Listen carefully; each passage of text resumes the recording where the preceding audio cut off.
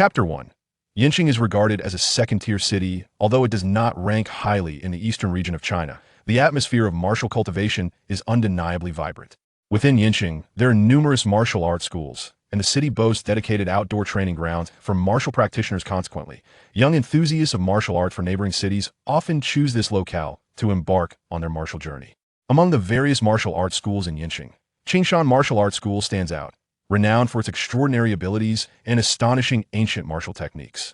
Especially upon discovering that both of his parents were practitioners of these exceptional skills, the excitement caused him to leap with joy. However, to become a practitioner of extraordinary ancient martial arts, one must wait until the age of 12, as the training is exceedingly rigorous, and starting too young may adversely affect one's development tragically. When Luo Feng turned 12, his parents unexpectedly passed away, plunging him into the depths of despair.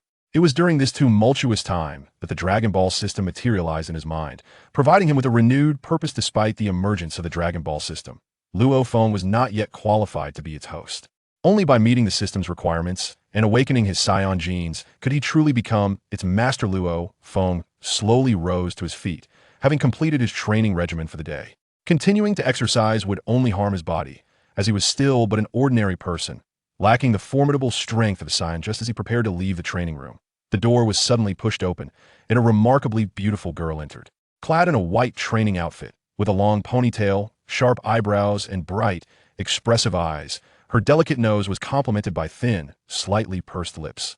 Luo Feng observed her expression, which seemed tinged with urgency, and was momentarily taken aback. Sister Qingqing, is there something on your mind? The girl was his cousin, Luo Qingqing. She quickly approached him, asking, Xiao Feng, are you about to leave? Noticing the meticulously arranged items around her, she understood that only when Luo Feng was preparing to depart would he organize everything so neatly. Yes, I've completed today's training and am getting ready to head home. However, I sense you have something important to discuss. What is it? Luo Feng replied, nodding. With a sigh, Luo Qingqing spoke gravely. Xiao Feng, there's something happening at the martial arts school tomorrow. You shouldn't come upon hearing this. Luo Feng furrowed his brow. Sister Qingqing, what exactly is going on? If you need my assistance, I will not hesitate to help. Luo Qingqing regarded him with a wry smile. Tomorrow, someone is coming to challenge the school, and they possess formidable strength. I have already advised those apprentices who have yet to unlock their potential to leave. After all, minimizing casualties is crucial should any unforeseen circumstances arise. Luo Feng observed the concern etched across his cousin's face. He understood her. Well, she would not be this anxious unless faced with a genuinely perilous situation. It seems I must awaken my Saiyan genes tomorrow. Luo Feng pondered inwardly in response to Luo Qingqing's admonition. Luo Feng did not provide a definitive answer. Tomorrow, he was to awaken the genes of a Saiyan, for only by doing so could he earn the right to grow stronger. As for the so-called formidable adversaries, Luo Feng was not intimidated. Rather, he was eager to witness the spectacle, as he harbored a profound curiosity regarding the battles between those endowed with supernatural abilities and ancient martial artists. Bidding farewell to Luo Qingqing, Luo Feng departed from the Qingshan Martial Arts Hall and made his way home. Although his current guardian was his uncle, he chose to live alone. This solitude allowed him to feel a semblance of warmth, as if he still possessed a home since the passing of his parents. Luo Feng had made it a daily ritual to visit their room and tidy up their belongings. Though he understood the necessity of being resilient, he invariably found himself shedding silent tears in the presence of their possessions. Today was no different. He stood at the threshold of his parents' former room, gazing inside as he murmured, Mom and Dad, tomorrow I will awaken and become a powerful warrior. Please do not worry about me from where you are. And to my other parents in another world, are you well? A shadow of melancholy crept into Luo Feng's expression as he sighed and closed the door, preparing to make his dinner. Just then, Luo Qingqing arrived. Noticing the food container she carried, Luo Feng chuckled. Sister Qingqing, you truly are a thoughtful one. Luo Qingqing set the container on the dining table and began to scold him gently. I suggested you move in with us, yet you refused to listen. I cannot fathom how my father agreed to let you stay here alone. Luo Feng shrugged, replying, I've grown accustomed to this home here. I can still feel the presence of my parents. Upon hearing him mention his parents, Luo Qingqing's expression dimmed. She cautiously glanced at Luo Feng, who appeared composed, and sighed. Xiao Feng, it has been 3 years. Although it may not be entirely appropriate to say this, you must learn to let go. Your life ahead is long, and you need to cultivate resilience. Luo Feng paused, his expression momentarily taken aback. A flicker of enigmatic emotion crossed his eyes before he smiled. Sister Qingqing, you overestimate my fragility. I am far stronger than you realize now. Let us enjoy our meal. As he opened the food container, a delightful aroma wafted through the air. Igniting his appetite, Luo Qingqing observed him devouring his meal, a gentle smile gracing her lips. Ah, by the way, Sister Qingqing, who will be challenging us tomorrow? Are they very strong? Could it be that even my uncle is no match for them? Luo Feng inquired suddenly, while eating. Upon mentioning the adversary of tomorrow, Luo Qingqing's expression turned somber as she elucidated, "Sigh, he is a former disciple of my father who was subsequently expelled from the martial arts academy harboring resentment. He eventually achieved considerable prowess and has returned to exact revenge, issuing a challenge to close our Qingshan Martial Arts Academy.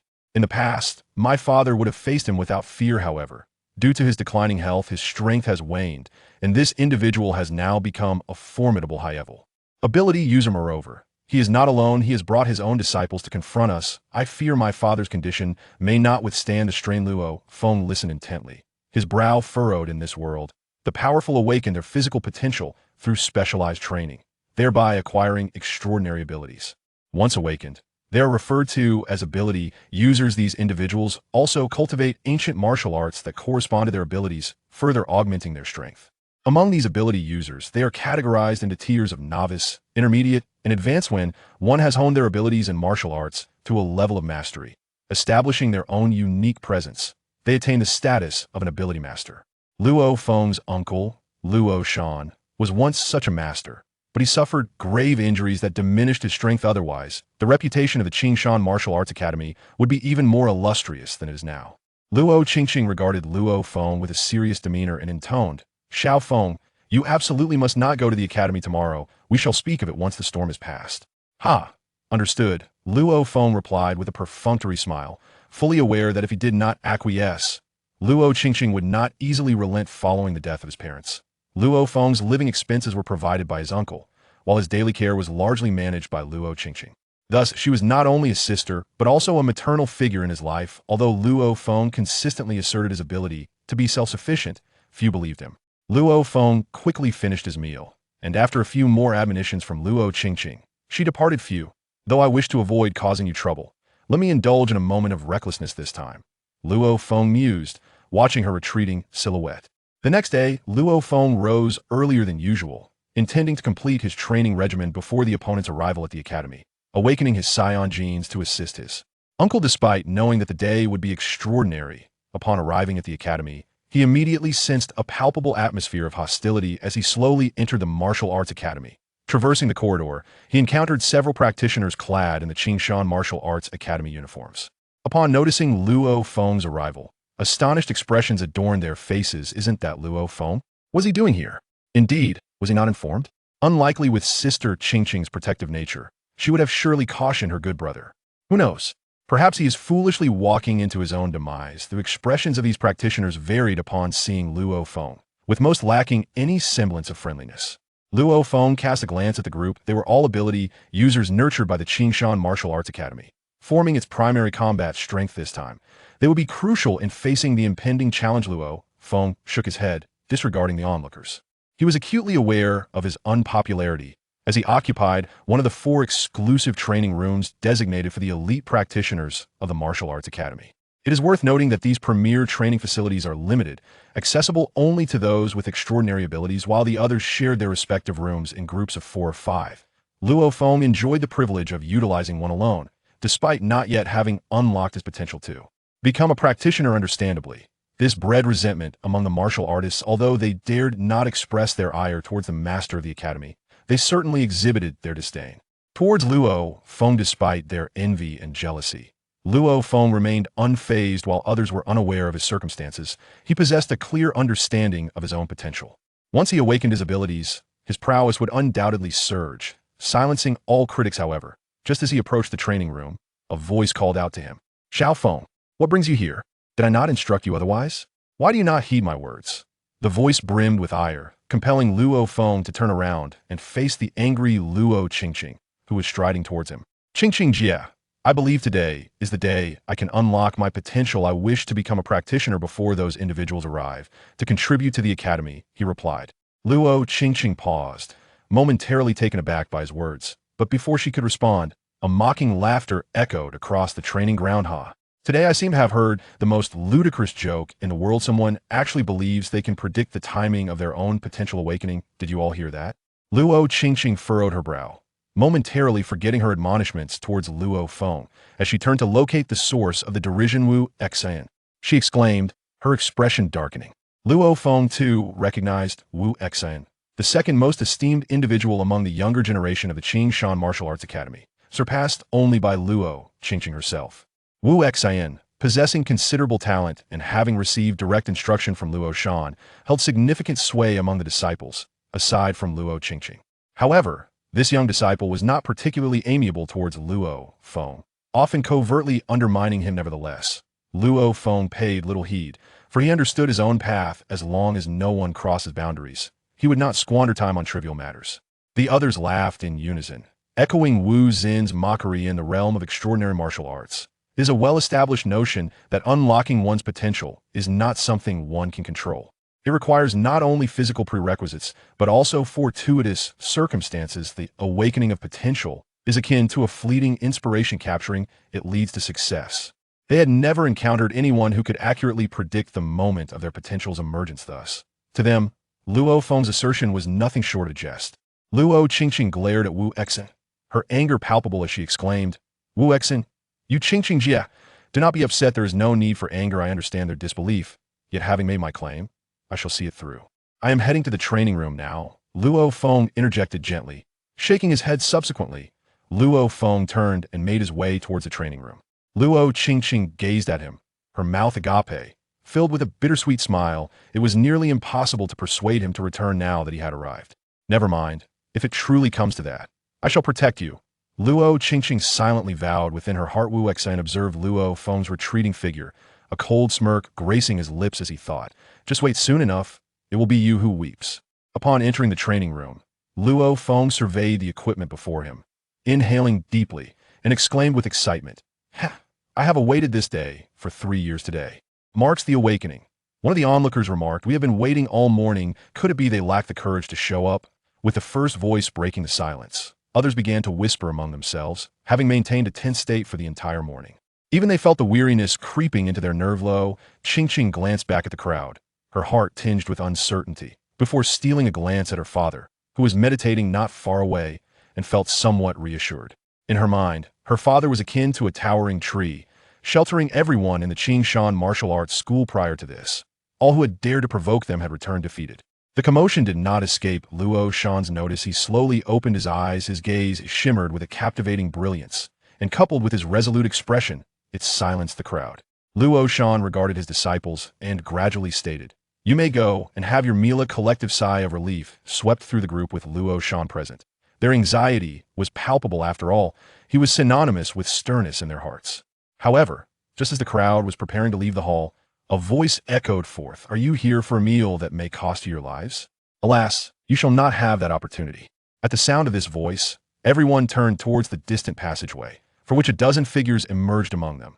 The foremost individual caused a ripple of astonishment. Clad in a black training outfit, he bore an enviably handsome face adorned with a mocking smile. He approached the hall and stood before Luo Shan. Teacher, it has been a long time, the young man said with a smile, bowing respectfully to Luo Shan. The crowd gasped at his words, disbelief washing over their faces as they stared at him, unaware of the young man's identity. And with Luo Qingqing offering no explanations, the disciples were momentarily rendered incredulous. What is happening? This man is actually a disciple of the teacher? Why have I never heard of him? Indeed, if he is a disciple, he shouldn't be here to challenge the school. That would be a violation of the martial arts ethos. Who knows? But judging by his demeanor, he seems quite formidable. The disciples whispered among themselves, although nervous. They were filled with curiosity and confusion regarding the dynamic between Luo Shan and the young man. Cheng Zijie, do not call me teacher. You are no longer my student, and I have no students of your caliber, Luo Shan retorted coldly. Upon hearing the young man's words, Cheng Zijie raised an eyebrow, sighed, and shook his head, stating, though you have cast me out from your tutelage, I shall forever regard you as my mentor in my heart. Upon finishing his words, Cheng Zijie turned to the more than 10 disciples behind him and proclaimed, behold, this is your grandmaster. The crowd behind Cheng Zijie chuckled, bowing to Luo Shan. We pay our respects to the grandmaster. Yet, their tone bore no trace of reverence. Rather, it was laced with disdain. Luo Qingqing, filled with fury, stepped forward and scolded loudly. Cheng Zijia, cease your pretense, do not think I am unaware of your true nature. Upon hearing Luo Qingqing's reprimand, the expressions of those present turned sour. Cheng Zijia waved his hand dismissively and then turned his gaze to Luo Qingqing, smiling as he said, "Little junior sister, you have grown into such a beauty, yet your fiery temperament remains unchanged from childhood. Rest assured, dear senior brother has no intention of harming our master this time. I find myself immersed in the world of Dragon Ball. At the outset, I select the divine power of the Omni King, specifically from the 1st to the 27th. The setting is the 7th universe, on planet Frieza 88, in the year 737 of the Age of the Gods. Frieza, can you sing Two Tigers? Fong Yun gazes silently at Frieza. Frieza's lips twitch slightly, his expression darkening, his body trembling ever so slightly, and his fists clenched tightly. After a moment of silence, he retorts, "No." The words escape his lips like venom. "Curdle, can you?" Fong Yun turns his gaze to Curdle, Frieza's father. Upon noticing Fong Yun's attention, Curdle's forehead bulges with veins, baring his teeth in frustration. However, he quickly composes himself. Curdle shakes his head, harboring his anger in silence. "What about you all? Can anyone sing?" Fong Yun glances at the numerous underlings of Frieza and Curdle. The minions shiver, rendered mute with trepidation, reluctant to speak aloud. "It's all right if you can't. I shall teach you." Fong Yun clears his throat and begins to sing. Two tigers, running fast, running fast. One has no ears, one has no tail. How strange. How strange. The melody resonates, beautiful and captivating, echoing softly across planet Frieza 88. Frieza's expression darkens further, his fists tightening to the point where his nails dig into his palms. Curdle, too, is incensed, his face paling to a ghostly hue, grinding his teeth, his severed tail swaying erratically. This song inflicts a staggering blow to the egos of these two cosmic tyrants. As we draw closer, it becomes evident that Frieza's ears have inexplicably vanished. A being devoid of ears presents a comical sight indeed, particularly Frieza, with his ears removed. His head appears round and bulbous, reminiscent of a soccer ball, an amusing spectacle. As for Curdle, his tail has also vanished without a trace. Fortunately, Curdle's predicament is somewhat less dire than Frieza's, as in this universe, few beings possess lengthy tails. It is no wonder that Fong Yun's rendition of Two Tigers incites such fervor within them. The origin of Frieza and Curdle's missing ears and tail remains a mystery to all. Just as no one knows how this individual named Fong Yun came to be, it is truly terrifying. Ever since the emergence of such a formidable figure on planet Frieza number 88, Frieza and his subordinates have felt as though they are in a hell on earth. Upon hearing of Frieza's plight, his father, King Cold, immediately rallied his forces to come to his aid, only to suffer the same fate. Run swiftly, run swiftly. The melodious voice of Fong Yun echoed once more, casting a significant glance towards both Frieza and King Cold. A shiver ran through the duo. In the next moment, without a trace of hesitation, they fled at great speed. In the blink of an eye, they vanished from Fong Yun's sight. Fong Yun then turned his gaze to Frieza's subordinates, who trembled in fear, some even wetting themselves in terror. Run swiftly, Fong Yun's song played again. The subordinates, fully aware of its meaning, hastily took flight. As they disappeared from view, a faint smile graced Fong Yun's face. Indeed, Fong Yun had traversed into the Dragon Ball universe and had been there for 3 months. Upon his arrival, he activated a system known as the Divine Level System. The system presented Fong Yun with 4 options for divine abilities. Option 1, Destruction God Techniques. Option 2, Angelic Techniques. Option 3, Grand Minister Techniques. Option 4, Omni King Techniques with the ease of thought. He recognized that the Omni King was undoubtedly the most powerful.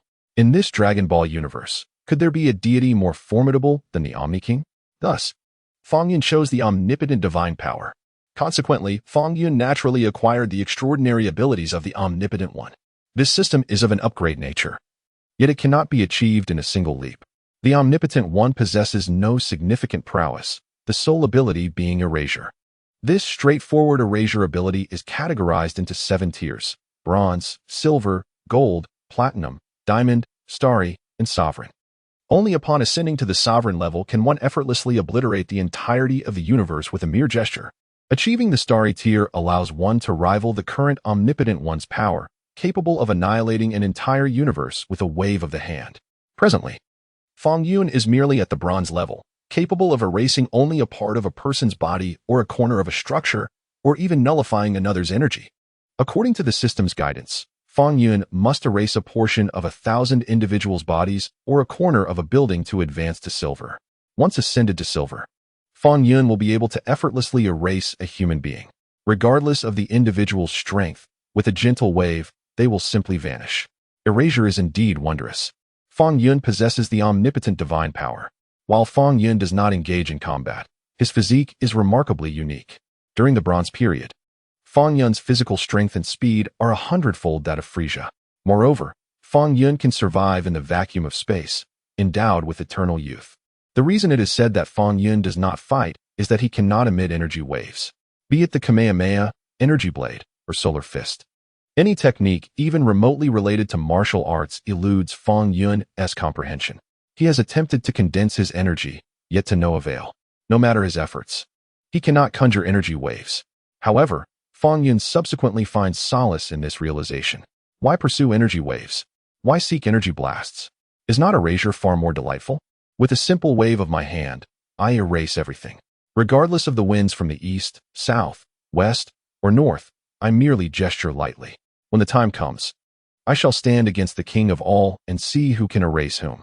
Of course, this is contingent upon the king provoking me first.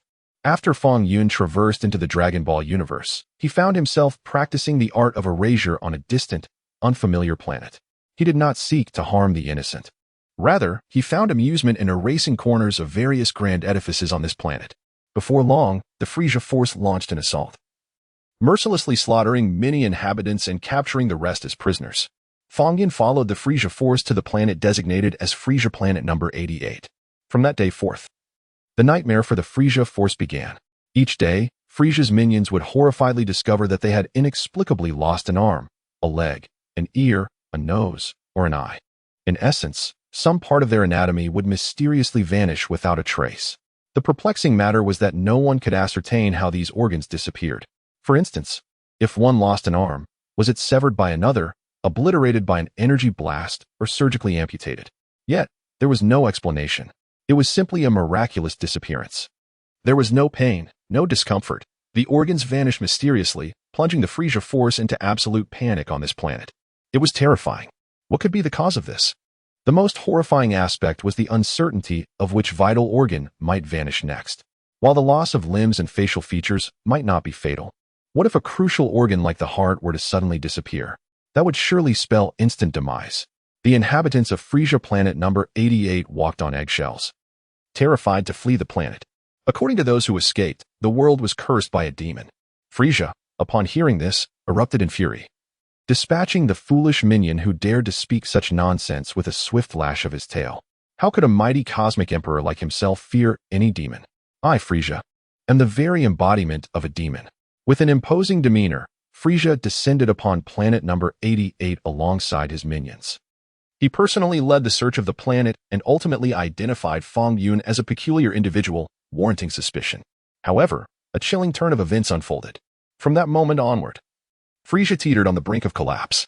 For when Frieza seized Fong Yun, the latter effortlessly waved his hand and erased Frieza's ear. From that day forward, Frieza was left without an ear. Fortunately, he could still hear, as Fong Yun graciously preserved his ear canal. If you cannot hear, how can I communicate with you? The crux of the matter is that without ears, Frieza's imperial visage is utterly diminished. Naturally, Frieza would resist. Yet, no matter how fervently he strives or how formidable his techniques may be, they are effortlessly obliterated with a mere wave of Fong Yun's hand. Frieza's formidable generals, Dodoria and Zarbon, seized the opportunity to launch physical assaults against Fong Yun. However, one suffered a fractured fist while the other endured a shattering leg fracture.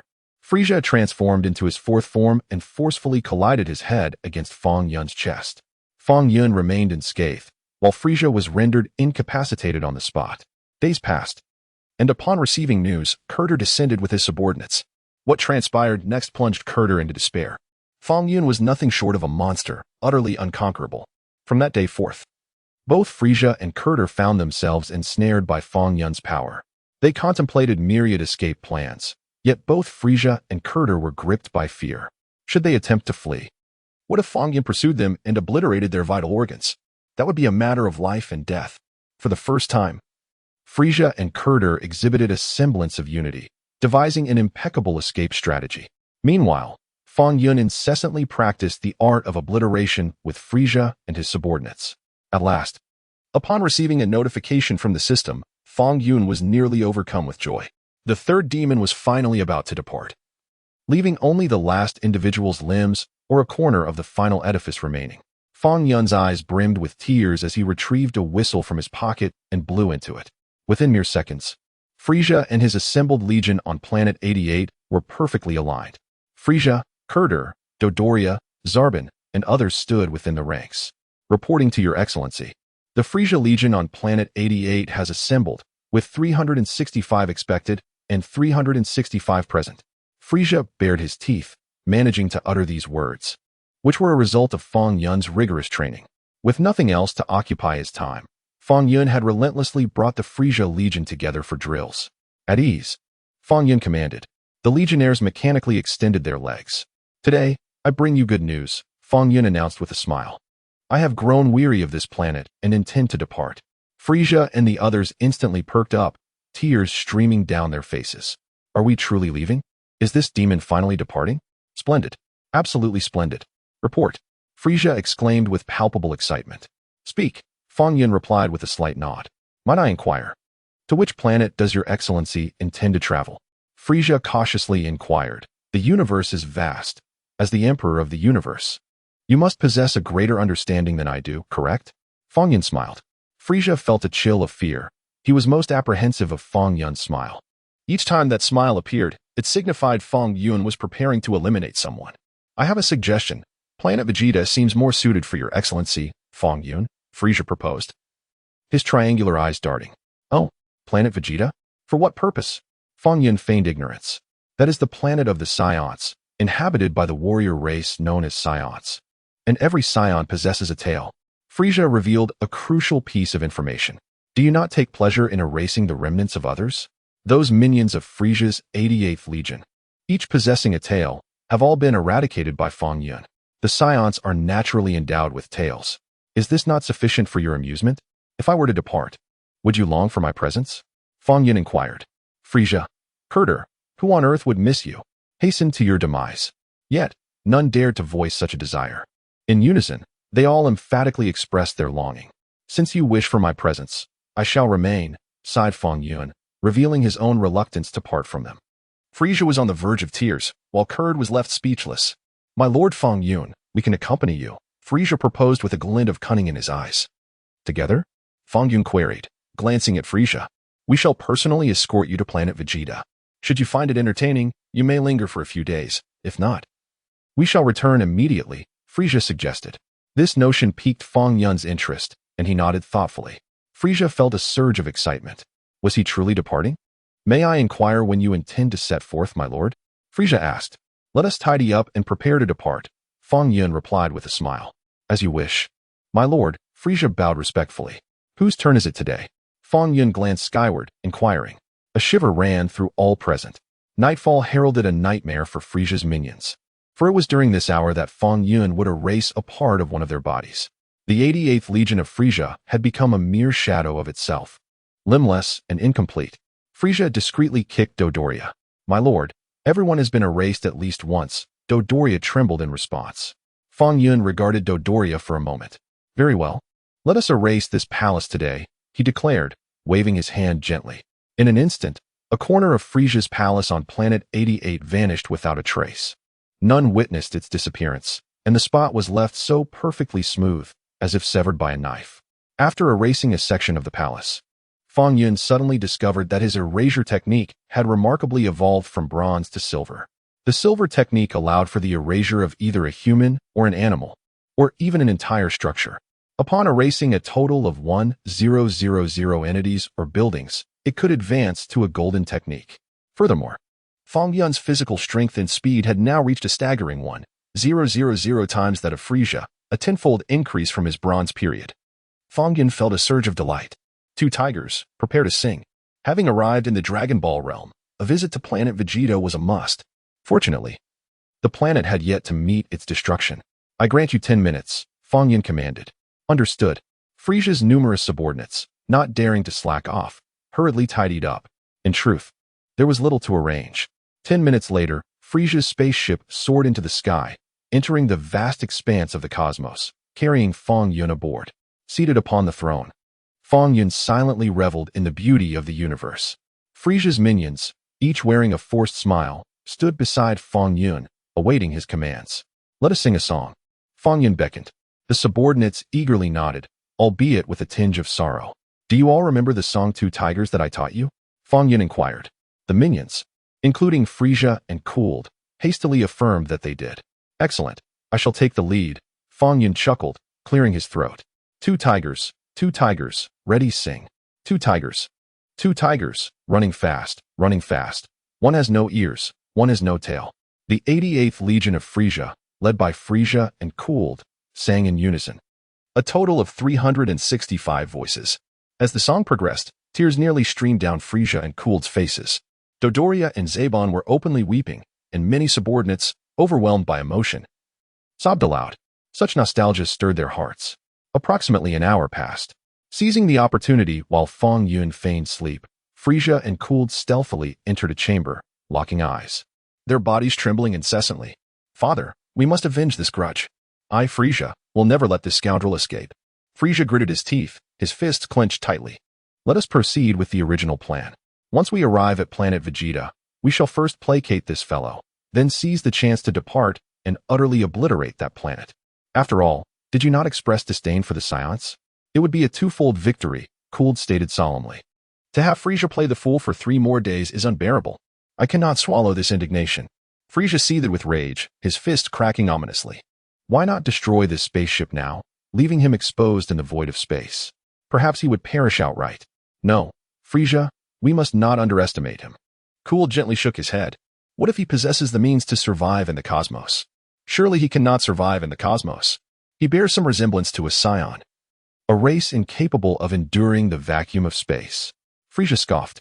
"He might wield some mystical sorcery that enables him to survive in the cosmos. I believe it is not beyond his capabilities," Cooled countered, skeptical of Frieza's plan. "You must understand, Frieza, should he prove immortal and become enraged, it would be our demise." Frieza trembled, veins bulging on his forehead. "The only viable option is to arrange for him to be on planet Vegeta, then seize the opportunity to destroy it while we escape aboard the spaceship." Kurd coldly remarked that even if he could survive in the universe without a spaceship, it would be exceedingly difficult for him to locate us.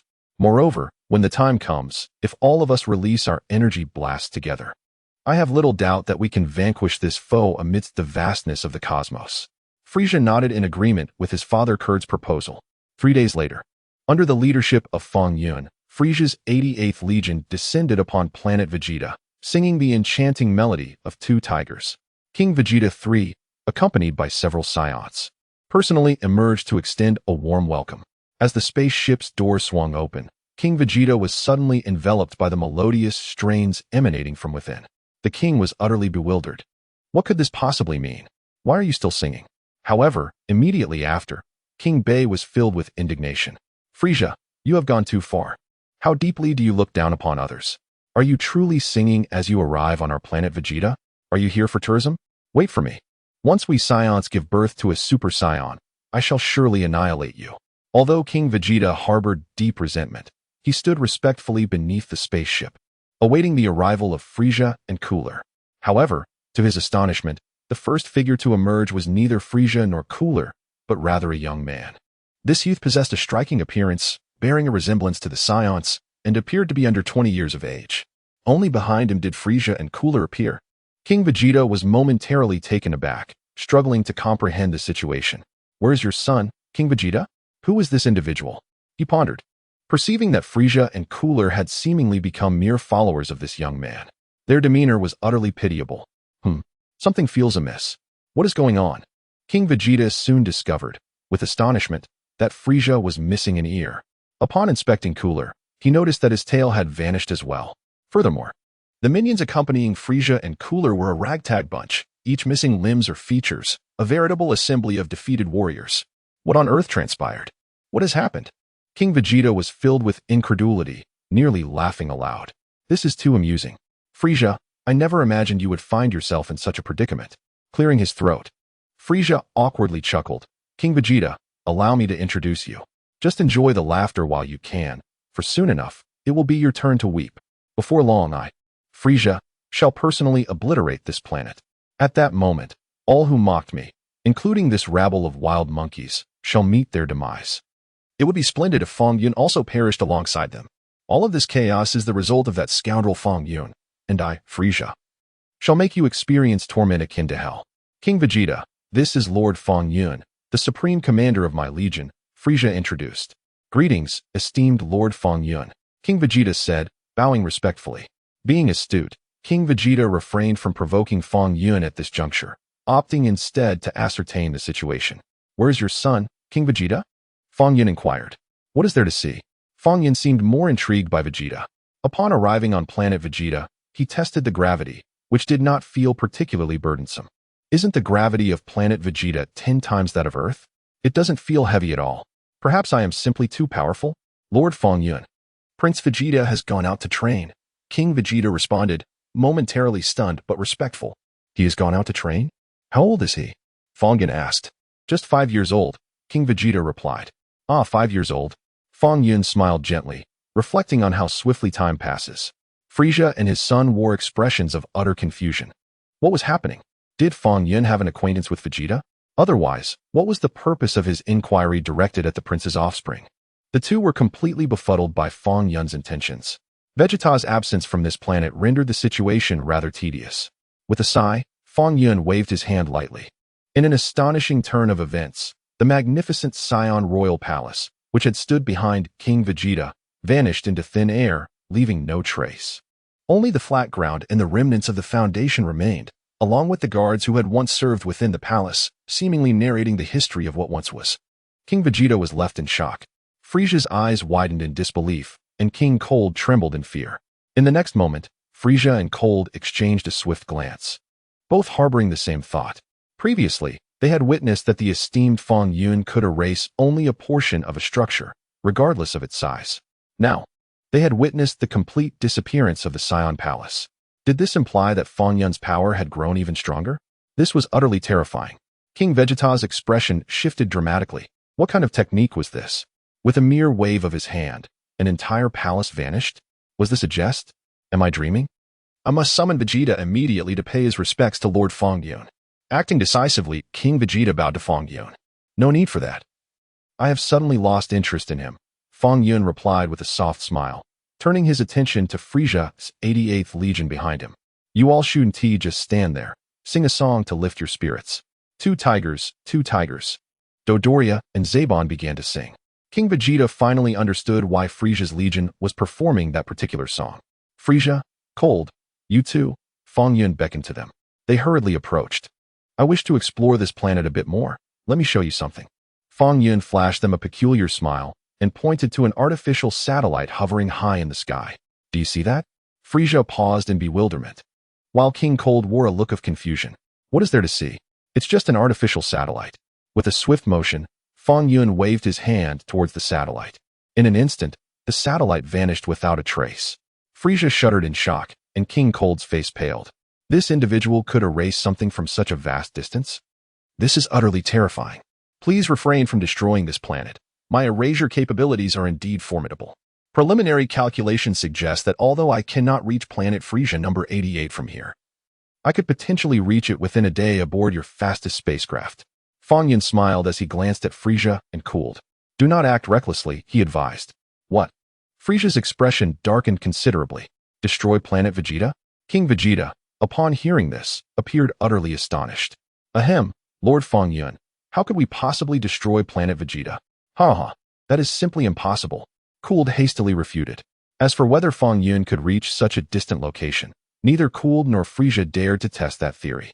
In truth, at present, Fong Yun could not actually reach that far. At best, he could only reach that satellite. To venture farther, he would need to ascend to a golden level to effectuate an erasure. The structures on the aforementioned planet No. 88 would require an upgrade to diamond level for him to erase them from such a vast distance. He was still a bit short of that capability. Nevertheless, Fong Yun's words left Frieza and Cooled pale with fear. They would never stake their lives on such a gamble. Why not coexist peacefully? Engaging in endless conflict is rather tedious, Fong Yun remarked with a smile. Indeed, Cooled quickly nodded in agreement. Everyone, stand down, Fong Yun commanded. Cooled, Frieza, accompany me for a stroll. As for the rest of you, fall in line and stand at attention. Yes. The numerous subordinates of Frieza formed a line and stood at attention. Fong Yun slowly ascended into the air, with Cooled and Frieza trailing behind him. Witnessing this scene, King Vegeta was left utterly stunned. What is the meaning of this? This rhythm, the more I observe, the more bizarre it appears. However, he soon turned his gaze back toward his royal palace. Damn it! Return my palace! Commanded King Bei, issuing orders that no one should act recklessly. Kurd and Frieza remained silent, occasionally glancing at Fong Yun with expressions of trepidation. At times, they exchanged glances filled with unspoken communication.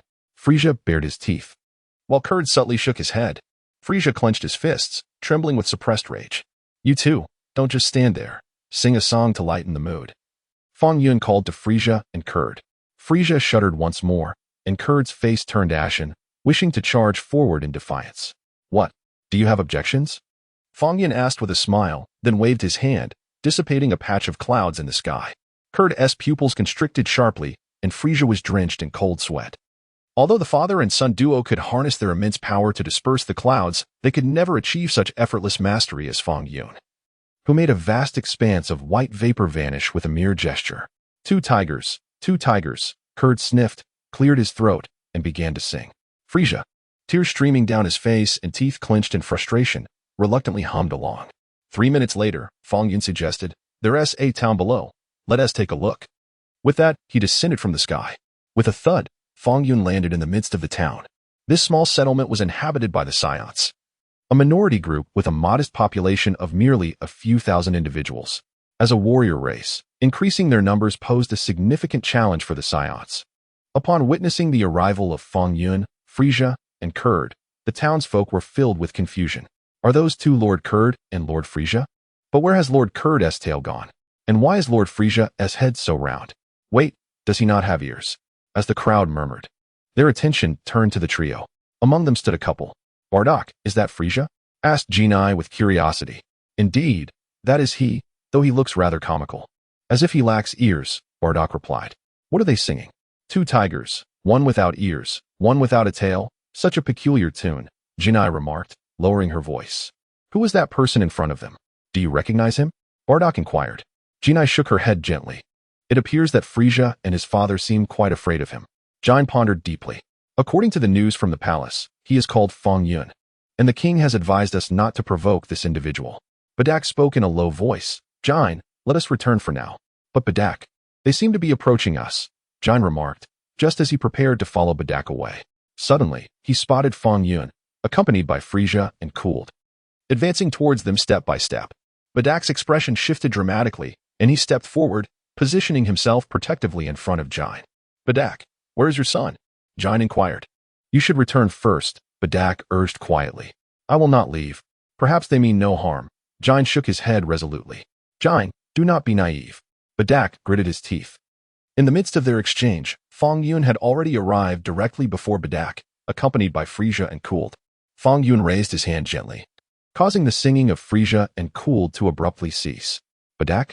Fong Yun greeted with a smile. You know me? Bardock stammered, gazing at Fong Yun in surprise. Where's your son? Fong Yun inquired. Bardock appeared momentarily bewildered.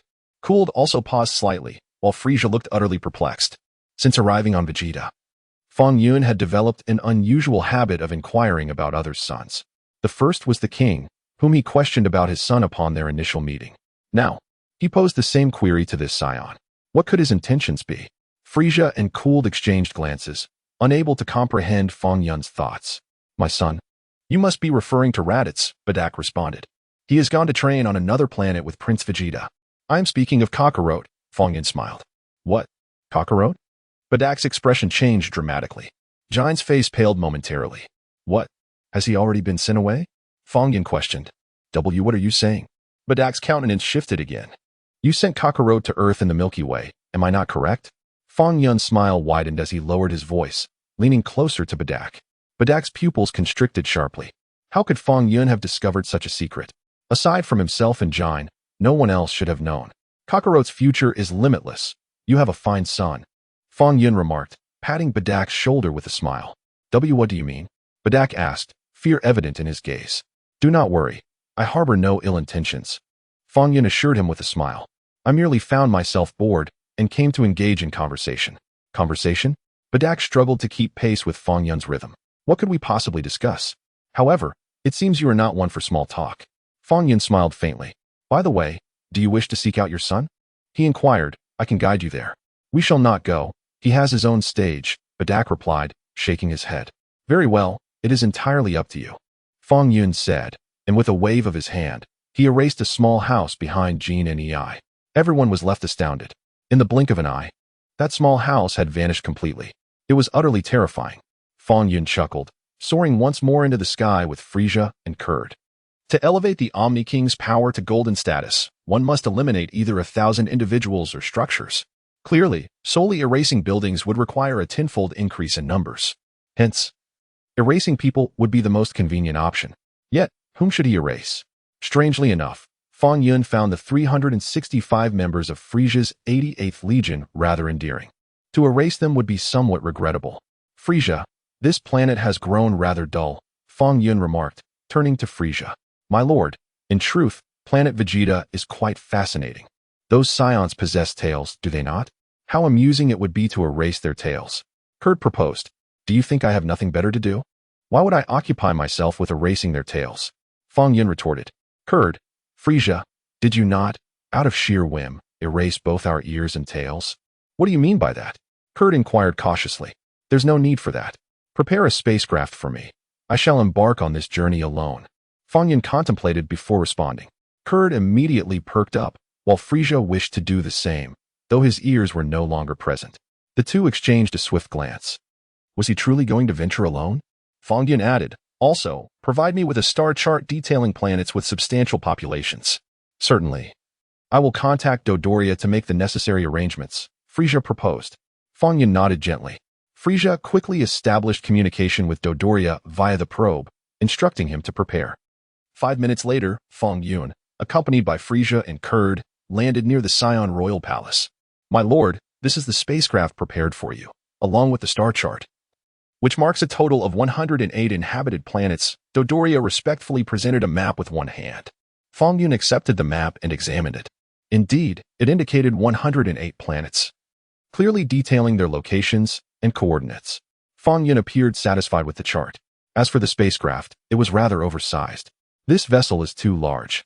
I require one that is a third of its size, he commanded. With a gentle wave of his hand, Fong Yun dismissed the massive spacecraft. The onlookers shuddered in fear, gazing at him with trepidation.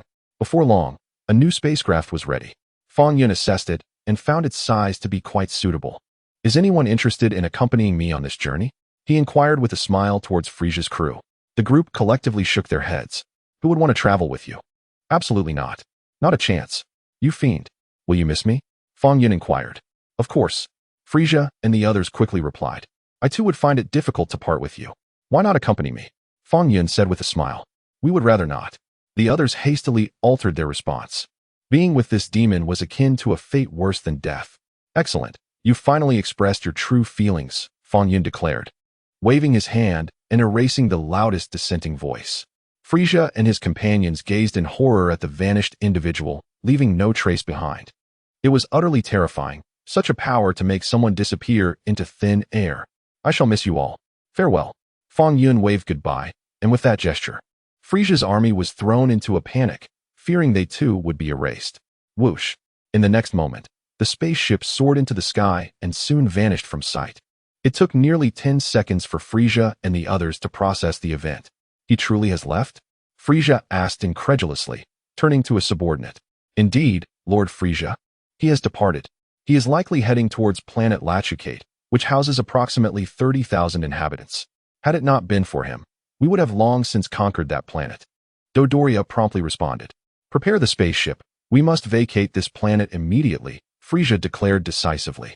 1 minute later, whoosh, whoosh, whoosh. Frieza's spaceship shot into the sky and quickly disappeared. Kurd also boarded another spaceship to leave planet Vegeta. The others, including Dodoria, boarded a larger vessel, preparing to return to Planet 88 and await Fong Yun's orders. Upon receiving Frieza's command, Dodoria and Zabo felt a sense of dread. Why must we wait for orders? We do not wish to. They lamented, but dared not disobey, returning to Planet 88 to await Fong Yun's summons.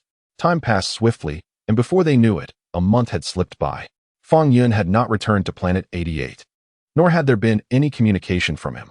Another 2 months elapsed, and still, there was no sign of Fong Yun. Frieza began to stir. Has Fong Yun vanished? Have we lost contact? Haha, could it be that he has perished? Frieza secretly reveled in the discovery of the last known location of Fong Yun. The investigation soon yielded results. Fong Yun's final appearance was recorded on a planet named Bullocks, which was home to primitive life forms. Remarkably, these beings had not vanished significantly, yet Fong Yun himself had mysteriously disappeared. Simultaneously, his spacecraft was nowhere to be found. It is highly probable that Fong Yun has erased the communication devices and surveillance systems of his ship, speculated one of Frieza's subordinates. So, he wishes to keep his whereabouts concealed, does he? Frieza pondered thoughtfully. The subordinate nodded eagerly. Issue a command. Whoever discovers Fong Yun's whereabouts must inform me at once. Frieza commanded, while also summoning all Saiyans to return to planet Vegeta. At the very moment Frieza was issuing orders across the cosmos, Fong Yun's spacecraft was gently descending onto a planet. With a creak, the spacecraft's hatch opened, and Fong Yun emerged. This place was Yardrat. The reason Fong Yun had come to Yardrat was primarily to seek the assistance of the Ydratans in mastering Ki, which they referred to as Spirito. Although Fong Yun possessed the ability to erase, acquiring an additional skill could only be advantageous. Furthermore, he yearned to learn instant transmission. Without this ability, traversing the vastness of space felt like an egregious waste of time. Though he would eventually master instant transmission upon ascending to diamond rank, that goal felt distant. Seizing the opportunity during his idle time to learn instant transmission seemed prudent. Over the past 3 months, Fong Yun calculated that he had squandered a staggering 40 days merely traversing the starry expanse. He had eradicated a little over 600 nefarious individuals. Alas, the population of the 7th universe was rather sparse. It seemed he would have to venture to Earth. With its billions of inhabitants, it promised ample opportunities. Please transport me to the Kaishan realm, he requested. After explaining his intentions, the Ydratans exhibited a friendly demeanor. 3 months passed once more. Mr. Fong Yun, I sincerely apologize. Your physique is exceptionally unique, and it seems you are unable to condense Spirito, the Grand Elder of the Ydratans lamented, shaking his head in regret. As he expressed his sorrow for Fong Yun, he gazed at the vanishing structures, nearly brought to tears. You have been here for 3 months, during which our planet's infrastructure has regressed by at least a decade. I had long anticipated this, and it is of no consequence. Fong Yun nodded. We have imparted all that we could teach you. However, it is regrettable that Mr. Fong Yun possesses a rather unique constitution, which renders our methods unsuitable for his learning. The Grand Elder spoke with a wry smile. Is this your way of issuing an eviction notice? Fong Yun chuckled. Certainly not. We warmly welcome Mr. Fong Yun to stay for a little while longer. The Grand Elder hesitated to dismiss him outright. So, shall I remain for a while longer? Fong Yun pondered before responding. The Grand Elder remarked, I was merely being polite. Please do not take it to heart. Well then, since I cannot learn the Spalito techniques, I shall take my leave sooner rather than later, as I do not wish to squander any more time here. Fong Yun stretched lazily. The Grand Elder felt a surge of excitement within, and the surrounding clansmen equally expressed their delight. At last, he is about to depart. If you remain here, our adulator will regress to its primal form. Great Elder, how far can you sense from this location? Fong Yun inquired. How far can I sense? The Great Elder paused for a moment, somewhat perplexed by Fong Yun's meaning. I have heard that you possess the ability of instantaneous teleportation. I would prefer not to travel by spaceship. If you could transport me directly, it would save time along the way, Fong Yun suggested. The Great Elder replied. So you are indeed interested in my teleportation abilities. Mr. Fong Yun, I must sincerely apologize. We idolatrans are restricted from using instantaneous teleportation. The Great Elder said with evident difficulty. Who imposed this restriction? Fong Yun asked. I shall erase it. After a brief silence, the Great Elder coughed. This individual is likely not to be trifled with, he said with a wry smile. Do tell, Fong Yun responded, his interest piqued. It is the Great Supreme Kai. The Great Elder replied, offering a fair assessment on behalf of the Supreme Kai. He is concerned that our excessive use of instantaneous teleportation may disrupt the ecological balance of the universe. The Great Supreme Kai? Is he the one who was devoured by Bu? Fong Yun asked with a smile. Indeed, the Great Elder replied quietly, casting a glance at Fong Yun. Your information seems remarkably astute. With the Great Kaioshin no longer present, what is there to fear? Fong Yun retorted. It is the principle of our Yardrat people. And I sincerely apologize, Mr. Fong Yun, but we cannot contravene the orders of the Great Kaioshin. The Grand Elder wore a troubled expression. Very well. Then I shall have to take a spacecraft, Fong Yun nodded.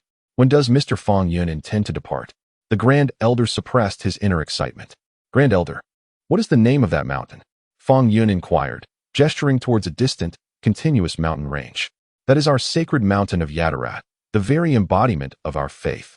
The Grand Elder replied after a brief pause, having previously provided Fong Yun with a brief introduction to the mountain. How long is that mountain? Fong Yun asked again. The north-south length is no less than 100,000 kilometers, and the east-west span is around 10,000 kilometers. The sacred mountain serves as the totem that protects our Yardrat people, the Grand Elder remarked with a smile. Grand Elder, I feel that my erasure ability is growing stronger by the day. Do you think I could erase such a vast mountain in one go? Fong Yun mused.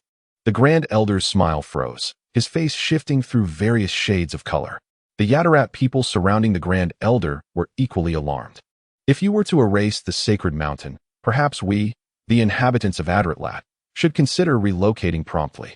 Suddenly, I recalled that occasionally using teleportation discreetly seems to pose no significant issues. The Elder immediately altered his stance. Really? The Supreme Kai won't hold it against you, will he? Fong Yun inquired with a hint of surprise. He likely remains unaware, the Elder responded, nearly in tears. In truth, I do not wish to impose upon you. I shall opt for traveling by spaceship instead, Fong Yun pondered aloud. No need for formality. I shall accompany you, the Elder insisted with urgency. Very well. Then please escort me to the Supreme Kai, Fong Yun suggested. The Elder, Chapter 10, Robbing the Supreme Kai. The Elder was genuinely on the verge of tears. The Supreme Kai decreed that the inhabitants of Yardrat must refrain from utilizing teleportation. You truly astonish me. You have asked me to deliver you to the Supreme Kai. Although the Grand Supreme Kai has long since departed, how could the current Supreme Kai be unaware of his predecessor's commands? Is it possible that Mr. Fong Yun has business with the Supreme Kai? The Elder inquired, wiping the sweat from his brow. I have heard that the Supreme Kai possesses a time-space ring, allowing for unfettered traversal through time and space. I wish to acquire it for my research, Fong Yun pondered. The Elder was immediately overcome with emotion, tears streaming down his face. What manner of individual have I inadvertently entangled myself with? Are you seriously contemplating the theft of the time ring from the King of Worlds? Mr. Fong Yun remarked, to which the Elder responded, It is said that only the King of Worlds can wield the time ring. I am aware, Fong Yun replied. I merely wish to conduct some research. If it proves usable, splendid. If not, I shall simply erase the ring. The Elder inquired, Are you not going to send me there? Fong Yun, growing somewhat impatient, responded, Pabala, you shall escort Fong Yun. But why must it be me? Pabala protested. Though he reluctantly accepted the task, the aura of the King of Worlds is not easily sensed, Pabala stated solemnly. Take your time, there is no need to rush. Fong Yun said with a smile. I shall give it a try, Pabala nodded gently.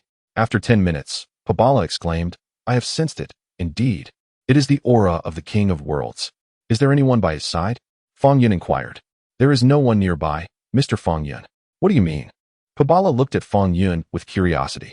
Let us teleport behind him. I shall knock him unconscious with a single blow, seize the time ring, and depart immediately. Fong Yun proposed. The Elder and Pabala exchanged glances. This is a pace that could be perilous to one's life. Are you actually planning to launch a surprise attack on the Supreme Kai? You are not merely attempting to steal the ring. You are brazenly robbing it, are you not? Prepare yourself, Fong Yun urged. The Grand Elder was truly on the verge of tears. Pabala also trembled with fear, his body shaking uncontrollably. Do not jest. The King of Worlds is indeed the most magnificent deity in the universe. Are you actually planning to carry out a surprise attack? Are you growing impatient? Mr. Fong Yun, we must deliberate on this matter thoroughly. The Grand Elder hastily intervened. If the King of the Realm were to discover that the idolatrans orchestrated a surprise attack, what would become of our people? Fong Yun, do not bring us to ruin.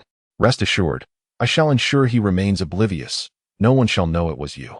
Fong Yun smiled, and with a mere gesture, obliterated a millennium-old tree in the distance. The Grand Elder's pupils constricted, and he made a swift decision. Pabala, take Mr. Fong Yun to the king of the realm at once, commanded the Grand Elder. Remember, exercise utmost caution. Do not allow his attendants to uncover our actions. With tears in his eyes, Pabala acquiesced. What have I gotten myself into? Approximately 10 seconds later, with a swish, Pabala and Fong Yun materialized behind the king of the realm, Xian. The king seemed to sense a disturbance from behind and instinctively turned to investigate. Bang! Fong Yun delivered a swift strike to the king's back. Before Xian could comprehend the situation, he collapsed softly to the ground, rendered unconscious. The strength of King Xian could barely be classified as a Super Saiyan of the second tier, significantly inferior to the Super Saiyan 2 Gohan of the Cell Saga. In contrast, Fong Yun's power was equivalent to 1,000 times that of Frieza. It was a simple feat to incapacitate the king with a single blow. Once Xian was subdued, Fong Yun immediately focused on the ring adorning the king's finger. The time-space ring. Quickly, Pabala, remove his ring. Fong Yun urged. Pabala, come by yourself. You are tasked with obtaining the ring of the Lord of the Realm, and you expect me to undertake this endeavor. Your shamelessness is astonishing.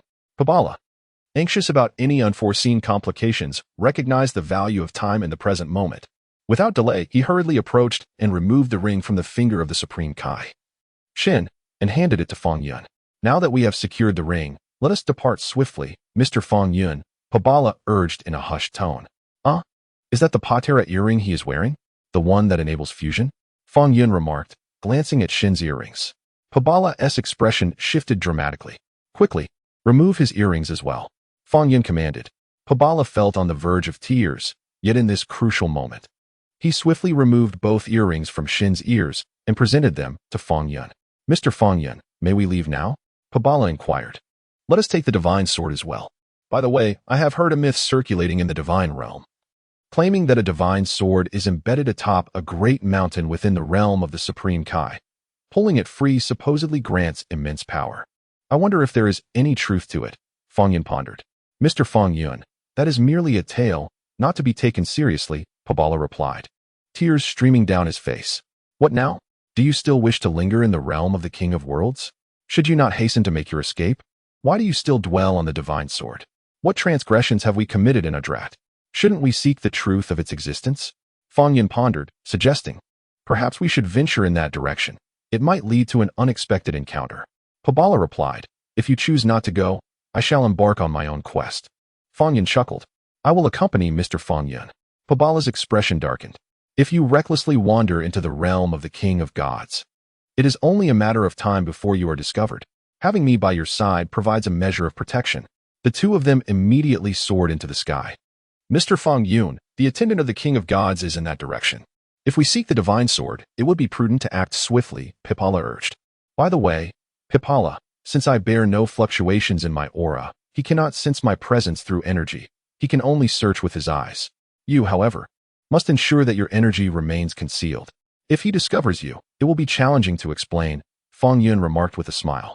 10 minutes later, under Fong Yun's perception, they landed atop a lofty mountain in the realm of the King of Gods. Indeed, a sword was thrust into the peak.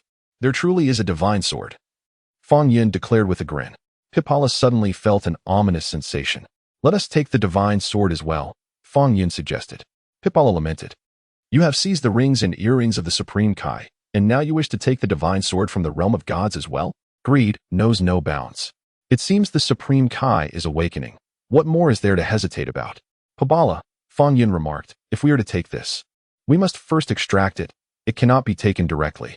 Gritting his teeth, Pabala made a resolute decision. At this juncture, whether one or two, it matters not. We might as well carry the entire divine realm away. Agreed, Fong Yun replied, stepping forward to grasp the divine sword. With a swift motion, the sword was effortlessly pulled from its resting place. The power has not increased. It appears the legends are unreliable, Fong Yun mused, shaking his head. We can return now, Pabala stated, and Fong Yun beckoned. Whoosh. Pabala, in tears, executed a teleportation spell, bringing Fong Yun back to Yardrat. Was the journey smooth? The Grand Elder inquired hastily. Fairly well, Fong Yun nodded, brandishing the divine sword. What is the nature of this sword? The Grand Elder asked, taken aback. This is the legendary sword from the realm of the Supreme Kai, Pabala explained through tears. What? The divine sword? The Grand Elder's pupils dilated. Moreover, Mr. Fong Yun has also retrieved the earrings of the Supreme Kai, Pabala stated gravely. The Grand Elder nearly fainted, realizing he had thoroughly offended the Supreme Kai. He knew that if the Supreme Kai discovered their complicity, Yardrat might face annihilation. The Grand Elder and Pabala exchanged tearful glances, rendered speechless. Meanwhile, Fong Yun wielded the divine sword joyfully. In the realm of the Supreme Kai, what just transpired? Jebet queried, puzzled as he regarded Supreme Kai Xian. It seems someone breached the realm of the Supreme Kai and knocked me unconscious, Xian replied, scratching his back, still sore from the incident. What? Someone invaded the realm? Who was it? Jebet asked, immediately on guard. I did not catch a glimpse, as I lost consciousness, Xian scratched his head. Who could it be? Could it be the West Supreme Kai? Perhaps she still lives? Jebet speculated. Impossible. She was slain by Bu, was she not? Xian shook his head, adding, besides, even if the West Supreme Kai were alive, she would have no reason to incapacitate me. Supreme Kai, something is amiss. Where are your earrings? Jebet questioned, glancing at Xian's ears. Earrings. Xian paused, reaching for his earlobes. Indeed, the earrings were nowhere to be found. That individual, after knocking me out, stole my earrings? Such a curious character. Xian furrowed his brow, perplexed by the stranger's motives. Supreme Kai, please check if anything else is missing. Jebet inquired. A minute later, my ring.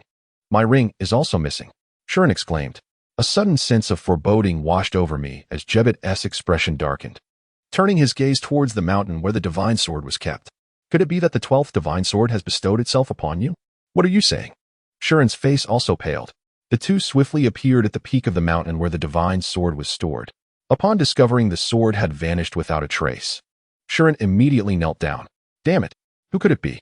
Who has stolen the divine sword? Shuren clenched his fists tightly. That sword is the treasure of our realm King's divine realm. Just like that, it's gone? Jebet was at a loss for words. Jebet, find a way to uncover the truth. Shuren gritted his teeth. Lord Realm King, this individual's strength must be significant, wouldn't you agree? Jebet furrowed his brow and replied solemnly. That sword is indeed a divine sword. Neither I nor Lord Realm King could draw it out. How could that person have managed to do so? Shuren's pupils constricted. Indeed. That is a divine sword. If we cannot draw it out, then who could possibly have pulled it free?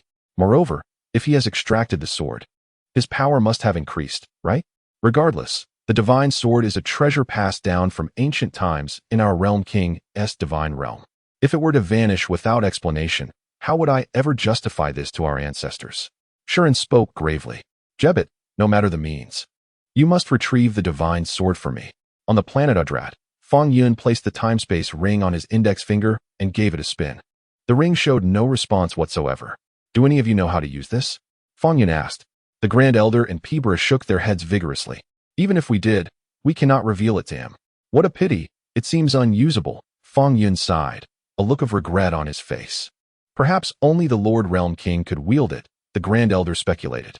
Or perhaps we should ask the Lord Realm King. Fong Yun suggested. The Grand Elder and Pibra broke into a cold sweat at the thought. If you were to inquire with the Lord of the Realm, it would indeed be akin to ensnaring oneself in a web of one's own making. You have defeated the Supreme Kai and even seized his ring, earrings, and divine sword. Just a jest, merely a jest, Fong Yun chuckled. Is this truly the manner in which one jokes? The Grand Elder bellowed. How utterly shameless. You should hastily depart from Yardrat. Stay here, and you shall torment us to death, they lamented. Very well, as you wish, I shall depart from this planet. Fong Yun replied with a smile. I intend to journey to Earth in the Milky Way. If I do not wish to travel by spaceship, it will take at least 7 days to fly there, wouldn't it? The Milky Way? Earth? The Grand Elder was momentarily taken aback, unable to comprehend Fong Yun's desire to visit that particular planet. The technological advancements and human capabilities on Earth appear rather mediocre, he remarked. Is there a problem? Fong Yun inquired. No problem, certainly no problem. I shall devise a way to teleport Mr. Fong Yun there. The Grand Elder chuckled heartily. At last, he is departing. This fellow is finally leaving. Our Yardrat shall return to normal order. After approximately 10 minutes, the Grand Elder of Yardrat finally sensed the presence of an individual on Earth. Have you sensed it? Shall we set off? He proposed. Will you miss me? Fong Yun gazed at the assembled crowd from Yardrat, who had come to bid him farewell. Of course we will, Pabala eagerly responded. I apologize for the trouble I have caused you all this time. If anyone troubles you in the future, such as the Frieza force, you may invoke my name, Fong Yun said with a smile. Thank you, the Grand Elder nodded. Let us depart. With a swift motion, the Grand Elder utilized teleportation, whisking Fong Yun away from Yardrat. On Earth, at Master Roshi's small island, the old master lounged in a deck chair. Engrossed in the latest women's comic, his eyes transformed into heart shapes, his aged face glowing with delight. Master Roshi, at your age, you still indulge in such unwholesome literature? The old turtle beside him shook his head, feeling embarrassed for Master Roshi. What do you know, you mere turtle? Master Roshi retorted, turning to the next page. Upon seeing the beautiful women depicted in the comic, he nearly drooled. Just then, the Grand Elder appeared beside Master Roshi with Fong Yun in tow. Well then, Mr. Fong Yun, we part ways here, the Grand Elder waved. Go on, Fong Yun nodded. In a flurry, fearing that Fong Yun might change his mind, the Grand Elder quickly activated teleportation, disappearing without a trace. Master Roshi and the old turtle stared wide-eyed at the sudden appearance of Fong Yun and then at the Grand Elder, who had vanished. The comic in Master Roshi's hands slowly slid to the ground. Excuse me, could you direct me to the nearest large city? Fong Yun asked. Master Roshi, a turtle. Asking for directions? Have you wandered to a deserted island to inquire for directions? Moreover, how did you arrive here?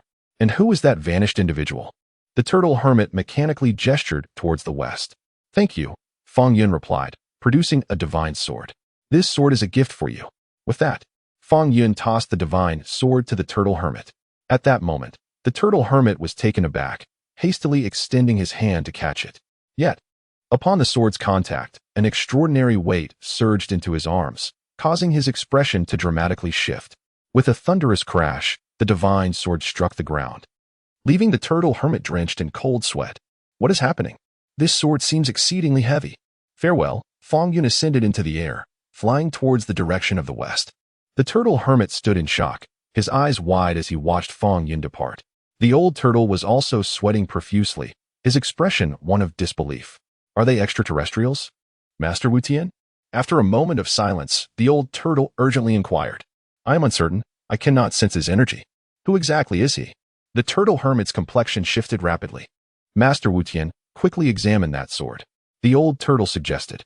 The turtle hermit approached the divine sword, which lay embedded in the ground of the small island, deeply lodged within the grass.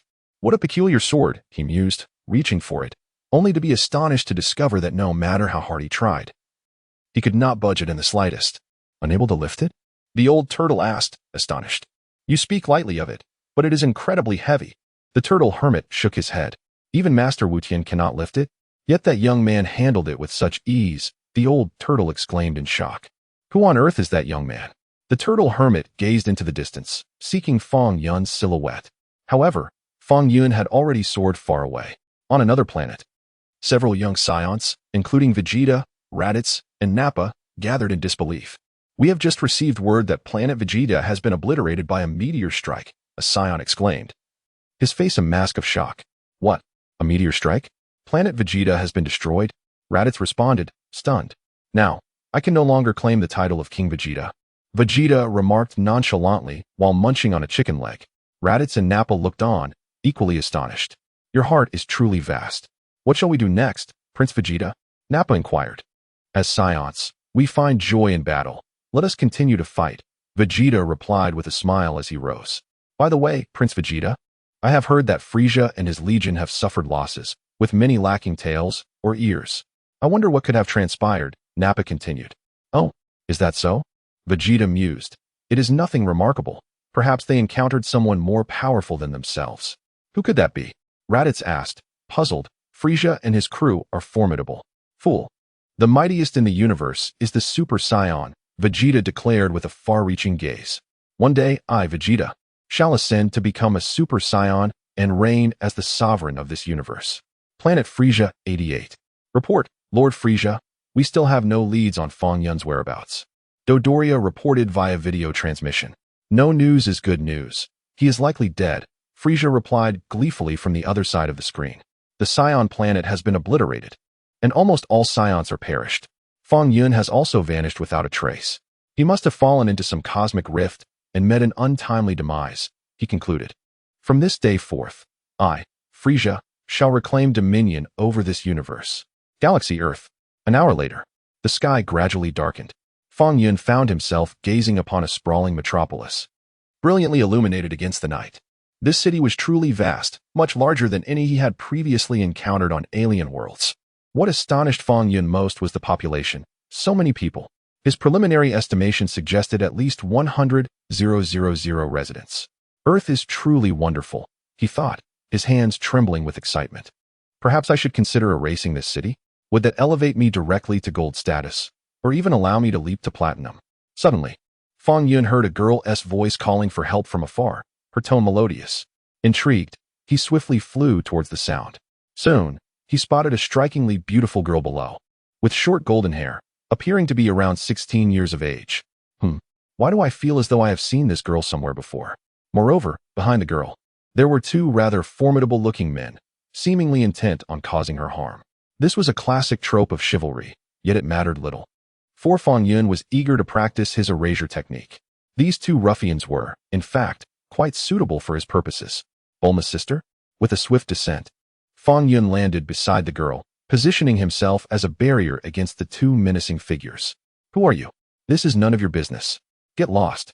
The taller man barked at Fong Yun. How did he appear? The shorter man furrowed his brow in confusion. Are your eyes deceiving you? Mind your own affairs. Kill him. The taller man smirked, drawing a handgun without a hint of hesitation and firing directly at Fong Yun. With a mere wave of his hand, Fong Yun made both the gun and the bullet vanish into thin air. The tall man stood dumbfounded, gazing at his empty hand in bewilderment. Where's my gun? What just happened? Even the Cosmic Emperor wouldn't dare shoot at me. You, a mere human, must be courting death. Fong Yun nearly chuckled in exasperation. What should he do with this one? The Cosmic Emperor? The tall man was at a loss. I know. I'll turn you into a stick. With another gentle wave of his hand, Fong Yun made the tall man's limbs disappear. The shorter man's eyes nearly bulged out of their sockets as he watched the astonishing scene unfold, utterly transfixed. With another swift gesture, Fong Yun erased the shorter man as well. The girl stared in astonishment at the remarkable spectacle. Although the tall man had been transformed into a stick, it was nighttime, and with no blood flowing from him, the scene was not particularly terrifying. Thank you. Thank you for saving me, the girl exclaimed gratefully. My name is Tais. Pleased to make your acquaintance. Tais? Fong Yun paused for a moment, suddenly recalling the girl's identity. Tais, was she not Bulma's sister? At this time, Bulma was merely 5 years old. Your magic is remarkable, Tais remarked, glancing at the tall man who had turned into a stick, innocently believing it was a trick of Fong Yun's. Very well, if you wish to call it magic, so be it. What is your name? Tais inquired. Fong Yun. He replied. In gratitude for your life-saving intervention, I would like to treat you to a meal, Tais offered eagerly. A meal isn't necessary. Do you know where the city's prison is located? Fong Yun asked. After careful consideration, he decided against erasing the city. If the city vanished, who would prepare the culinary delights within it? Moreover, at present, Fong Yun merely needs to eliminate over 300 individuals to ascend to the rank of gold. He resolved to first investigate the prerequisites for advancing from gold to platinum. A prison?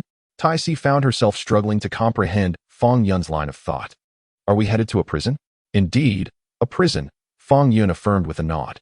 Are you going to work in a prison? Tai Si innocently inquired. You are quite perceptive, Fong Yun nodded once more. I am not going to work in the prison, rather, erasure is my vocation. Let me check the navigation. Tai Si said, retrieving her phone and activating the map. She pointed to a location displayed on the screen, indicating that it was the West Capital Grand Prison. Not too far away, approximately a 20-minute drive. If we were to fly, it would only take a minute or two, Fong Yun mused. Fly there? Hee, do not jest. Tai Si replied, momentarily taken aback, then added, I happen to be free, allow me to take you there. With that, Tai Si produced a multifunctional capsule and casually tossed it. Bang! The capsule transformed into a jet-powered sedan. Let us go, please do not stand on ceremony, hee. I am the daughter of a wealthy family, after all. Tai Si beckoned Fong Yun and patted her chest. Fong Yun had initially intended to fly directly to the prison and erase it from existence. However, he found it difficult to decline Tai Si's kind offer and thus followed her into the vehicle. Whoosh! The sedan soared into the air, swiftly heading towards the prison. Just as the vehicle departed, Two figures trembled as they emerged from a shadowy corner. One was masked and donned peculiar attire, while the other was an elderly man. It was none other than Jack and the engineering PhD scholar from the Galaxy Patrol. "Jack, is that fellow a magician?" the doctor asked, gripping Jack's arm. "That is a sorcerer. This is magic. Do you understand?" Jack exclaimed, his eyes wide as he approached the tall, gaunt figure. The doctor scratched his head. "Is there a difference?" Upon seeing the wretched state of the tall figure, their faces immediately paled. "Kill me. Please, kill me," the tall figure shouted. "Jack, how did he manage that?" the doctor inquired. "I do not know. Perhaps he truly is a sorcerer." Jack pondered, stroking his chin. "No, I must follow him to see." "You head home first, doctor." Whoosh. With that, Jack ignited his feet and soared into the sky, pursuing the direction of Fong Yun's vehicle. "Please wait for me. Take me along too." 20 minutes later, Fong Yun indeed encountered a grand edifice, the imposing prison located in the outskirts of Shidu. Inside, there was a brief introduction to the prison. Tai Si, holding her phone, retrieved information about it. The Shidu Grand Prison housed over 2,000 inmates, including 128 on death row, 287 convicted of robbery, and 298 who had forced women into criminal activities. "Wait, I'm not finished yet. What are you doing?" Tai Si was still speaking when Fong Yun had already exited the vehicle. "Fong Yun, it's after work hours, if you intend to go to work."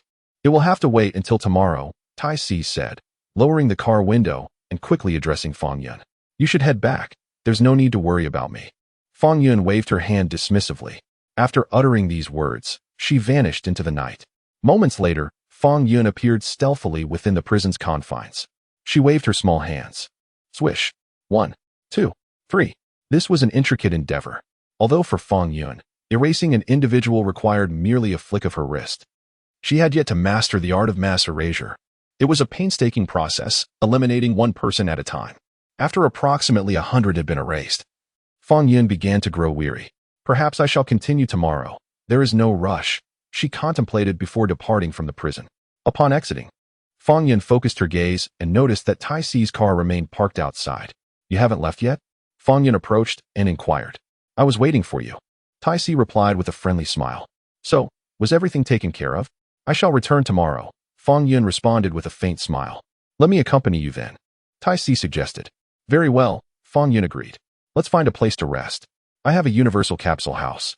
Tai Si said, "We should seek somewhere safe." The vehicle started and came to a halt in the outskirts. Tai Si produced a universal capsule and casually tossed it. With a pop, the capsule transformed into a house. "Please, come in," Tai Si invited. Fong Yun and Tai Si entered the dwelling, and the door closed behind them. About 15 minutes later, Tai Si's voice resonated. "Fong Yun, the bathwater is ready." Outside the house, behind a large tree, Jack silently observed the distant structure. Earth women are truly indiscreet. How swiftly they share a space with a man, Jack pondered. After a brief silence, he continued, "There are actually magicians on Earth? Regardless. My primary concern now is to locate materials to repair the spaceship. That magician can be of no consequence." Jack muttered a remark and disappeared into the shadows. Just as he vanished, the door swung open. "Fong Yun, what is the matter?" asked Tai Si. "I feel as though someone is watching me," Fong Yun replied, scratching his head. "Who would watch you?" Tai Si gazed into the distance, yet saw nothing. "Forget it," Fong Yun said, shaking his head, and they returned to the room together. The night passed in silence. The next day, Tai Si escorted Fong Yun to the prison gates. Today, Fong Yun had ample time. He waved his small hand. Half an hour later, an astonishing 267 inmates had vanished from the prison.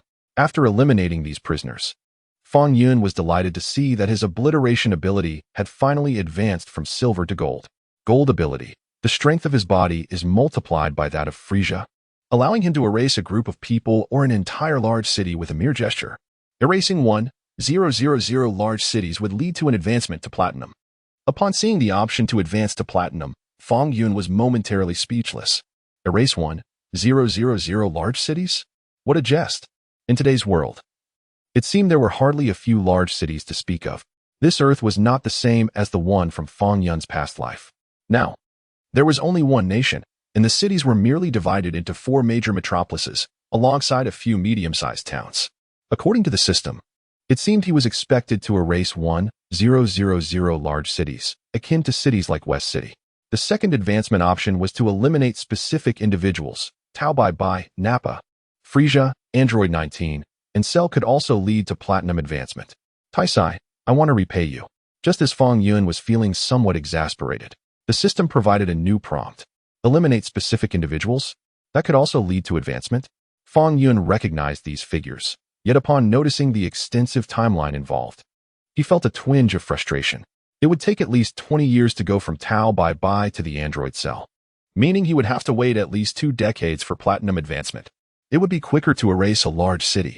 If that fails, he would first attempt to eliminate a medium-sized city tomorrow to see if it could increase his advancement count. Fong Yun appeared before Taisai with a furrowed brow. Is work not going well? Taisai inquired, noticing his troubled expression. It's nothing, Fong Yun replied, shaking his head. If it doesn't work out, just resign, Taisai suggested. Are there any cities smaller than West City nearby? Fong Yun asked. A smaller city? Tais was perplexed by Fong Yun's intentions. Nevertheless, they too had wives, children, friends, and family. Perhaps it was wise to wait a little longer. After all, he possessed an everlasting youth.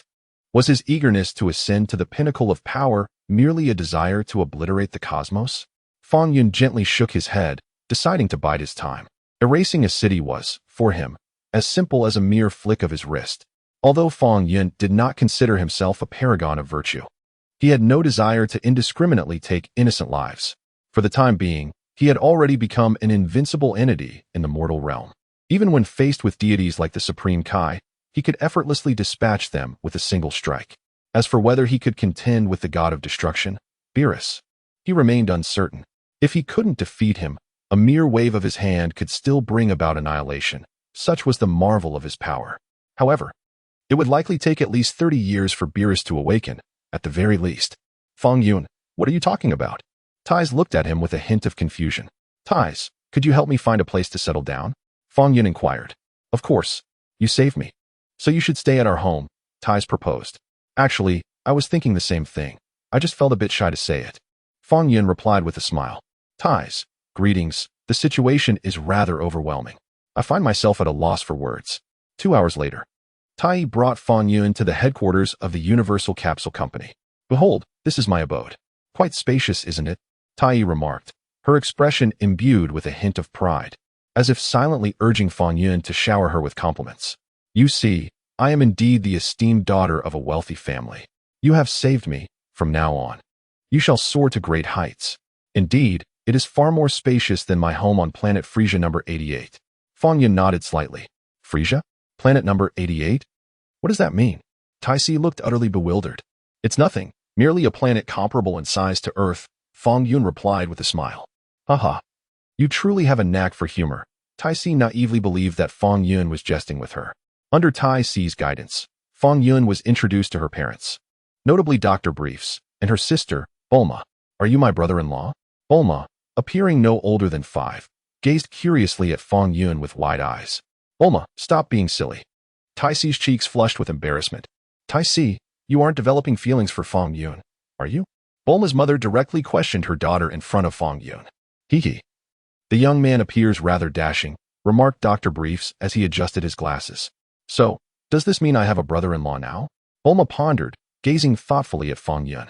Father, mother, sister, it is not as you presume, Taisi exclaimed, her face flushed. As she spoke, Taisi cast a glance at Fong Yun, who was nonchalantly sipping tea. Hey, why don't you say something? Taisi urged Fong Yun. Since they already believe this, what use is an explanation? Fong Yun chuckled, smiling. The more you explain, the less they will believe you. You speak with such reason that I find myself at a loss for a rebuttal. By the way, Fong Yun, what is your profession? Inquired Dr. Briefs. Fong Yun is an exceptional magician, Taisi interjected promptly. A magician? Dr. Briefs echoed in surprise. Brother-in-law, perform a trick for us.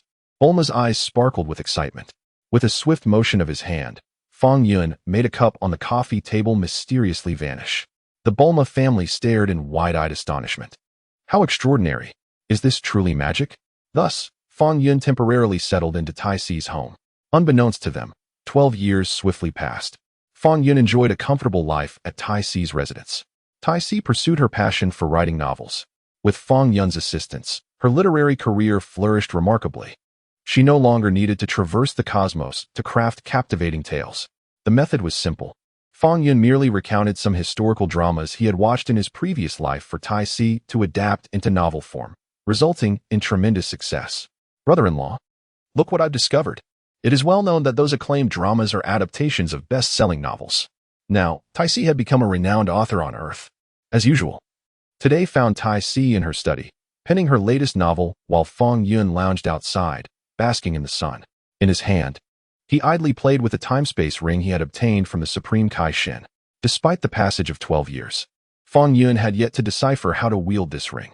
Were he able to traverse time and space, he would undoubtedly leap into the future to erase 5 specific individuals, thereby elevating his erasure abilities to platinum status. However, after 12 years of life's gentle passage, Fong Yun had developed an appreciation for this tranquil existence. What need had he for platinum erasure? After all, he was already invincible. At times, he could only console himself with such thoughts. Of course, Fong Yun did not abandon his training.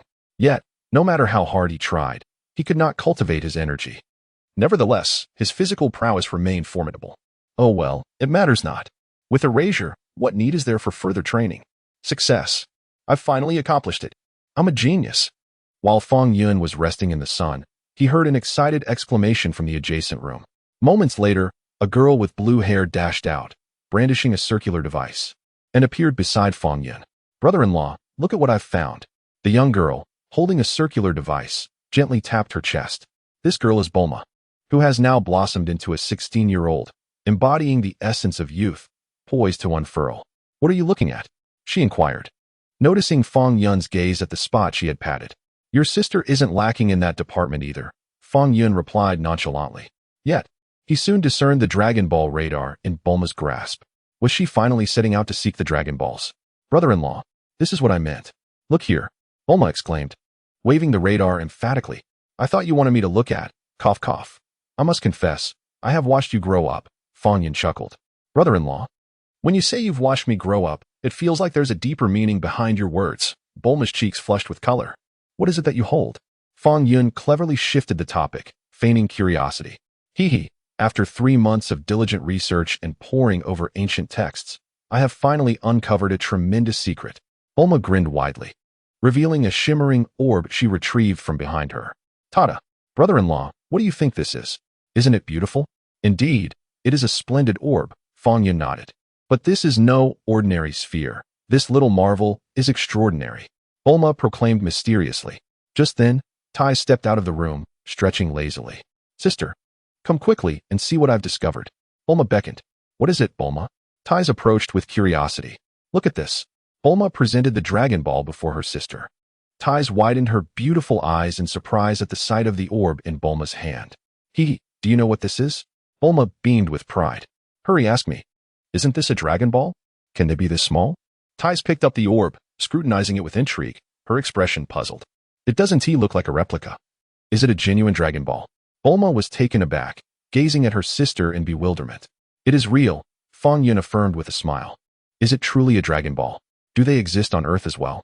Tai's was incredulous. Indeed, there are Namekians on Earth too, Fong Yun replied with a slight smile. What? There are Namekians on Earth? Tai's exclaimed in astonishment. How did you come to know about the Dragon Balls? Bulma queried loudly. I worked hard to discover that this golden orb is, in fact, a Dragon Ball.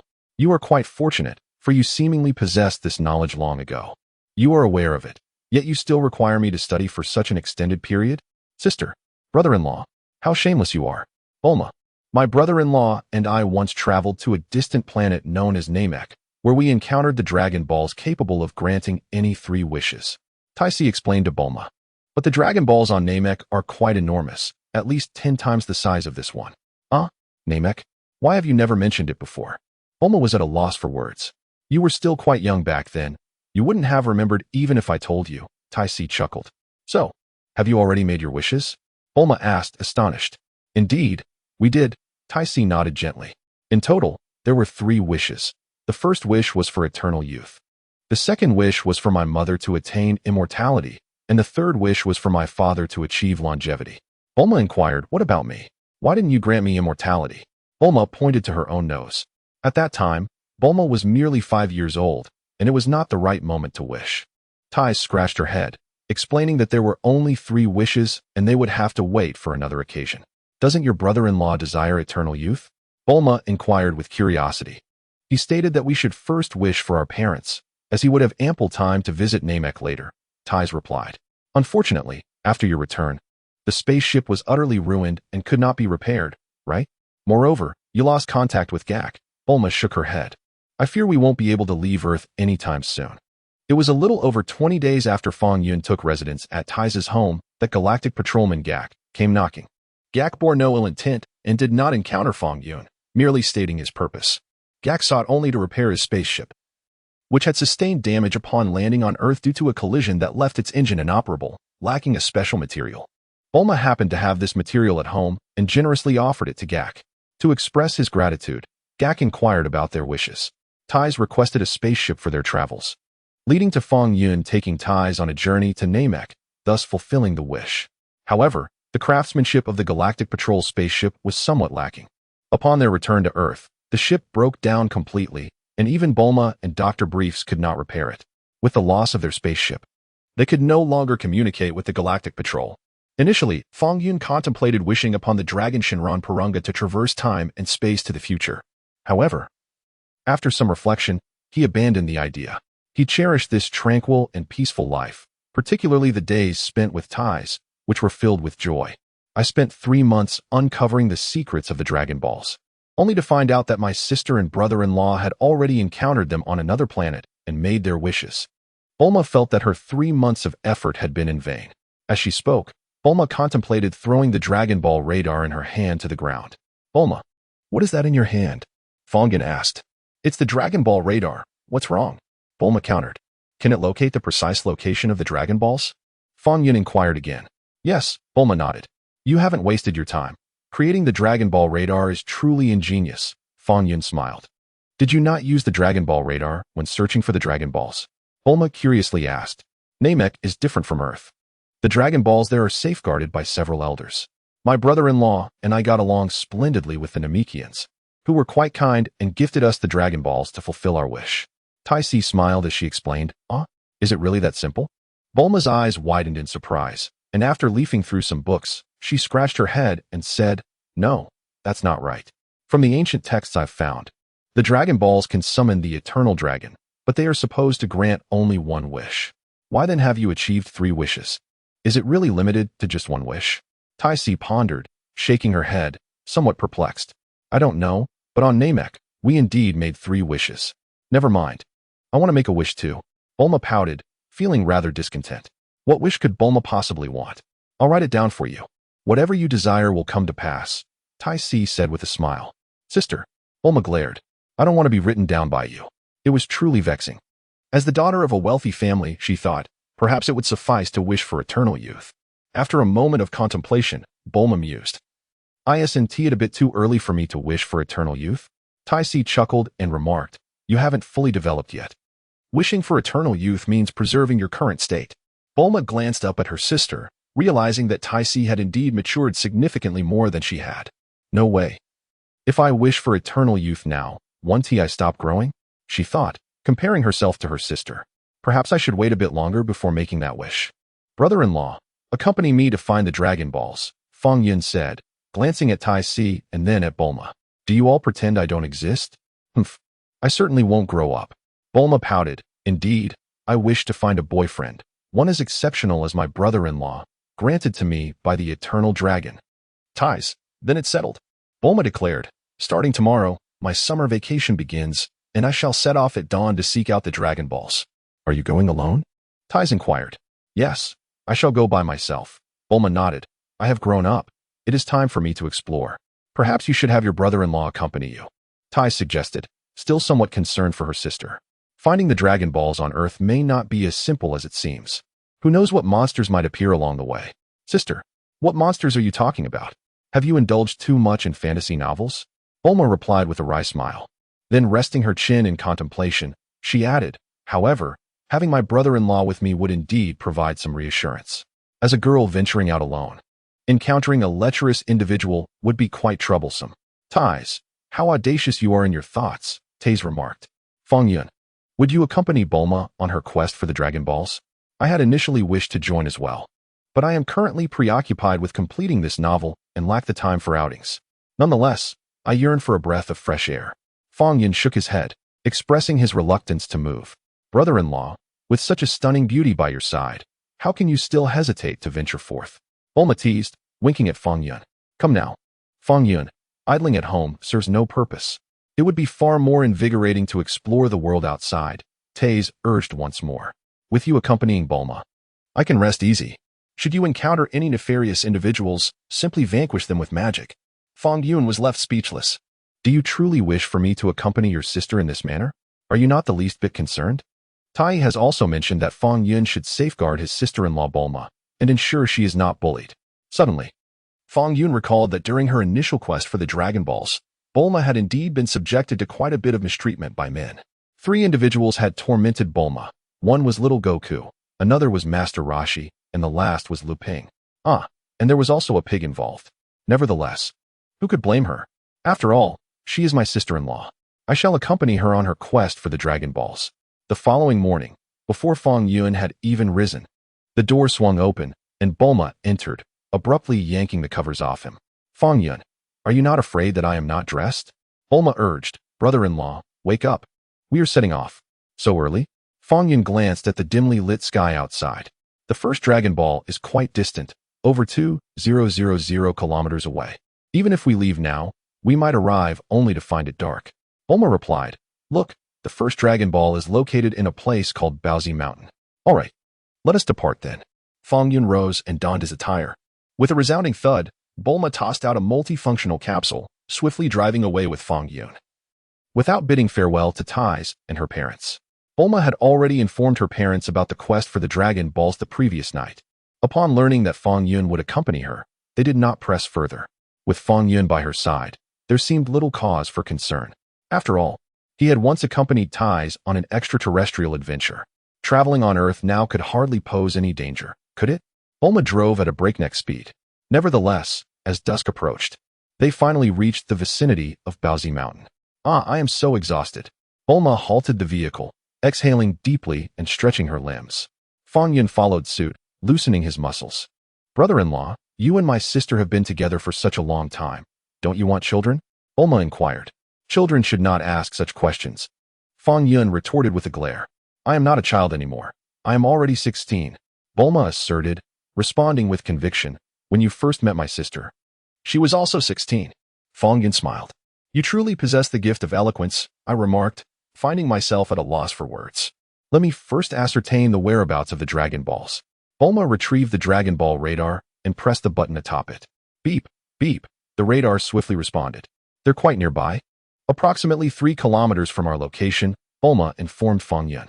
As she spoke, a child appeared, soaring towards us while carrying an enormous fish.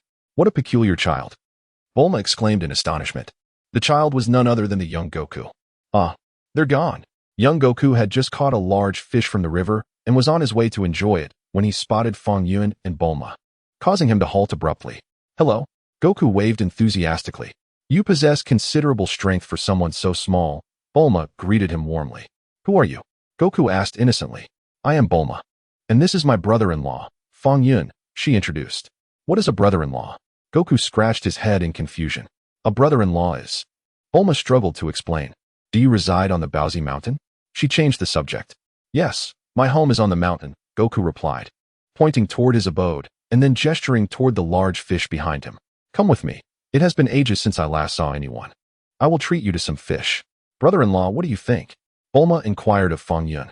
Let us go and see, Fong Yun replied, knowing that the first Dragon Ball was indeed at Goku's home.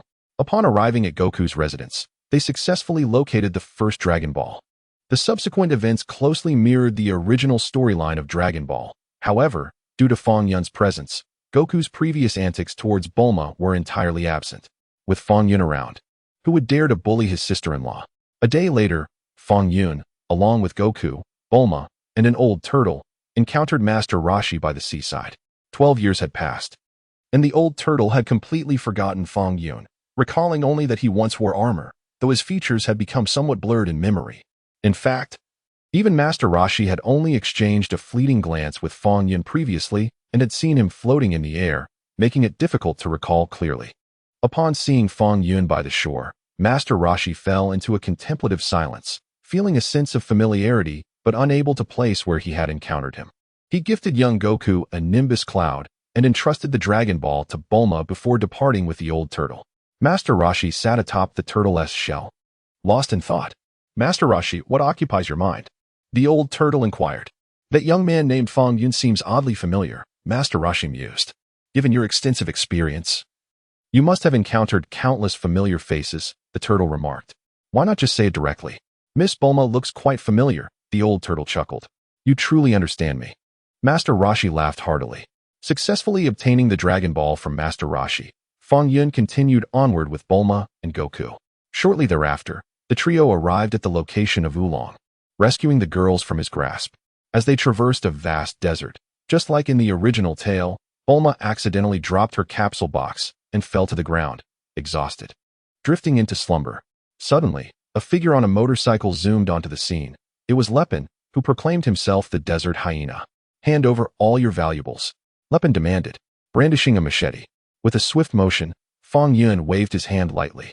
Lepin paused, sensing something was amiss with his belongings. "What is happening here?" he wondered. "Poor. Keep an eye on them. I feel something is off." Lepin furrowed his brow. "My lord Lepin, what is going on?" Poor inquired, puzzled. "I shall investigate over there," Lepin replied, hastily retreating to a shadowy corner to check his own body. "You better not move. If you dare resist, my lord Lepin will eliminate you," Poor threatened.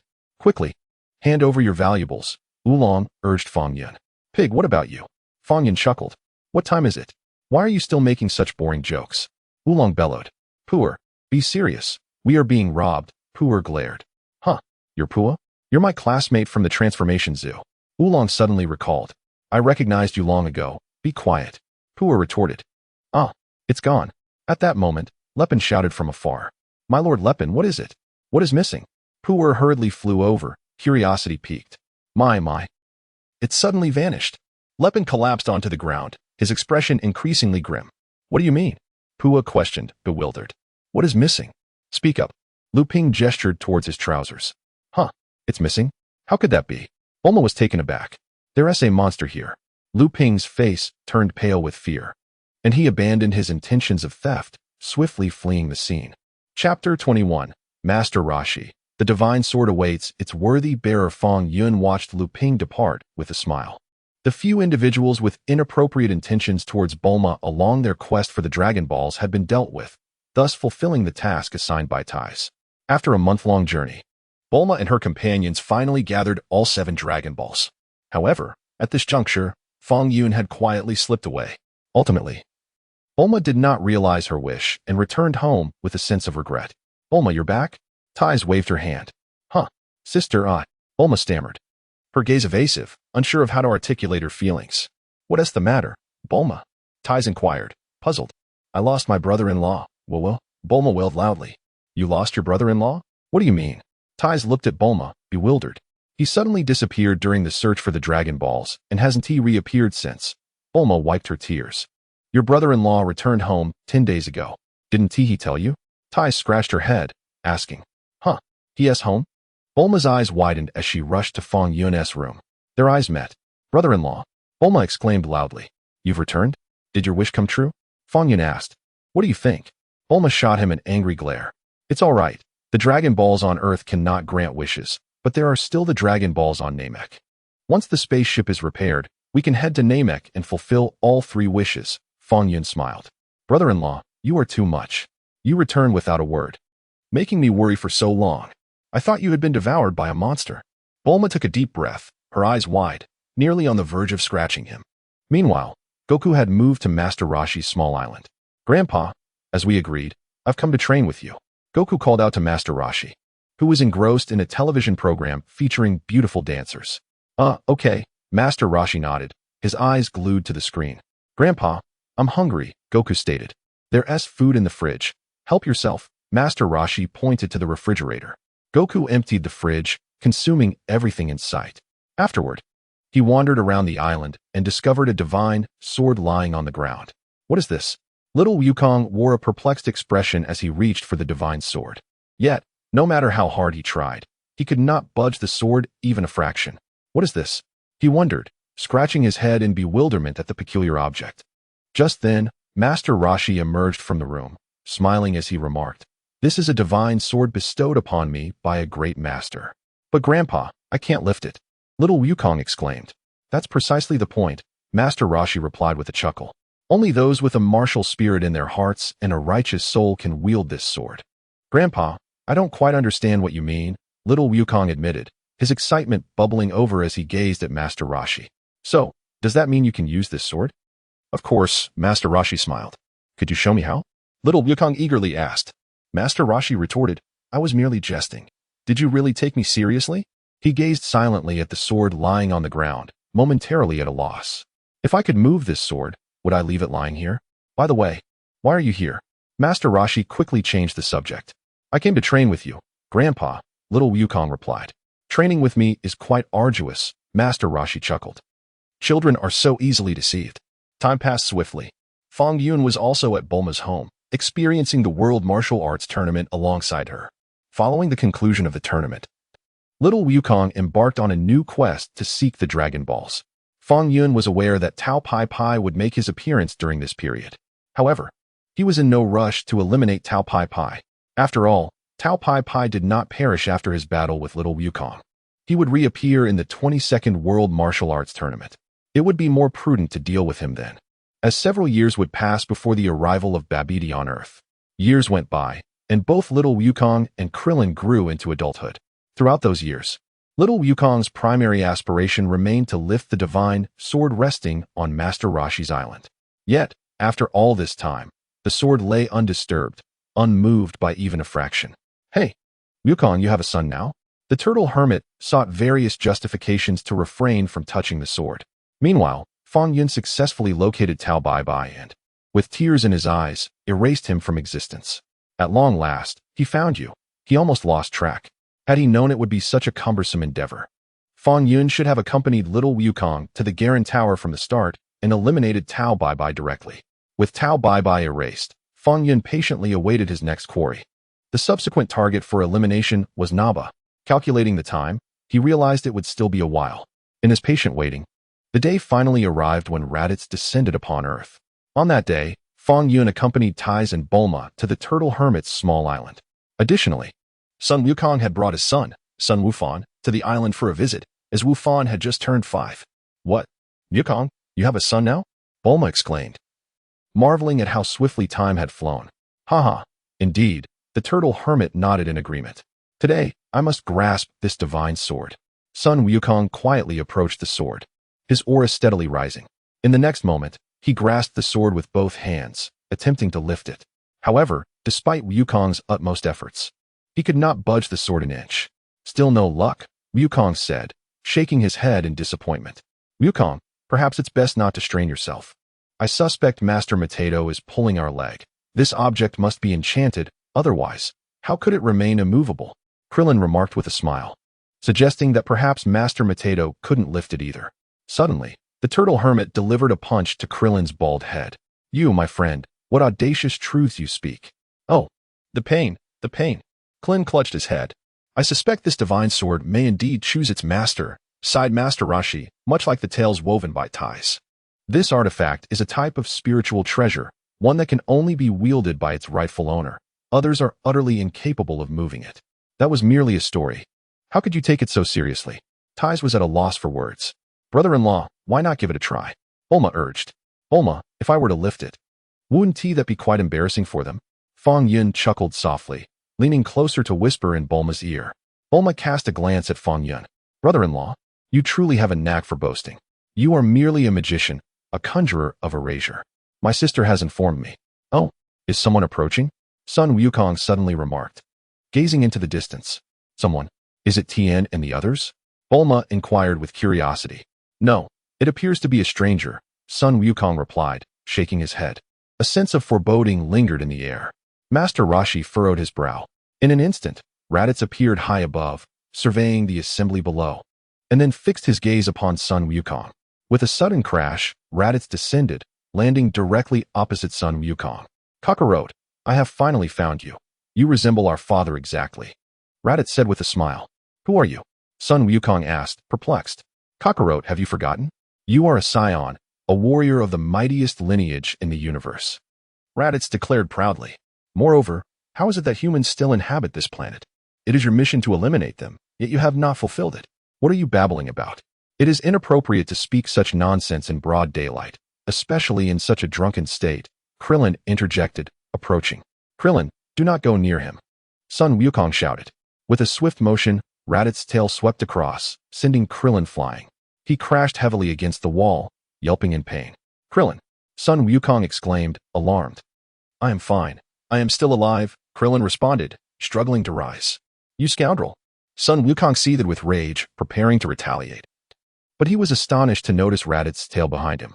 Finally remembering, Raditz chuckled. Why do you have a tail? Sun Wukong asked, bewildered. Kakarot, have you suffered a blow to the head and lost your memory? Raditz snapped, his nostrils flaring in anger. I believe so. I recall bumping my head. What of it? Is there a problem? Sun Wukong retorted. That is precisely it. I knew you had forgotten everything. Raditz smiled lightly, looking at Sun Wukong. Kakarot. You are a warrior of the Saiyan race, and I am your elder brother, Raditz. Everyone was taken aback. This man is actually Sun Wukong's brother? After such a long search for kin, it turns out he is this malevolent individual. Bulma felt a pang of sorrow for Sun Wukong. Raditz, a mere broken sword. Your mission is simple. Annihilate all humans on this planet, and then we shall sell it at a high price to extraterrestrial beings. Raditz smiled at Sun Wukong, but lamented. You have disappointed me greatly, Kakarot. You have forgotten your noble duty. If that is indeed the case, it would be terrifying. Bulma's face changed color. This material is quite intriguing.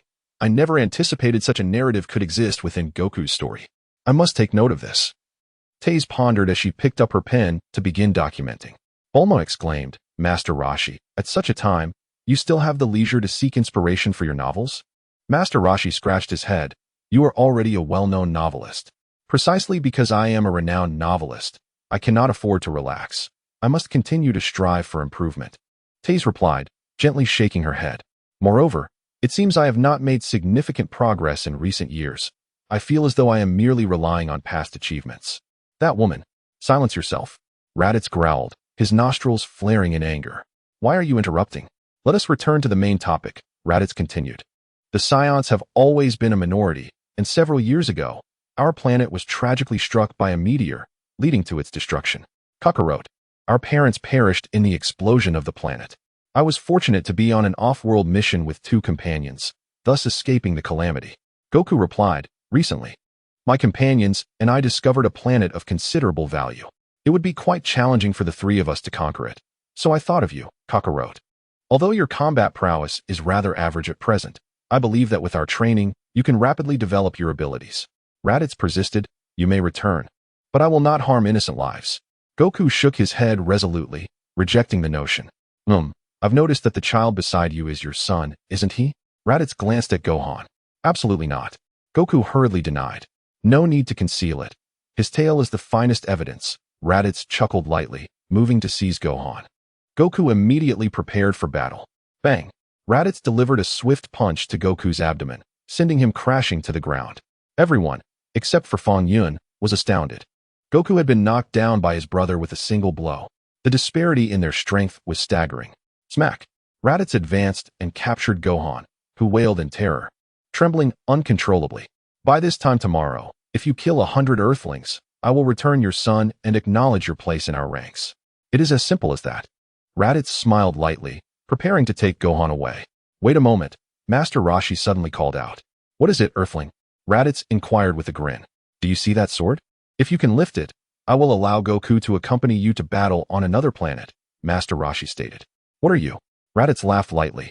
Your combat strength pales in comparison to Kakarot's. I am aware that I am not as powerful as Goku, but I am his mentor. He will heed my words. You claim he must kill 100 people, but Goku would never do that. I can persuade him to fight alongside you, provided you can lift that sword. Raditz glanced at the divine sword. It is merely a worthless sword, he scoffed, striding over and bending to grasp it. How heavy? What on earth is this? It is inconceivable. I can lift an entire mountain, and that of planet Vegeta, no less. On this planet, where gravity is merely 1/10 that of planet Vegeta, how could I possibly fail to lift a longsword? Raditz has pushed his energy to its utmost limit, yet the divine sword remains utterly unmoved. Raditz's face flushed with embarrassment, his expression shifting rapidly. Master, why must he attempt to lift that divine sword? Krillin queried, perplexed. I wish to ascertain whether his strength surpasses that of the one who left this sword behind, muttered Master Roshi in a hushed tone. He is already so powerful. And yet he cannot lift it? Krillin exclaimed in astonishment. Master Roshi's expression shifted again and again. The individual he encountered in the past must have been extraordinarily formidable. Vegeta remarked, that divine sword appears quite intriguing. Master Roshi only recalls that the person wore armor and wielded the sword as if it were a mere toy. Regrettably, after so many years, he could not clearly recall what that individual looked like.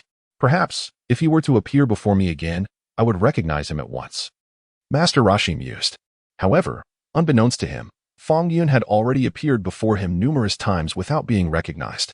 Old man, do you dare mock me? Raditz fumed.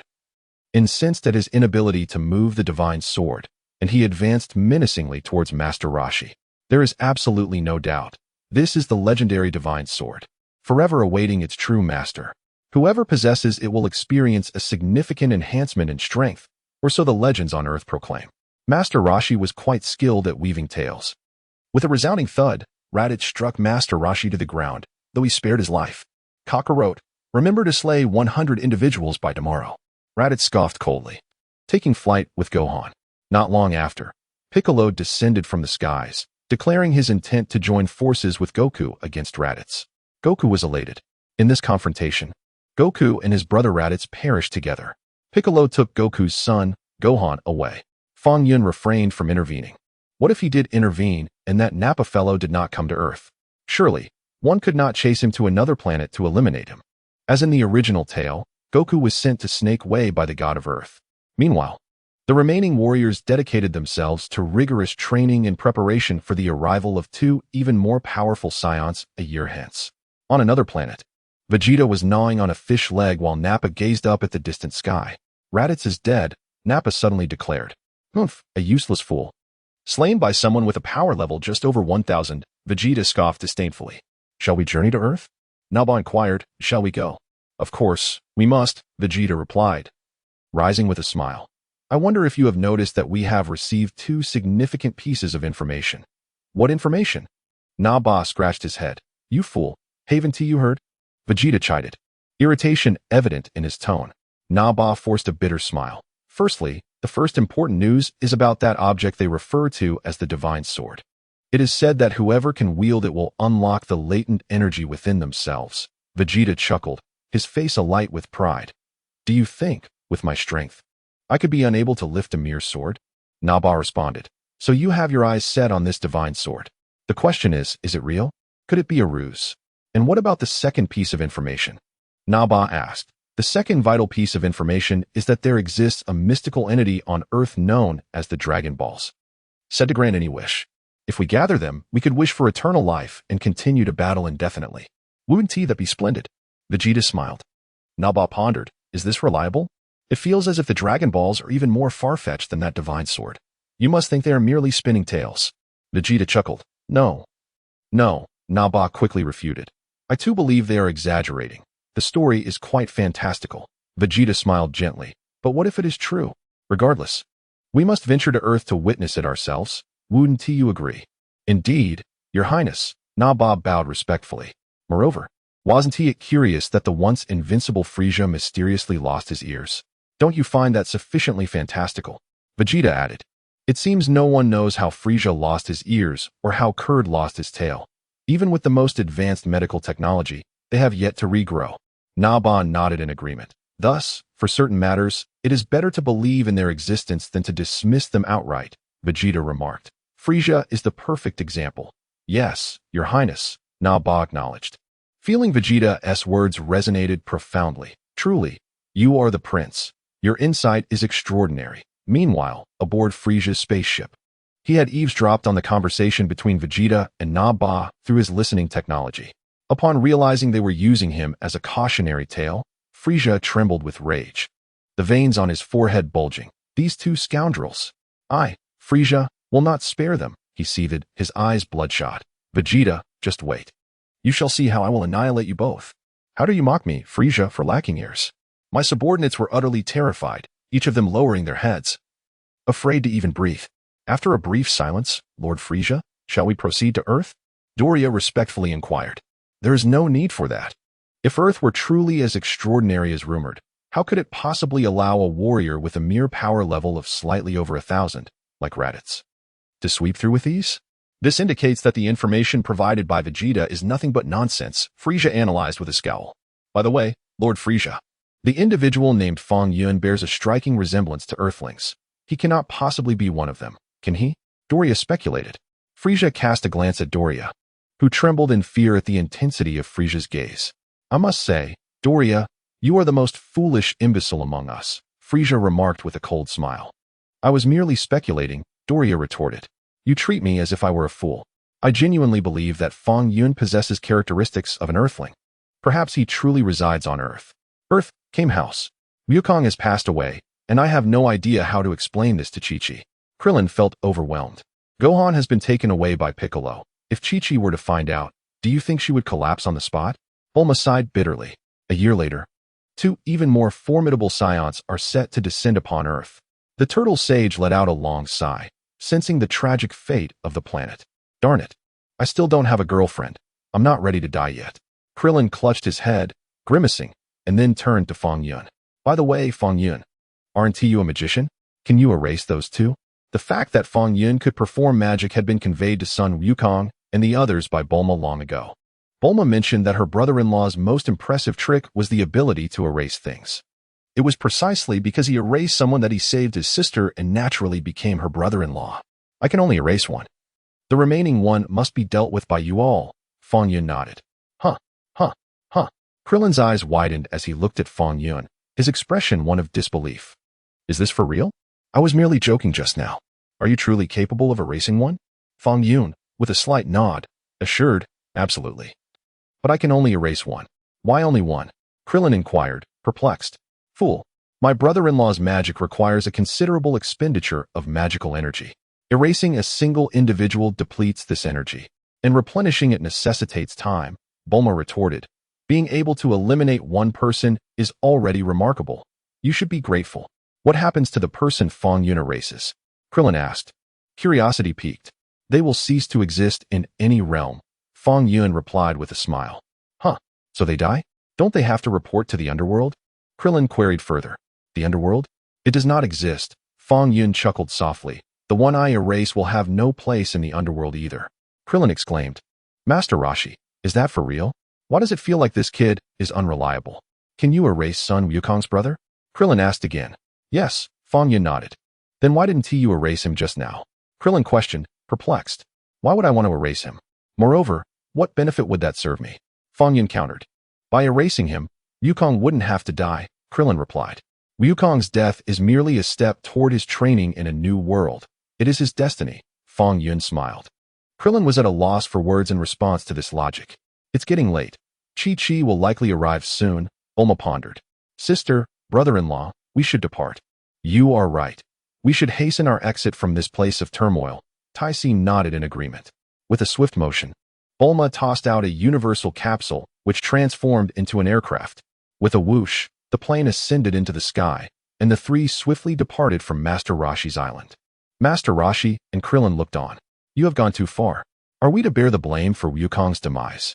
Indeed, shortly after Fong Yun and his companions departed, Chi-Chi, accompanied by the Bull Demon King, appeared on the small island.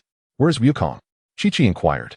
He has perished, Master Roshi replied, scratching his head. And what of Gohan? Chi-Chi pressed further. He has been taken by the Demon King Piccolo. Master Roshi chuckled awkwardly. Bang! Chi-Chi rolled her eyes and fainted on the spot. Lu Ping, why are you becoming increasingly effeminate? On board the jet helicopter. Brother-in-law, is it truly possible for you to erase one of them? Bulma asked curiously. In truth, not just one.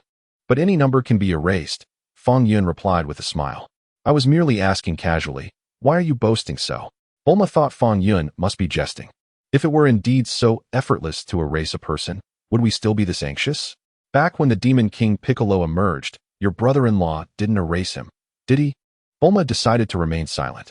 After all, there was still a year left. Perhaps Wukong would ascend to greater heights and defeat those two Saiyans. A day later, Bulma repaired Raditz scouter and presented it to Krillin. With it, Krillin successfully located Tien, Kaiatsu, and Lu Ping, who were scattered across the globe, and explained the situation. That day, under the guidance of Yachirobe, the four appeared at the temple and commenced their new training under the deity's instruction. After several hours of training, the warriors took a moment to rest. I wonder just how powerful those two Saiyans will become, Tien remarked solemnly. By the way, Fong Yun mentioned he could assist us in erasing one of them. Krillin added with a smile. Fong Yun? Who is that? Lu Ping asked, puzzled. Fong Yun is Bulma's brother-in-law. What is wrong with your memory? Krillin shot a glance at Lu Ping. Ah, that's him. Lu Ping recalled. Krillin, are you saying Fong Yun can erase one of them? What do you mean? Tien inquired. Fong Yun is a magician. Did you not know? Krillin retorted. Lu Ping, Tien, and Kaiatsu all shook their heads in unison. I haven't heard of that either. Yachirobe chimed in from the side. A magician? What nonsense is this? Tien said, bemused. Ha ha. A magician? Krillin, your joke is not amusing at all. Lu Ping laughed heartily. If it's not funny, why are you laughing so loudly? Krillin shot back. Fong Yun is a magician? I was completely unaware. Lu Ping chuckled for a moment before asking. When did that happen? That was a long time ago. Klin chuckled, mentioning that he had heard from Miss Bulma that it was said that Fong Yun and Tais had become acquainted because he had used magic to erase a villain who had bullied Tais. Did he truly erase that person? Lu Ping asked in astonishment. That remains unknown, Tais replied, but that individual mysteriously vanished. Klin remarked with a smile, however. You all know that Tais is a novelist. It is not unusual for her to conjure things that do not exist in reality. All right, let us continue our training. I have no desire to perish, Tianjin Fan suggested. Klin nodded and rose to his feet, with Lu Ping also regaining his focus. By the way, I also heard that Fong Yun had erased another person's arms, Klin nonchalantly added. Erased their arms? Is that true? Tianjin Fan exclaimed in disbelief. Did they just disappear suddenly? The specifics are unclear. Consider it merely a tale to pass the time. Klin laughed heartily, seemingly indifferent. Lu Ping silently lowered his gaze. About 20 years prior, his own member had inexplicably vanished. Could this incident be related to Fong Yun? Had he been the one to erase it? Lu Ping immediately shook his head vigorously. What am I thinking? If Fong Yun possessed such miraculous abilities, why hasn't he eradicated King Piccolo? Was it not Goku who defeated King Piccolo and rescued humanity from the clutches of evil? What are you pondering, Lu Ping? Klin inquired. Nothing. Lu Ping quickly returned to reality, even extending a delicate gesture. Klin remarked, however, Lu Ping, you have become increasingly effeminate. Mind your own business. Lu Ping retorted furiously. If you keep babbling nonsense, I shall end you. A year swiftly passed. To be precise, it was not quite a year, but rather around 8 months. Vegeta and Nappa's spaceship descended from the heavens, crashing into a small city. Boom. The city was immediately transformed into a massive crater. Vegeta and Nappa emerged from the spacecraft. Nappa brought his index and middle fingers together and thrust them upward. Instantly, a tremendous surge of energy erupted. Boom. The entire city was reduced to ruins. Effortlessly obliterated by Nappa. Hum. Isn't this a rather unique way to greet? Nappa chuckled. Fool, if there are Dragon Balls in the vicinity, and your greeting destroys them, I will ensure your demise is excruciating. Vegeta, with a grim expression, remarked, I sincerely apologize, Prince Vegeta. I neglected the matter of the Dragon Balls. Nappa hastily apologized. Enough of these trivial matters, Vegeta huffed. Nappa promptly activated the scouter to assess the battle power of the warriors on Earth. Strange, Prince Vegeta, there are numerous individuals on Earth whose battle power exceeds 1,000. Nappa exclaimed in astonishment. It's only natural. They are aware of our impending arrival and have trained in advance, Vegeta scoffed lightly. Let us first investigate the Divine Sword. Yes, Prince Vegeta. Nappa quickly responded, pressing the scouter once more. Over there, Prince Vegeta, there are 2 beings of immense battle power. If we locate them, we will discover the whereabouts of the Divine Sword as well as the Dragon Balls. Let us proceed, Vegeta said with a slight smile. Whoosh. The 2 transformed into beams of light, swiftly flying towards the location of Piccolo and Gohan. In the desolate land, Piccolo and Gohan were engaged in training. Gohan, they are approaching us. Piccolo informed Gohan. Ah, Gohan gasped, his lips quivering in fear. Prepare for battle. Do not be afraid. We have grown stronger. And they are not as formidable as they seem. Piccolo reassured him. Gohan clenched his fists, nodding vigorously, though his body trembled involuntarily. Just then, Krillin descended from the sky, landing beside Gohan. "Science!" Gohan exclaimed, startled, immediately on guard. "Gohan, you've grown," Krillin greeted. "Who are you?" Gohan struggled to remember Krillin. Having only seen him a year prior, the long interval had dulled his memory. "It's me, Krillin," he scratched his head. "Ah, now I remember." Gohan's face lit up with excitement. Dad often speaks of Uncle Krillin, saying that although he is not tall, he is remarkably strong. "That guy Goku makes it sound like he is towering," Krillin muttered, a frown crossing his face. "Enough chit-chat. I have a question for you." Piccolo glanced at Krillin and inquired, "When will Goku arrive?" "It seems Goku miscalculated the time. It may be a while before he arrives." "We shall have to engage in battle first," Krillin replied, scratching his head. "They're here," Piccolo shouted, as his words echoed. The figures of Vegeta and Nappa materialized in the sky above. "It appears they were prepared, anticipating our arrival," Vegeta observed, looking down at the three with a smile. "Their battle power is rather unimpressive," Nappa remarked with a light chuckle. Smack! Vegeta descended from the sky, closely followed by Nappa. Piccolo and the others heightened their vigilance, preparing for battle. "It seems you were already aware of our arrival on Earth and knew we were here to seek you out," Vegeta remarked with a faint smile. "I have a question for you, and I hope you will answer it truthfully." "Go ahead," Piccolo replied. "Where is the location of the Divine Sword?"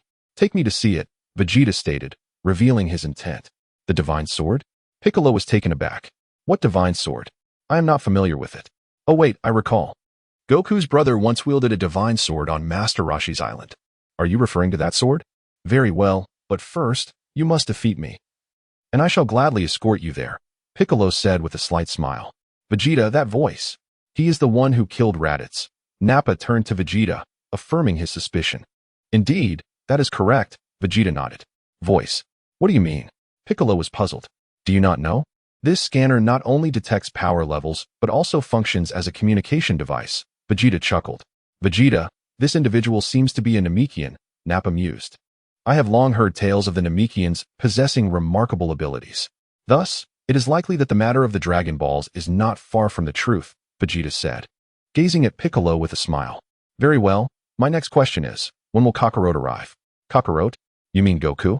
He is diligently training to defeat you, and is on his way here," Piccolo exclaimed. "Are we going to be caught in the crossfire?" "Oh, this is interesting," Vegeta smirked. Just as he spoke, Tien and Kairatsu descended from the sky, landing beside Piccolo and the others. Gohan was startled, but sighed with relief upon seeing his allies. Vegeta glanced at Piccolo and the others. "Nappa, are there any more Vegeta people?" Vegeta inquired. "Yes, Your Highness." "Shall we deploy the Vegeta people?" Nappa asked. "Of course." Vegeta replied with a grin. Nappa casually retrieved a small vial, punctured several holes in the ground, and placed the seeds of the Vegeta people one by one. Boom, boom, boom. 6 Vegeta people emerged from the earth. At that moment, Lu Ping also descended from the sky, landing beside Tien. "Apologies for my tardiness," Lu Ping said. "Aren't there 2 Saiyans?" "Those few do not count," Krillin scratched his head. "You're right on time. The 6 of you here can battle our 6 Vegeta people in one-on-one combat. What do you think?" Vegeta asked with keen interest. "Curse it. This guy is toying with us." Piccolo was seething with anger. "Piccolo, calm down. We can seize this opportunity and wait for Goku to arrive." Krillin hastily intervened. After a moment of reflection, Piccolo conceded. "Very well, let us engage with them for a while." On the summit of a nearby mountain, Fong Yun, accompanied by Tai Si and Bulma, was in the process of constructing a viewing platform. Bulma was swiftly adjusting several devices, which could monitor the battle and relay information through screens. Remarkably, even the conversations of Piccolo and Vegeta could be captured by these instruments. "Brother-in-law, we are ready," Bulma announced as she pressed the activation button. Instantly, the live footage was displayed on the screens. "You are truly remarkable, Bulma. This material is genuinely impressive," Tai Si exclaimed, her excitement palpable. "It has been ages since I wrote a good novel." "Brother-in-law, sister, we are not very far from them. Do be cautious of potential fallout." Bulma expressed her concern. "Do not worry, Bulma. With your brother-in-law here, we shall be safe," Tai Si replied with a playful grin. Bulma remarked, "Sister, you certainly have a big heart. Why are you even more curious than I am?" They say that Piccolo is a Namekian?" Bulma seemed to recall something and quickly inquired. "I thought Piccolo looked somewhat familiar. He truly is a Namekian." Tai scratched her head. "What? Sister, haven't you been to Namek?" Didn't you even fulfill 3 wishes?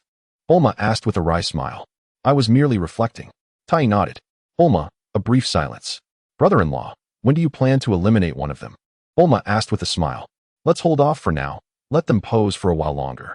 Wouldn't it be more compelling to erase them at a critical moment? Fong Yun chuckled, his excitement directed at the distant position of Nappa. From their vantage point, Bulma and Tai needed high-powered telescopes to witness the battle scene. However, Fang Yun could clearly observe the situation with the naked eye. Possessing the omnipotence of the Omni King, Fong Yun's vision and hearing were equally exceptional. Bulma, well, let's just wait and see. By the way, how long until Goku returns? Bulma inquired again. It will take at least 3 to 5 more hours, Fong Yun replied. Huh, does it really take that long? Bulma's eyes widened. By the time Goku returns, the food will be cold. The Snake Way is quite lengthy. He must return to the starting point of Snake Way from King Kai's planet before being retrieved by the God of Destruction, Fong Yun explained. Brother-in-law, how do you know everything? It's as if you've been on Snake Way yourself, Bulma remarked. Although I haven't seen it firsthand, I can deduce what it must be like. Fong Yun smiled. Brother-in-law, you truly have a knack for boasting. I can hardly keep up with your grandiose claims. Bulma rolled her eyes. How can you presume to know what it looks like without seeing it? I find that hard to believe. The battlefield. First round of combat, Tien Shinhan versus the Vegetable Man. Tien Shinhan effortlessly knocked the Vegetable Man to the ground. The Vegetable Man, battered and bruised, struggled to rise. Bang! Vegeta pointed a finger. With a resounding explosion, the Vegetable Man was instantly reduced to a mist of blood, perishing on the spot. I said from the very beginning that we must give it our all. Vegeta addressed the remaining 5 Vegetable Men. The 5 Vegetable Men trembled in fear. Next, Vegeta commanded. I shall go. Krillin stepped forward. Lu Ping, retract your little finger, Krillin said. No, let me handle this. Lu Ping grasped Krillin's arm. Krillin and Lu Ping exchanged glances. Krillin, you've already died once. Allow me to deal with him, Lu Ping insisted. Leping grasped Klin's arm and said, Leping, I appreciate your kindness. Klin nodded. The issue is, could you possibly retract your little finger? Furthermore, might you refrain from holding me so affectionately? It can easily lead to misunderstandings. Leping's face instantly flushed a deep crimson. Klin, you are being excessive. Leping exclaimed, hands on hips, voice raised. Tianjin Fan, dumplings, Uncle Klin, is he a man or a woman? Sun Wukong whispered. Klin, Leping, Sun Wukong. What are you talking about? Which man or woman? This is truly perplexing. Krillin scratched his head in confusion. You, go eliminate that effeminate one. Vegeta commanded with a scowl, pointing at a vegetable being. Yes. The vegetable being swiftly darted towards Lepin's direction. Atop the mountain peak, Bulma mused. This Lepin fellow has certainly become increasingly effeminate over the past few years. I recall when I first met him, he was not like this. People do change, Tai's replied. Fong Yun remained silent. Shall I tell you that Lepin has transformed in this manner because I erased a certain aspect of him? To be honest, witnessing Lepin's effeminacy during this battle made me feel as though I was siding with that vegetable being. What a sin, Bulma lamented. God, I truly did not intend for this. Tai's remarked, what a blatant truth. I too find myself aligned with the vegetable being. Suddenly, the vegetable being, previously knocked down by Lepin, lunged towards him and embraced him tightly. What are you doing? Lepin exclaimed in shock. Hee hee, the vegetable being grinned widely. Boom. The vegetable being self-destructed. Lepin, caught in proximity, was instantly obliterated. That effeminate one is finally dead, Vegeta sighed in relief. Lepin, Krillin shouted in disbelief. What a terrifying creature. To self-destruct, Piccolo remarked solemnly. I will not spare you. Krillin fumed, energy surging in his hands. Swish. Krillin formed an energy sphere and hurled it into the air. The next moment, the energy sphere transformed into 6 beams of light, hurtling towards Vegeta, Nappa, and the remaining 4 vegetable beings. Boom. A massive explosion ensued. 3 of the 4 vegetable beings were killed instantly, while 1 managed to escape. Oh no, one got away, Krillin exclaimed in alarm. Just then, the escaping vegetable being charged towards Gohan. Gohan, pale with fear, hesitated to engage. Clap. Piccolo extended his palm to block the vegetable being's attack. Humph. Dare to come and seek death? Piccolo scoffed. Boom.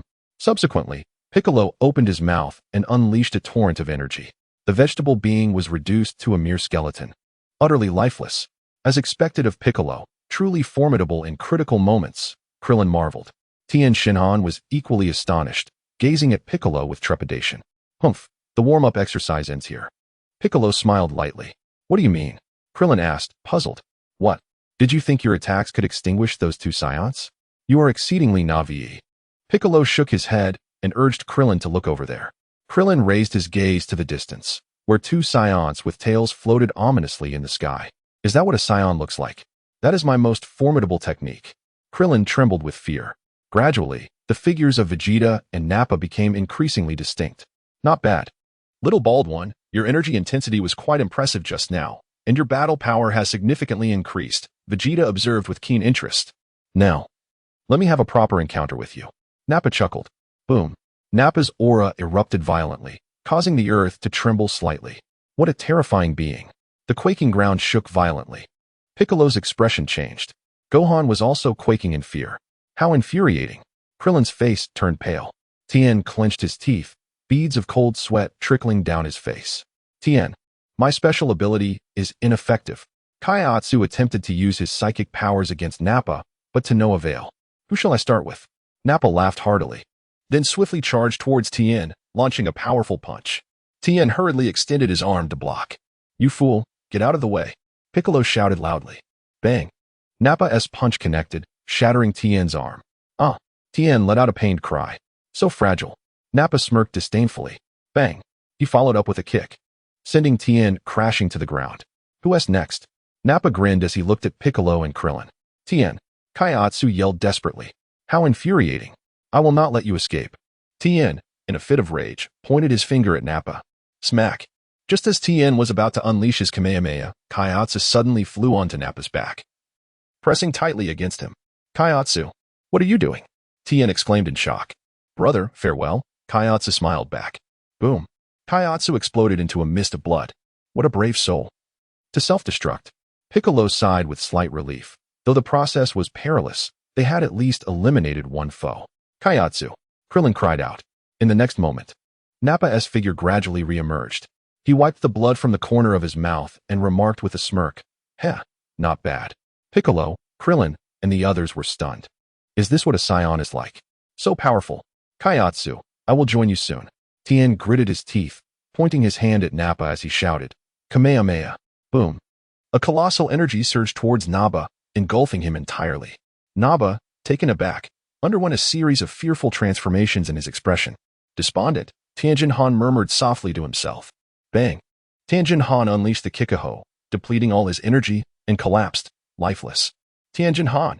Krillin exclaimed in shock. In the distance, atop the mountain peak, Bulma's face turned pale upon realizing Tien Han was dead. It's all right. The Dragon Balls can bring them back, Fong Yun reassured her. Brother-in-law, didn't you say you could erase one? When will you make your move? Bulma inquired urgently. Right now, Fong Yun replied. Please don't deceive me. I truly have no idea how long it will take for Goku to arrive. Bulma's tears were on the verge of spilling. On the battlefield, Nappa smirked. Next up is that bald head? He turned to face the bald Krillin, who looked aghast.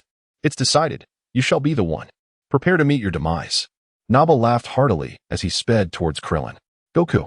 Krillin abandoned all resistance, calling out loudly for son Goku. Dad. Son Gohan was equally terrified, lost in a daze. Wait. Nappa.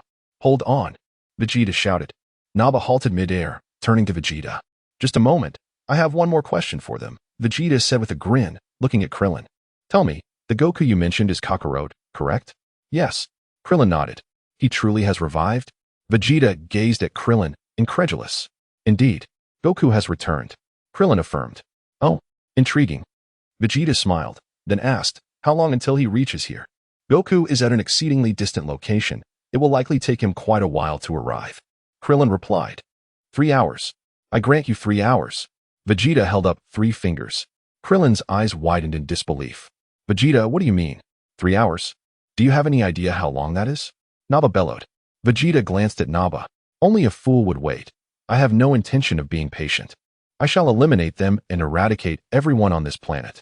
Nappa, in a foul mood, charged swiftly towards Krillin and the others. Krillin's complexion shifted in fear. Gohan, trembling, closed his eyes and shielded his face with his fists. Nappa. Vegeta shouted. Are you ignoring my orders? Just as Vegeta's words echoed in the air, Before he could finish speaking, the formidable Nappa inexplicably vanished from sight. Vegeta, bewildered, gazed at the space where Nappa had stood. Where did he go? How could he have disappeared? In haste, Vegeta activated his scouter, desperately seeking Nappa's presence. Yet, the scouter revealed no trace of him. Am I mistaken? That giant has truly vanished? Krillin rubbed his eyes in disbelief. What on earth is happening? Piccolo furrowed his brow, sensing the surreal nature of the situation. Vegeta, where is the sword? What has transpired? Where is he? Gohan echoed with confusion. Could it be that the little one caused the giant's disappearance? Piccolo speculated. Hey, what on earth did you all do? Vegeta surveyed the surroundings, questioning Piccolo and the others. It wasn't him who made the giant disappear. Piccolo retorted, his brow knitted in concern. What is going on? Krillin scratched his head, pondering aloud. Do you think that guy might be hiding, planning to ambush us? Do you believe that, given his strength, such an action is necessary? Piccolo glared, unimpressed. Hello, you possess a vivid imagination. Perhaps he intends to launch a surprise attack on that short fellow. Krillin's mind is brimming with creativity. Vic has fallen silent. Is your mind not functioning properly? In the distance, atop the lofty mountains, has he vanished? That Saiyan named Nappa has disappeared. Bulma exclaimed, immediately turning to Fong Yun. I told you. Your brother-in-law is quite remarkable, Tai Si remarked with a smile. Could it truly be that it was her brother-in-law who made him vanish? Bulma gazed at Fong Yun in disbelief. Fong Yun merely smiled, offering no explanation. To make someone disappear from such a distance, today, Bulma has truly broadened her horizons. Not too far, this distance is trivial, Fong Yun chuckled. Bulma retorted, this is not far? I need a high-powered telescope just to see them. At the battleground. What on earth is happening? Where is Nappa? Vegeta floated high in the air, searching for Nappa's silhouette and shouted, Hey Nappa, come out. Yet, there was no response from Nappa. Below, I recalled Fong Yun once mentioning he could help us erase someone. Cold sweat beaded on Krillin's forehead. Fong Yun? Who is he? Piccolo furrowed his brow. He's Bulma's brother-in-law. You may not have noticed him, Krillin explained to Piccolo. What do you mean by erase? Piccolo inquired again. Gohan perked up his ears. I've heard that Fong Yun is a magician who can make people vanish into thin air. I wonder, could it be that Fong Yun made that tall guy disappear? Krillin speculated. A magician? Making someone disappear? Piccolo wiped the sweat from his brow. Your boasts are indeed impressive. What manner of magician could possibly make a living being disappear entirely, especially when that being is a formidable Saiyan? Have you indulged in too many fantasy novels? With a thundering descent, Vegeta landed before the trio. Tell me, what transpired just now? And where is that Namekian? He inquired, his expression darkening. We are equally in the dark. Was it not your doing? Krillin hesitated, acutely aware that revealing the truth about the Namekian's erasure by Fong Yun was out of the question. Moreover, Fong Yun had not been present at any point throughout this ordeal. Krillin remained uncertain whether Fong Yun was indeed responsible. Regardless, even if he were, Krillin had no intention of disclosing it. They vanished into thin air. Cold sweat trickled down Vegeta's face. However, he quickly inhaled deeply, striving to regain his composure. Let us set aside that fool for now. I shall grant you 3 hours, until Kakarot arrives. Vegeta offered a slight smile. What do you think? I am rather magnanimous. Am I not? A brief silence enveloped the group. Before we await Kakarot's arrival, might you guide me to behold that divine sword? Vegeta pressed on. Krillin, devoid of any ideas, turned to Piccolo for guidance. Show him. Piccolo nodded toward Krillin. In truth, Piccolo was equally intrigued by the fabled sword. The turtle hermit had mentioned that in times past, an individual wielded it with ease. Could it be that with my current strength, which far exceeds that of Raditz from a year prior, I am incapable of moving the sword even slightly? Follow me. Piccolo beckoned Vegeta, soaring into the sky. Gohan and Krillin followed suit, with Vegeta smirking as he ascended alongside them. Whoosh. The four flew swiftly towards the Turtle Hermit's island. This is bad. They are heading to the Turtle Hermit's abode. Bulma exclaimed, hastily retrieving her phone to call the Turtle Hermit and explain the situation. That Saiyan intends to come here? Excellent. I too wish to see whether he can lift that sword. Rest assured, this matter is in my capable hands. The Turtle Hermit responded with calm assurance. Upon ending the call, he nonchalantly tossed out a capsule, which transformed into a submarine. The Turtle Hermit swiftly boarded the vessel. Master Roshi, where are you off to? The old turtle inquired. Are you coming or not? The Turtle Hermit pressed. Should we not eliminate him? The old turtle suggested. But master, did you not just claim that this is under your control? The old turtle felt utterly defeated by the turtle hermit. In the presence of a lady, one must exhibit an air of righteousness. After all, she cannot see. With a serious demeanor, the turtle hermit declared, diving into the submarine, vanishing from sight. The submarine plunged into the depths of the ocean. Before long, a periscope emerged from the vessel, its lens trained upon the island. The old turtle swiftly swam away, escaping from the realm of trouble. A minute later, Piccolo and Vegeta descended upon Master Roshi's small island. This is the sword. Krillin pointed to the divine blade lying on the ground. It indeed appeared extraordinary. Vegeta gazed at it silently. Yes, my master informed me that only those destined can grasp this divine sword, thereby awakening the latent energy within, significantly enhancing their power. Krillin nodded. With a smile, Vegeta approached, bent down, and grasped the hilt of the sword. At the moment he made contact with the divine blade, a weight he had never felt before enveloped him. Lift. Vegeta's energy surged as he attempted to raise the sword. Yet, despite his utmost efforts, the divine sword remained immovable. How is this possible? Vegeta was utterly astonished. It's merely a broken sword. I, the warrior of the Saiyan race, the prince of the Saiyans, the most exceptional fighter among them, cannot lift a mere sword? With all his might, Vegeta exerted himself, yet the divine sword remained steadfast. Breathing heavily, he glared at Piccolo, Krillin, and Gohan with a fierce intensity. The fact that you cannot lift it merely indicates that the sword is not meant for you. Krillin hastily interjected, waving his hands. Calm down. Consider this. There are many people on Earth, yet none have managed to lift this sword. Vegeta narrowed his eyes, his gaze conveying a message to Krillin. Please continue. If you utter anything that displeases me, I shall eradicate you immediately. Krillin inquired, have you seen Thor? What? How could Vegeta have watched a film? To put it simply, this is a novel penned by the renowned author Miss Ties on Our Planet, which has been adapted into a film, Krillin hastily clarified. Thor wields a hammer that none can lift but him. Regardless of one's strength, it appears this object, akin to Thor's hammer, awaits a worthy bearer. Nonsense. Vegeta retorted darkly. I must assert with utmost conviction that if Kakarot had not been resurrected, today would mark the end of Earth. I could effortlessly obliterate this planet. Do you comprehend? Yes. Krillin nodded vigorously. Piccolo silently approached the divine sword, bending down to grasp its hilt, exerting a gentle force. Vegeta cast a scornful glance at Piccolo and smirked. If I cannot lift it, what makes you think a Namekian could even budge this wretched sword? Piccolo gently shook his head and released the divine sword. Gohan, why don't you give it a try? Piccolo urged son Gohan. Me? I can't do it. Gohan quickly waved his hands. How would you know unless you try? Piccolo snapped. All right, I shall give it a go. Gohan stepped forward to grasp the sword's hilt. The divine sword remained utterly unresponsive. Atop the mountain, Bulma scratched her head. They've gone to Master Roshi's place. We lack surveillance from there. What should we do? Should we fly over to check? They merely went to retrieve the divine sword. I trust they will return shortly. Fong Yun replied with a smile. Will they return? They wouldn't engage in battle at Master Roshi's, would they? Bulma questioned. No, Master Roshi's island is too small for a proper fight. They will likely return to the previous location, Fong Yun assured. Then shall we wait here? Bulma nodded. Let us wait. It's rare to have some material for the story, Ties remarked. Fong Yun did not oppose. Indeed, it wasn't long before Vegeta and the others returned, flying back from the distance. Brother-in-law, you truly possess foresight, Bulma exclaimed, gazing at Fong Yun in astonishment. It's nothing, Fong Yun chuckled. Brother-in-law, can you erase that other Saiyan as well? Bulma inquired. Yes, Fong Yun nodded. Then brother-in-law, why not eliminate Goku directly without waiting for him to return? Bulma asked. Bulma, would you not wish to see the fruits of Goku's training with King Kai? Fong Yun replied with a smile. It is easy to erase someone, but restoring a person is not so simple. What do you mean? Bulma was taken aback. If it is erased, it ceases to exist. Even the eternal dragon may not be able to restore it, unless a more powerful dragon were to intervene, Fong Yun replied. That Saiyan named Vegeta seems rather useless. What purpose does he serve? Bulma inquired, puzzled. What if I told you he might be your future husband? Would you believe it?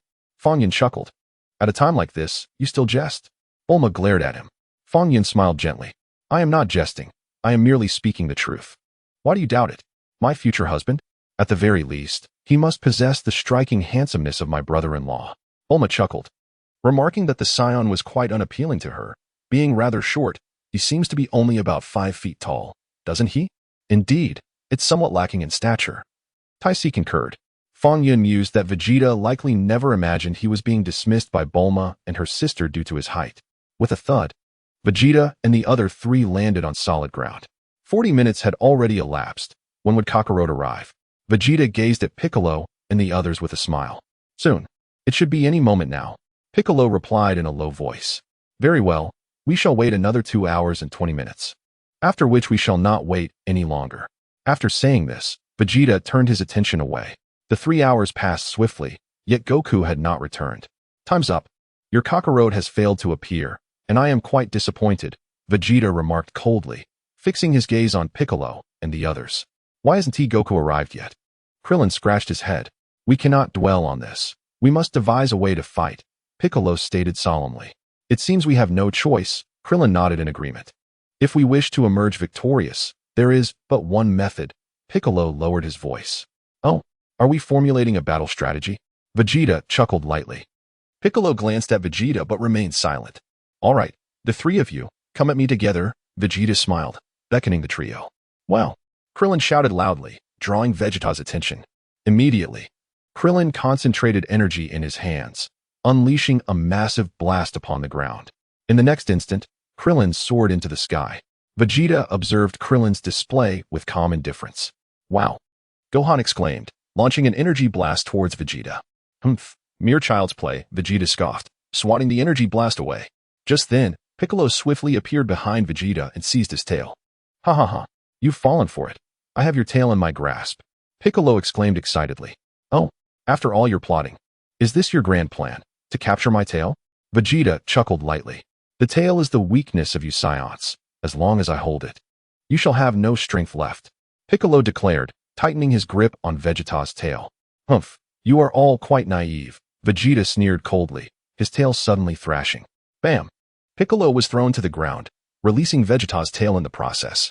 A bunch of fools, do you really believe I would not overcome my weakness? Vegeta chuckled lightly, delivering a swift kick to Piccolo's form. Piccolo soared into the air before crashing heavily onto the ground, groaning in pain. You have thoroughly disappointed me. This is the extent of your combat prowess, Vegeta remarked with a sneer. At that moment, Krillin suddenly turned his gaze to the diagonal rear. It's Goku's energy, he exclaimed in astonishment. Dad is back, Gohan shouted with excitement. Son Goku, you have finally arrived. Piccolo gritted his teeth and struggled to rise from the earth. Oh, Vegeta pressed a button on his scouter, observing silently. A power level of 5,000. Could this truly be Kakarot? Vegeta's expression shifted slightly, his face etched with murderous intent as he regarded the 3 individuals before him. It's Goku. Goku has returned. Krillin cried out. Humph. Though I cannot ascertain whether this is indeed Kakarot, it would be prudent to eliminate you lot first should you decide to attack me together, Vegeta coldly laughed. Wishing to avert any unforeseen complications, Vegeta contemplated, despite his own formidable power that could easily vanquish Kakarot and his companions. However, he pondered the mystery behind Babbidi's disappearance. To this day, he remained oblivious to the circumstances surrounding it. What if he too mysteriously vanished? A shiver coursed through Vegeta's spine. How terrifying! Who could possibly be responsible for such occurrences? At this point, the only course of action was to strike preemptively. What did you say? Krillin's expression darkened. This is not right. Did you not claim you would wait for Goku's return? You treacherous fiend. You are so fickle. Piccolo growled, his body trembling uncontrollably. As you wish. I have changed my mind, Vegeta remarked with a sly chuckle. Krillin, Piccolo, Gohan. He actually dares to change his mind. How shameless. Let's start with you, little one. Vegeta chuckled coldly, flinging his hand as an energy blast hurtled toward Gohan's position. Gohan, paralyzed by fear, stood frozen in place, forgetting to move. In a critical moment, Piccolo swiftly dashed in front of Gohan, spreading his arms wide. Boom! The energy blast struck Piccolo. Gohan, eyes shut tight and hands shielding his face, trembled in terror. Piccolo let out a piercing scream. By the time Gohan realized the gravity of the situation, Piccolo had absorbed the full force of the attack. His clothing tattered. He gritted his teeth, standing on shaky ground. Uncle Piccolo! Gohan cried out, tears streaming down his face. 5 seconds passed. Bang! Piccolo collapsed to the ground, raising a cloud of dust. What a pity. I aim to extinguish Kakarote's son, yet you have altered the order of death, Vegeta remarked with a smirk. Gohan, you must leave this place immediately. Run as far as you can. Piccolo's life force was rapidly waning. Uncle Piccolo. Gohan sobbed uncontrollably. Who would have thought that the formidable Piccolo Daimao would sacrifice himself for a mere child? Piccolo smiled faintly. Gohan, you have transformed me. Now, hurry and flee. With those final words, his head tilted, and he departed from this world. Piccolo is dead, Bulma stated somberly. Fong Yun, are you truly not going to save them? Taiz asked quietly, gripping Fong Yun's hand. It's all right. We can revive them with the Dragon Balls from Namek, Fong Yun reassured her. This is his journey. Only through this will he redeem himself and begin anew. Indeed, this is Piccolo's journey, and it stands as a crucial lesson in Gohan's growth. If we were to save Piccolo now, how could he purge the darkness within? Everyone has their own fate. Fong Yun, too, cannot resolve all their crises. To do so would not be helping them, but rather harming them. Wah! Gohan erupted in fury, unleashing a magical flash toward Vegeta. Power level 2,800. This little one is indeed remarkable, Vegeta noted, glancing at the intensity of the attack without concern. Bang! With a casual wave of his hand, Vegeta swatted the magical flash aside. Little one, you truly are the offspring of a Saiyan. The rate at which your power grows is impressive. Vegeta stepped forward and seized Gohan by the collar, lifting him off the ground. Let me go? Gohan shouted vehemently. Bang! Vegeta exhibited no courtesy, delivering a powerful blow to Gohan's nose. Several of Gohan's teeth were knocked out, and blood gushed from his nostrils. Huh! Vegeta paused momentarily, suddenly sensing a movement behind him. Whoosh! He evaded Krillin's surprise attack, delivering a swift kick that struck Krillin squarely in the chest. Krillin was sent flying, crashing heavily to the ground, finding it difficult even to move. You two shall meet your end, Vegeta declared, throwing Gohan in Krillin's direction. Instantly, Gohan hurtled towards Krillin, and a collision between them would surely result in their demise. In that critical moment, an orange-hued figure materialized on the scene, catching Gohan and halting his descent. Gohan looked in astonishment at the figure beside him. Gohan, you've grown. Goku smiled at Gohan. Dad, you've finally come. Gohan cried, overwhelmed with emotion. Goku turned to Krillin, who weakly waved his hand. Krillin, I apologize for my tardiness, Goku said solemnly, then glanced at his fallen comrades one by one. Goku's power level steadily increased. What's my brother-in-law doing on the screen? Krillin chuckled. Now, leave it to me. I will handle him. Goku fixed his gaze on Vegeta and added, but Krillin, you have truly accomplished something remarkable, having eliminated a Saiyan. It wasn't us. He mysteriously vanished, Krillin replied. What's the matter? Goku inquired, puzzled. Goku, let us not dwell on that. We must defeat him first, and I will explain everything in detail afterward, Krillin responded. I will strive to defeat him. Goku nodded gently. Kakarote, it's truly you. You have returned. Vegeta exclaimed, his eyes widening in disbelief. So the Dragon Balls are real. There truly exists a Dragon Ball that can grant any wish. And that legendary sword awaits its worthy wielder. Earth is indeed a wonderful place. Gohan here. Take this last Senzu bean. You and Krillin shall split it, Goku said, producing a Senzu bean, splitting it in half, and feeding it to Gohan. Simultaneously, he offered the other half to Krillin, and both quickly regained their strength. Vegeta's eyes widened in shock. Is that all it takes? I will not spare you. Goku's aura surged, his power escalating. Power level 6,000, 7,000, 8,000. Vegeta gasped in astonishment. Kaioken times 2. Goku shouted. Whoosh. Sun Wukong swiftly darted towards Vegeta. Bang. Wukong's fist struck Vegeta's face. Vegeta was sent flying backward. Wukong. Well done. Bulma exclaimed excitedly. Bang, bang, bang. Wukong unleashed a flurry of attacks on Vegeta. Kakarote. Is this your strength? Vegeta scoffed after enduring Wukong's assault for a moment. Bang. Immediately, Vegeta landed a punch on Wukong's nose, causing blood to spurt forth. Bang. Vegeta delivered a powerful kick, sending Wukong tumbling through the air. In the next instant, another kick connected with Wukong's chest, causing him to slide backward, barely managing to stay upright. Wukong pushed himself off the ground, rose to his feet, wiped the blood from the corner of his mouth, and gazed at Vegeta in astonishment. How about it, Kakarote? Did you truly believe you could surpass me, a genius warrior? Vegeta looked down at Wukong with disdain. Wukong remained silent. Let me enlighten you. As Saiyans, we undergo power level tests from birth. I heard your power level was merely 2 when you were born, thus categorizing you as a low-class warrior, destined to be sent to a planet of little significance. Vegeta smiled smugly at Wukong, while I, as the Prince of the Saiyans, am the most gifted Saiyan in history. Allow me to assure you, Kakarot, even if I were to fight with one hand behind my back, I could easily obliterate you. Wukong thought, he isn't boasting. What he says is true. What a formidable opponent. Huh, he is the Prince of the Saiyans? Bulma gazed at the screen in astonishment. No wonder he is so powerful. Tais pondered. Can Wukong defeat him?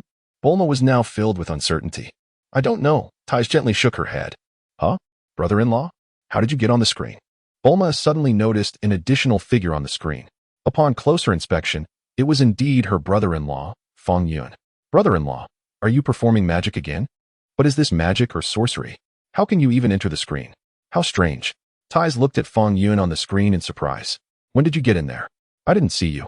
I can no longer bear to listen. Fong Yun sighed, turning to Bulma and Tais from the screen. Bulma appeared bewildered, and Tais wore a confused expression. What do you mean you can no longer bear to listen? What does that mean? Who are you? Vegeta asked, regarding Fong Yun with curiosity. How did this person appear? Why was I completely oblivious? Vegeta instinctively pressed the button on his scouter. What? The battle power is untraceable? Vegeta was taken aback, encountering such a peculiar situation for the first time. Fong Yun, what brings you here? This place is perilous. You must leave at once. Son Wukong quickly urged. Atop the mountain peak, brother-in-law has arrived at the battlefield, not merely into the screen. Bulma realized with clarity. When did he make his way over? Taisi was also somewhat astonished. What kind of magic is this? Bulma inquired of Taisi's sister. Is brother-in-law a magician or a sorcerer? Vegeta, where's your left arm? Like mist, like rain, like the wind. Reward for more updates. I am uncertain. Taisi shook her head. Fong Yun, that name seems familiar. Vegeta mused, gazing intently at Fong Yun. Vegeta, you truly have a way with words. I can hardly keep up with your tempo, Fong Yun remarked with a smile. What do you wish to convey? Vegeta squinted at Fong Yun. Not far away. Son Gohan and Krillin were also somewhat perplexed. How did Fong Yun suddenly appear? How did he arrive at the scene? Krillin pondered. I did not see him either. Son Gohan shook his head. Uncle Krillin, who is he? His name is Fong Yun. Have you forgotten? Krillin glanced at Son Gohan. I can't quite recall. I think I've seen him before. Son Gohan scratched his head. Let us not speak for now. Gohan, let us observe what Fong Yun intends to do. Krillin hastily suggested. However, even if he comes over, it may not have much effect. You claim to be the most brilliant Saiyan of all time? Fong Yun inquired. What? You seem remarkably well-versed in our Saiyan history, Vegeta chuckled. Back in the day, I visited planet Vegeta. Your father dared not even breathe in my presence.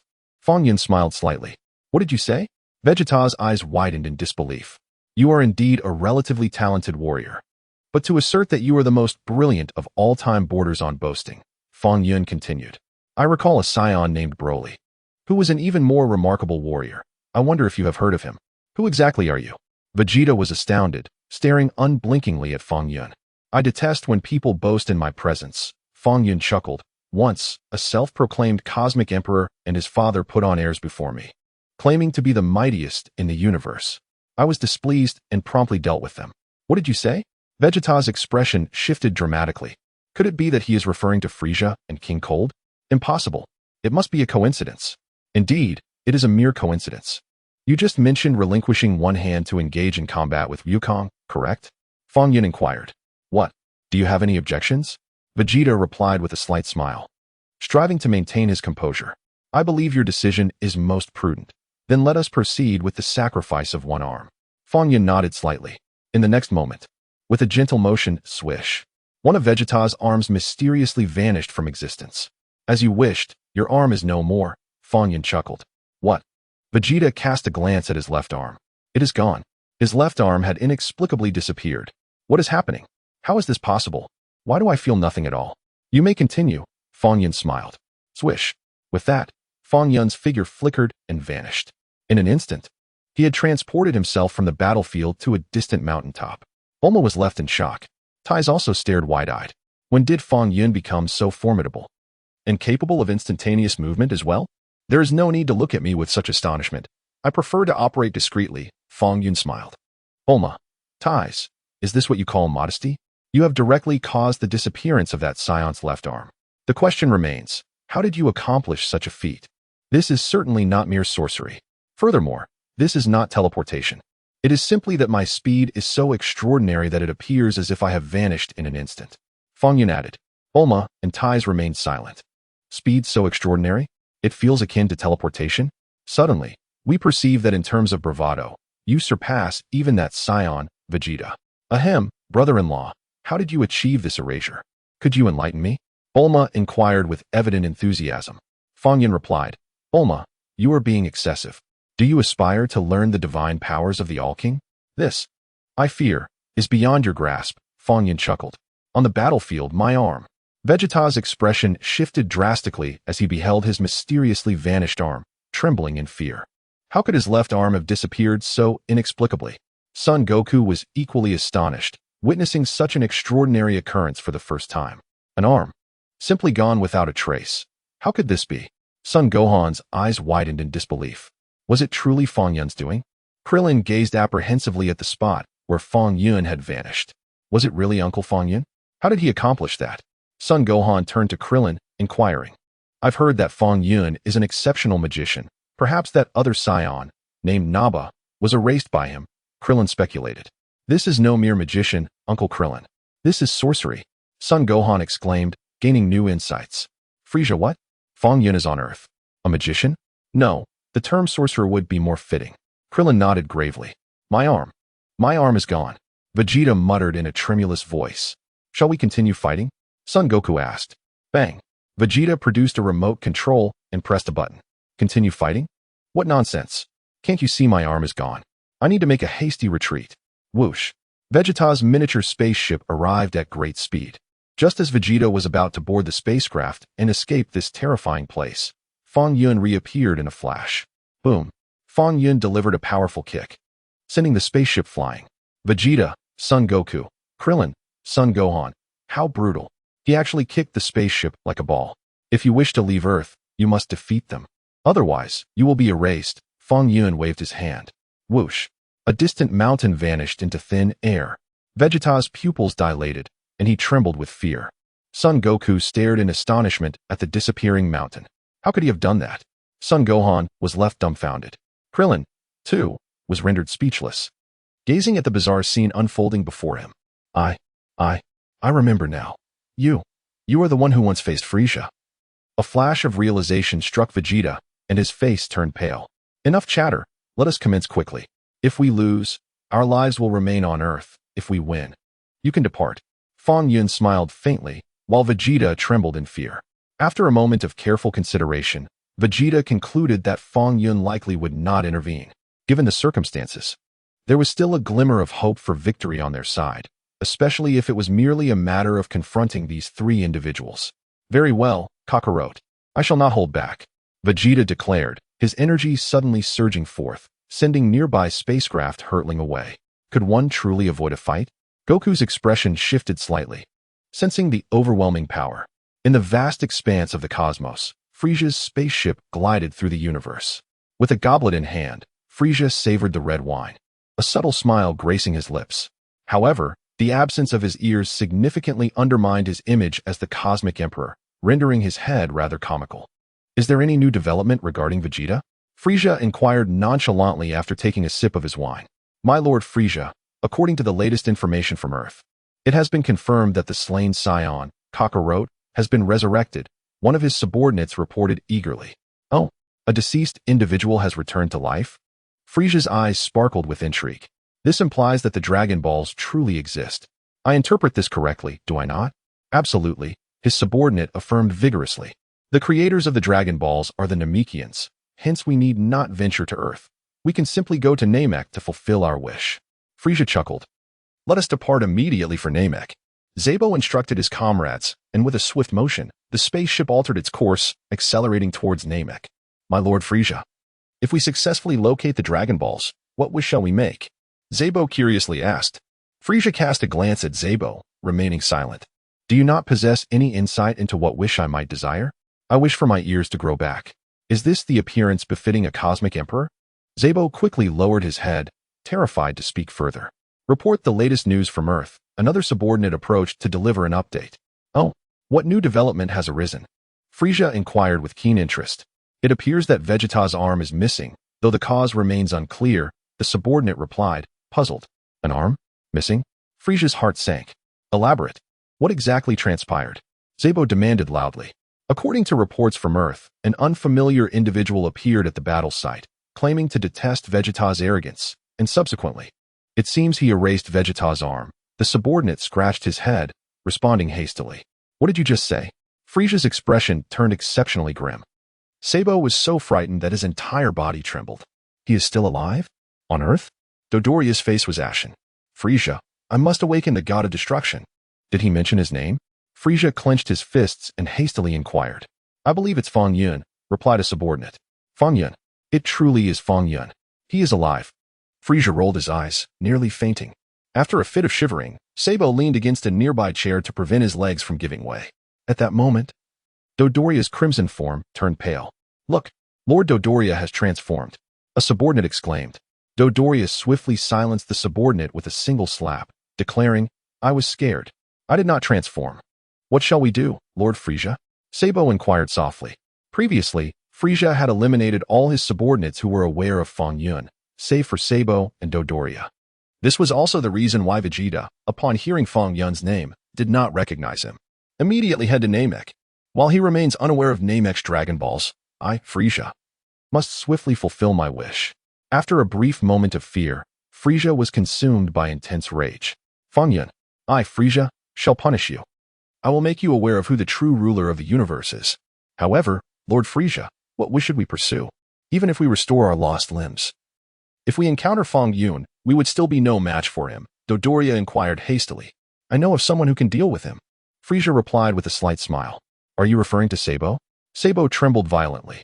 Indeed, the god of destruction. Frieza smiled. It is the god of destruction, my lord. Sabo's face turned pale with fear. What? Are we to seek the god of destruction? Dodoria asked, quaking with apprehension. The god of destruction, Beerus, is currently in slumber. He enjoys sleeping and often does so for 2 to 3 decades, or even longer. Moreover, our spaceship cannot reach his dwelling. Therefore, the only way to awaken Lord Beerus is through a wish, Frieza said, narrowing his eyes. But, Lord Frieza, this is akin to inviting a tiger while warding off a wolf, Sabo cautioned. Follow my orders, Frieza commanded. Frieza, with a cold expression, issued his commands. He certainly would not offer excessive explanations to Sabo and Dodoria. Frieza would not disclose that it was due to Beerus that he was able to annihilate planets within this universe, as that was Beerus's role. While Beerus slumbered, it was Frieza who undertook the work on his behalf. Beerus, should you awaken, at the very least, assist me in resolving this predicament, he thought. As for the notion of growing ears, that was a matter to ponder at a later time. Advance with full force, Frieza commanded. And his spacecraft carved an arc through the starry expanse, accelerating its pace. In the Milky Way galaxy, at the headquarters of the galactic prison, Gak trembled at the corners of his mouth. How terrifying. Those 2 Saiyans have gone to Earth. Beside him stood a being with azure skin, whose countenance remained remarkably serene. Mels, you are frightened too, are you not? They are a race of warriors, Gak remarked, patting Mels on the shoulder. Haha. Indeed, Mels replied with a slight smile. Moreover, they serve the cosmic Emperor Frieza, Gak mused, resting his chin on his hand. Thus, I have resolved to let them fend for themselves on Earth. Gak, did you not make the acquaintance of a certain doctor on Earth? It was his assistance that enabled your return to the base, was it not? Mels inquired with a grin. Yes, indeed. I shall pray for the doctor's safety from this distant galactic patrol headquarters, Gak said, lighting a stick of incense. Mels, Gak, you are being excessive. Very well, let Earth manage its own affairs. As an angel, it is not my place to overly meddle in worldly matters, even though I am merely a trainee angel. Meanwhile, on Earth, Son Goku gasped for breath, blood seeping from the corner of his mouth. Despite unleashing the Kaioken ×2, he remained no match for the one-armed Vegeta. However, Vegeta was not faring well either, having inexplicably lost an arm, which rendered him quite hindered in battle. Vegeta, you are indeed formidable. Even with one hand, I cannot compete with you, Son Goku remarked with a faint smile. So, does this mean I have won? Vegeta said, casting a glance at Fong Yun. Release me at once. I have no desire to continue this battle. Do you know how Lu Ping transformed? Fong Yun disregarded Vegeta. I am filled with excitement. Sun Wukong grinned widely. Vegeta, you possess 2 fully functional arms, while I have lost one of mine. Express your excitement to me. Witness how I will mend you. Vegeta gritted his teeth and swiftly propelled himself towards Goku. Triple Kaioken. Goku clenched his jaw and unleashed the Triple Kaioken. Vegeta observed the readings on his scouter. Bang! The scouter exploded, unable to withstand the onslaught of energy. Vegeta's eyes widened in shock. Bang! Goku landed a punch squarely on Vegeta's nose. What? Vegeta exclaimed in disbelief. This guy, merely a lowly warrior. How can he possess such formidable power? Infuriated, Vegeta surged towards Goku, prepared to retaliate. However, Goku abruptly altered his trajectory mid-air, appearing instantaneously behind Vegeta. Bang! Goku delivered a powerful kick, propelling Vegeta to an impressive height. Vegeta grimaced in pain, seething with rage. I will not spare you, he bellowed, stabilizing himself as energy coalesced in his hands. Yet, the Triple Kaioken was taking its toll. Goku scratched his head, feeling the strain of the technique pushing his body to its limits, trembling with pain. Power boost. Energy surged from Vegeta's palms. A massive energy sphere descending from above. What? Goku looked up, his expression shifting dramatically. Kamehameha. Without a moment's hesitation, he unleashed the Kamehameha wave. Boom. The 2 disparate energies collided, generating an immense shockwave. However, Goku's Kamehameha was considerably weaker and was overwhelmed by Vegeta's power boost. Quadruple Kaioken. Goku gritted his teeth and shouted. Whoosh. The Kamehameha surged upward like a dragon ascending Mount Lu, striking Vegeta directly. Vegeta let out a cry of despair. Propelled rapidly skyward by the force of the Kamehameha. As he ascended through the clouds, he suddenly broke free from the energy wave. Wiping the blood from the corner of his mouth, his expression twisted into one of fury. Unforgivable. Unforgivable. I shall annihilate you all, Vegeta roared, scanning the sky for the moon. Yet, no matter how hard he searched, he could not find its presence. Strange, where is the moon? I distinctly remember choosing a full moon to come to Earth. Vegeta glanced around, suddenly recalling something, his fists clenched tightly, cracking ominously. Kakarot, you vile wretch. Do you think that by destroying the moon, I am rendered incapable of transforming? Wahaha! From the shadows, Akalobe sprang forth, gently patting Sun Wukong on the back. Well done, Wukong. You have finally defeated the Saiyan. Akalobe chuckled heartily. Akalobe, what brings you here? Sun Wukong paused momentarily, wincing in pain. What's wrong? Akalobe inquired. To put it simply, I unleashed a martial technique that transcends the limits of my body, and now I am severely injured. Furthermore, he is still alive. You must leave at once. Sun Wukong gritted his teeth. He is still alive? What a terrifying individual. Akalobe exclaimed, startled. Wukong, take care of yourself. I must depart. With that, Akalobe swiftly ran to Fong Yun's side, believing it to be a safer haven. Fong Yun, why not simply erase him? Must Wukong endure such a strenuous battle? Akalobe inquired, gazing at Fong Yun. Do you have objections? Fong Yun replied with a smile. Akalobe's lips quivered slightly. Fong Yun beckoned him closer, urging him to lean in. Akalobe hesitated but complied. Do you know that fellow named Lepin? Fong Yun asked. That softy? Yes, I know him. We trained together in the temple. Akalobe nodded. Do you know how he became such a softy? Fong Yun continued. Akalobe regarded Fong Yun with a puzzled expression. Fong Yun merely smiled in silence. Suddenly, realization dawned on Akalobe. Why you erased him? Akalobe stammered. Keep it a secret, will you? Fong Yun said, wearing a gentle smile. Akalobe's complexion shifted from pale to green in an instant. Oh no. In the next moment, Akalobe took off at breakneck speed, fleeing far away. Terrified that Fong Yun might erase something of his as well. I do not wish to become a softy. Vegeta, should I crush Fong Yun? At that moment, Vegeta descended slowly from the heavens, landing directly opposite Sun Wukong. However, as Vegeta now possessed only one arm, he lost his balance upon landing and nearly toppled over. Gritting his teeth, Vegeta steadied himself. Humph, Kakarot, do you think I have lost simply because of this? Vegeta scoffed coldly. And do you believe that by destroying the moon, I can no longer transform? Transform? What do you mean? Sun Wukong queried, bewildered. With a swish, Vegeta conjured a shimmering energy sphere in his hand. What is he planning? As he concentrated on this energy sphere, his own aura significantly diminished. Sun Wukong felt a sense of confusion. Kakarot, you should now regret not having your tail. Vegeta erupted into laughter, hurling the artificial moon high into the sky. With a resounding crack, he clenched his fist. The artificial full moon above immediately radiated a golden light. In an instant, Vegeta's form rapidly enlarged, transforming him into a colossal black ape, the one-armed giant ape. With a loud roar, he pounded his chest with one hand. However, his expression quickly darkened as he halted. How could he maintain rhythm in this transformation when he was missing an arm? Vegeta looked down upon Fong Yun, who now appeared to him as mere mouse-sized. One hand could easily ensnare him, or perhaps crush him underfoot. My combat power has surely reached at least 100,000.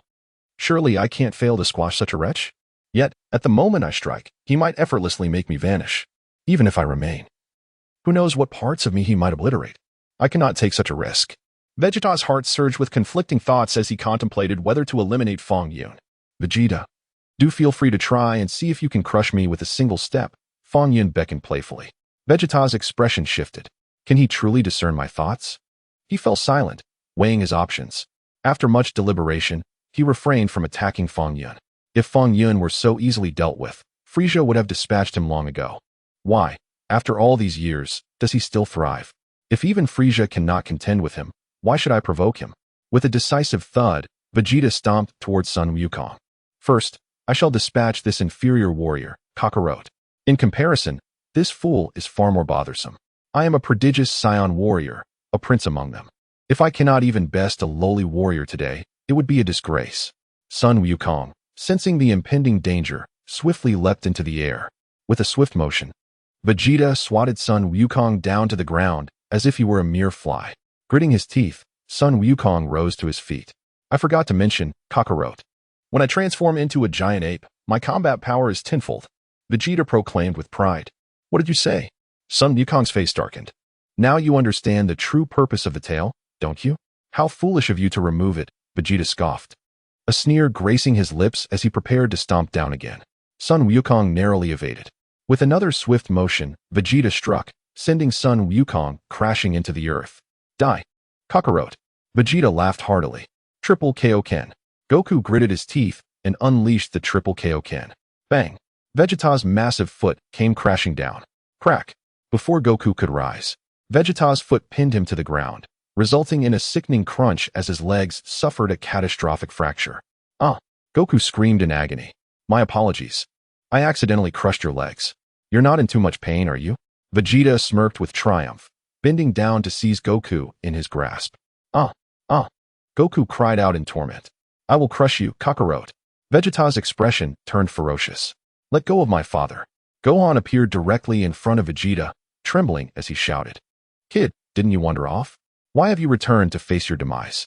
Vegeta glanced at Gohan and chuckled lightly. Behind Vegeta, Keyblade. Krillin stealthily emerged, channeling a Keyblade aimed at Vegeta. Whoosh. In an instant, Vegeta leaped gracefully to evade the attack. Humph, I knew you were lurking nearby, plotting to ambush me. Vegeta sneered, swiftly knocking Krillin to the ground with his tail. Whoosh. Goku bit down on his teeth, unleashing a beam of light from his hand. Bang. The beam struck Vegeta directly in the eyes. Vegeta winced in pain, his grip loosening as Goku fell from the air. My eyes. Vegeta covered his injured eyes, furiously charging toward Goku. Yajirobe, it's your turn. Fong Yun patted Yajirobe on the shoulder. Huh, don't joke around. What am I supposed to do? Yajirobe replied, terrified. You possess such remarkable strength. Simply erase it. Why did you make me come out? What do you mean? How could I possibly be a match for that monster? Go. Cut off his tail, and he will be restored, Fong Yun commanded.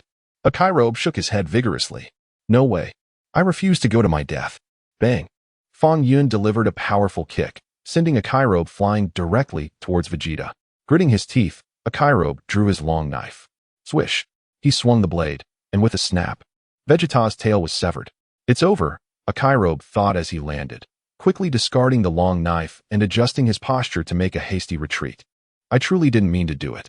It was Fong Yun who threw me. Swish. Vegeta's body immediately shrank back to its original form. Damn it. Vegeta's fury twisted his face, his entire body trembling. With his tail severed, Vegeta's energy plummeted. However, Son Goku and the others also appeared pale, completely exhausted. Vegeta gasped for breath, while Son Goku lay on the ground, gravely injured and barely able to move. It could be said that in this battle, Vegeta had defeated Son Goku with just one arm. Krillin, having overexerted himself in the recent attack, was now drained of energy. Son Gohan still had some strength left, but he was uncertain how to fight. After all, this was his first battle, and he lacked experience. Furthermore, Son Gohan's greatest challenge was his timid nature. Faced with opponents far more powerful than himself, fear was natural. Vegeta stepped forward, prompting Son Gohan and Krillin to prepare for combat. "Hey, Fong Yun. Does this count as my victory?" Vegeta asked, glancing at Fong Yun in the distance, refraining from immediate attack. "Your tone is quite displeasing to me. How should I punish you?" Fong Yun replied with evident dissatisfaction. "What did you say?" Vegeta's expression changed drastically. In his desperation, he unleashed his power cannon towards Fong Yun. Swish. With a mere flick of his hand, Fong Yun effortlessly dissipated the attack. "What?" Vegeta's face fell, disbelief washing over him. His assault was so easily neutralized? Who on earth was this person? Fong Yun smiled slightly as he strode towards Vegeta. "Don't come any closer." Vegeta stammered, trembling in fear. "This person is terrifying." Fong Yun dismissed the situation with a smile and continued to advance. Sun Wukong turned his head, gazing intently at the bizarre scene unfolding before him. Sun Wufan widened his eyes, unable to believe the sight of a pale-faced Vegeta, visibly frightened. Krillin clasped his bald head with both hands, muttering to himself, "If only I were a magician too." In the distance, atop a lofty mountain peak, Bulma stared in astonishment at the screen displaying the dashing Fong Yun. "Could my brother-in-law truly be this formidable?" she exclaimed. "Now you realize it," Tai Si chuckled. "Sister, you're so stingy, with a brother-in-law this impressive. Why didn't you tell me sooner? You had me worrying about him." Bulma inhaled deeply. Tai Si continued, "Actually, if I had mentioned it, I didn't know your brother-in-law was this powerful." Bulma queried, "Would you laugh at me?" "Fong Yun, you've gone too far. I only knew you were an exceptional magician, but I never anticipated your magic to be so extraordinary." In Tai Si's perception, Fong Yun was indeed quite remarkable, but she assumed his skills were comparable to Sun Wukong's. Little did she expect that Fong Yun could easily overpower even the Saiyan prince, Vegeta. "How should I punish you?" Fong Yun pondered, scratching his head. "Don't erase me. Don't erase me," Vegeta shouted loudly. Vegeta instinctively feared that Fong Yun's scratching of his head indicated an intention to erase him.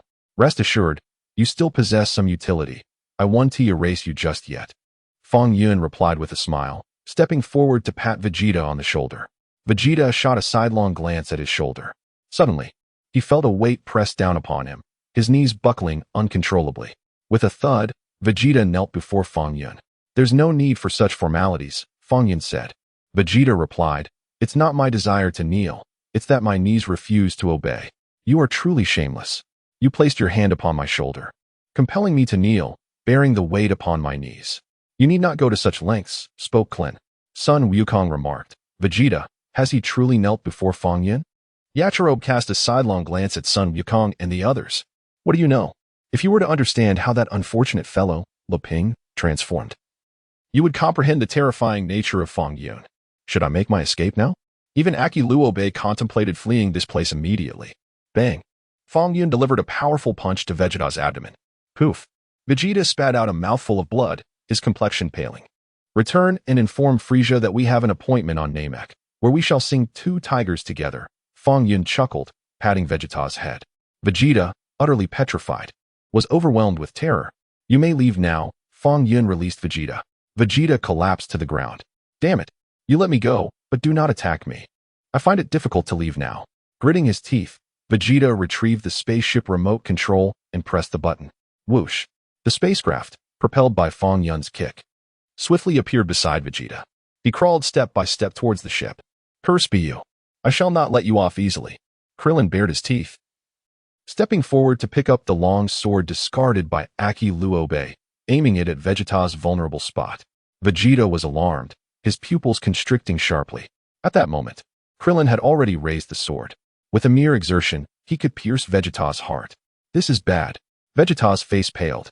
Fong Yun observed Krillin with an expressionless demeanor, a faint smile gracing his lips. Sensing Fong Yun's gaze, Krillin turned to look in his direction. Why does his gaze feel so terrifying? A shudder ran through Krillin's heart. "Krillin, let him go," came the voice of Sun Wukong. "Wukong?" Krillin bit his lip, clenching his fists. "If you release him, Can you truly face the fallen Tianjin Fan and Luping? Vegeta is immensely powerful. Despite my rigorous training, I am still no match for him with just one hand. Sun Wukong smiled. Yet I will strive harder. I will devise a way to defeat him. Next time, I shall compel Vegeta to fight me with both hands. Vegeta exclaimed, Kakarot, you just wait. Do I even have two arms? Are you sprinkling salt on my wounds? Vegeta's nose crinkled in fury, seizing the opportunity. He swiftly ascended the spacecraft and sealed the hatch. Whoosh! Vegeta pressed the ignition button, and the spaceship surged into the starry expanse, leaving behind a fleeting trail of white light before vanishing from sight. After Vegeta's departure, Bulma promptly contacted Master Roshi, urging him to come and retrieve the others. Approximately 10 minutes later, Bulma, Tais, Karin, and Master Roshi arrived at the scene. Moments later, even Ox King and Sun Wukong's wife, Chi-Chi, made their way there. Chi-Chi bypassed Sun Wukong and rushed to embrace her son, Gohan, whom she had not seen for a year, bursting into tears. Subsequently, Krillin, carrying the incapacitated Sun Wukong, boarded the helicopter. With the Senzu exhausted, they had no choice but to transport Sun Wukong to the hospital for treatment. On their way to the hospital, many cast silent glances at Fong Yun. Master Roshi and Karin had gleaned a brief understanding of Fong Yun's recent actions through Krillin and Yardrat.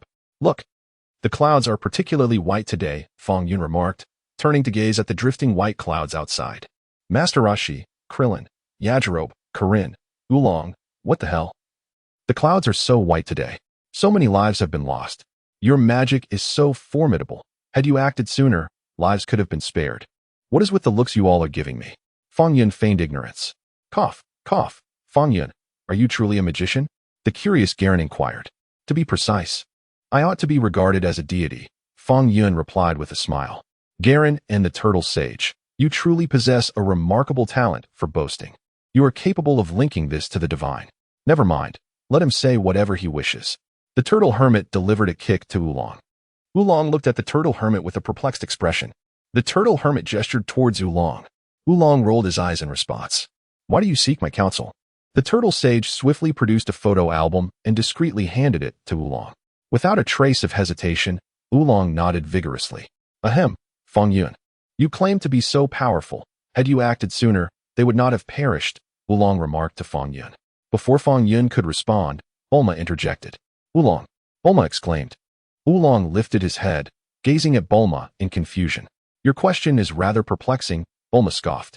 You are a pig, and I now have a craving for roast suckling pig. Would you be willing to offer yourself for my feast? Oolong replied. What an outrageous metaphor this is. I refuse to accept it. I do not wish to be scorched. Did my brother-in-law not mention a year ago that he could assist in erasing one? At that time, you all dismissed it as a jest, did you not? Bulma surveyed the room, hands on her hips, with an indignant demeanor. Silence enveloped the gathering.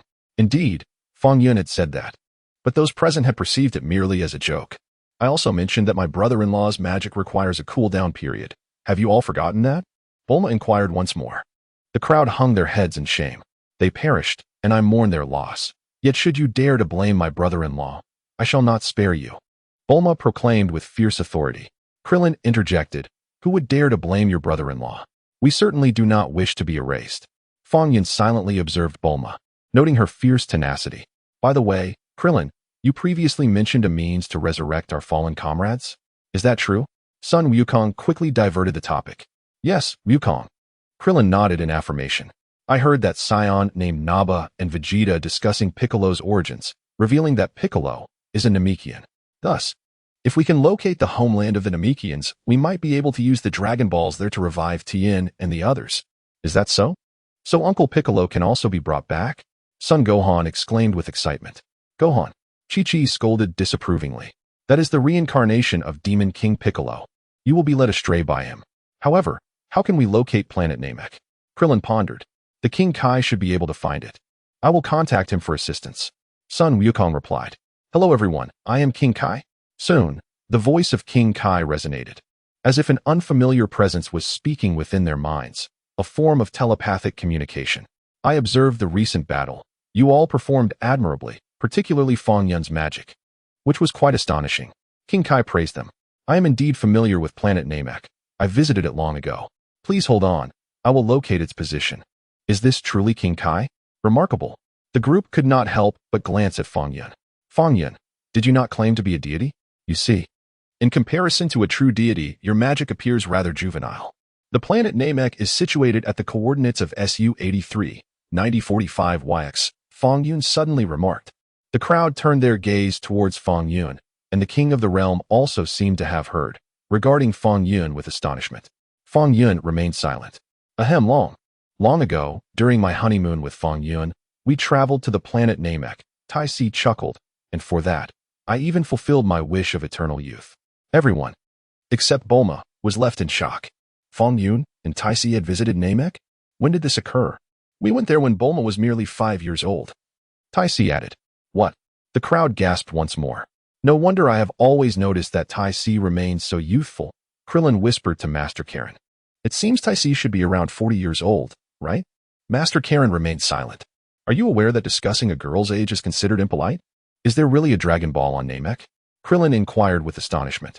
Indeed, there is, Tai responded with a nod, adding, however, do not rejoice too early. With the current technology on Earth, even my father's spacecraft cannot reach Namek within your lifetimes. Vegeta, where is your arm? What do you mean? Why use the term you? Oolong asked in confusion. Because I am immortal, I can land on Namek within my lifetime, Tai chuckled. My sister is correct. With our present technological capabilities, it would take at least a millennium to arrive. Krillin, how did you and Fong Yun travel there back then? Master Roshi inquired. Our family assisted a galactic patrolman, who gifted us a spaceship, Tai explained. But unfortunately, the quality of the galactic patrolman's ship was subpar, and after returning to Earth, its core completely malfunctioned. Now we are in a predicament. We must think of another solution, Krillin said, scratching his head. Fong Yun smiled, remaining silent. Planet Frieza 79, 18 days after Vegeta departed Earth. 2 guards at a space station were engaged in a game of chess. Beep. Suddenly, an alarm sounded. An object is approaching.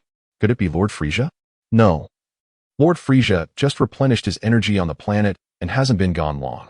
Analyzing the signal, it appeared to be Vegeta's spaceship. Strange. We have not received any return communication from Vegeta. Has something happened? Whoosh. Vegeta's spaceship descended from the heavens, crashing onto the return platform. The 2 subordinates immediately stood at attention, respectfully welcoming Vegeta's return. Odd, there is only one spaceship. Where is Mr. Barda? Why is His Highness Vegeta unresponsive? Upon closer inspection, they discovered that Vegeta had activated the life support system. Quick, transport him for treatment. Under the instructions of the subordinates, Vegeta was taken to the medical room and placed in a healing nutrient solution. His Highness Vegeta is gravely injured. Both his tail and arm are severed, the subordinates lamented. Do not worry. We possess the most advanced medical equipment in the universe. He will recover. Approximately 40 minutes later. Beep. The healing device emitted a signal indicating the completion of the treatment, and Vegeta's eyes suddenly flew open. He stepped out of the apparatus, leaving his companions in astonishment. The device had failed to mend Vegeta's severed arm, nor had it restored his tail. With a scowl, Vegeta gently traced the stump of his arm, gritting his teeth and clenching his fist. That despicable Fong Yun. Once I, Vegeta, ascend to Super Saiyan, I shall ensure you experience the agony of a severed limb. Seething with rage, Vegeta trembled with fury. No, I shall sever both your arms and legs, rendering you utterly immobile. The subordinates of Prince Vegeta watched him with trepidation. Much like Frieza's minions. It matters not. Even with but one arm, I can still engage in battle, Vegeta remarked with a faint smile. By the way, Prince Vegeta, Mr. Chio-E mentioned that should your injuries heal, he has matters to discuss with you, one of the subordinates respectfully stated. Truly, the Saiyan warrior spirit prevails. Even with the loss of an arm, his disposition remains remarkably resilient. Were I in his position, I would be utterly despondent. Chio-E, let him be gone. I have no time to entertain him. Vegeta scoffed coldly, donning his battle attire and affixing his scouter before striding purposefully outwards. No, I must become a Super Saiyan. I believe that once I attain this form, I can exact my revenge on Earth. As the mightiest warrior in the universe, I cannot allow your bizarre sorcery to obliterate me. Yet, how does one transform into a Super Saiyan? Vegeta pondered, feeling that he was not yet worthy of the title. To confront a lowly warrior like Kakarot, he had to transform into a great ape. A Super Saiyan could not possibly be this weak. And Kakarot, wait for me. I will dismantle you piece by piece. Vegeta silently resolved to seek vengeance. As he pondered his thoughts, a mocking voice emerged from behind him. Isn't this the famed prince of the Saiyans, Vegeta? Without needing to turn around, Vegeta recognized the intruder. Suddenly, he felt a weight on his shoulder. He had placed his hand firmly on Vegeta's left shoulder. Vegeta, where's your left arm? How did you lose it? He inquired with keen interest. Remove your filthy hand. Vegeta retorted coldly. He smirked. I never expected the illustrious Vegeta would return from Earth in such a state. Not only did you nearly perish, but you've also lost your tail and left arm. I am curious, as the Prince of the Saiyans. How could you be bested by Earthlings to this extent? Get lost. Vegeta scowled. By the way, Lord Frieza is quite displeased with your unauthorized actions. Chuckled. However, given that you brought him valuable news, he has decided to temporarily overlook your transgressions. What did you say? Vegeta turned, seemingly recalling something. Indeed, Lord Frieza is already aware. Replied with a smirk. Vegeta's pupils contracted. As you suspected, the Dragon Balls. Smiled slightly. Are you implying that? Vegeta's voice lowered. Namek. Beamed. Vegeta's expression darkened. Suddenly, he recalled a statement made by Fong Yun before leaving Earth. Go back and inform Frieza that we have agreed to meet on Namek to sing Two Tigers together. So, Fong Yun will also travel to Namek? Frieza likely remains unaware of this matter. What wish does Frieza intend to fulfill with the Dragon Balls? Vegeta, at this moment, regained his composure. How would I know Lord Frieza's desires? Replied with a faint smile. You should focus more on your own affairs. In an instant, Vegeta disregarded and transformed into a streak of white light, swiftly heading towards the spaceship. With a resounding thud, Vegeta opened the spaceship's hatch. The vessel tore through the void, propelling itself rapidly towards Namek. I wish to become a Super Saiyan, Vegeta declared. Stop right there, Vegeta. Who permitted you to act on your own? Roared in fury. Dare you disregard my existence? Vegeta, I, shall obliterate you. With that, promptly boarded his spaceship, pursuing Vegeta. In the Milky Way, on Earth, not long after Son Goku was hospitalized, Mr. Popo from the temple sought out Bulma, offering her a spaceship from Namek. Bulma took the spacecraft home for modifications.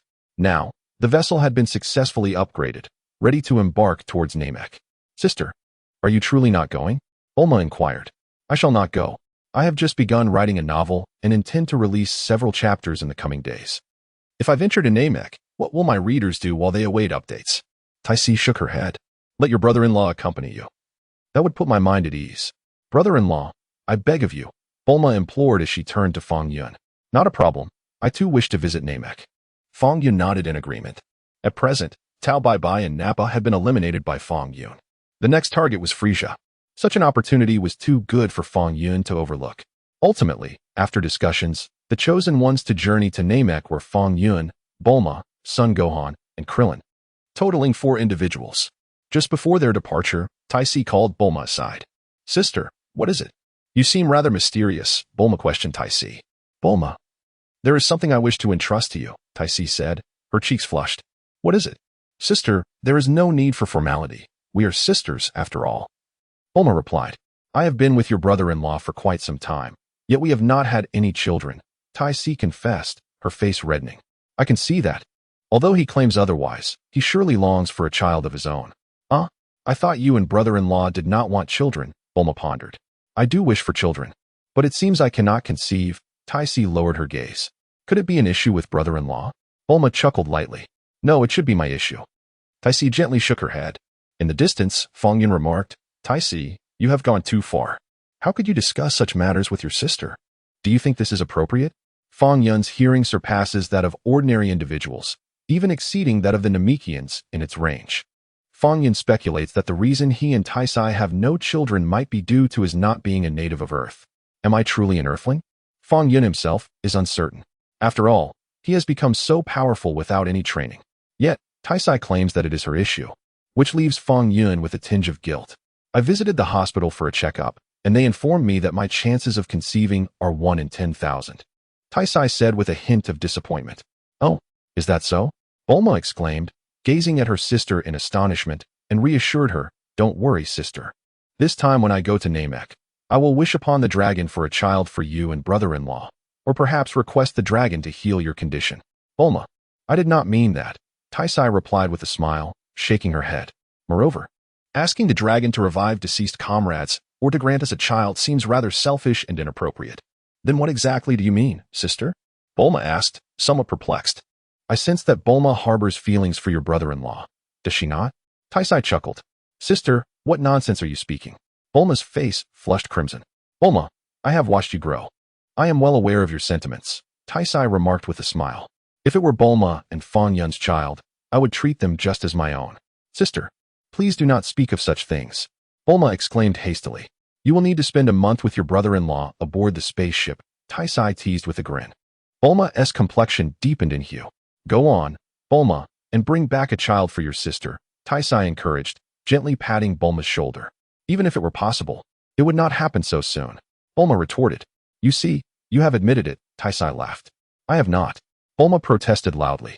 What are these sisters quarreling about? Krillin asked. Looking utterly baffled, Sun Wukong shook his head. After a while, a fuming Bulma marched over and boarded the spaceship. Fong Yun and Taisai shared an embrace and waved goodbye. Taisai winked at Fong Yun. Whoosh. The spaceship soared into the sky, swiftly entering the vast cosmos. It would take a month to reach Namek. The time felt exceedingly long. Bulma pondered, glancing at Fong Yun and asking, Brother-in-law, what do you think we should do during this month? Surely we cannot remain idle. As she spoke, Bulma flashed a playful wink at Fong Yun. What is the meaning behind your winks at me? Krillin swallowed hard. At this moment, Bulma appeared utterly enchanting.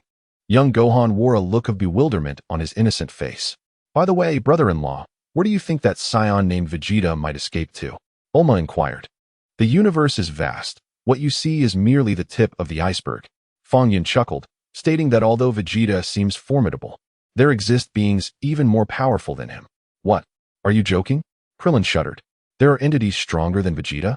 Gohan's face paled in fear. Indeed. Their power could be magnitudes greater.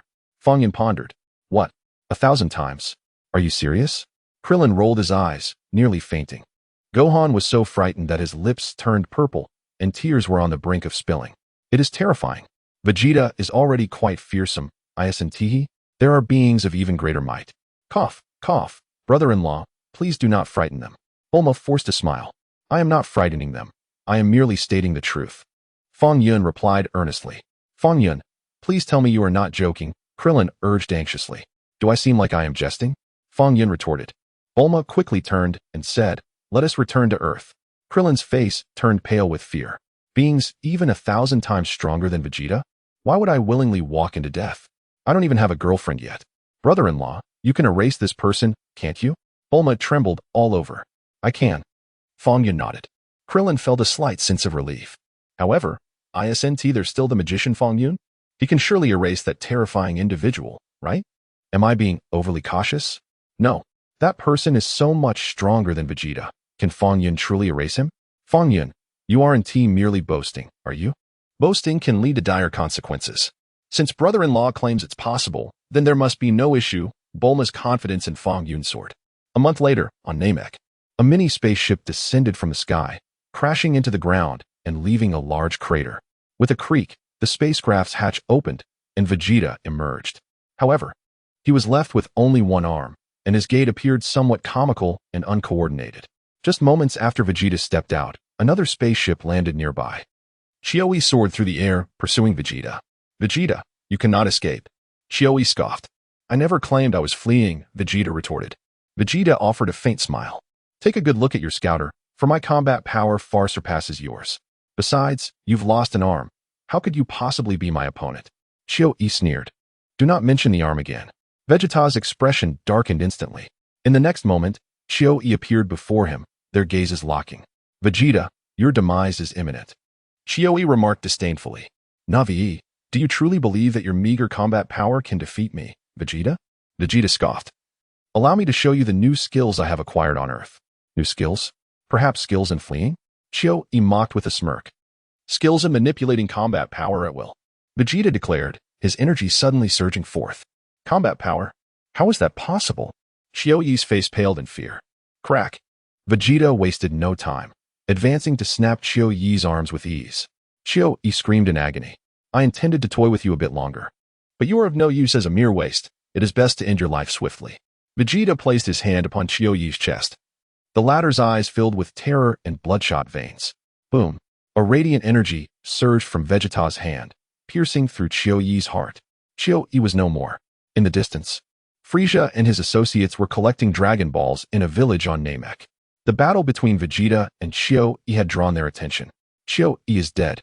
Effortlessly dispatched by Vegeta, his combat power has indeed increased, Dodoria remarked solemnly. Such a trivial amount of power. You and Zarbin together could easily defeat him, Frieza chuckled.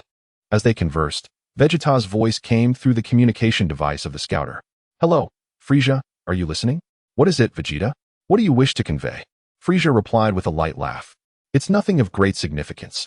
I merely relay a message from someone else, Vegeta said with a smile. Frieza's heart sank, a sense of foreboding washing over him. Someone asked me to inform you that he will meet you on Namek. And together you shall sing two tigers. Vegeta relayed Fong Yun's words to Frieza. Frieza's pupils constricted, and his expression suddenly shifted. Dodoria trembled in fear, his complexion paling. Sabo was drenched in cold sweat. In that moment, time seemed to rewind to several years prior, on the planet known as Frieza number 88. A fearsome demon was teaching them to sing two tigers, the melody enchanting. However, recalling the lyrics of that song elicited a chilling laughter from Vegeta, who exclaimed, "Ha, Frieza. I never anticipated you would find yourself in such a predicament." He maniacally laughed as he ripped off the scouter and crushed it in his hand. "Curse it," Frieza bellowed, seething with rage. "Quickly, find the Dragon Balls. My Lord Frieza, we need not worry. With the technological prowess of Earthlings, it is impossible for them to reach this planet." Sabo murmured, taking a deep breath. Frieza cast a glance at Sabo, remaining silent. The spaceship carrying Fong Yun descended on Namek. Fong Yun's vessel and Vegeta's ship actually landed in rapid succession, with Fong Yun's craft arriving slightly earlier. Fong Yun, accompanied by Bulma, stepped onto the surface of Namek. Is this truly Namek? Bulma mused, gazing up at the sky where three suns shone brightly. At that moment, the four onlookers witnessed Vegeta and Qiuyi's spaceship, as well as Vegeta effortlessly dispatching Qiuyi. Vegeta has become even more formidable than before, Krillin muttered. Brother-in-law, there are indeed Dragon Balls on Namek, Bulma exclaimed. Producing the Dragon Ball radar and pressing the button, pointing at several bright spots on the device. Strange, it appears that 3 Dragon Balls are converging in one location. Krillin glanced at the radar.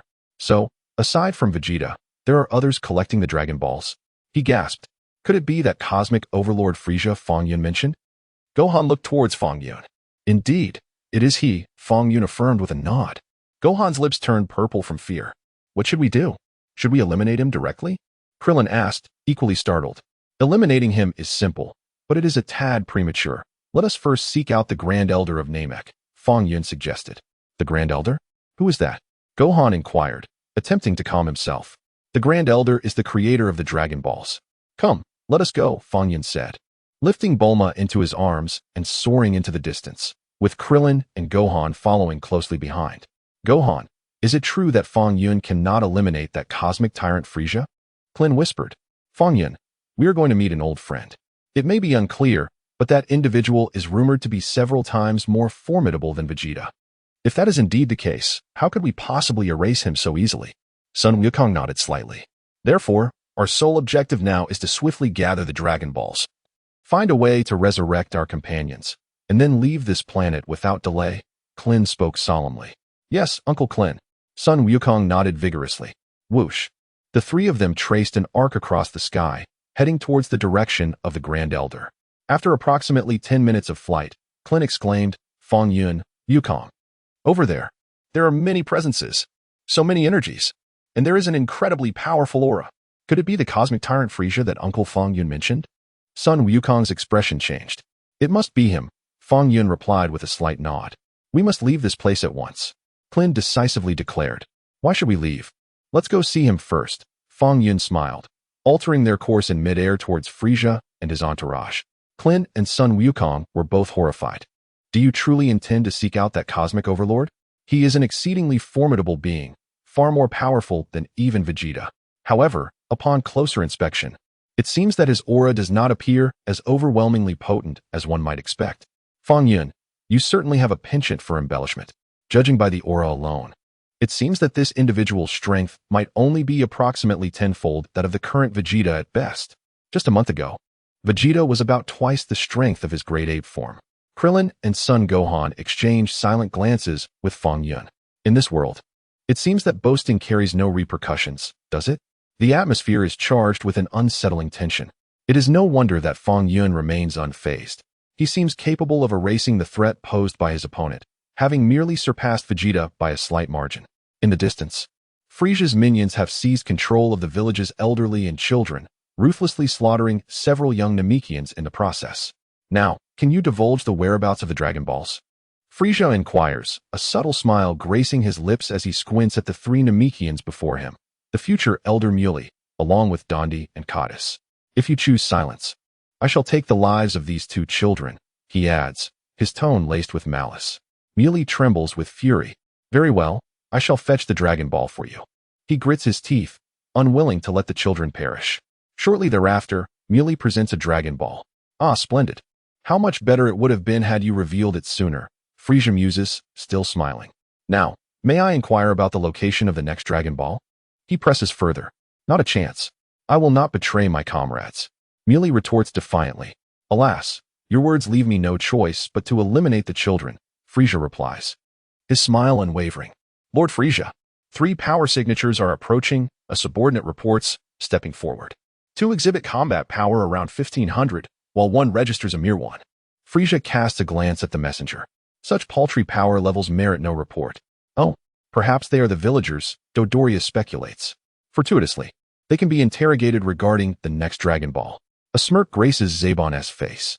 Elder, have you reached a decision? Frieza directs his gaze once more at Muley.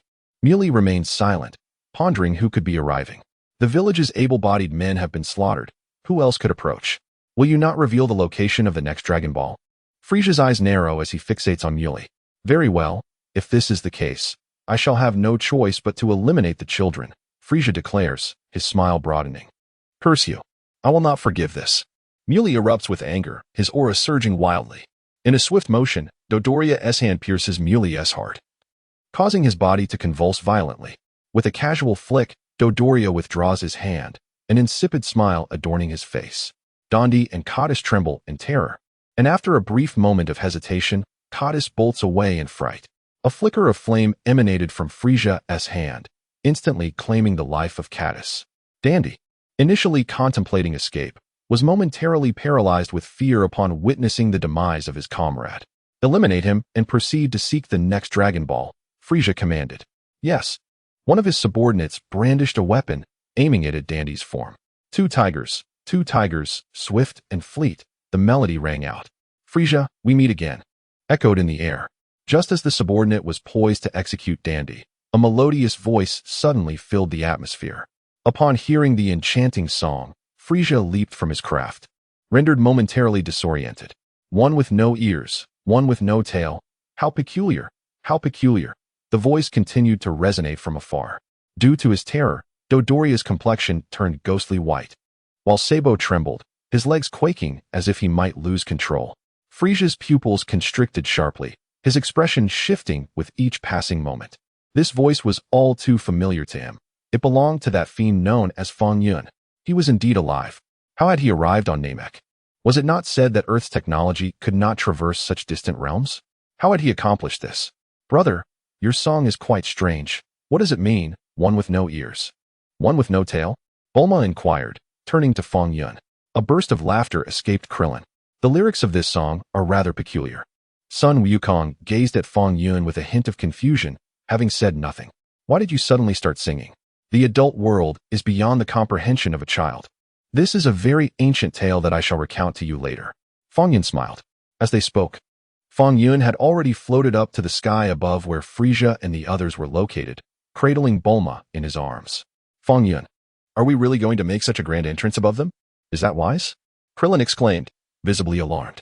Among the individuals below, 3 emanated an aura of sheer terror, particularly the one seated within the spacecraft. His head is rather peculiar, almost spherical. Doesn't he have ears? And those 2 others, one with a single eye and another, like me, lacking a nose. Such strange beings, Krillin observed, his eyes darting nervously. How terrifying. A horde of monsters. Who dares to act recklessly before Lord Frieza? One of Frieza's subordinates shouted at Fong Yun and his companions. Bang!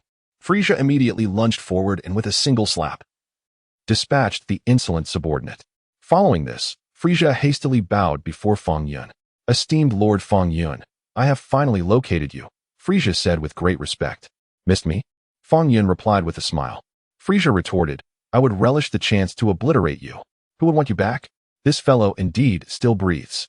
How naive of me to believe he had perished. With a swift motion, Fong Yun descended from the sky, landing gracefully before Frieza. With Son Gohan and Krillin trailing behind him, both bewildered by the scene. That individual shows such deference to Fong Yun? Frieza, how have you fared over the years? Fong Yun greeted him. Quite well, Frieza replied promptly. And what of that little tiger?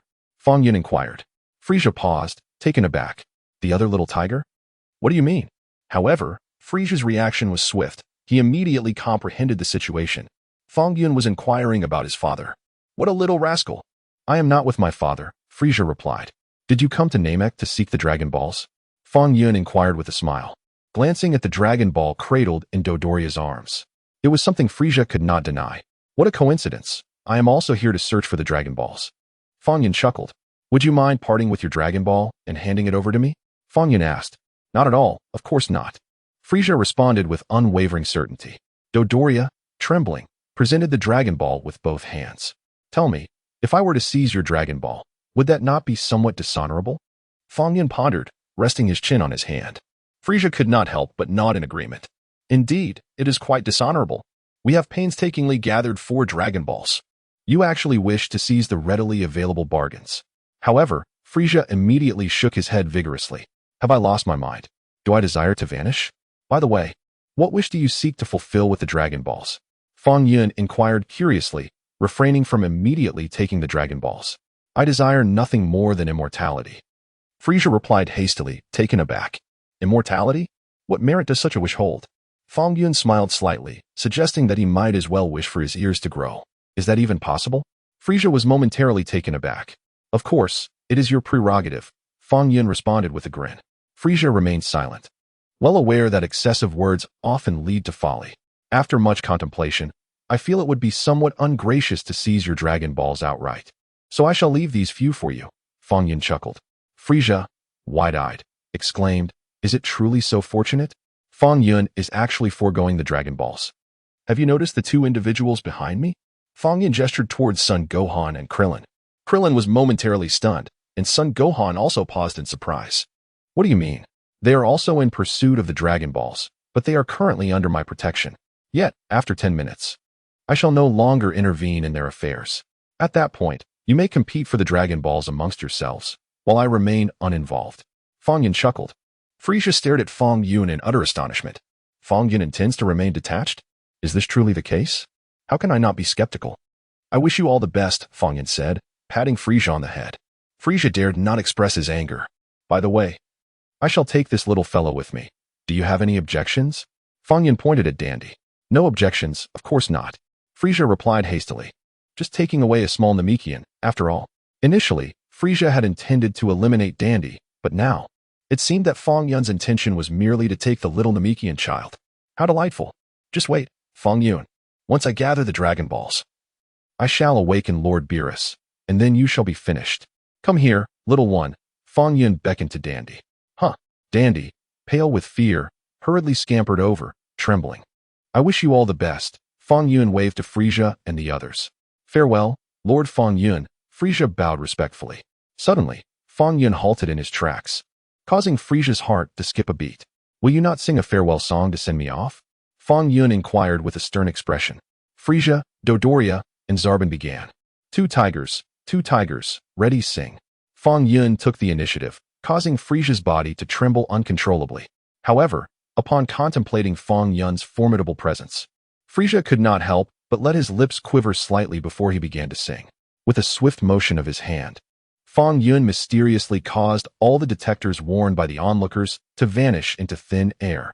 In an instant, Fong Yun soared into the sky, cradling Bulma in his arms. Behind them, Sun Wukong, Krillin, and Dandy were left utterly bewildered. After a brief moment of silence, the trio abruptly regained their senses and hurriedly pursued them. Before long, They had flown far away under Frieza's watchful gaze. "My lord Frieza, what shall we do now? Should we leave this planet at once?" asked Sabo in a hushed tone. "Humph, there is no need for that." Frieza snorted. "I perceive that Fong Yun wishes to play a game with us. To see who can gather all the Dragon Balls on this planet first." "A game?" Sabo paused momentarily, realizing that Frieza considered himself the master of this contest. "Let him revel in his moment for now," Frieza continued, narrowing his eyes. "Once I collect all 7 Dragon Balls and awaken the slumbering Lord Beerus, he will understand the consequences of crossing me." "Frieza?" Sabo nodded vigorously in agreement, followed closely by Dodoria. "So, what should we do if we encounter those 2 Earthlings again?" Dodoria inquired. "Proceed as you see fit, but do refrain from inflicting any severe harm, lest we provoke Fong Yun's wrath," Frieza pondered, then pointed at a subordinate. "You immediately contact the Jinyu force and have them bring the detectors here." In the sky, Dandy silently gazed ahead at Fong Yun, astonished beyond words. He had never anticipated surviving this ordeal, as he had initially believed his demise was certain. Krillin, scratching his bald head, found himself struggling to keep pace with Fong Yun. "But there are 4 Dragon Balls. Fong Yun, why don't you retrieve those 4 Dragon Balls? Moreover, are those truly Dragon Balls? Why do they appear so much larger than those on Earth?" Bulma inquired curiously. "Indeed," Fong Yun affirmed with a slight nod. "Fong Yun, what did you mean by your earlier words?" Krillin could not help but ask. "From now on, you shall devise your own methods to seek out the Dragon Balls." "I shall not partake," Fong Yun replied with a smile. "What does that mean?" Krillin was left dumbfounded. "Why have you chosen not to participate? Without your presence, how are we to confront Frieza? And is that truly the infamous Frieza, the so-called Emperor of the Universe? Why does he appear so cowardly? Could it be that Fong Yun has enlisted mere extras? Yet, that seems unlikely. If I had not witnessed the slain Namekians with my own eyes, I might have entertained such a notion. Each of you will experience significant growth on this Namek. Should I gather the Dragon Balls, summon the Eternal Dragon, and fulfill my wish, it would be profoundly unfair to you all," Fong Yun remarked with a smile. Son Gohan. "Krillin, what sort of twisted logic is this? We do not desire growth. We merely wish to survive. Brother-in-law, please do not look at me in such a manner. From this point on, you must forge your own path. Do not follow me any longer," Fong Yun called to Krillin and Son Gohan. "What? You want us to go on our own?" Krillin scratched his head in confusion. "That is so unfair. Aren't we supposed to seek out the Grand Elder on Namek?" Son Gohan inquired. "That is your concern." Fong Yun chuckled lightly. "Do not follow me, or else." With a swift gesture, Fong Yun obliterated a distant mountain. Whoosh! In the next moment, Fong Yun swiftly departed with Bulma in his arms. "Krillin, Son Gohan, are you leaving just like that?" Watching Fong Yun and Bulma depart, the two were left speechless. Wasn't it promised that we would meet the Elder? Where is the Elder located? What should we do next? Krillin found himself momentarily at a loss. "I know the Elder's location. I can guide you there," Dandy stated.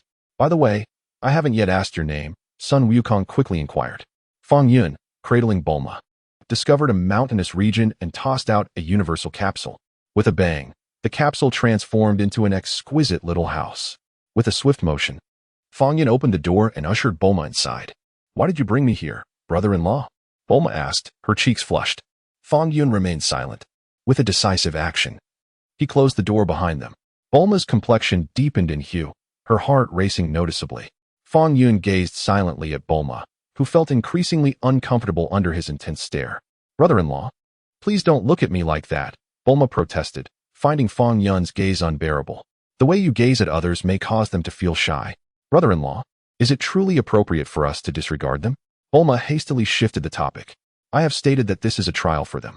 Fong Yun smiled gently, asserting that if I were to intervene in every matter, they would never grow. "However, will they not be in danger?" Bulma still harbored some concern. "How can one grow without facing danger?" Fong Yun chuckled, reassuring her that even if they were to perish, he could find a way to gather the Dragon Balls to revive them. Bulma nodded slightly, raising her head and quietly inquiring, "Brother-in-law, is there a reason you brought me to this place?" "Bulma, when do you intend to complete the task assigned to you by your sister?" Fong Yun asked with a smile. "Huh, what task?" Bulma's heart raced as she looked at Fong Yun in astonishment. "Does brother-in-law know? How did he come to know?" "I understand now. It must have been my sister who informed him." "Sister, how could you? You even told him about this?" Bulma felt a whirlwind of emotions. Momentarily at a loss. "There's no rush. Take your time," Fong Yun said with a smile. Bulma replied, indeed, such matters should be approached gradually. After all, I am not mentally prepared yet. If only I had prepared during that month aboard the spaceship. Bulma's thoughts raced as she contemplated numerous possibilities. Bulma, have you forgotten? Did your sister not say that once you arrived at Namek, you should immediately call back to report your safety? Fong Yun reminded her. What? Bulma was taken aback. Call. What a joke. Brother-in-law, you should have mentioned this sooner. Your inquiry places me in a rather uncomfortable position, does it not? What do you think? Fong Yun feigned ignorance, gazing intently at Bulma. It must be said, at this moment, Bulma appeared exceptionally lovely, particularly in her bashful demeanor, which compelled Fong Yun to tease her playfully. I too share that sentiment, Bulma quickly responded. Has your sister assigned you any other tasks? Fong Yun inquired with a smile. No, what tasks could my sister possibly assign me? Bulma dismissed. Just before we set off, what did Tai Si call you over for? Fong Yun asked. Truly, it was nothing, Bulma insisted, vigorously shaking her head, then hastily approaching the phone to change the subject. Brother-in-law, I'll just let my parents and sister know I'm safe. Very well, Fong Yun nodded slightly. The call connected swiftly. Bulma exchanged a few words with Tai Si, merely reassuring her of her safety. Simultaneously, Bulma mentioned that a being even more formidable than Vegeta had appeared on Namek, urging Goku to find a way to arrive promptly. 15 days ago, Goku asked his father to locate the spaceship he used as a child on Earth and modified it. Once Goku's injuries heal, he will head to Namek immediately, Tai Si explained. I understand. This means Gohan and the others will be safe, Bulma nodded. By the way, Bulma, are you and your brother-in-law together? Tai Si asked with concern. Sister, what are you saying? How could I possibly engage in such behavior? Bulma retorted angrily, hanging up the phone forcefully. What did your sister say? Fong Yun inquired. Nothing. Right. Goku is coming to Namek. Bulma hastily diverted the conversation, mentioning that Goku's spaceship would reach Namek in just 7 days. Fong Yun nodded. All of this was well within Fong Yun's expectations. There was nothing particularly novel about it. Moreover, he felt no urgency to eliminate Frieza. For Fong Yun, eradicating Frieza was as simple as a wave of his hand. The real concern was that once Frieza was dealt with, the next target would be Android 19. Acquainted with Dragon Ball's history, Fong Yun knew that Android 19 was a matter for 3 years hence. How tedious. After dealing with Frieza, there would still be a 3-year wait. Brother-in-law, what shall we do next? Bulma asked. This planet will soon become a battlefield, with the potential for destruction looming at any moment, Fong Yun mused. What? Destruction? Bulma's expression changed. Allow me to take you to a safe place.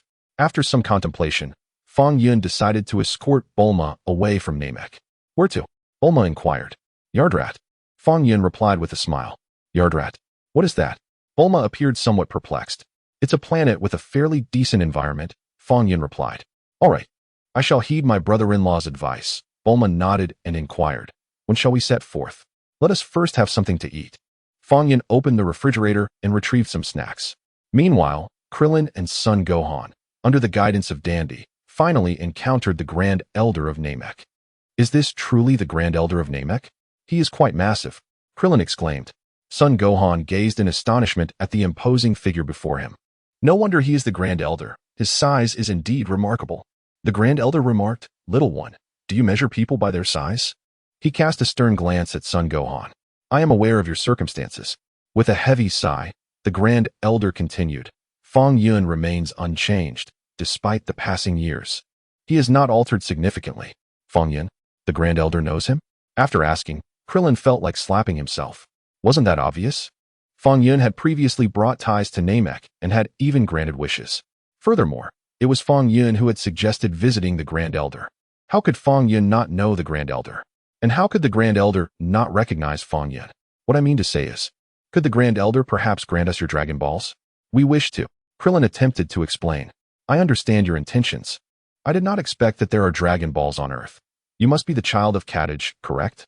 So, Kadage's child has safely arrived on Earth. That is good. Indeed. The Grand Elder smiled reassuringly. It is a pity that I had to split myself into 2 beings to become the deity of Earth. Had they been one, that Saiyan would not have been able to best me. Krillin remained silent. Earthling, come forth. I shall awaken your latent energy. The Grand Elder beckoned to Krillin. Huh? Latent energy? Krillin was taken aback. Come closer to me, the Grand Elder smiled. Reluctantly, Krillin positioned himself beside the Grand Elder. The Grand Elder placed his hand upon Krillin's head. In an instant, an invisible energy surged into Krillin's body, significantly enhancing his aura. What? Such a phenomenon exists? Krillin was both astonished and elated. Earthling, I ask a favor of you. Please bring Fong Yun to me. I have matters to discuss with him, the Grand Elder implored. Huh? Bring Fong Yun here? Krillin was at a loss. But Fong Yun is unlikely to come. If he were willing, he would have come along earlier. Now, who knows where Fong Yun has gone? There was no fluctuation of breath emanating from Fong Yun. Accompanying him was Bulma, a delicate woman whose presence was so faint that it was challenging to sense them. I have no idea where they might be, Krillin expressed his concern. They are located at the intersection of 501, 125. If you proceed in that direction for approximately 4,000 kilometers, you will encounter a vast blue mountain range. Fong Yun resides within that mountain. You should be able to find him if you search there, responded the Grand Elder. Ah, Grand Elder. Can you perceive Fong Yun's precise location? Krillin was taken aback. I cannot sense Fong Yun's position, but I can sense your companions, the Grand Elder replied. Fong Yun should be with another of your companions, correct? That would be Miss Bulma. Krillin suddenly realized. Earthlings, I implore you, upon your return, I shall personally present the Dragon Balls to you, the Grand Elder stated. Understood. I shall go find Fong Yun immediately, Krillin nodded gently. Be cautious on your journey, the Grand Elder advised. In an instant, Krillin transformed into a streak of white light, swiftly soaring towards the mountainous region where Fong Yun was located. Why does the Grand Elder seek Fong Yun? Nairo, who had remained silent, looked at the Grand Elder with confusion. I have a premonition that our planet is facing a catastrophic disaster, the Grand Elder spoke solemnly. I believe only Fong Yun can devise a means to save the Namekians. Otherwise, our race may face the risk of extinction. What? Such a thing could happen? Nairo's expression changed. Dandy was so frightened that cold sweat broke out on his face. Is Namek really facing such a calamity? Gohan was equally terrified and bewildered. In a certain village, Vegeta wreaked havoc, annihilating all the Namekians in the settlement, and discovered a Dragon Ball within a room. Is this the Dragon Ball? I expected it to be hidden in a more secretive location. It is quite conspicuous, Vegeta smirked. From what Frieza and the others have indicated, 7 Dragon Balls must be collected to fulfill a wish. If I simply conceal this one, Frieza will be unable to realize his desire. Then, I shall devise a plan to seize Frieza's Dragon Balls. Thus, Vegeta commenced his scheme to acquire the Dragon Balls. For reasons unknown, Frieza's signals had completely cut off. Vegeta pondered, now holding an additional scouter in his hand. Being quite astute, he crushed the scouter he was wearing and replaced it with Chiu-Yi's device. This clever ruse led Frieza and his cohorts to believe that Vegeta had lost contact. However, unbeknownst to them, Vegeta had been secretly eavesdropping on their conversations. It is noteworthy that while Fong Yun appeared near Frieza, Vegeta was in the village inquiring about the whereabouts of the Dragon Balls, not eavesdropping on Frieza. Consequently, he was unaware that Fong Yun had arrived on Namek. With a swift motion, Vegeta tossed the Dragon Ball into a nearby lake, ensuring its location remained a mystery. A broad smile graced his face. Yet, almost immediately, a familiar aura caught his attention, prompting him to glance diagonally behind him. This energy so familiar. Who could it be? Vegeta hesitated momentarily, peering into the distance. Suddenly, a flash of white light streaked past his line of sight. Upon closer inspection, his expression shifted dramatically. It was that bald-headed Earthling. Vegeta was taken aback, rubbing his eyes in disbelief. Could it truly be that Earthling? How is it possible for an Earthling to be on Namek? How did they arrive here? This could spell trouble. What about Fong Yun? Has that fellow also come? No. I must follow and investigate. Currently, he only spotted the bald Earthling and had yet to see Fong Yun. With a burst of energy, Vegeta soared into the sky, rapidly pursuing Krillin's direction. The combat prowess of this young man was astonishing. Vegeta could hardly believe his eyes as he trailed the flying Krillin. Just a month prior on Earth, he distinctly remembered Krillin's power level barely exceeding 1500. In such a short span, how could his power level have approached Vegeta's former strength? What on earth had transpired? The rapid advancement of Krillin's power left Vegeta perplexed. Fortunately, he found solace in the fact that Krillin's strength still paled in comparison to his own. Where could he be headed? Vegeta furrowed his brow. Krillin, having been awakened to his latent potential by the Grand Elder, was momentarily basking in his newfound power. Presently, Krillin seemed to be strutting across Namek with an air of confidence. However, as he flew with vigor, an unsettling sensation washed over him. Oh no, someone is tailing me. Krillin's expression shifted as he sensed the presence behind him, and he could not help but shiver. Vegeta, how did he catch up? What could he possibly want? This is bad. Back on Earth, Vegeta had intended to eliminate him when he tried to escape. Surely, he doesn't hold a grudge against me? It is finished. Am I to perish? Chapter 54 Vegeta. Is Fong Yun here? Curse it. Why hasn't he arrived at that location yet? A sense of foreboding enveloped Krillin. Behind him. Oh, it seems he has spotted me. Vegeta smirked lightly. Whoosh. Vegeta hastened his pace. In an instant, he appeared directly in front of Krillin, blocking his path. Halt. Vegeta chuckled softly. Vegeta? Is that you? Krillin trembled and feigned astonishment, halting in his tracks. Quite the surprise, I sent it. I find it rather unexpected as well. Vegeta coldly remarked. What astonishes me is that with your Earth-S technology, you managed to reach Namek. Krillin remained silent. Where is Kakarot? Has he arrived? Vegeta inquired, scrutinizing Krillin. No, Krillin replied. Goku is gravely injured and is currently recuperating. However, Fong Yun is on his way. What did you say? Fong Yun is coming? Where is he? Vegeta's demeanor shifted to one of vigilance. I am searching for him, Krillin responded. Vegeta silently regarded Krillin. Should I eliminate this bald one? No. I shall refrain for now. Once I ascend to Super Saiyan, I will extinguish him with ease. After all, crushing him is as simple as squashing an ant. For the moment, it is prudent to avoid alarming the enemy. Another power signature detected. Vegeta suddenly noticed a power level appearing on his scouter. Unable to suppress a grin. It is that fool Dodoria. Excellent. It seems he has separated from Frieza. Sure enough, in the next moment, a rotund pink figure appeared near Vegeta and Krillin. It was Dodoria. Dodoria had emerged in search of the Dragon Balls, but upon spotting Krillin, he turned and fled. How terrifying. That bald one is not an accomplice of Lord Fong Yun, is he? The other individual is Vegeta? Have they joined forces? No. I must swiftly report this to Lord Frieza. Dodoria, halt at once. Vegeta bellowed. Dodoria soared away even faster. I refuse to stop. I must make my escape quickly. It seems I cannot even contend with Vegeta. Bang. Vegeta rapidly closed in, launching a kick that sent Dodoria plummeting from the sky. Boom. Dodoria crashed to the ground like a cannonball. Vegeta, what are you doing? Dodoria shouted furiously. Dodoria, where is your scouter? Vegeta inquired with a smirk directed at Dodoria. It's broken, Dodoria replied, rising with an expression of anger directed at Vegeta. Oh, has Frieza's scouter also malfunctioned? Vegeta asked with keen interest. Whoosh. Immediately, Vegeta waved his hand gently, and a burst of flames swiftly struck the ground right in front of Krillin. Just as Krillin was about to discreetly slip away, he was abruptly driven back by the blaze. Baldy, don't even think about fleeing. Once I deal with this fellow, we shall have a proper conversation, Vegeta said with a slight smile. Krillin's face turned ashen. What is there for us to discuss? Release me at once, shouted Dodoria, his eyes fixed on Vegeta, who had just removed his scouter with a sly grin. Are you really willing to part with your scouter? That would be splendid. Dodoria paused for a moment, his expression one of disbelief. Vegeta, as long as you provoke Lord Frieza, you are merely courting death. Oh, is that so? Vegeta replied, his smile unwavering. With a swift motion, he crushed the scouter in his hand, the sound echoing like a shattering dream. What are you doing, Vegeta? Even if you refuse to give me your scouter, there is no need for such destruction. Dodoria exclaimed, confusion etched across his face. I have no further use for it. Vegeta chuckled lightly. What do you mean? Dodoria asked, his bewilderment deepening. Without a scouter, how will you track others' positions? Dodoria. You must be well aware that I was the one who killed Koei, am I not? Vegeta said, his grin widening as he gazed at Dodoria. This is also why you dare not attack me, is it not? That was an accident. Koei was merely an accident. Your combat power cannot possibly exceed mine. Dodoria bellowed.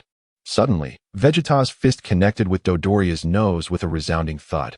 Blood erupted from Dodoria's nostrils. You don't seem all that impressive, after all, Vegeta remarked with a chilling smile. Curse you. Dodoria roared, his fury igniting as he charged at Vegeta. You possess but one arm, and yet I cannot believe you could best me. Mere moments later, Vegeta placed his hand upon Dodoria's chest. You are doomed, Dodoria, Vegeta remarked with a subtle chuckle, as a radiant energy began to coalesce in his palm. Vegeta, are you aware of transformation? Wait, Vegeta, I have something to convey. Dodoria exclaimed hastily. Oh, what final words do you wish to utter? Speak swiftly, for soon there will be no opportunity, Vegeta replied with a smirk. It pertains to planet Vegeta. The destruction of planet Vegeta was not due to a meteorite impact, but rather, it was annihilated at the hands of Lord Frieza himself. He has long harbored disdain for your Saiyan kin. Thus, he summoned all Saiyans under the pretense of discovering a colossal star to conquer. Once you all returned, he conveniently obliterated planet Vegeta. Regrettably, your kin, your friends, have perished in the cosmos, Dodoria revealed, his pace quickening. Vegeta's expression shifted slightly, yet he remained silent. Well then, I must take my leave. You must be in great anguish, yes? Take your time to mourn them. Dodoria ascended into the sky. Planet Vegeta was, in fact, destroyed by Frieza? Krillin whispered in disbelief. Humph, do you think I would grieve? I merely regret that for so many years, I have been a mere pawn, toyed with by Frieza, Vegeta declared coldly. In an instant, Vegeta's energy pierced through Dodoria's heart. Dodoria fell, lifeless. Krillin's face paled in shock. The power of this pink, rotund creature was formidable, yet he was vanquished so effortlessly by Vegeta. Vegeta's strength was truly overwhelming. In that moment, with the revelation of planet Vegeta's demise weighing heavily upon him, Vegeta's demeanor shifted. As a Saiyan, a warrior race, he found himself obliterated by an outsider. Clenching his fists, veins bulging on his forehead, he thought, Frieza must have feared the emergence of a Super Saiyan among us, which is why he acted against my people. Frieza, you will pay for this. And so shall Fong Yun. Greetings. Await my transformation into a Super Saiyan, and I shall demonstrate who reigns as the supreme being of the universe. Vegeta turned his gaze towards the bald-headed figure, his eyes glimmering with lethal intent. Krillin was taken aback, his complexion shifting rapidly. So, Bald One, what are your thoughts? Vegeta narrowed his eyes at Krillin. Krillin trembled, uncertain of how to respond. Is he intent on eradicating me? This is dire. I still have yet to find a girlfriend. I do not wish to perish.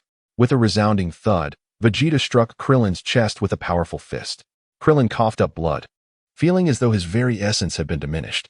Return and inform Kakarot that no matter how hard inferior warriors train, they shall never surpass my innate genius.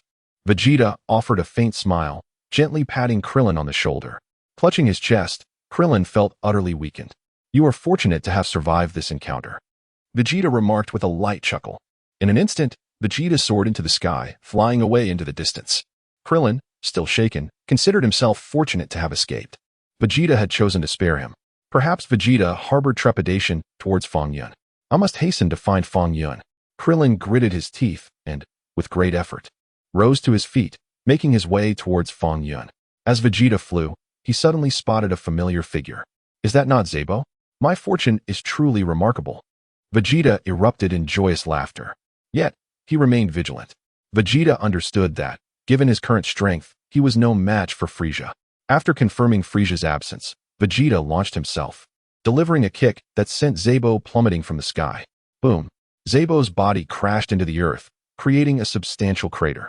Enraged, Zabo ascended, glaring fiercely at Vegeta. Vegeta, it is you, Zabo exclaimed. Where is Dodoria? Have you slain him? Indeed, you have surmised correctly, Vegeta replied with a smirk. Vegeta, your battle prowess has indeed progressed swiftly. But do you believe you can defeat me? Zabo scoffed. What? I recall your power being quite comparable to Dodoria's. What tricks do you think you possess? Vegeta sneered dismissively. Are you familiar with transformation? Zabo smiled, expressing his fondness for a handsome appearance. Transformation grants me strength, yet it also renders me grotesque. However, in comparison to my life, a little ugliness is of no consequence. With a snap, Zabo's body began to swell, his features undergoing a drastic transformation. In the blink of an eye, Zabo had morphed into a creature resembling a toad, his battle power surging tremendously. What? Upon sensing the other's energy, Vegeta's expression darkened. Target 56, Yardrat, he muttered. Humph, Vegeta. Allow me to demonstrate the power I possess after my transformation, Zabo said with a smile. Suddenly, Zabo's fist struck Vegeta's chest with tremendous force. Vegeta's face contorted in agony, blood spewing from his mouth. 10 seconds later, Vegeta lay on the brink of unconsciousness. I forgot to mention, Lord Frieza also possesses the ability to transform, Zabo sneered. If you cannot even defeat me, How do you expect to rebel against Lord Frieza? Truly, Vegeta, you are a dreamer. Sabo then brought Vegeta before Frieza. Lord Frieza, shall I kill him? Sabo inquired. Revive him first. I have questions for him, Frieza commanded after a moment's contemplation. Sabo placed Vegeta in the spaceship's healing chamber for treatment. Meanwhile, as Sabo fought Vegeta, Krillin managed to make his way, albeit with great difficulty, to the vast blue mountains described by the Grand Elder. According to the Grand Elder, Fong Yun should be in this area, Krillin said, his face alight with excitement as he opened his senses. At such a short distance, I should be able to sense Bulma's energy. Over there. Not far now, just over 300 meters. Krillin took to the air. After enjoying some snacks with Bulma, Fong Yun prepared to move the spaceship. Are we setting off now, brother-in-law? Bulma asked. Yes, we must leave. Staying behind could put you in danger, Fong Yun replied with a nod. Even if I am in danger, you will save me, right? Bulma teased with a smile. Stop joking. If the planet is gone, I won't be able to save you. Fong Yun shook his head. If you are in space, you would turn into an ice pop. Oh, brother-in-law. How mean? Bulma retorted. While I could find a way to revive you with the Dragon Balls, no one wishes to die, do they? Fong Yun remarked. All right, let's depart, Bulma agreed. Nodding without further ado. Destination, Yardrat, near Namek. With a clap, Bulma pressed the spaceship's ignition button. Whoosh. The spaceship soared into the sky, disappearing in an instant under Krillin's watchful gaze. Fong Yun, what are you doing? Krillin exclaimed, his eyes wide in shock at the vanishing spacecraft. Had Fong Yun left Namek? What do you mean? Krillin is utterly perplexed. This is disastrous. What should I do now? Why have you departed? Are you all planning to return to Earth? What will happen to Gohan and me? Krillin's eyes were brimming with tears, overwhelmed by despair. How unfortunate. I must hasten back to report this matter to the Elder. Krillin felt utterly dejected. Meanwhile, aboard Frieza's spaceship, Vegeta, who was undergoing treatment, suddenly opened his eyes. Boom. Vegeta unleashed a powerful energy blast and seized 5 Dragon Balls that had been collected with great effort by Frieza. Upon realizing this, Frieza erupted in fury, commanding Zarbin to immediately dispatch his men to search for the Dragon Balls and Vegeta's whereabouts. Vegeta, on the other hand, was elated. He had unexpectedly acquired the 5 Dragon Balls so effortlessly. With my own Dragon Ball included, only one more remains to complete the set. How splendid. My luck is truly remarkable. Vegeta buried the 5 Dragon Balls he had taken from Frieza in a hastily dug pit. He observed quietly. Currently, only Zarbin and one of Frieza's minions were in pursuit of him, while Frieza himself was far away. Vegeta casually picked up a stone and hurled it into the distance. Over there, Zarbin and the minions sped towards the direction where the stone had landed. However, upon arriving, they found nothing. We've been deceived. Zarbin gritted his teeth in frustration. Just then, he noticed his companion had been slain on the spot. Vegeta's figure gradually materialized, a smile gracing his face as he regarded Zarbin. Vegeta, hand over the Dragon Balls. I can plead with Lord Frieza for leniency, Zarbin demanded angrily. Zarbin, you truly do not understand our Saiyan nature, Vegeta replied with a slight smile. What do you mean? Zarbin was taken aback. A Saiyan on the brink of death, once healed, can have their power doubled, Vegeta said, his smile broadening. What did you say? Zarbin's expression shifted in disbelief. You will find out soon enough, Vegeta coldly remarked. Boom. Vegeta annihilated Zarbin on the spot. Krillin, battered and bruised, returned to the Elder's residence. Elder, Fong Yun has left Namek. Krillin exclaimed. Let me heal you, Din said, stepping forward to mend Krillin's wounds with his healing powers. Din, you are truly remarkable. Krillin expressed astonishment and joy, then recounted the events that had transpired. What? Fong Yun has departed from Namek? The Elder's countenance changed slightly upon hearing Krillin's account, followed by a gentle sigh. It seems my premonition was correct. Namek may very well face utter destruction. My people. Elder, I have a solution. If you give us your Dragon Balls, we can use them to resurrect the Dragon Balls on Earth. Krillin proposed that if the Dragon Balls on Earth were to be revived, they could bring back the deceased Namekians. The Grand Elder's eyes sparkled with hope as he gently nodded and reached for the solitary star Dragon Ball resting on his seat. Take it, Earthling, and may fortune favor your journey, he said, handing the Dragon Ball to Krillin, while also awakening Gohan's latent potential. Temporarily parting ways, Krillin and Gohan set out to search for new Dragon Balls. Uncle Krillin, look, there's a Dragon Ball here. Gohan pointed to a specific Dragon Ball indicated on the radar. Gohan, you take the Dragon Ball radar to locate it. while I find a secure place to conceal the Dragon Ball I have. This way, if we encounter Frieza and his minions, we won't be caught off guard, Krillin suggested. At that time, I will release my energy to signal my location. Yes, Uncle Krillin, Gohan replied with a nod. The two then split up to execute their plans. Krillin, clutching the Grand Elder's Dragon Ball, had barely taken flight when Vegeta sensed his energy. Ah, it's that bald-headed Earthling-S energy. What is he up to? Vegeta mused. Well, since I have some time to spare, I might as well check it out. After a moment's contemplation, Vegeta soared into the sky, heading towards Krillin's direction. The two soon met in midair, and Krillin trembled with fear. How is it that I've encountered Vegeta again? Krillin thought nervously. Baldy, it seems you've acquired a Dragon Ball. How impressive! Vegeta exclaimed, his joy evident. I merely ventured out on a whim. Little did I expect to find the last Dragon Ball. This is splendid.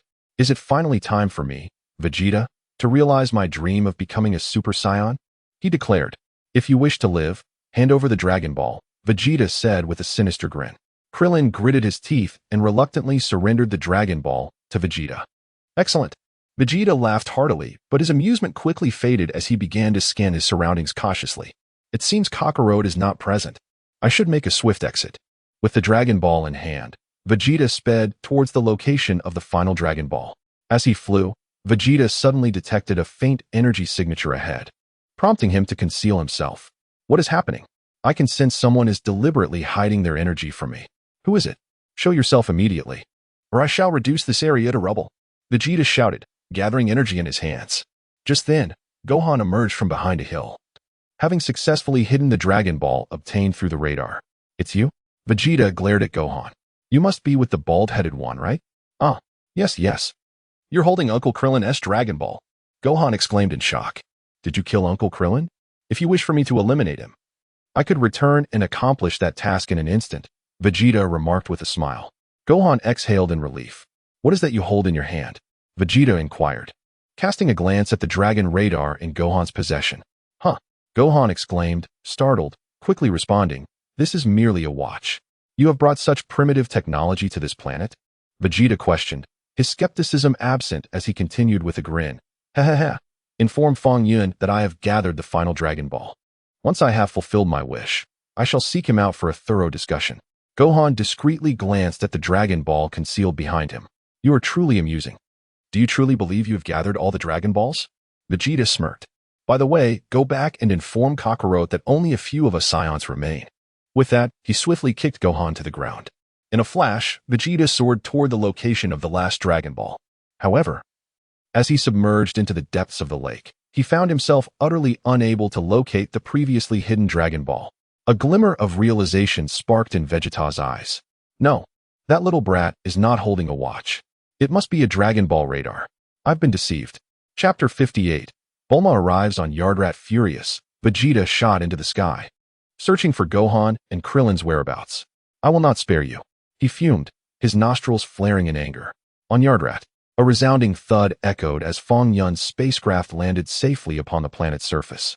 Fong Yun took Bulma by the hand and exited the ship. Fong Yun. It's been a while, Bulma remarked.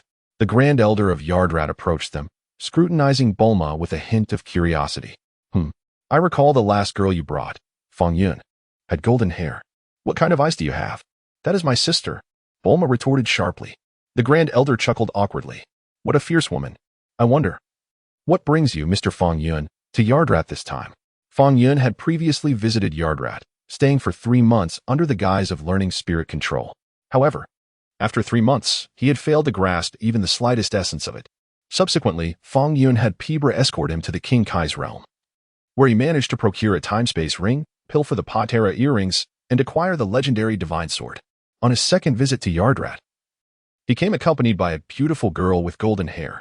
Unfortunately, Fong Yun departed for Earth, taking with him a plethora of valuable items from Yardrat. This girl named Tai Si was even in possession of an empty universal capsule, a remarkable artifact that could hold an immense quantity of items before it was finally filled. The Grand Elder of Yardrat felt a sense of despair upon witnessing Fong Yun arrive with yet another girl. By the way, allow me to introduce her. This is Bulma, Tai Si's sister, Fong Yun said with a smile, adding, the last capsule was crafted by Bulma. The Grand Elder and Pibra exchanged incredulous glances. This is excessive. to create such a grand capsule. Are you here to rob us? Huh. Last time, my sister brought back so many splendid treasures. Were they all acquired from this planet? I recall that this planet is abundant in diamonds. Bulma's eyes sparkled with excitement. The remaining diamonds are scarce, causing the elder's heart to bleed. Gold would suffice as well. Bulma pondered thoughtfully. Elder, the gold on our planet, much like that on your Earth, is also a rare resource, you know? You venture to other planets in pursuit of gold. Yet why do you relentlessly exploit us, the Yardrans? Rest assured, esteemed elder, we have come solely to seek refuge. Fong Yun reassured. Seek refuge? What leads you to make such a claim? The elder inquired, gazing at Fong Yun. Who would believe such a story? With a mere wave of your hand, you can erase an individual from existence. You could effortlessly stun the god of the universe with a single slap. Are you seeking refuge? Do you also have those you fear? Fong Yun solemnly remarked. The planet Namek is likely facing utter catastrophe. What? What has transpired? The High Elder of Yardrat was unaware of the situation concerning Namek. The tyrant Frieza has descended upon Namek in search of the Dragon Balls, Fong Yun replied. At present, the surviving Namekians are few and far between. The High Elder, Pabala, exclaimed, How terrifying! Frieza, the Cosmic Emperor, has set his sights on Namek? The High Elder immediately closed his eyes, quietly extending his senses. Even though Yardrat was exceedingly distant from Namek, the Elder possessed remarkable sensing abilities. Approximately a minute later, the Elder could clearly perceive the current state on Namek. That despicable Frieza. The Elder trembled, realizing that only 3 Namekians remained alive. The entirety of the human population on Namek was now exceedingly scarce. What wish might Frieza hope to fulfill by seeking the Dragon Balls? Pabala inquired curiously. That remains uncertain. The Elder gently shook his head, glancing at Fong Yun. Don't look at me. I have no idea, Fong Yun replied. What shall we do, Elder? Should we secretly relocate the Elder of Namek to a safe place? Perhaps to Yardrat? Pabala suggested. Absolutely not. The Divine Realm stipulates that we are forbidden from using instantaneous movement to leave Yardrat. Pabala, do you wish to bring about our own destruction? The Elder admonished. Pabala lowered his head, falling silent. By the way, I have received another piece of news, Fong Yun continued. Mr. Fong Yun, please share, the Elder nodded. The next target of Frieza's Jinyu force may very well be Yardrat, so you must exercise caution, Fong Yun stated. What? The Jinyu force. The Elder's expression shifted dramatically. Pabala trembled in fear. The other Yardrat inhabitants were equally alarmed. The Jinyu force was renowned as the most formidable team in the universe. This is dire. With the strength of the Jinyu force, they could easily obliterate Yardrat. It is likely they will come directly here after departing from Namek, Fong Yun pondered. The Elder once again closed his eyes, focusing on sensing the energy signatures of the Jinyu force. A minute later, he grimly reported. The Jinyu force's spaceship is indeed heading towards Namek. The Elder's countenance grew increasingly grave. If it is truly the Jinyu force that arrives on our planet, Pabala, we shall all tremble in fear. Fong Yun, you can eliminate them, can't you? The Grand Elder turned to Fong Yun for assistance. Of course. There is no issue at all. It is not just Jinyu. Even Frieza could be effortlessly eradicated, Fong Yun replied with a smile. The Grand Elder, Pabala, you truly possess a remarkable talent for boasting. You can erase the Jinyu force, and we may still hold on to hope. Do you claim that you can erase Frieza? That cosmic tyrant Frieza, whom with a mere wave of your hand, you could obliterate? How could we possibly believe that? It is quite conceivable that Frieza may be even more formidable than Lord Kaioshin. Otherwise, why has Lord Kaioshin remained indifferent towards Frieza all these years? Ahem, in that case, I must ask Mr. Fong Yun, should Jinyu and his comrades arrive on our planet, the Grand Elder implores your assistance. Certainly, you are my friends. How could I stand idly by while a Drat encounters peril? Fong Yun nodded and turned to Bulma, saying, Bulma, feel free to take anything of value you encounter on this planet. The Grand Elder is quite generous. Are you not, Grand Elder? Of course. Absolutely. Take whatever you wish, the Grand Elder promptly replied. Oh? Is that chair of the Grand Elder crafted from diamonds? Are there truly diamonds of such magnitude? Bulma had already taken note of the Grand Elder's chair, which gleamed brilliantly. Unmistakably a rarity. The Grand Elder's visage turned pale. Is the Grand Elder's staff fashioned from vibranium? That is an exceedingly rare metal, Bulma remarked. Directing her gaze towards the Grand Elder's staff, tears welled in the Grand Elder's eyes. Little girl, you surpass your sister in audacity, although what your sister took is indeed valuable. At least it does not cause us any significant harm. You are about to take away the treasured legacy of our Yardrat. An hour later, Bulma had gathered a considerable amount of items, heaped together. Some say that if you were given a sack of bricks, you would surely struggle to carry it. However, if that sack were to be replaced with an equivalent weight of money, you would carry it effortlessly. Bulma was eager to clear out the entire Yardrat. Bulma, you are already the heiress of the wealthiest family on Earth. Why do you need to take so much? Fong Yun remarked, somewhat perplexed. Brother-in-law, many resources on this planet are unavailable on Earth. Bringing them back for research will undoubtedly advance our technology significantly, Bulma replied with a playful smile. The Grand Elder shed tears. To comfort your wounded spirit, I might as well erase Jinyu and the others right now. Fong Yun chuckled softly. With a gentle wave of his hand, the vast starry sky and the boundless universe unfolded. 5 miniature spaceships sped swiftly towards Namek. The 5 vessels traced 5 arcs across the cosmos. Captain Jinyu, we will arrive at Namek in 20 minutes, Jeez reported. Excellent. It's finally time for us to showcase our prowess, Jinyu laughed heartily. We are the strongest team in the universe. We must not disgrace ourselves, Berta added with a grin. Indeed, with our strength, we can easily sweep across the entire Namek, Raikum replied with a smile. Just as they spoke, 4 of the spaceships suddenly vanished without a trace, disappearing without any forewarning. Left behind was only Jinyu and his spaceship. Jinyu was bewildered. What is happening? Where are they? Hey, geez. Raikum, Berta, Guldo. Jinyu called out the names of his teammates, but there was no response. They had vanished, mysteriously disappeared. Jinyu's face turned pale with fear. On Namek, Gohan and Krillin sat across from each other, a Dragon Ball guarded between them. We are getting closer to the location where Vegeta has hidden the Dragon Balls, Krillin said, glancing excitedly at the signal on the Dragon Ball radar. Let me transform Vegeta into a Super Saiyan. Uncle Krillin, are we really going to steal Vegeta's Dragon Balls? Gohan asked, a hint of unease in his voice. Gohan, this isn't stealing. Krillin corrected him. The Dragon Balls belong to the Namekians, and their Grand Elder has promised to give them to us. Besides, wasn't Vegeta's Dragon Ball taken from Frieza? I understand, Uncle Krillin. Son Gohan nodded vigorously. We have concealed our presence. Vegeta will be utterly oblivious. If we stealthily take his 6 Dragon Balls and combine them with the one we possess, our wish shall be realized, Krillin said with a hint of excitement. Indeed, Son Gohan affirmed. The two concealed their energy and quietly approached the direction of the Dragon Balls. Before long, they found traces of the Dragon Balls buried in a mountainous area. Here it is, Krillin whispered joyfully. Vegeta isn't here, is he? Son Gohan glanced around warily. Rest assured, his energy is quite distant from us, Krillin replied with a smile. Vegeta would never suspect that we have pilfered his Dragon Balls. Uncle Krillin, didn't we agree that it isn't theft? Son Gohan corrected him.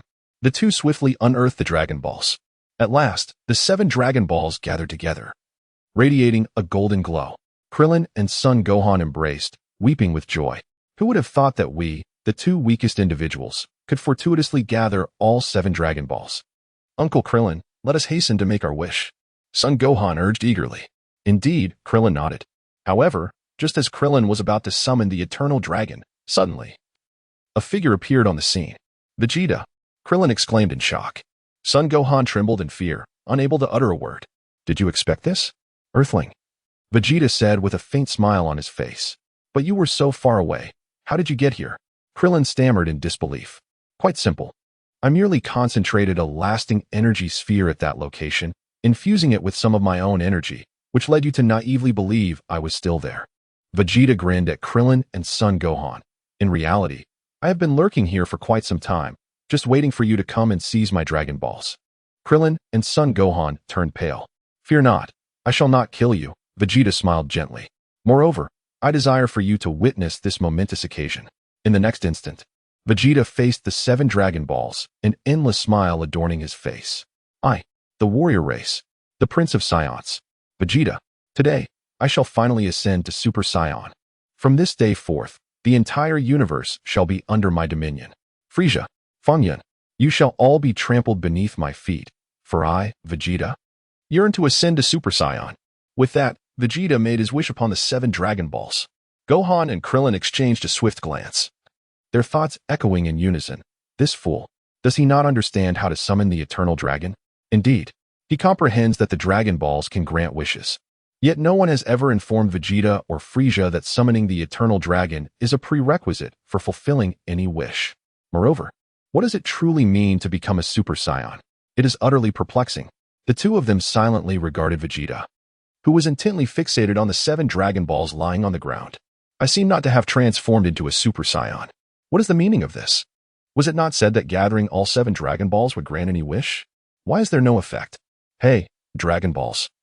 Grant me the power to become a Super Saiyan. Vegeta reiterated his wish to the orbs. Krillin and Gohan exchanged looks of disbelief. Suddenly, Vegeta seized Krillin by his collar, lifting him off the ground. Release Uncle Krillin. Gohan exclaimed in alarm. Tell me how to make this wish come true. Vegeta's voice was icy, and he added, unless you desire to see this bald man perish.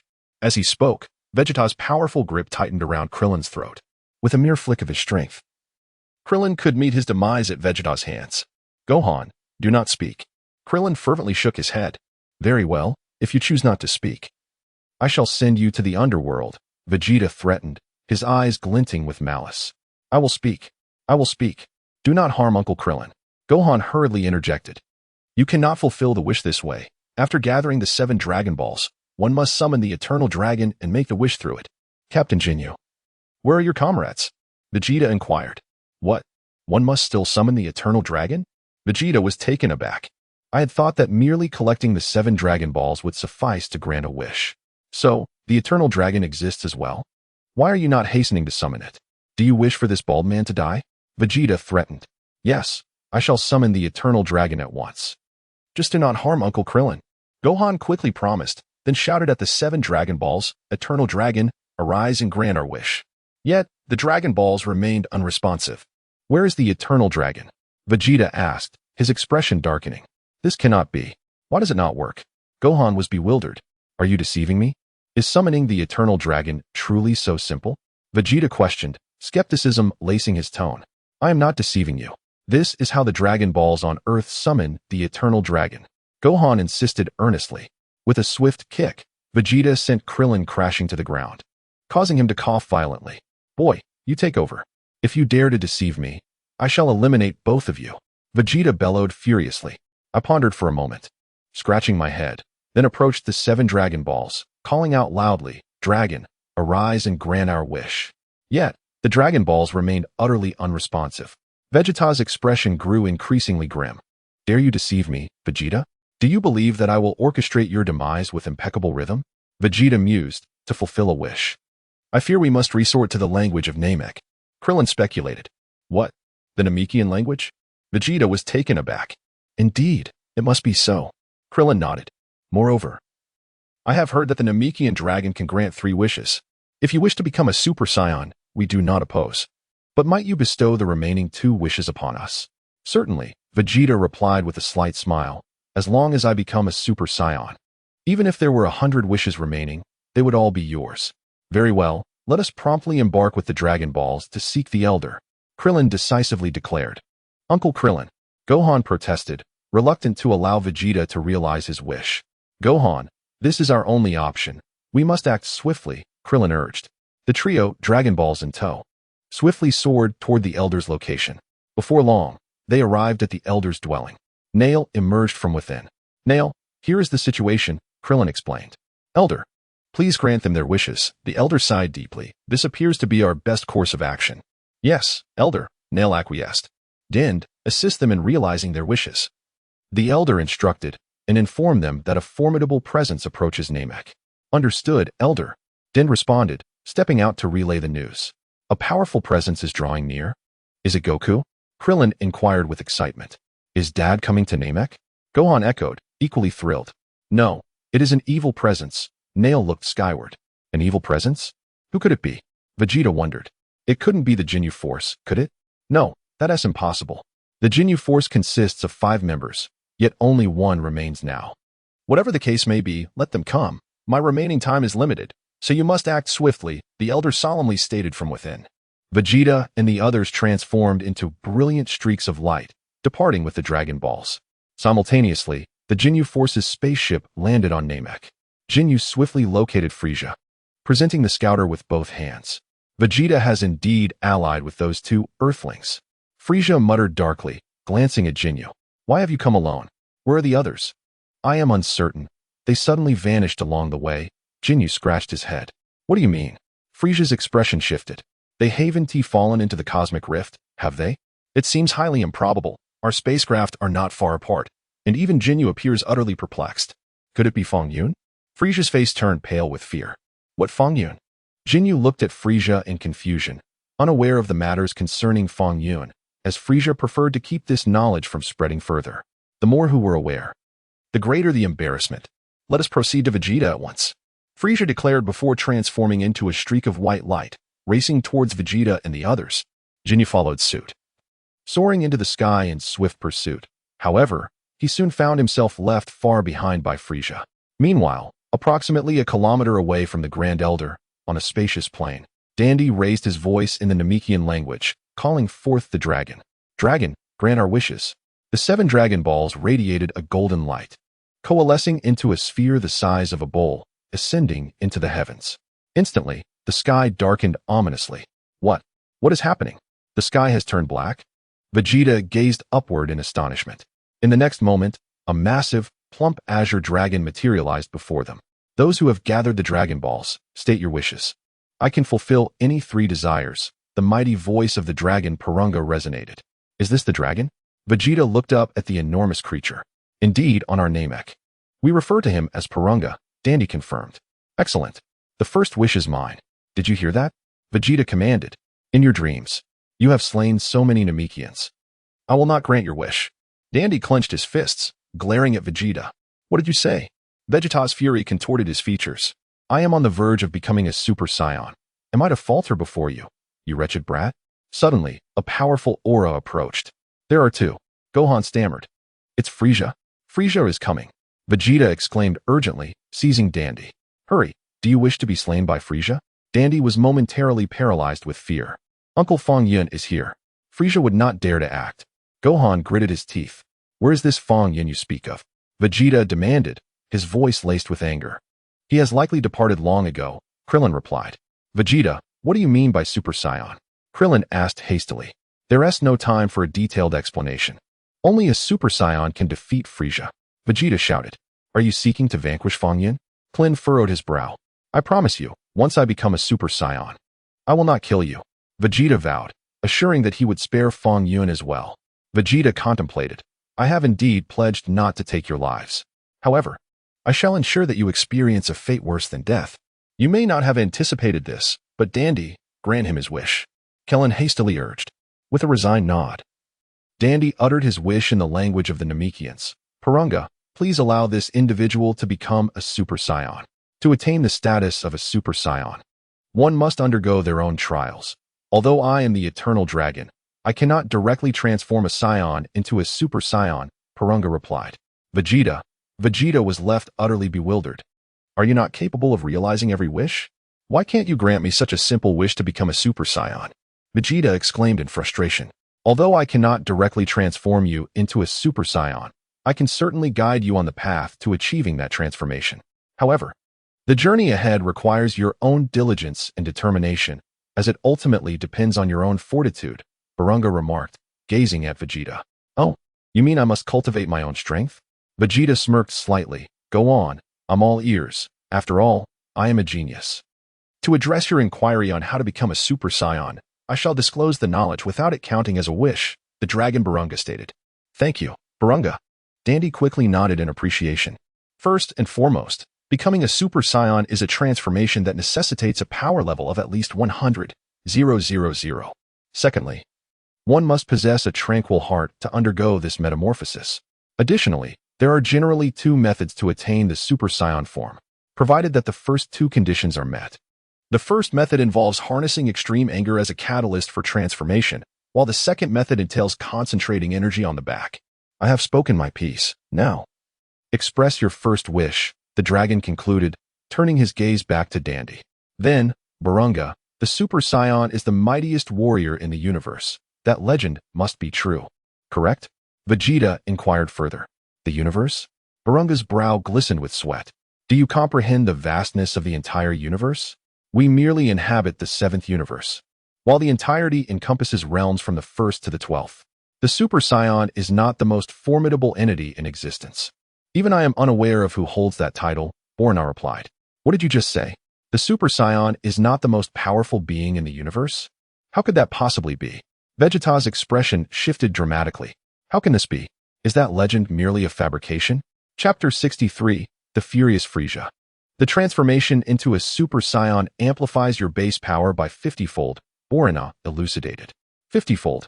Vegeta's pupils constricted. Incredible. The Great Ape transformation only grants a 10-fold increase. And that requires various conditions. The Super Saiyan transformation is 50 times the base combat strength? Is it conceivable that I, who surpasses that power, could still be outmatched by Frieza and Fong Yun? Impossible. I am a warrior of my lineage, the Prince of the Saiyans. I shall not be defeated by anyone. For a moment, Vegeta struggled to digest the dragon's revelations regarding the Super Saiyan, falling into a contemplative silence. What shall we do about the first wish? Whom shall we resurrect? Dandy inquired, glancing at Gohan and Krillin. Let us bring back Piccolo. That way, the Dragon Balls on Earth will also be restored, Krillin suggested. Can Uncle Piccolo really be revived? That would be wonderful, Gohan exclaimed, brimming with excitement. Please grant the resurrection of Piccolo on Earth, Dandy requested of Borna. Very well. The first wish has been granted, Borna replied, his eyes shimmering with crimson light as the dragon's power surged forth. Now, for the second wish, quickly, Dandy urged. What should we do for the second wish? Who should we revive? Krillin and Gohan found themselves at a loss. In that critical moment, Piccolo's voice resonated within Gohan's mind. Is that you, Uncle Piccolo? Gohan exclaimed, his heart racing with joy. Gohan, for the second wish, send me to Namek. I wish to confront Frieza. I desire to witness this cosmic tyrant for myself, Piccolo urged. Yes, for the second wish, let Uncle Piccolo come to Namek, Gohan affirmed. Dandy nodded and promptly made the wish to Borna. Very well, the second wish has been granted. Now for the third wish, the dragon announced. Granted? Where is he? Krillin looked around anxiously. This could be problematic. We only specified Namek without a precise location, and he may have been teleported to a random spot, Dandy said. Beads of sweat forming on his brow as he hurriedly asked, should we summon him to the site? Krillin, equally perplexed, had no suggestions. Are we truly going to expend 3 wishes on Piccolo? Hey, grant me a wish to regrow my arm. Vegeta interjected suddenly, stepping forward to seize Dandy. What did you say? You previously claimed you only desired to become a Super Saiyan. Dandy retorted. I have indeed spoken, yet my wishes remain unfulfilled. Do you not agree? Enough with the rambling. Do you wish to perish? Soon, Frieza will arrive, and none of you shall survive. Vegeta bellowed. Krillin trembled slightly. Do not speak to me of Fong Yun. If Fong Yun were effective, would your companions on Earth have met their demise? Vegeta shouted. Krillin's pupils constricted, and his complexion paled. Indeed, Fong Yun is unlikely to intervene in our affairs. It seems he has suggested that we hone our skills here ourselves. Otherwise, how could he and Bulma have departed Namek in a spaceship? Hurry, grant me arms. Otherwise, we stand no chance against Frieza. Vegeta exclaimed. Dandy, fulfill his request. Krillin urged. Very well, Dandy nodded and prepared to make a wish to the dragon. However, at that moment, the dragon Palunga suddenly transformed into a golden blaze, swiftly vanishing into the starry expanse. In the next instant, the sky erupted with light, emerging from darkness. Crack, crack, crack. Subsequently, the 7 Dragon Balls plummeted from the heavens, turning into stone orbs. What is happening? Vegeta exclaimed in astonishment.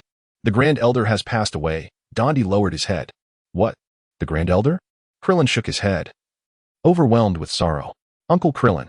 Gohan turned to a certain direction. There, not far atop a towering mountain, stood the cosmic tyrant Frieza. However, Frieza's appearance was somewhat comical. Both his ears had mysteriously vanished. Humph, Earthlings, you have performed admirably. Frieza's countenance was ashen. At this critical juncture, the Dragon Balls had turned to stone, leaving Vegeta utterly disheartened, and I too felt profound sorrow. Humph, Vegeta scoffed. You have thwarted my plans. Frieza roared in fury. Bring Fong Yun to me. Bring Fong Yun out?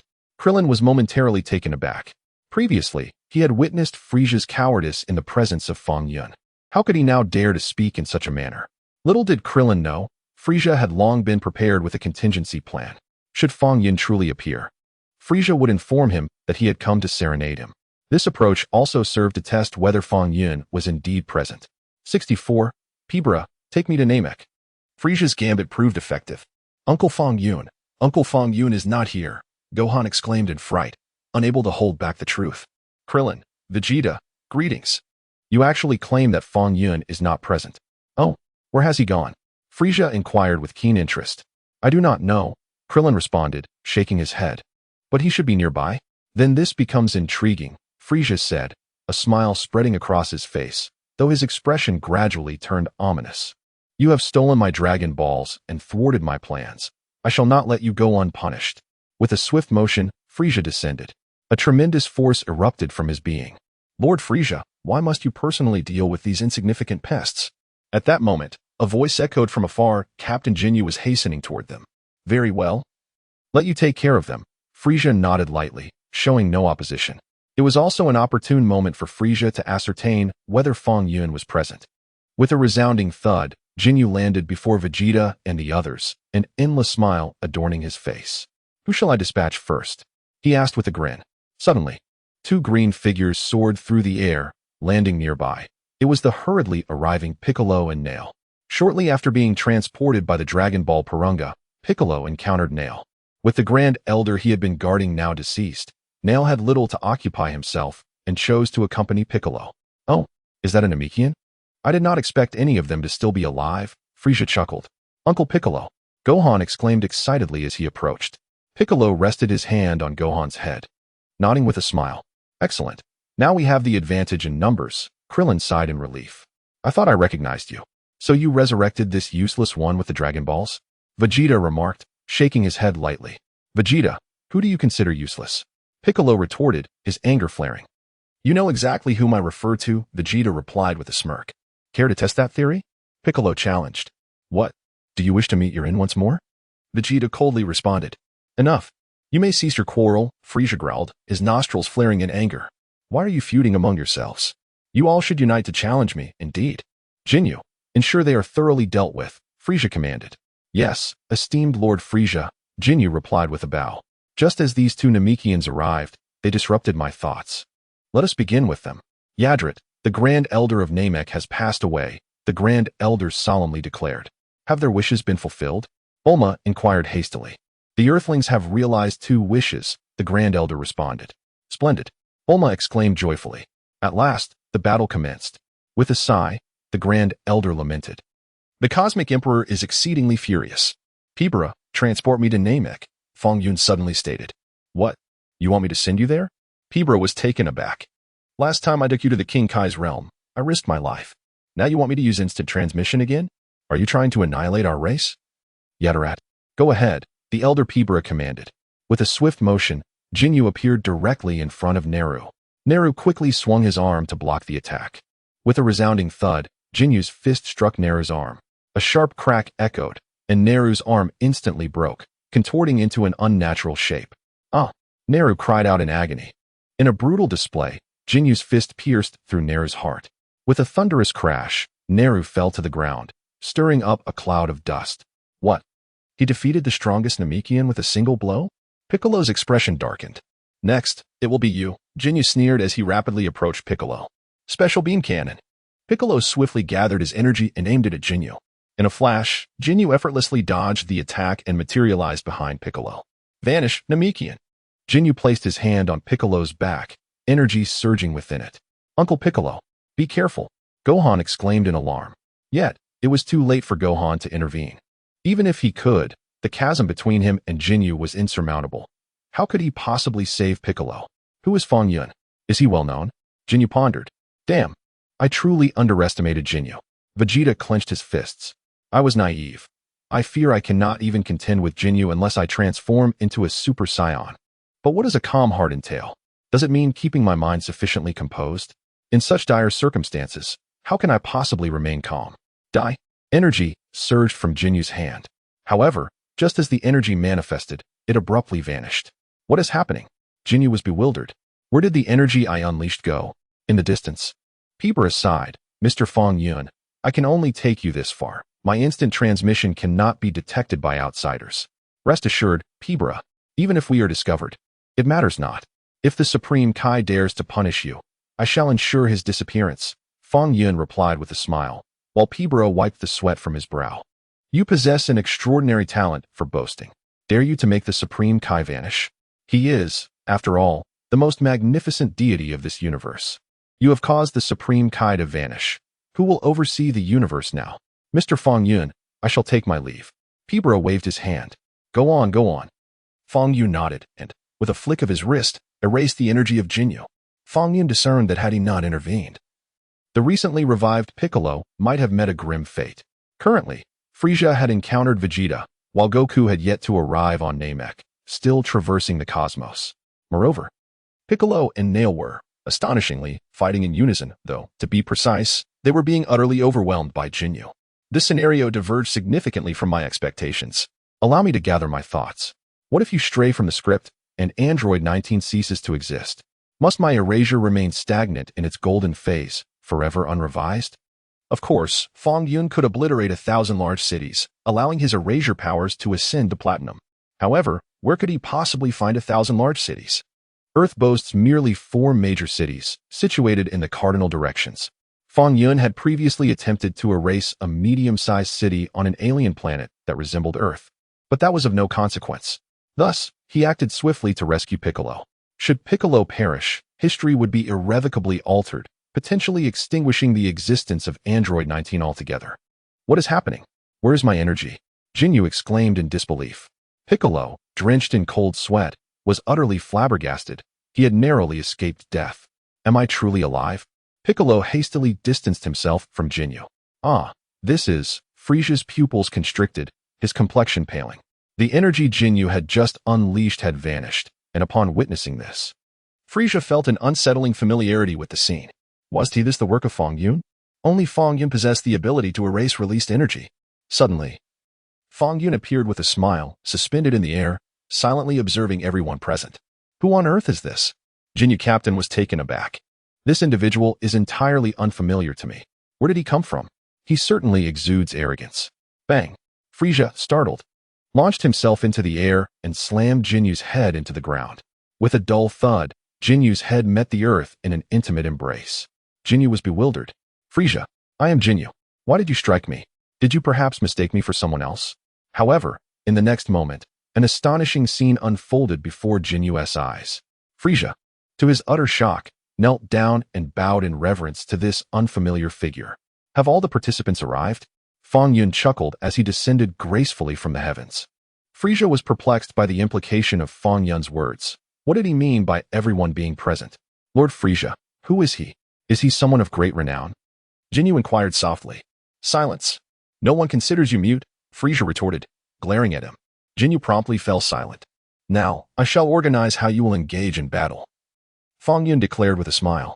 First, Naru, you and Piccolo shall merge into a single entity, even if you were fully healed. Your current forms would not significantly contribute in this situation. As Fong Yun spoke, Dandy had already rushed over to administer treatment to Naru, whose expression shifted slightly. Merge? Piccolo was momentarily taken aback. After merging, you will combat Jinyu. Do you understand? Fong Yun greeted cheerfully, then turned to face Vegeta. Vegeta's body trembled with rage. Damn it. If only I could transform into a Super Saiyan, I wouldn't have to fear this wretch. Your patron must be Beerus, correct? Vegeta, do you truly wish to become a Super Saiyan? Fong Yun inquired, a smile gracing his lips. Vegeta bared his teeth in frustration. The dragon cannot grant such wishes. It exceeds his capabilities, Fong Yun replied with a chuckle. Vegeta remained silent. What purpose did it serve to discuss this now? The dragon had vanished, after all. Frieza, what about your wish? Fong Yun asked with a smile. It isn't truly for immortality, is it? Of course it is. What else could I wish for? Should I, like Vegeta, wish to become some sort of Super Frieza? Frieza hastily responded. I suspect your desire is related to your patron, Fong Yun mused, resting his chin on his palm, then turned to Piccolo and Naru, who were watching the spectacle. You too, do not dawdle, merge quickly. Naru, we do not wish to merge, if you please. Lord Fong Yun, I do not comprehend your intentions, Frieza laughed heartily. Do you not understand? Must I also reveal the name? Fong Yun smiled. Frieza fell silent. You speak. Reveal your name. Let me hear who you are. My background. A mere human like you could possibly know? Your background is Beerus, isn't it? Fong Yun smiled. Frieza's pupils constricted sharply, his expression shifting rapidly, and his body trembled slightly. How is that possible? How could Fong Yun know? It must be that fool Zabo or Dodoria who spilled the beans. You heard it from Zabo and Dodoria, didn't you? Frieza sniffed. Think what you will, but I advise you this. Even if that guy Beerus were to arrive, I could still erase him, Fong Yun replied with a smile. Frieza silently gazed at Fong Yun, remaining unresponsive. You may as well boast. Are you suggesting that you could erase Lord Beerus? What a jest. He is, after all, the most powerful deity in this universe. If you can erase him, we might as well follow you. Ahem, to be honest. My quest for the Dragon Balls was merely to grow ears. Frieza would never dare to reveal his true intentions. That would be seeking punishment. Moreover, with the Dragon Balls gone, what purpose does it serve to speak of such matters? Why are you two still not ready? If you dawdle any longer, I shall make you disappear. Fong Yun, with palpable impatience, cast a glance at Piccolo and Nail, admonishing them sharply. Have you not seen that I've said so much just to grant you time to assimilate quickly? He speaks the truth, although I have no desire to merge with others. It is only through assimilation that we can give birth to even more formidable warriors, Nail remarked, gazing at Piccolo. I agree. I will merge with you and offer my body. Place your hand upon my chest. Piccolo, after a brief moment of hesitation, ultimately placed his hand upon Nail's chest. Hey! Nail exclaimed, and in an instant, he seamlessly integrated into Piccolo's form, becoming a part of him. Piccolo gasped for breath, then, with astonishment, began to perceive the transformation of his body. I can become this powerful. This strength is overwhelming. A chuckle escaped his lips, realizing the unexpected benefit he had gained. With a grateful nod towards Fong Yun, he then turned his fierce gaze towards Jinyu. They have merged, such a curious race. Jinyu mused. Do not underestimate him. That Namekian has grown considerably stronger, Frieza warned. In a flash, the newly assimilated Piccolo charged towards Jinyu. Bam! With a mere flick of his fist, Piccolo effortlessly incapacitated Jinyu. What? That was Jinyu, my former subordinate, defeated so easily? Vegeta was utterly astonished. Damn it! Jinyu howled, launching a frantic assault on Piccolo. Bam! With a casual gesture, Piccolo sent Jinyu flying. Jinyu rebounded several times before crashing to the ground, his expression turning grim. It has only taken a couple of blows, and I am already gravely injured? Ha ha ha, do you think you can defeat me? Jinyu sneered, extending his arms toward Piccolo. What do you intend to do? Piccolo scoffed. Your body, I want it. Jinyu laughed maniacally, and as he spoke, he suddenly pivoted, his fiery aura surging towards Fong Yun. Frieza's pupils constricted. That fool. What does he intend? Does he truly wish to exchange bodies with Fong Yun? Frieza, I assure you, this is not my doing. At this moment, Frieza experienced a slight twinge of anxiety. If the exchange succeeded, would Fong Yun cease to wield his erasure ability? At that point, he could finally take pleasure in tormenting him. Observing the rapidly approaching energy, Fong Yun merely waved his hand. With a swift motion, the incoming exchange energy mysteriously vanished into thin air. Ah, Jinyu, you possess quite the audacity to attempt a body swap with me. Fong Yun remarked with a sly grin directed at Jinyu. Suddenly, an immense surge of energy erupted from Jinyu, hurtling towards Fong Yun. With another casual flick of his hand, Fong Yun effortlessly erased Jinyu's energy. You are the first to provoke me, Fong Yun said, intrigued as he regarded Jinyu. In the next instant, with another wave of his hand, Jinyu's limbs mysteriously disappeared. With a crash, Jinyu plummeted from the sky, reduced to a mere human stick, unable to move an inch. His face was etched with sheer terror. Ah, perhaps the best course of action would be to erase the energy within you and toss you into the water to feed the fish, Fong Yun declared, waving his hand once more.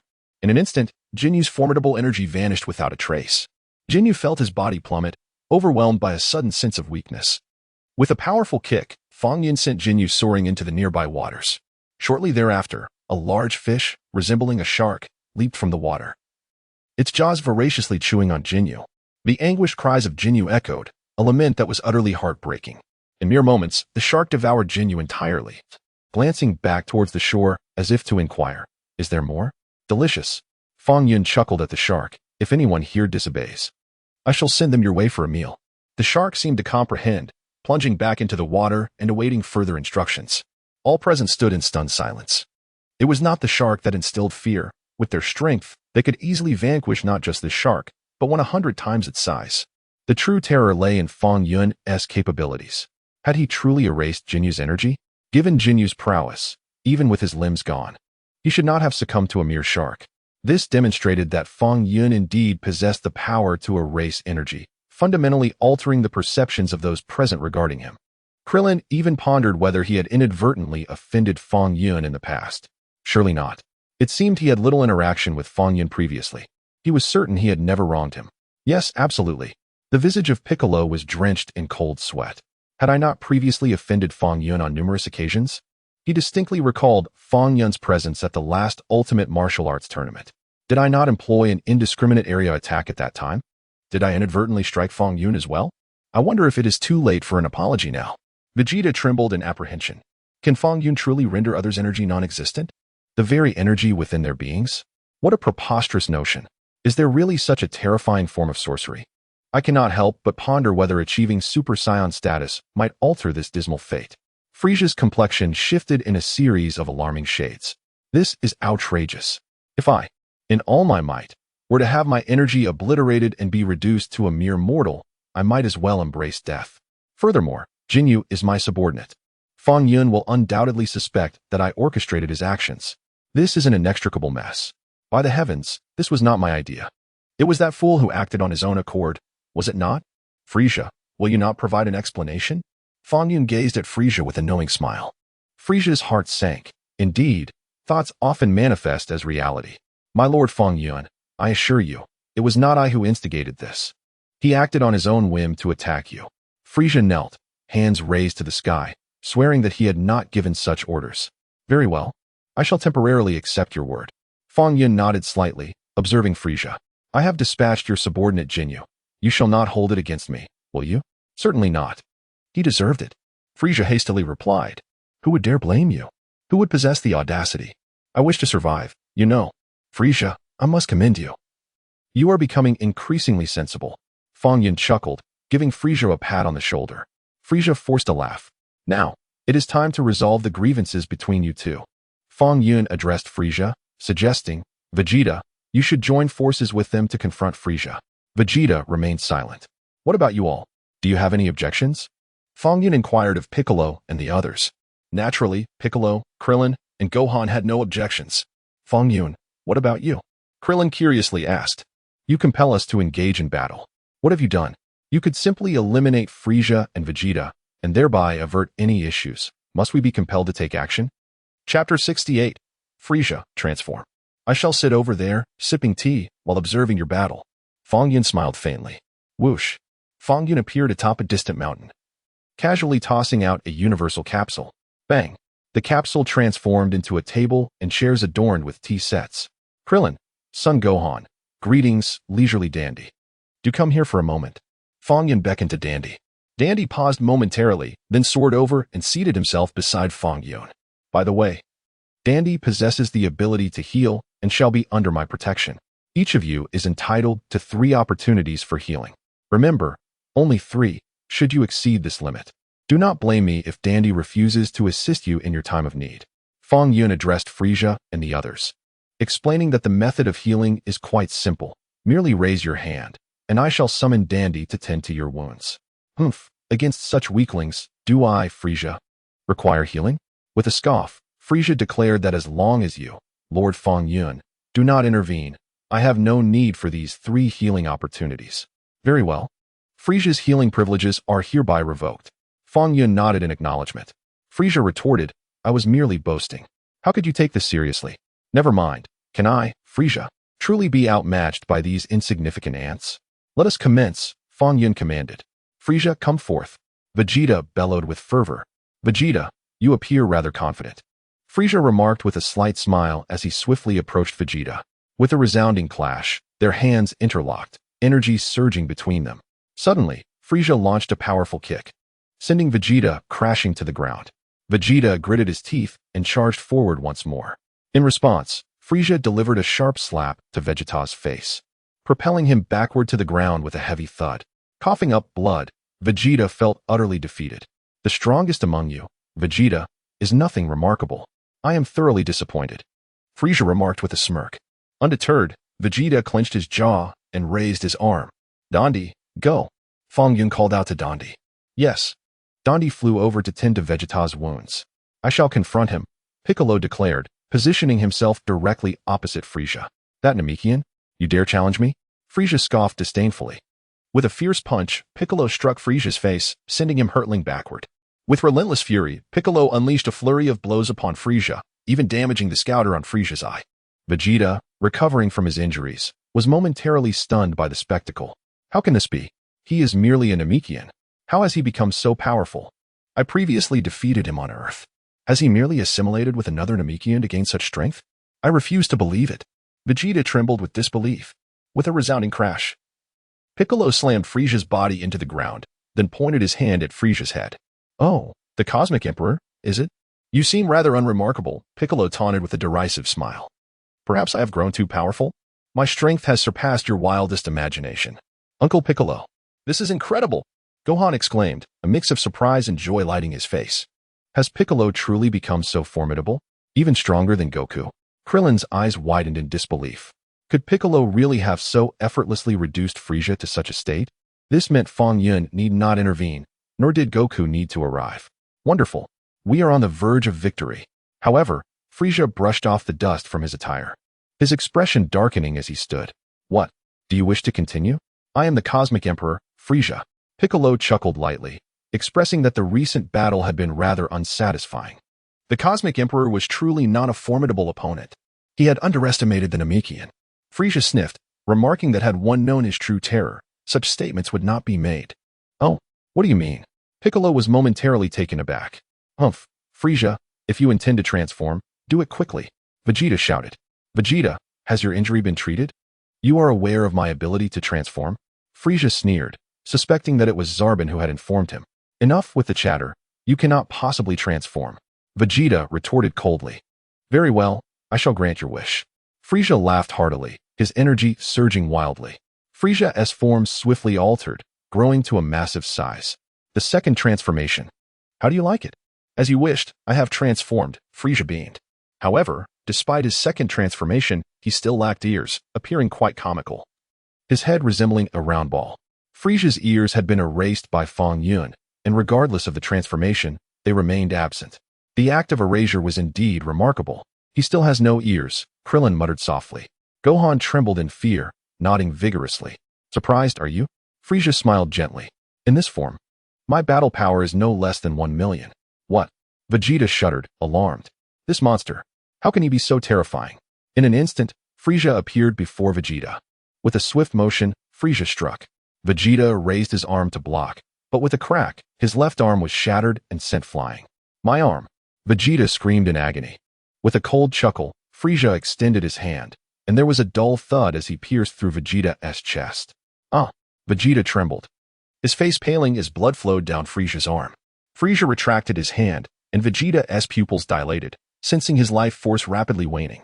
Frieza seized Vegeta by the collar, lifting him high. Though it may be a tad premature, I shall end your life now, Frieza said with a gentle smile, preparing to deliver the fatal blow. At that moment, Frieza suddenly felt a tap on his shoulder. What was happening? Who was it? Who had appeared behind him? Frieza turned to glance over his shoulder and found the Namekian standing there. Frieza, you have mistaken your opponent, Piccolo said with a smile. Your adversary is me. What? A flicker of surprise crossed Frieza's face. Bang! Piccolo delivered a powerful punch to Frieza's face, sending him flying. Quickly, take him to Den for treatment. Piccolo called to Gohan and Krillin. Bang, bang, bang. Piccolo unleashed a flurry of fierce attacks on Frieza.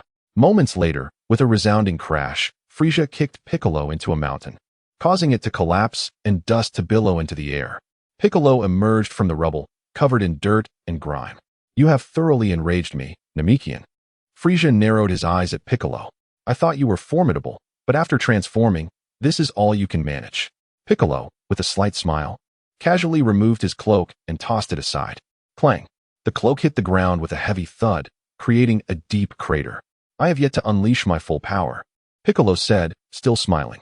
Frieza's eyes widened, a sinister grin spreading across his face. Krillin swiftly transported Vegeta to the mountaintop for Den's healing. Den soon mended Vegeta's wounds. Twice now, and there remains one final time, Fong Yun remarked.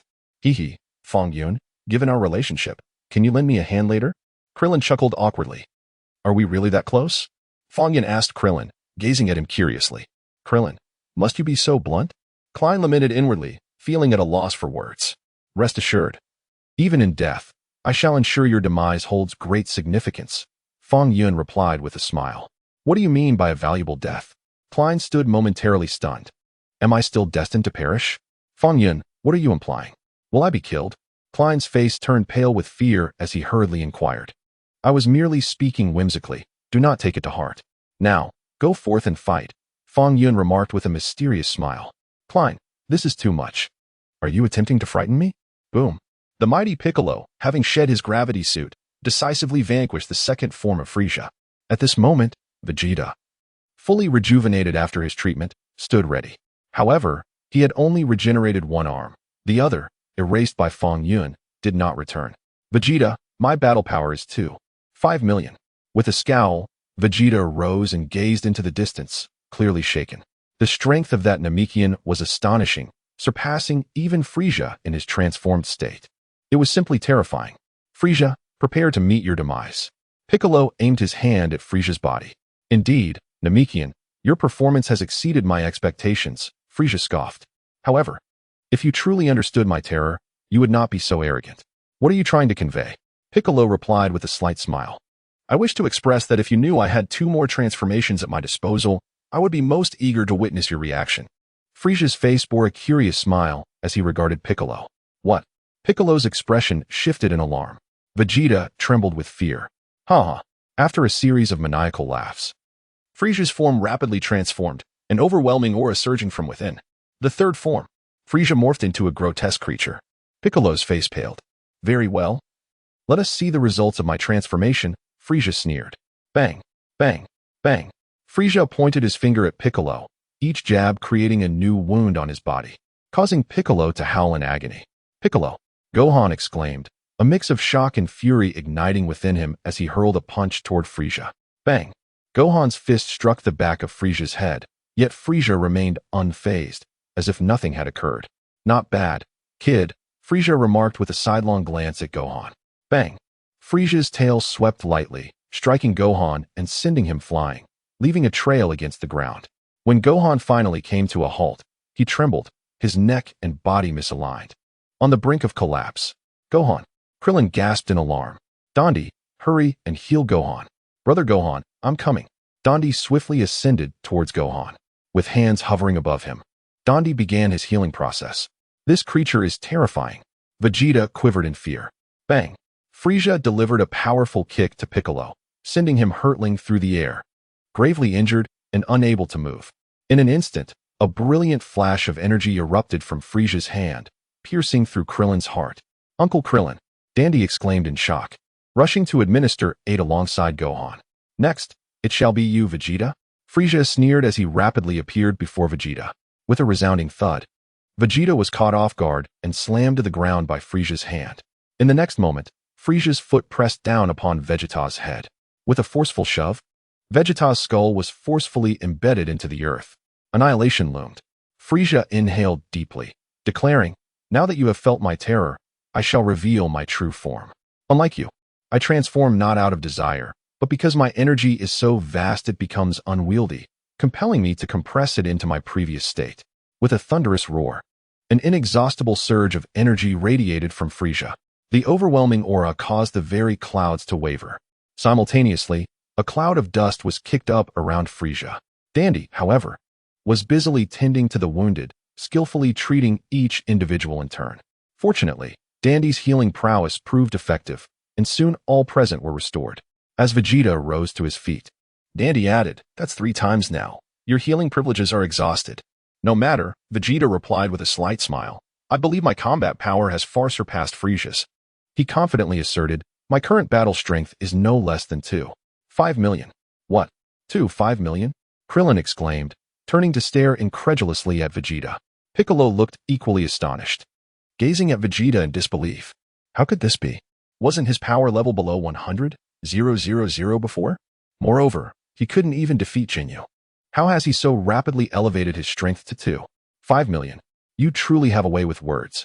At this moment, Frieza finally completed his transformation into his ultimate form, revealing his true visage. Upon witnessing Frieza's final transformation, The onlookers were momentarily taken aback. Frieza's new appearance was somewhat adorable. This serves as the most compelling proof that one cannot judge strength solely by appearance. This individual has become even more formidable than before. Piccolo clenched his teeth. Chapter 71. Goku arrives on Namek. Whoosh. Frieza raised his finger, and a brilliant crimson beam shot toward Gohan. Gohan, paralyzed by fear, stood frozen in place. Fool. Dodge. Vegeta soared into action, kicking Gohan aside. The scarlet beam whizzed past Gohan's body. What just happened? That speed was astonishing. I couldn't see a thing. Piccolo's expression turned grave. Gohan, are you alright? I'm fine, Uncle Piccolo. Gohan nodded, rising to thank Vegeta. Thank you for saving me. Humph, no need for gratitude. I saved you to demonstrate how I will utterly defeat Frieza. Vegeta replied with a cold smile. Vegeta, you certainly are confident, Frieza remarked, rubbing his nose. If I recall correctly, you've exhausted all your healing. Haven to you? TCH, I no longer require it. My power now far surpasses yours. I can defeat you without becoming a Super Saiyan. Vegeta tightened his fists. Oh, is that so? Frieza smirked slightly. Swish. Frieza's figure flickered and vanished in an instant. Vegeta turned, desperately searching for Frieza's presence. Yet, no matter how hard he tried, he could not capture Frieza's elusive form. A cold sweat broke out on Vegeta's brow. Haha. Vegeta, I merely exerted a fraction of my true power, and you can't even see me? With that level of skill, you believe you can defeat me? You are truly delusional, Frieza chuckled lightly. Vegeta trembled all over. And you think you can become a Super Saiyan? Did you not make a wish to the dragon? Did the dragon grant you the power to become a Super Saiyan? Frieza taunted with a smirk. Oh no. Vegeta was struck at his vulnerable point, his body shaking violently. I will annihilate Frieza. He gathered a massive energy sphere, launching it from a high vantage point toward Frieza. Vegeta, do you intend to destroy this planet? Krillin exclaimed loudly. Frieza initially intended to kick the energy blast away. However, upon hearing Krillin's outcry, Frieza swiftly retreated to a distance. It would be best for this planet to explode soon. That way, I can escape Fong Yun's control. Vegeta's energy blast plummeted toward the ground. This is bad. The planet is on the verge of destruction. Krillin's face turned pale with fear. Just as Vegeta's energy blast was about to strike the earth, Fong Yun gently waved her small hand. Instantly, the incoming energy blast vanished without a trace. Krillin's eyes widened in disbelief. Is that even possible? Piccolo and Gohan stared at Fong Yun, astonished. Incredible. We are safe now. Fong Yun, however, gazed at Frieza with a smile. Frieza was taken aback, his expression shifting dramatically. Do not gaze upon me. What do you mean by that? I have done nothing wrong. Frieza suddenly realized. Bang. Frieza landed a heavy punch on Vegeta. Vegeta, how dare you destroy this planet? Do you still wish to obliterate it? Watch how I deal with you. Frieza unleashed a relentless assault on Vegeta. The disparity between Vegeta and Frieza was insurmountable. He was utterly powerless to resist. Blood gushing from his mouth as Frieza mercilessly battered him. What a pity, Vegeta, your healing attempts have been exhausted, and this time, no one can save you. Frieza coiled his tail around Vegeta's neck, lifting him off the ground. Bang! As he spoke, Frieza delivered a brutal blow to the back of Vegeta's heart. Blood erupted from Vegeta's mouth. Are you going to come help? Frieza grinned at the trembling Piccolo and his companions. Bang! Frieza swung his tail, slamming Vegeta back to the ground. At the same time, Frieza pointed a finger at Vegeta. Die, Vegeta. Frieza smiled faintly. Huh, what is that? Just as Frieza was about to deliver the final blow, a spaceship descended from the sky, landing nearby. A spaceship? Who could it be? Frieza paused. Could it be Goku? Krillin felt a surge of excitement. It's Dad. Wonderful. It really is Dad. Gohan clapped his hands in exhilaration. Old son, you finally made it. Piccolo wore a faint smile, as if someone remarkable had just arrived. Frieza rubbed his nose. Swish. Suddenly, an orange figure appeared on the scene. It was none other than Son Goku. P.S. Some prominent figures have inquired about using Frieza as a unit of measurement. Just how much is Frieza? You may calculate based on a battle power of 100 million, rendering 20 million negligible. Thus, the current battle powers of the protagonist are as follows. Bronze, 10 billion. Silver, 100 billion. Gold, 1 trillion. Following gold, the battle power of platinum will witness a substantial increase. Chapter 72. Alas, Goku has been defeated in an instant. My apologies for arriving late. Goku silently gazed ahead, recognizing a face that seemed somewhat familiar. Frieza cast a glance at Goku, feeling a sense of DJVU. You are Frieza, are you not? I never expected Vegeta to succumb to you, Goku remarked. Who is this individual? He appears rather enigmatic and utterly unlikable, Frieza muttered under his breath. Vegeta, are you alright? Goku inquired, turning his attention to Vegeta. Vegeta remained silent. Why does this person exude such a formidable aura? Goku's expression shifted dramatically upon sensing Frieza's presence. Humph. A fool unaware of his impending doom, come forth to meet your end. Frieza sneered, unleashing a crimson beam of energy directed at Goku. Goku, quickly evade. Krillin exclaimed in alarm. Yet, how could Goku possibly escape? At this moment, his battle power barely reached 180,000, while Frieza's fourth form boasted a foundational battle power of 3 million. It was an effortless task for Frieza to deal with Goku in his current state. With a muffled thud, Goku was pierced through by Frieza's energy beam, collapsing to the ground. Krillin stood in shock. Gohan was left in a daze. Piccolo was completely astonished. Vegeta, however, wore an expression of nonchalance. Kakarot, why did you abandon Earth to come here and meet your demise? If you cannot even defeat me, how do you aspire to challenge Frieza? Are you truly dreaming? Krillin shouted. Dad. Son Gohan immediately reacted. Old son, Piccolo said solemnly. Cough, cough. Son Goku was spitting blood continuously, on the brink of death. Humph, I thought someone formidable had arrived. Turns out it's just this level. How disappointing, Frieza sneered. Goku. Krillin rushed to Son Goku's side. Haha, sorry Krillin. I came too late to be of any help, Son Goku said, a look of guilt on his face. This opponent was indeed overwhelmingly powerful. It's all right, Goku. Dandy will heal you. I'll have Dandy come to your aid. Krillin quickly replied, calling out loudly, Dandy. Hurry over and help. Dandy turned to Fong Yun, silently inquiring whether he should proceed with the healing. You're late. Just give him one chance to heal. Fong Yun gestured to Dandy. Understood. Dandy swiftly flew towards Son Goku. Dandy's hands hovered over Son Goku, and a healing light blossomed. Soon, Son Goku's injured heart returned to normal. With a sudden jolt, Son Goku opened his eyes and leaped up from the ground. It's truly miraculous. I feel completely restored. Just as effective as a Senzu bean, Son Goku exclaimed, his eyes filled with astonishment as he looked at Dandy. Goku, I'm relieved you're okay, Krillin sighed in relief. Dad, Son Gohan approached with a smile. Oh, Fong Yun is here too? Son Goku finally noticed Fong Yun sipping tea atop the mountain, still so leisurely. Frieza remarked, this guy has recovered again? It seems Fong Yun just mentioned giving him one chance to heal. Fong Yun stated you would only receive one opportunity for healing. You must be cautious, Goku, Krillin warned, gritting his teeth. What do you mean? Son Goku was puzzled, not grasping Krillin's words. Dandy can heal. But Frieza could have killed him. However, due to Fong Yun's intervention, Dandy was safeguarded, Krillin explained succinctly. But even with that protection, we cannot receive endless healing. Fong Yun said each of us is allowed 3 healing opportunities, and since you arrived late, you can only be treated this once. Are you implying that Frieza cannot defeat Fong Yun? Son Goku finally understood. Indeed, Krillin scratched his head.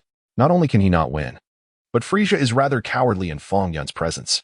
However, I believe Fong Yun is not the type to turn a blind eye to those in peril.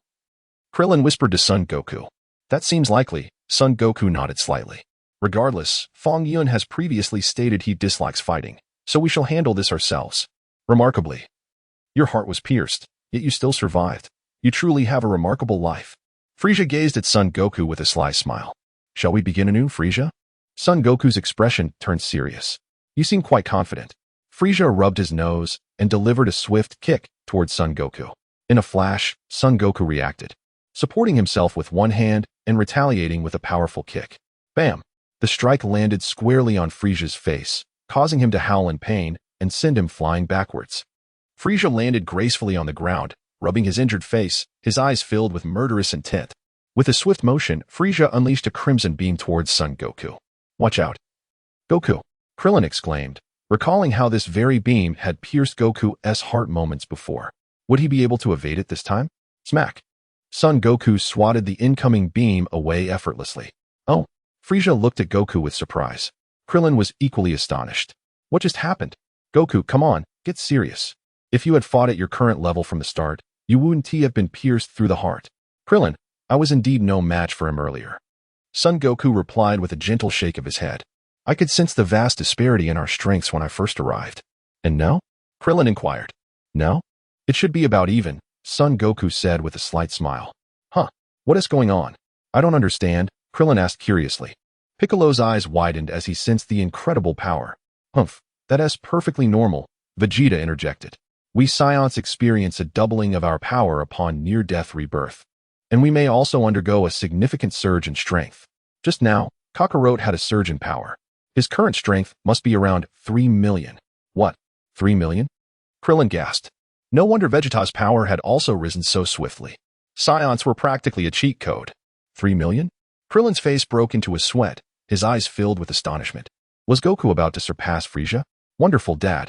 Goten cheered. I always felt my power increased after recovery, so that's how it works. Humph, I knew it, Frieza smirked slightly. Let us continue, Frieza, Son Goku responded. You certainly seem confident. You have no idea how terrifying I, Frieza, truly am, Frieza chuckled. Since we're discussing power levels, why not take a guess at mine? If you guess correctly, I might reward you with a planet. Uft, who wants your planet? Vegeta exclaimed. What is there to guess about your battle power? It certainly does not exceed 5 million. Oh, is that so? Frieza remarked with keen interest, casting a glance at Vegeta. Kakarot, don't you possess the Kaioken technique? If your current battle power is 3 million, then with a twofold Kaioken, wouldn't you reach 6 million? Defeating him should be quite feasible.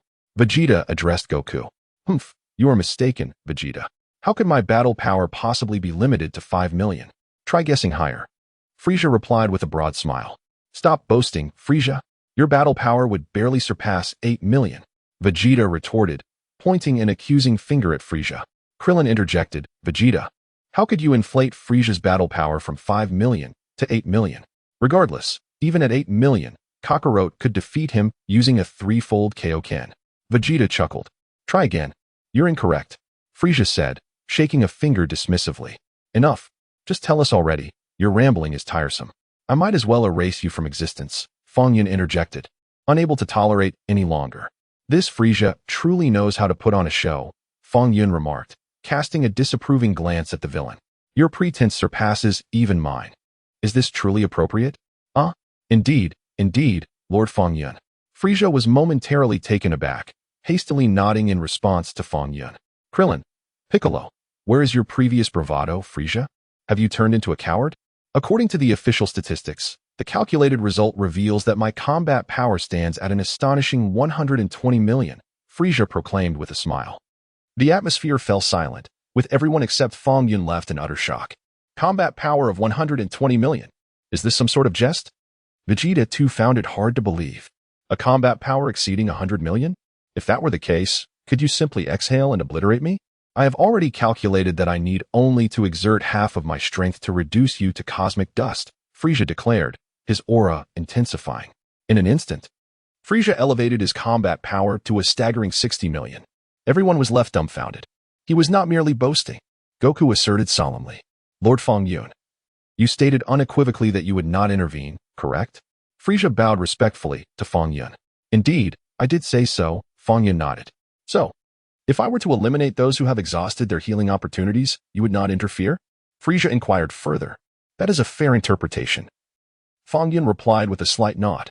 Good, I understand now. Thank you, Lord Fong Yun, Frieza said with a subtle smile. With a swift motion, a beam of light pierced through Krillin's body, consuming his last chance for healing. Following this, Frieza quickly inflicted severe injuries upon Piccolo and Gohan, ensuring they too had exhausted their healing opportunities.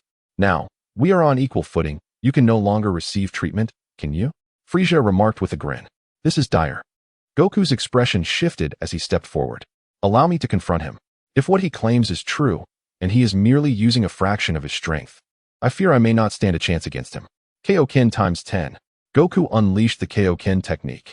Bang, bang, bang. Goku launched an assault on Frieza. 3 seconds later, Frieza landed a punch squarely on Goku's nose, causing blood to spew forth. Humph, I have stated that my combat power is 120 million. Your current strength hardly exceeds 30 million. Frieza chuckled lightly, delivering another punch that struck Goku in the abdomen. Goku doubled over, spewing a mouthful of bile, feeling utterly unwell. Prepare to meet your doom. Frieza pointed his finger at Goku, poised to deliver a fatal blow. Fong Yun's anger flared at that moment. Frieza, why are you not adhering to the rules? If Goku were to perish now, What would become of Android 19's appearance? Do you wish for me to remain in a state of golden perfection indefinitely? Just as Fong Yun was poised to intervene, he witnessed Vegeta unleash a colossal energy blast towards Frieza. Mere parlor tricks, Frieza mused, casting a glance at the attack.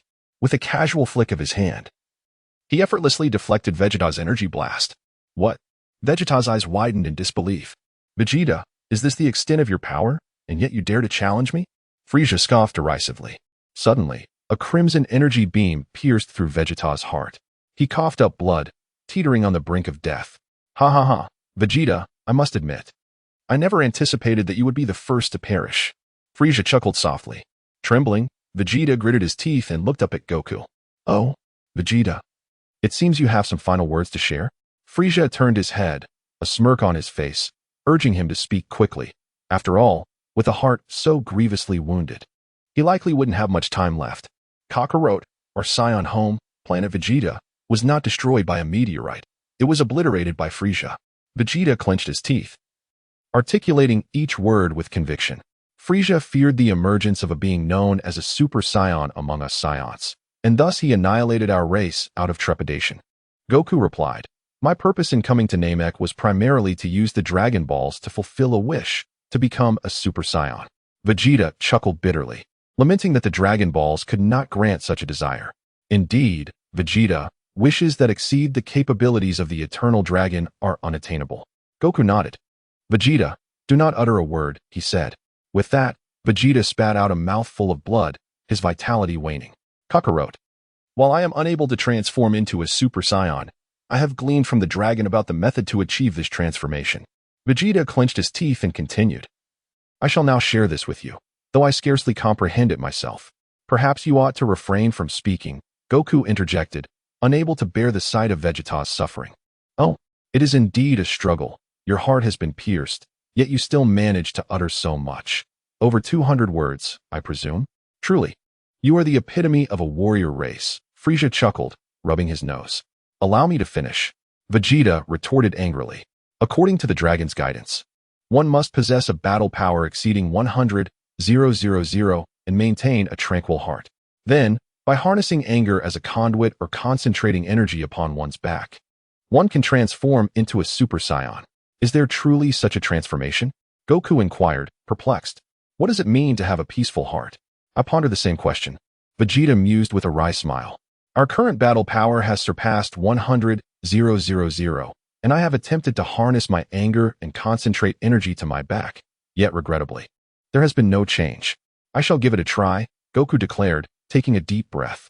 Suddenly, a resounding rumble echoed as a golden lightning bolt cascaded from the heavens. What is happening? Frieza exclaimed, startled. At that moment, the sky darkened ominously. With a thunderous boom, Goku's hair stood on end, transforming into a radiant golden hue. In the next instant, another bolt of golden lightning struck him. Crack! Instantly, a brilliant golden aura enveloped Goku. Vegeta's eyes widened in astonishment. Frieza's pupils constricted. Gohan's face radiated joy, while Piccolo appeared utterly dumbfounded. Is there truly such a transformation? Goku marveled, astonished by the changes coursing through his body. Why didn't you mention it sooner? Is there really such a method? How wonderful it would have been had you informed me earlier. I wouldn't have had to endure such a dreadful beating from Frieza. Vegeta is on the verge of tears. What transformation is this? Why am I not experiencing it? Could it be the Super Saiyan? Vegeta, is this the transformation you spoke of? Goku inquired with curiosity. Vegeta let out a howl and fainted on the spot. What? A Super Saiyan? How is that possible? Frieza's expression shifted dramatically. A Super Saiyan? Is it truly a Super Saiyan? Is that the wish Vegeta longed to fulfill? Krillin was equally astonished. Impossible. It cannot be. Frieza scoffed in disbelief. Dandy, go revive Vegeta. Fong Yun instructed Dandy. But he has already exhausted his 3 chances. Dandy exclaimed in surprise. I suggest we grant him one more opportunity. Fong Yun replied with a smile. All right, as you wish, Dandy said, understanding. I'll go heal him right away. Dandy hurried off to treat Vegeta. Your Grace, what do you mean by this? Frieza exclaimed in frustration. Was it not agreed that he would not receive treatment? Why do you still allow this Namekian to treat Vegeta? Fong Yun smiled faintly, and with a gentle gesture, he effortlessly erased a nearby expanse of water. This considerable area vanished mysteriously, leaving not a single drop behind. A thought struck me. The human body comprises a significant amount of water. I pondered, what would happen if I were to erase the moisture within you? Fong Yun gazed contemplatively at Frieza, who immediately fell to his knees in fright. You have effectively drained the moisture from my body. It would be more merciful to end my life. Without the moisture, I might as well become a mummy, wouldn't you agree? At this moment, Vegeta had been fully healed by Dondi and stood up from the ground. Vegeta, come here. You have essentially perished, hence you can no longer partake in this battle. Fong Yun beckoned him. What? Vegeta was momentarily taken aback. Moreover, even if you were to fight, it would serve little purpose. You would merely be a burden. Fong Yun smiled, adding, and Piccolo, Gohan, and Krillin, you three should join as well. From here on, let Son Goku handle the battle alone. All right, it's my turn now. Son Goku tightened his fists. Vegeta and the others swiftly appeared atop the mountain where Fong Yun stood, observing in silence. Bang! Frieza was the first to strike at Son Goku, launching a powerful punch toward him. Snap! With a mere extension of his hand, Son Goku effortlessly blocked Frieza's assault. What? Frieza's eyes widened in disbelief. Bang! Son Goku retaliated with a punch that struck Frieza squarely on the nose. Frieza let out a howl, tumbling through the air several times before crashing into the mountain behind him. The mountain crumbled, burying Frieza beneath its debris. My strength has grown significantly. Son Goku marveled at the surge of energy within him. Vegeta trembled, his expression fluctuating dramatically. Hey, Vegeta, does this count as my transformation into a Super Saiyan? Son Goku turned to inquire of Vegeta. Vegeta, please refrain from speaking. I wish to remain silent. Wukong. The Dragon Shenron has proclaimed that the transformation into a Super Saiyan amplifies power by 50-fold. Reflect on this. Has your strength indeed increased by 50 times? Krillin exclaimed. Chapter 76, Super Saiyan Son Goku. Krillin, Vegeta, this fool, Kakarot, oblivious to the 50-fold increase, has somehow achieved Super Saiyan status? Why can't I? Why? Is it only the foolish who can become Super Saiyans? If that is the case, then Old Son's combat power must now reach 150 million. Piccolo pondered. 150 million. Vegeta's body began to tremble violently. What nonsense is this? After all the trouble, am I to become a mere pawn for others? I, Vegeta, the warrior race, prince of the Saiyans, ultimately defeated by a lowly warrior? And this lowly warrior has transformed into a Super Saiyan? Vegeta's trembling intensified. Krillin, you need not fear for your life. Fong Yun smiled faintly. What do you mean? Fong Yun, what are you implying? Krillin gasped, his face paling. Why would I be in danger? According to my deductions, Goku will transform into a Super Saiyan in a fit of rage should you meet your demise. Fong Yun reflected. Though the current turn of events is somewhat unexpected. Krillin, why would I be in peril? What a tragedy. What kind of inference is this? Krillin's expression grew exceptionally grim. A brief silence ensued. However, why was Goku able to transform into a Super Saiyan so effortlessly? Krillin muttered in confusion and then asked, why couldn't Vegeta do the same? Because Vegeta lacks a tranquil heart, Fong Yun replied with a faint smile. A tranquil heart? What is that? Krillin inquired, puzzled. Piccolo also turned to Fong Yun, expressing his curiosity. I too wish to know what constitutes a tranquil heart. This is something one must comprehend on their own. If I were to explain it, it would lose its significance. Fong Yun chuckled. I can only tell you that if you wish to possess a tranquil heart, spending an extended period on Earth will essentially grant you one. What? Live on Earth? Vegeta was momentarily taken aback. If Goku's combat power is truly 150 million, then he could undoubtedly defeat Frieza, Krillin mused. Whoosh. At that moment, a crimson beam of light hurtled toward Goku. In a split second, Goku's figure flickered, effortlessly evading the attack. The assailant was none other than Frieza, emerging from the ruins. What? He dodged? This is impossible. Frieza roared in fury, unleashing a barrage of energy blasts. Swish, swish, swish. Goku deftly avoided all the assaults. Humph. If you were to be struck, you would be doomed. Frieza bared his teeth. Let's see if you can dodge again. Goku silently regarded Frieza, whose expression shifted repeatedly. Fine, as you say, if you have the ability, don't dodge. Frieza's rage contorted his face. Whoosh. Another crimson energy blast surged from Frieza's hand, aimed directly at Goku's forehead. Boom. The beam struck Goku squarely on the forehead. Goku's head tilted back, and then there was silence. Goku smiled faintly at Frieza, seemingly unscathed by the recent attack. What is happening? How is this possible? Frieza trembled all over. Vegeta was equally shaken, a sense of resentment bubbling within him. Could it be that you truly are a Super Saiyan? Frieza's eyes were filled with terror. Indeed, just as Vegeta stated, I have transformed into a Super Saiyan, Goku said with a smile. How infuriating. Frieza seethed with rage, clenching his fists as he glared at Goku. What does being a Super Saiyan matter? If I unleash my full power, I, Frieza, will undoubtedly defeat you. We shall see. Goku replied with a smile. You insufferable wild monkey. Frieza felt an overwhelming sense of humiliation. Being bullied by Fong Yun was one thing, but now, I am being humiliated by a Saiyan. I, the Emperor of the Universe. Frieza, I shall make you pay a grievous price. Frieza let out a series of piercing cries, an endless surge of energy emanating from his being. In an instant, his physique grew formidable. Frieza had summoned every ounce of his energy, raising his combat power to a staggering 120 million. With a wicked grin, he delivered a powerful punch to Goku's abdomen. The onslaught continued as Frieza unleashed a flurry of punches and kicks upon Goku, who appeared utterly defenseless against the barrage. Goku, what are you doing? Fight back, Krillin urged, raising his fists in determination. Dad, Gohan's heart brimmed with concern. What is the matter? Super Saiyan, Frieza sneered. Doesn't he seem all that impressive? Goku lifted his gaze, a faint smile gracing his lips. Frieza's fury boiled over, and a colossal energy surged from his hands. The ground trembled as a cataclysmic force engulfed Goku. Frieza gasped for breath. Now we shall see the outcome. As the smoke began to clear, Goku's unscathed figure gradually emerged. What? Frieza's expression shifted dramatically, cold sweat trickling down his brow. Perhaps we should cease this battle. Goku's demeanor remained calm. Despite Frieza's full display of power, he was still no match for him. Moreover, the immense energy expended had placed an unbearable strain upon Frieza's body.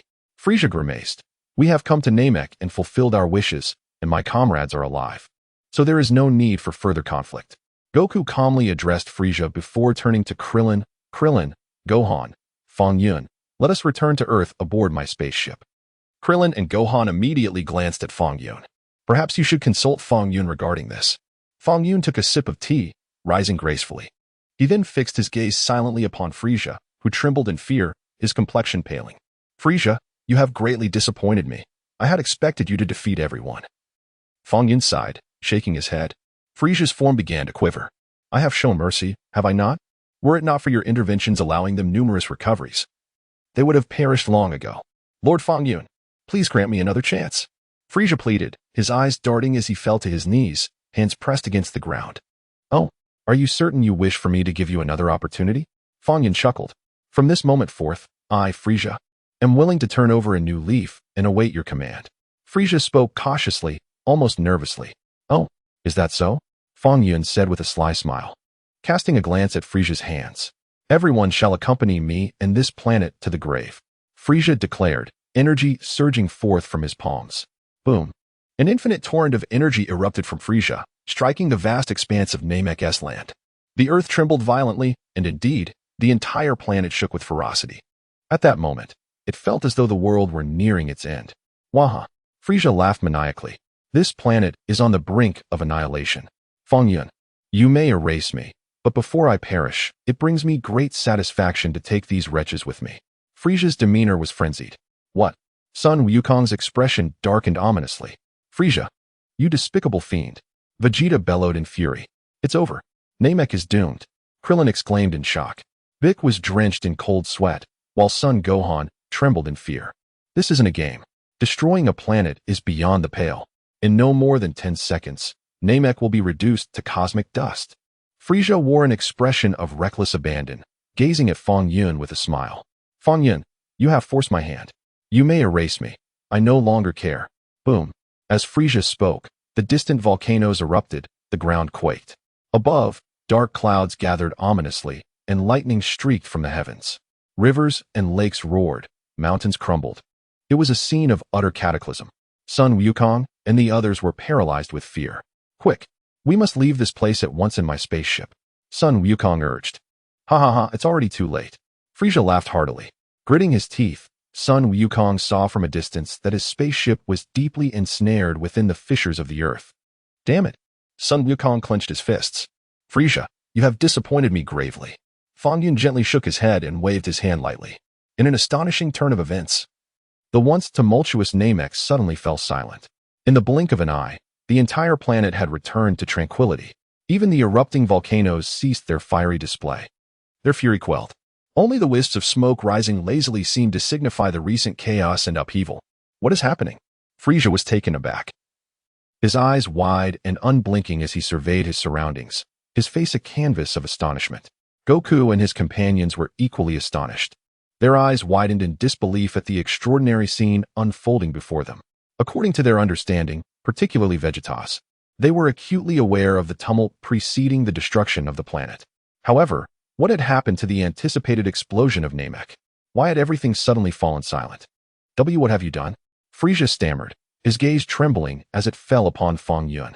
Oh, it's not a significant matter, Fong Yun replied with a smile. I merely eliminated the core of Namek, ensuring that the core you intended to destroy would not lead to an explosion. Frieza's expression froze in shock. How dare you? And to think of erasing the very core of the planet. What else can you not erase? Frieza, my disappointment in you grows ever deeper. I had intended to spare your life, yet now it seems futile. With a gentle sigh, Fong Yun waved his hand lightly towards Frieza. In an instant, the formidable cosmic overlord Frieza vanished mysteriously. Ding. Golden mission completed at 60, restoring abilities. Just as Frieza disappeared, a voice suddenly echoed in Fong Yun's mind. He contemplated quietly. Restoring abilities? What could that possibly mean? Is it the restoration of what has been erased? Fong Yun's eyes brightened slightly. With a swift motion of his right hand, a figure materialized before him. It was Frieza, who had just been erased. What just transpired? Frieza trembled in fear, bewildered by the situation. How is this possible? He had clearly just vanished. Krillin was astonished. It appears that Uncle Fong Yun has restored him, Gohan speculated. Is restoration even possible? Sweat beaded on Piccolo's forehead. What is Fong Yun planning? Krillin was perplexed. Such an impressive technique. Goku scratched his head in admiration. Dandy remained silent, overwhelmed. How terrifying. Fong Yun felt a surge of joy within. Indeed, it has been restored. This is an unexpected boon. Fong Yun reveled in his discovery. Frieza, I felt that my previous erasure was insufficient, so I summoned you back for a more thorough erasure. Fong Yun beamed with delight. Frieza, pale with fear, frantically waved his hands, pleading, no, please. With another wave of his hand, Frieza vanished completely. Krillin, Piccolo, Gohan, Dandy. Thus, the Frieza incident concluded satisfactorily. Fong Yun proclaimed loudly. Ahem, Fong Yun, may I inquire where those you have erased have gone? To the underworld, perhaps? Krillin leaned in, curiosity piqued. It should not be the underworld. If it were, the dragon would surely be able to resurrect them, Piccolo conjectured. Based on current circumstances, it appears that those erased by Fong Yun cannot be restored by the dragon. What? The dragon cannot restore them? Goku exclaimed in disbelief. Krillin, would you assist me in discovering where they go after being erased? Fong Yun inquired of Krillin. Krillin, I refuse. I do not wish to disappear. He was visibly frightened. With a mere wave of his hand, Fong Yun made Krillin vanish without a trace. Sun Wukong, Son Gohan, Piccolo, and Vegeta's expressions shifted dramatically. Dan 5-6 was so terrified that his entire body turned pale. How ruthless. Has Krillin been erased just like that? What has he done to deserve this? Sun Wukong found himself both amused and bewildered. Uncle Fong Yun, Krillin won't be harmed, will he? Son Gohan exclaimed anxiously. Why did you erase him so effortlessly? With a swift gesture, Fong Yun made a motion once more. Instantly, the vanished Klin mysteriously reappeared. Klin, what does it feel like to be erased? Sun Wukong hurriedly approached and inquired. Klin replied, Wukong, you have gone too far. What else do you wish to inquire about my feelings? You do not even care about me. Seeing everyone looking at him, Klin was on the verge of tears. How foolish of me to ask Fong Yun that trivial question. Fong Yun responded, it's nothing. I merely witnessed an endless darkness, where I could not see a hand in front of my face. It was an abyss, devoid of all light. Klin scratched his head and recounted his experience after being erased. Is there any distinction between darkness and emptiness? Sun Wukong inquired. Wukong, when you close your eyes, what do you see? A pitch-black void, provided no sunlight filters through your eyelids, Klin replied. Sun Wukong closed his eyes, felt the darkness, and nodded slightly. This is true darkness, Klin elucidated. Now, Wukong, open one eye and close the other. All right, Sun Wukong complied. Now, The eye you have closed perceives an emptiness. Do you understand what I mean? Clint asked. Is that so? How wondrous. Sun Wukong exclaimed in astonishment. Vegeta's body began to tremble again. What a fool, capable of transforming into a Super Saiyan. Why can't I? He pondered. Is a tranquil heart linked to foolishness? No, that cannot be true. Uncle Clint, I just saw Frieza at the moment of his recovery, and his pupils were filled with terror. If it were truly an endless void, he would not have displayed such an expression, would he? Son Gohan shook his head slightly. Wufan, why not give it a try? Fong Yun chuckled. Don't. Wufan is about to cry. He retorted. All right, no more jesting. Let's address a serious matter, Fong Yun stated. Immediately, Sun Wukong and the others perked up. Although I managed to halt the catastrophic explosion of Namek in time, it cost the core of the planet, Fong Yun pondered. Do you know what will occur when a planet loses its core? Sun Wukong and the others shook their heads in confusion. Who knows? Such an event has never occurred before. What will happen, Uncle Fong Yun? Son Gohan asked hurriedly. I am uncertain of the specifics, but one thing is clear. Fong Yun reflected. In approximately 30 seconds, this planet will cease its rotation. Cease its rotation? What does that mean? Sun Wukong inquired, bewildered. Rotation is the turning of the planet itself. Klin quickly clarified. In the next moment, Klin suddenly realized. Oh no, Namek is going to stop rotating. This is a recipe for destruction. Vegeta's pupils constricted, and his expression changed dramatically. So we must flee. If we cannot escape, there is nothing more I can do. Fong Yun urged. Sun Wukong and Vegeta, along with everyone else, were left in stunned silence. It would have been preferable if you had mentioned that earlier. Time is running out. What should we do? Exclaimed Sun Wukong. This is dire. Quickly, to my spaceship. Perhaps there is still hope. The gathered crowd immediately surged towards Sun Wukong's spacecraft. Upon arrival, they were met with a shocking sight. The vessel was emitting smoke. It appeared that, due to the recent seismic upheaval, the spaceship had been engulfed by the Earth, and its engine was severely damaged. This is disastrous. We are doomed. Krillin cried out, clutching his head in despair. I still don't have a girlfriend. Look, there is a large spaceship over there. Piccolo shouted. That is Frieza's spaceship, Vegeta replied solemnly. I destroyed it while I was healing. What should we do now? Piccolo asked, his voice tinged with urgency. Krillin was in a state of panic, akin to an ant on a hot skillet. Where is Uncle Fong Yun? Gohan inquired, scanning the vicinity. He did not follow us. Piccolo barked. Forget about him for now. We must think of another solution. It seemed that all the spaceships had been rendered inoperable. Without a means of flight, survival among the stars was impossible for those present. The atmosphere grew increasingly tense. Vegeta, what will happen if the planet truly ceases to rotate? Krillin turned to Vegeta, seeking answers. Humph. Such trivial inquiries are not worthy of my time, Vegeta scoffed. How could I possibly know? Krillin remarked, somewhat exasperated. It's not as if I've ever encountered such a situation before. Given the circumstances, why pose such questions? Son Gohan remained speechless. I wonder, he mused. If the planet were to truly cease its rotation, would it not lead to immediate destruction? Krillin pondered. It likely would not, but the planet would undergo cataclysmic changes. I believe it would not be long before the atmosphere clinging to the surface dissipates, and we too would perish due to the absence of air. Piccolo's voice resonated deeply as he added, at the very least, it would take an hour for the air to vanish, wouldn't it? Approximately, though it's difficult to ascertain. Krillin replied, shaking his head. Moreover, that Namek is so immense, several times the size of Earth. If such a colossal planet were to halt its rotation, I cannot fathom it lasting an hour.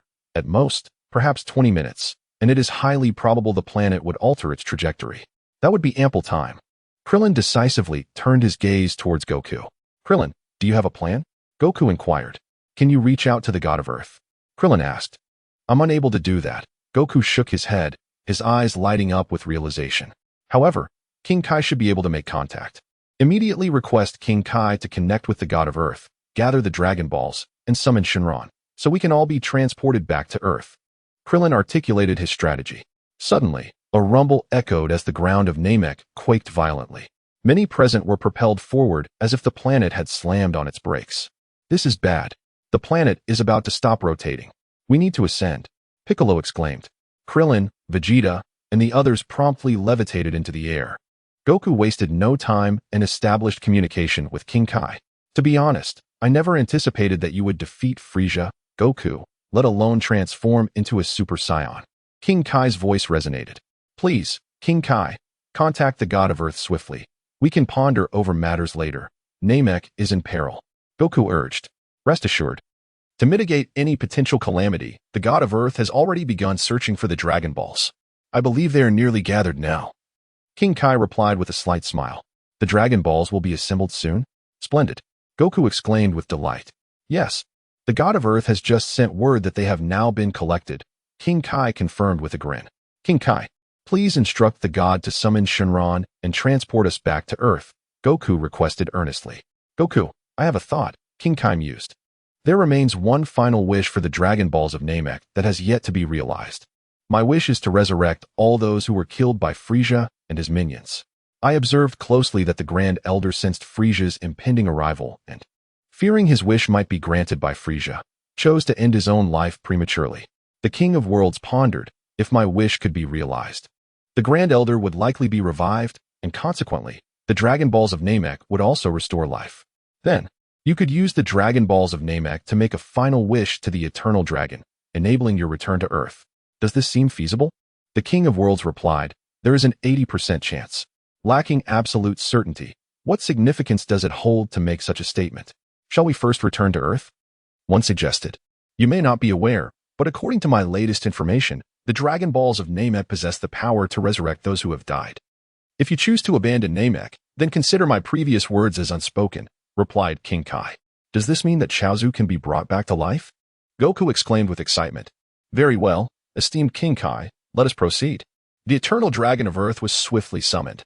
Mr. Popo made a wish to the dragon, requesting the resurrection of all those slain by Frieza's minions on Namek. In an instant, the atmosphere on Namek grew dim. Almost all the deceased rose from their resting places. The Grand Elder slowly opened his eyes, bewildered. What is happening? Was I not dead? Why do I find myself back in this world? He pondered, confused. I am the North Kai, came the voice of King Kai as he explained the recent events succinctly. The planet must cease its rotation. Therefore, I urge you, Grand Elder, to fulfill your wish and transport everyone to Earth. And please, do not take any drastic measures during this process. The Grand Elder replied, why would I end my own life? I have no such intentions. Let Dandy fulfill the wish near Purunga, he decided, promptly contacting Dandy. Yes, Grand Elder. Dandy responded enthusiastically. The Grand Elder has indeed returned to life. Look over there, it's the dragon. Krillin pointed into the distance. Quickly, let us make the final wish. Piccolo urged. With a whoosh, the group flew towards the dragon Purunga. Speak your wishes. I am awaiting the last one, Purunga stated. Dandy turned to Krillin. For the final wish, please transport everyone from Namek to Earth. Krillin responded, yes, except for the villains. Very well. Dandy agreed, making the wish in the Namekian language. Vegeta suddenly felt an ominous premonition.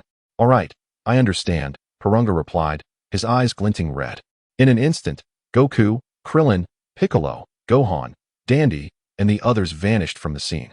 Even the dragon followed them to Earth, leaving only Vegeta behind. What the hell is going on? Vegeta exclaimed in disbelief. On Earth, within a certain jungle, Goku and the resurrected Namekians gathered together. Grand Elder, the Namekians were filled with astonishment and joy. Everyone, we have arrived on Earth through the Dragon Balls. The Grand Elder explained simply. But where is Vegeta? Goku looked around, yet Vegeta was nowhere to be found. It seems that Vegeta was not teleported here, Piccolo stated. Our wish was to transfer everyone to Earth, except for the villains. It was evident that the Eternal Dragon deemed Vegeta a villain. Krillin scratched his head, admitting, I overlooked Vegeta. So, does that mean Vegeta? Goku shook his head, feeling a pang of compassion, and then turned his contemplative gaze towards Piccolo. Don't look at me, Piccolo retorted angrily. Haha, Piccolo, you've completely changed for the better. Goku chuckled. Piccolo's face flushed, and he remained silent. In truth, after merging with Nail, Piccolo had indeed become part of the virtuous side. Perhaps it was at the moment he shielded Gohan from Vegeta's lethal blow in an act of sacrifice that Piccolo began his transformation into a hero. What about Uncle Fong Yun and Miss Bulma? Haven't they returned either? Gohan searched for Fong Yun and Bulma. Could it be that Uncle Fong Yun is also considered a villain? Krillin pondered, resting his chin on his hand. If Uncle Fong Yun is deemed a villain, does that mean Miss Bulma is as well? Gohan questioned in confusion. Bulma is not on Namek. She was taken away by Fong Yun long ago, Krillin replied, shaking his head. Namek. Vegeta silently observed the planet as it gradually ceased its rotation. It seemed he was the only one left on the entire planet. Suddenly, an immense energy erupted from Vegeta, an inexhaustible aura surging forth. Damn it! Damn it! Vegeta shouted vehemently. Huh? Vegeta, you're still here? At that moment, Fong Yun's voice echoed unexpectedly. Vegeta turned around and was startled to see Fong Yun's figure. Heh, you have woven yourself into a trap. Vegeta smirked. The eternal dragon of Namek has judged you as a villain as well, hasn't it? I simply do not wish to return to Earth at this moment, Fong Yun replied with a smile. Humph, that excuse is full of holes, Vegeta scoffed. As the air around them grew thin, he believed that soon, the atmosphere of this planet would dissipate, and at that point, Fong Yun would likely be unable to survive either. Rest assured, I am immortal. I cannot die, Fong Yun said with a smile. Vegeta, you may boast all you wish. Yet, are you truly invulnerable? Who are you attempting to deceive? Do you take me for a mere child? Exclaimed Fong Yun, suddenly pointing towards a distant location to the left. Vegeta, intrigued, focused his gaze. Was that not the spaceship piloted by Jinyu? It appeared that the vessel remained unscathed. How splendid. Could it be that I might escape this planet? However, that ship accommodates only a single passenger. How shall I seize it from Fong Yun without incurring his wrath? Regardless, remaining here would undoubtedly lead to my demise. I must hasten to depart in the spacecraft. I refuse to meet my end. At that moment, as Vegeta contemplated this thought, a sudden eruption of light surged skyward, hurtling towards Fong Yun. A volcanic explosion. Startled, Vegeta swiftly dodged the onslaught. Without a moment's hesitation, he darted towards Jinyu's spaceship and burrowed inside. With a decisive press, Vegeta activated the launch button. Whoosh! The spacecraft shot into the cosmos, vanishing in an instant. Vegeta pressed his face against the window, gazing out at the stars, and fixed his eyes on planet Namek. How fortunate that my reaction was swift. Fong Yun remained oblivious. A grin spread across Vegeta's face. Perhaps by the time he realizes, I will have escaped his reach. Elated, Vegeta mused that with no spaceships left on Namek, Fong Yun was doomed. However, he soon inhaled deeply, contemplating his subsequent plan. Regardless, my immediate goal is to transform into a Super Saiyan. Vegeta pondered, discerning from Fong Yun's words that a tranquil heart is best cultivated on Earth. I shall first ascertain the destination of this spacecraft before plotting my next move. Upon examining the spacecraft's programmed coordinates, Vegeta's brow furrowed. What? It is set to travel to Yardrat? That scoundrel Jinyu, what business does he have in Yardrat? Vegeta manipulated the ship's controls, frustration evident. Curse it. With only one hand, this is exceedingly cumbersome. Nevertheless, he resolved to proceed to Yardrat. Perhaps he could recharge his strength on that planet. With a swift motion, the spaceship soared towards Yardrat. Meanwhile, on Namek, Fong Yun maintained an unruffled demeanor amidst the impending calamity. You truly seem at ease, even as the planet meets its doom. Pibra remarked wryly to Fong Yun. Is it not rather delightful to admire the beauty of a planet ceasing its rotation? Fong Yun wore a smile. Just now, I received news from Elder Yardrat that there is an impending crisis on Namek, and Fong Yun remains there. The Elder instructed me to bring Fong Yun back. Reluctantly, Pabala utilized instantaneous movement to materialize beside Fong Yun. In his heart, Pabala silently prayed, hoping that the king of the other world would not discover them. Otherwise, the Yardrat race would face annihilation. We must hurry. The air is nearly depleted, Pabala remarked with a wry smile. No worries, I can survive in the cosmos. Fong Yun replied with a grin. You should have mentioned it earlier. What was the purpose of my coming here if you had mentioned that earlier? Questioned Pabala, a hint of urgency in his tone. Are you intending to return? Since you have extended such a heartfelt invitation, I suppose I must accompany you back. Fong Yun replied with a nod. Who has sincerely invited you? Pabala retorted. In an instant, Pabala and Fong Yun teleported back to Yardrat. Brother-in-law, you have returned. Bulma exclaimed, rushing to greet them. Indeed, I have, Fong Yun affirmed with a nod. Everyone is safe. We returned to Earth with the help of the dragon. And Frieza has met his demise. One could say this journey was indeed worthwhile. The Grand Elder, Pabala, and many Yardratans were present. Your journey has not been in vain. Yet, we risked the annihilation of our clan and have utilized instantaneous teleportation twice. If the Lord of the Kais were to discover this, our lineage would be doomed. Ahem. I sincerely hope the Lord of the Kais has not noticed us. Elder Adaltrat sighed deeply. We have ventured into perilous circumstances to rescue you. Fong Yun, you are quite the burden. Moreover, you have the audacity to erase the cosmic Emperor Frieza. Why didn't you mention this sooner? It has led us to unnecessary worry. Fong Yun mused. What troubles you? The Grand Elder inquired. It stands to reason that the Supreme Kai, being a deity of creation, would not annihilate our clan even if you had breached the rules by employing instantaneous movement. Given his nature, he would likely only reprimand us rather than destroy our planet. Fong Yun articulated. Moreover, the Supreme Kai is benevolent. He would not act unless confronted by a truly malevolent entity. Fong Yun's reasoning held merit. Even if the Supreme Kai were aware of our transgressions, he would presumably merely scold us rather than obliterate this celestial body. Furthermore, such decrees were established by the previous Supreme Kai. The Grand Elder pondered this carefully and found Fong Yun's assertions reasonable. Whom did you hear from regarding the prohibition against your use of instantaneous movement to depart from Yardrat? Fong Yun asked. My grandfather's grandfather conveyed this, the Grand Elder replied. Fong Yun appeared contemplative. What occupies your thoughts, Fong Yun? Is there something amiss? The Grand Elder questioned. I suspect that the deity responsible for imposing this restriction is not the Supreme Kai, but rather another entity altogether, Fong Yun reflected. Another entity? Who could it be? The Grand Elder probed. It could very well be the god of destruction. Only he would relish in enforcing such regulations, Fong Yun responded. What? The god of destruction? The Grand Elder's eyes widened in disbelief, nearly causing him to faint. Pabala trembled in fear. If it is indeed the god of destruction who instituted this decree, we are doomed. The god of destruction would unhesitatingly obliterate Yardrat. We are not merely at odds with the Supreme Kai, but with the god of destruction. However, fret not. The god of destruction, Beerus, is currently in slumber and is oblivious to the events transpiring on Namek, Fong Yun assured. Is that truly the case? The Grand Elder sighed in relief. Indeed, the wretched Frieza's ambition is to awaken Beerus, but I have managed to thwart that plan just in time, Fong Yun responded. Upon hearing this news, the inhabitants of Yardrat collectively exhaled in relief.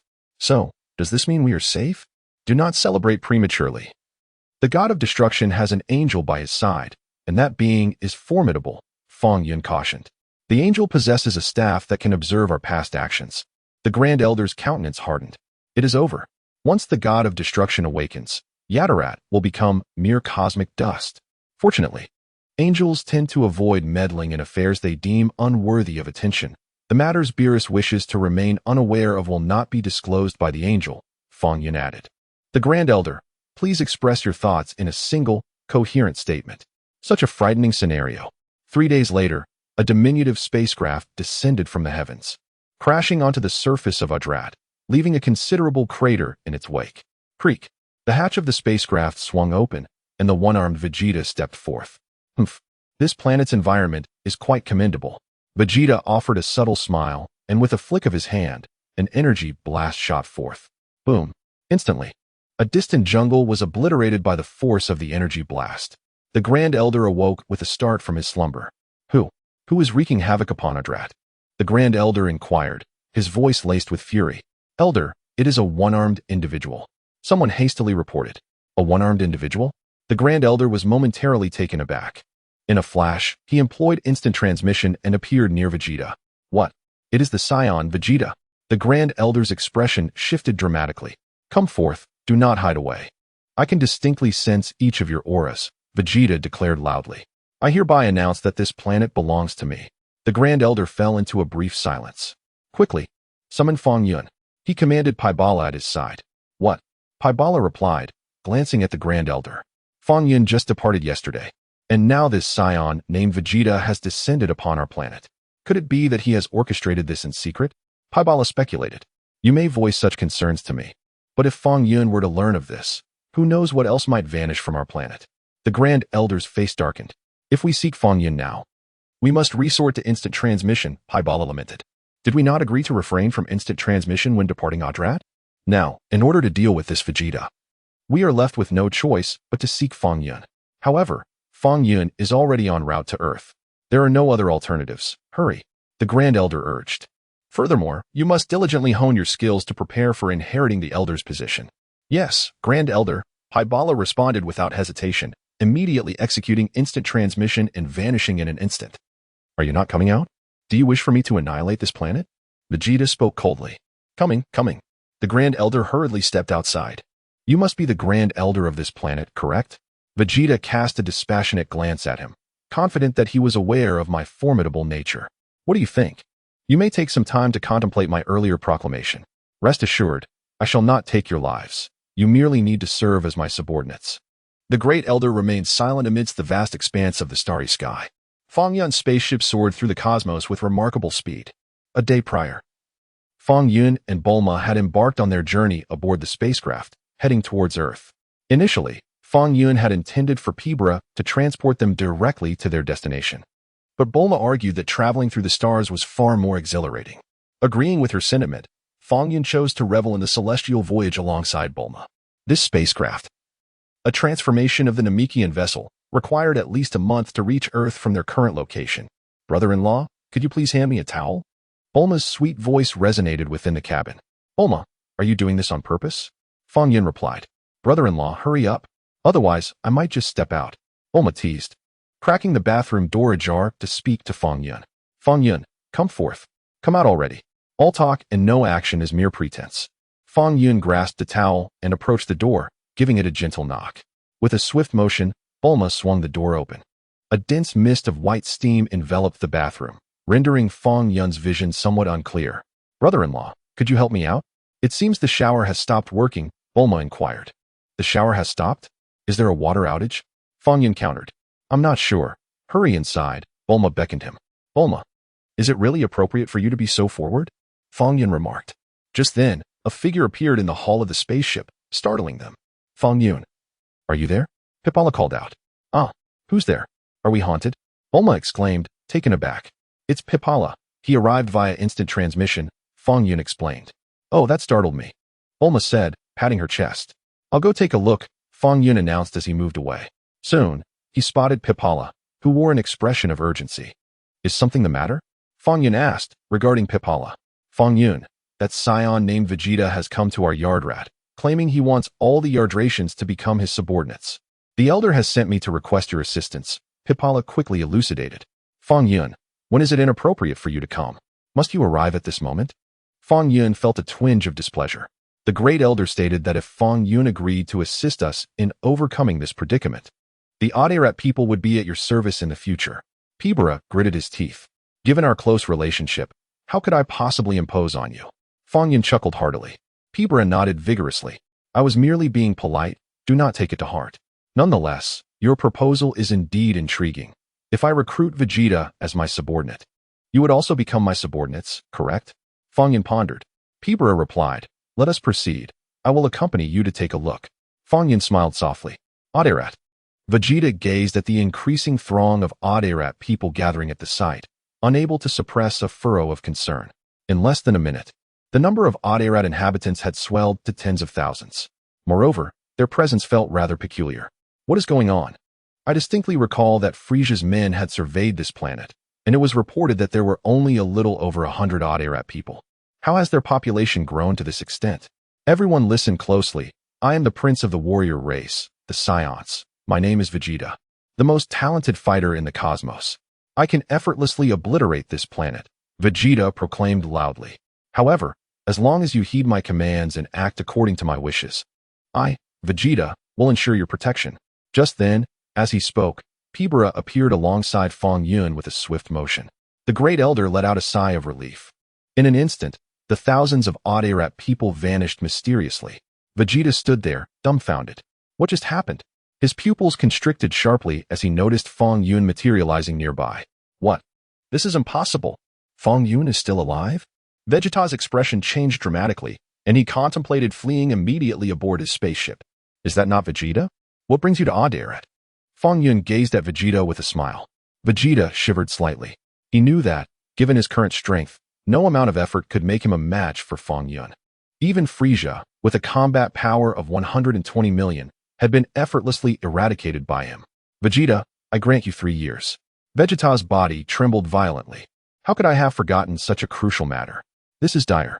What to do? What to do? Speak up. How shall I punish you? Fong Yun regarded Vegeta thoughtfully. Vegeta shuddered once more. By the way, Great Elder, do you have any large fish here? Something akin to the sharks of Earth. Fong Yun turned to inquire of the Grand Elder. Indeed, in the artificial lake over there, We keep the fish you mentioned, which we refer to as the Gothic fish. The Grand Elder nodded. Vegeta's pupils constricted sharply, and his expression shifted dramatically. Suddenly, he recalled that Fong Yun had erased Jinyu's energy and disposed of him into the waters of Namek to be fed to the fish. The formidable captain of the Jinyu force, capable of annihilating a planet with a mere flick of his wrist, was thus consumed by sharks. A shiver ran down Vegeta's spine. How terrifying. Such a demise was worse than being erased entirely. He recalled telling that shark on Namek that he would provide it with better sustenance. Yet it had waited in vain, longing for new food until the planet ceased its rotation, without ever tasting the promised meal.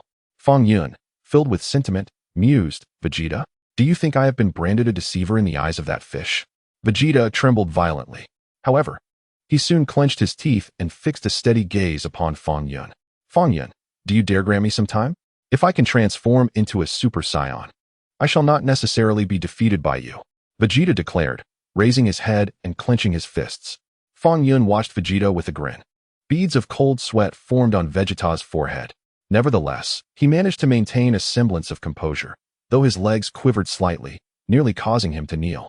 Vegeta was genuinely frightened at the thought of Fong Yun effortlessly erasing his energy and feeding it to the fish. The mere contemplation was chilling. Tell me, how long will it take for you to become a Super Saiyan? Fong Yun asked with a smile. 3 months. Give me 3 months. And I will surely become a Super Saiyan. Vegeta hastily replied after a brief pause. 3 months is too short. I shall grant you 3 years instead, Fong Yun chuckled. What? Vegeta exclaimed in astonishment. When did Fong Yun become so generous? From 3 months to 3 years? What, is that too long? Then let it be 3 days. Fong Yun retorted. Not too long at all. 3 years it shall be.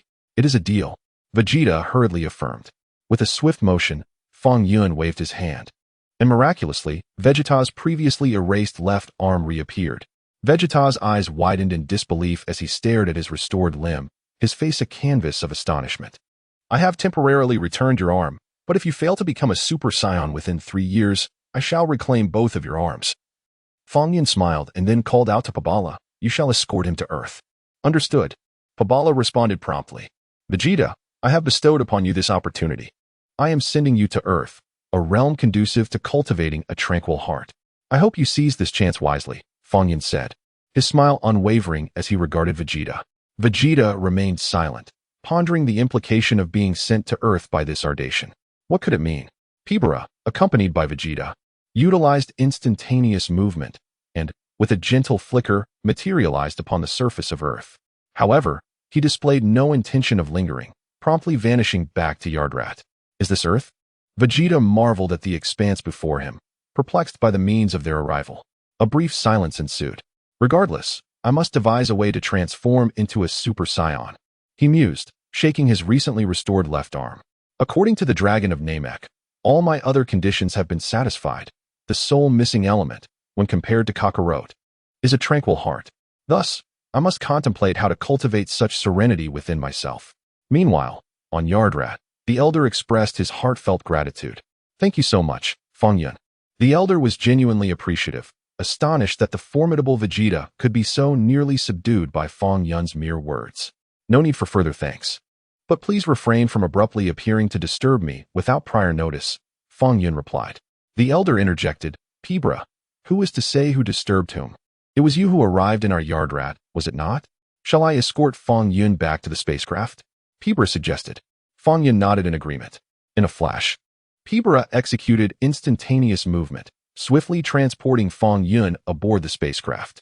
Until we meet again, Pibara waved farewell. No need to see me off, Fong Yun acknowledged. Pibara quickly departed. Upon Pibara's return to Yardrat, the elder proposed to abdicate his position, intending to pass the mantle to Pibara. The elder felt weary. The rare treasures of Yardrat had been thoroughly plundered by a woman from Earth named Bulma. This woman is even more avaricious than her sister. It would be best for me to step down.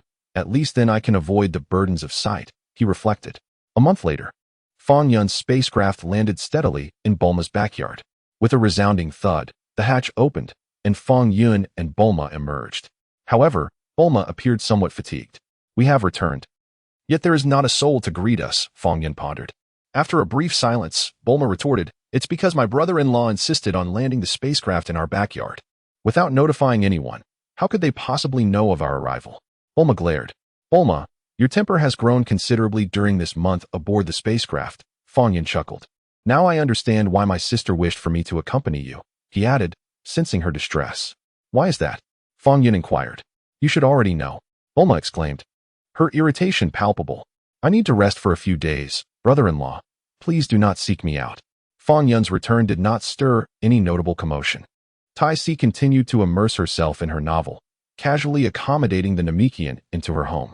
Upon learning of Fong Yun and Bulma's affair, Tai Si could not help but stifle a giggle. Sister, you still find this amusing? Bulma exclaimed, hands on her hips, her voice laced with indignation. However, Tai Si pulled Bulma aside and whispered conspiratorially in her ear, isn't it a bit premature? I haven't even given birth. Bulma retorted in exasperation. In the ensuing days, the Namekian utilized the Dragon Balls to resurrect Chaozu and Tien, and with the third wish, transported them to a planet reminiscent of Namek. Peace was restored to Earth, and everything appeared to settle into tranquility. Goku remained steadfast in his training, though he seemed somewhat lax compared to his usual fervor. I am already a Super Saiyan. What more is there to strive for? Gohan, now of school age, was enrolled by Chi-Chi into the educational system. Piccolo continued his rigorous training in the desolate mountains, aspiring to surpass Goku one day. He occasionally visited Gohan, engaging in friendly sparring with Goku as well. Krillin returned to Master Roshi's abode, diligently honing his skills in accordance with the old master's teachings. Resurrected Tien and Chaozu chose to settle in a vast desert, dedicating themselves to their training. Vegeta immersed himself in a bustling city, seeking to cultivate inner peace. I simply wish to possess a tranquil heart. Why must it be so challenging? He pondered. Just wait. Fong Yun, once I, Vegeta, transform into Super Saiyan 01, you shall see how I handle you. Your greatest regret must be letting me go, Vegeta. Liu Ping donned a feminine outfit and admired his reflection in the mirror, even twirling around. I seem to be getting more attractive, he blushed. However, moments later, Liu Ping tore the clothes off in a fit of frustration. How infuriating. I am not effeminate, he exclaimed angrily. On that day, Sun Wukong arrived at Master Roshi's small island. Wukong, what brings you here? Krillin hurriedly inquired. Ah, it's Wukong. What a pleasant surprise. Have you had a quarrel with Chi-Chi? Master Roshi greeted with a smile. Suddenly, Wukong remembered, I should be able to lift that divine sword now. A confident smile adorned his face. Krillin and Master Roshi glanced at the sword lying on the ground. Indeed, Wukong is now a Super Saiyan. According to the information provided by Vegeta, a Super Saiyan is the mightiest warrior in this universe. Surely, Wukong can lift this sword. Krillin nodded emphatically. Wukong, give it a try. Master Roshi's face was filled with anticipation. All right, I will lift the sword now. Sun Wukong approached the weapon. With a snap, his hand grasped the hilt. An energy surged forth. Yet, the divine sword remained utterly immovable. Ha ha, it seems I need to transform into a Super Saiyan. Wukong chuckled, scratching his head. With a thunderous roar, a golden radiance enveloped Sun Wukong, his hair standing tall as he transformed into a Super Saiyan. Hey! He attempted to lift the divine sword once more. However, it remained steadfast and unyielding. How can this be? Wukong was taken aback. I have become a Super Saiyan. Can I truly not lift a sword? Krillin, astonished, turned to Master Roshi. Even Wukong cannot move this sword? Don't look at me. I have no idea. Master Roshi replied solemnly, shaking his head. I only remember that a young boy casually tossed this sword here long ago. Master Roshi, what did that boy look like? Sun Wukong inquired. That boy floated in the air, so I couldn't see his face clearly. Master Roshi sighed, shaking his head. So, this sword must have been enchanted. And only the fated individual can wield it. Much like Thor's hammer, Krillin remarked, bringing up the Marvel character. It seems that is the only explanation, Master Roshi nodded. I truly wish to meet this young boy. I wonder how powerful he is. Anticipation filled Sun Wukong's expression. 30 kilometers away from the headquarters of the Red Ribbon Army, in a secluded mountainous area, there was a research facility. Inside, an elderly man was tinkering with a robot. No, still not working. Such a purely mechanical creation is difficult to control if something goes awry. The old man spoke in a low voice. If he turns the tables on me, I might end up dead. The robot crafted by him was a formidable figure, robust and imposing, adorned with a multitude of intricate components. Prominently inscribed on the robot's chest was the numeral 16. The old man momentarily set aside his research, Inhaling deeply before leaving the laboratory, he ascended to a hillside, gazing at the verdant expanse, yet his eyes betrayed an ocean of unending hatred. Sun Wukong, I shall remember you. One day, I, Dr. Grow, will create the most advanced android and exact vengeance upon you for our Red Ribbon Army. The old man clenched his fists, each word escaping his lips with palpable intensity. He was indeed Dr. Grow, though he had yet to become an android. As Dr. Grow contemplated the horizon, an unsettling sensation enveloped him, as if something loomed directly above. He glanced upward to behold a stranger suspended in midair. The individual appeared to be in their 20s, exuding an air of elegance and striking handsomeness. Who are you? Dr. Grow exclaimed, startled, hastily brandishing his laser gun towards the figure. With a swift descent, the young man landed directly in front of Dr. Grow. You must be Dr. Grow, correct? Fong Yun inquired, a smile gracing his lips. This place is quite elusive. It took me considerable effort to locate you. You seek me? Dr. Grow hesitated, a frown creasing his brow. Rest assured, I harbor no ill intentions, Fong Yun replied with a gentle smile. Moreover, that laser gun you wield is of no consequence to me. With a mere flick of his hand, Fong Yun effortlessly made Dr. Grow's laser gun vanish into thin air. Dr. Grow's expression darkened as he stared at the empty space where his weapon once was. Where's my gun? How did it disappear? What is going on? Is this fellow a magician? He pondered. Furthermore, you dare to render my laser gun non-existent, and yet claim you mean no harm? You are Dr. Grow, the scientist of the Red Ribbon Army, harboring a grudge against Sun Wukong ever since he obliterated your organization long ago. I am not mistaken, am I? Fong Yun regarded Dr. Grow with penetrating eyes. A wave of dread washed over Dr. Grow. How could he possibly know such things? This was information that only he and his nascent creation, Project 19, were privy to. And surely, Project 19 could not divulge such secrets. In truth, I too wish to eliminate Sun Wukong. We share a common purpose, Fong Yun remarked with a knowing smile. Please continue. What deep-seated animosity do you harbor against Sun Wukong? Approximately 6 months ago, during a battle on planet Namek, Sun Wukong unleashed a Kamehameha wave, which ascended beyond the atmosphere of Namek and ventured into the vast cosmos, unfortunately striking our planet. Fong Yun lamented that our world suffered a cataclysmic blow, resulting in the demise of all its inhabitants, leaving me as the sole survivor. As my work at the space station granted me refuge, as Fong Yun spoke, tears streamed down his face. Thus, you are an extraterrestrial? From which planet do you hail? Dr. Glow remained vigilant. I originate from the region designated as 9783, the planet Idrakaba, a realm of boundless wanderers, known for its lengthy name, a characteristic of our world. Fong Yun replied, My name is Fong Yun, the invincible supreme king of the cosmic super. The name of your planet is not merely lengthy, it is exceedingly long. Is it not? Moreover, your designation, Dr. Jero, is rather exhausting. You may simply call me Fong Yun, she said with a gentle smile. How did you manage to locate me? Inquired Dr. Jero. Our planet is endowed with advanced technology, making it exceedingly effortless for me to find you. Additionally, I can extract relevant information from your computer, Fong Yun replied with a smile. State your intentions, Dr. Jero insisted. My objective is straightforward, to collaborate with you in creating a super android to eliminate Sun Wukong and exact vengeance, Fong Yun declared. Dr. Jero gazed silently at Fong Yun. After a brief pause, he responded, Very well, follow me. I shall show you my research. Dr. Jero nodded gently and beckoned Fong Yun to follow him. Subsequently, under Dr. Jero's guidance, Fong Yun approached the unformed android number 16.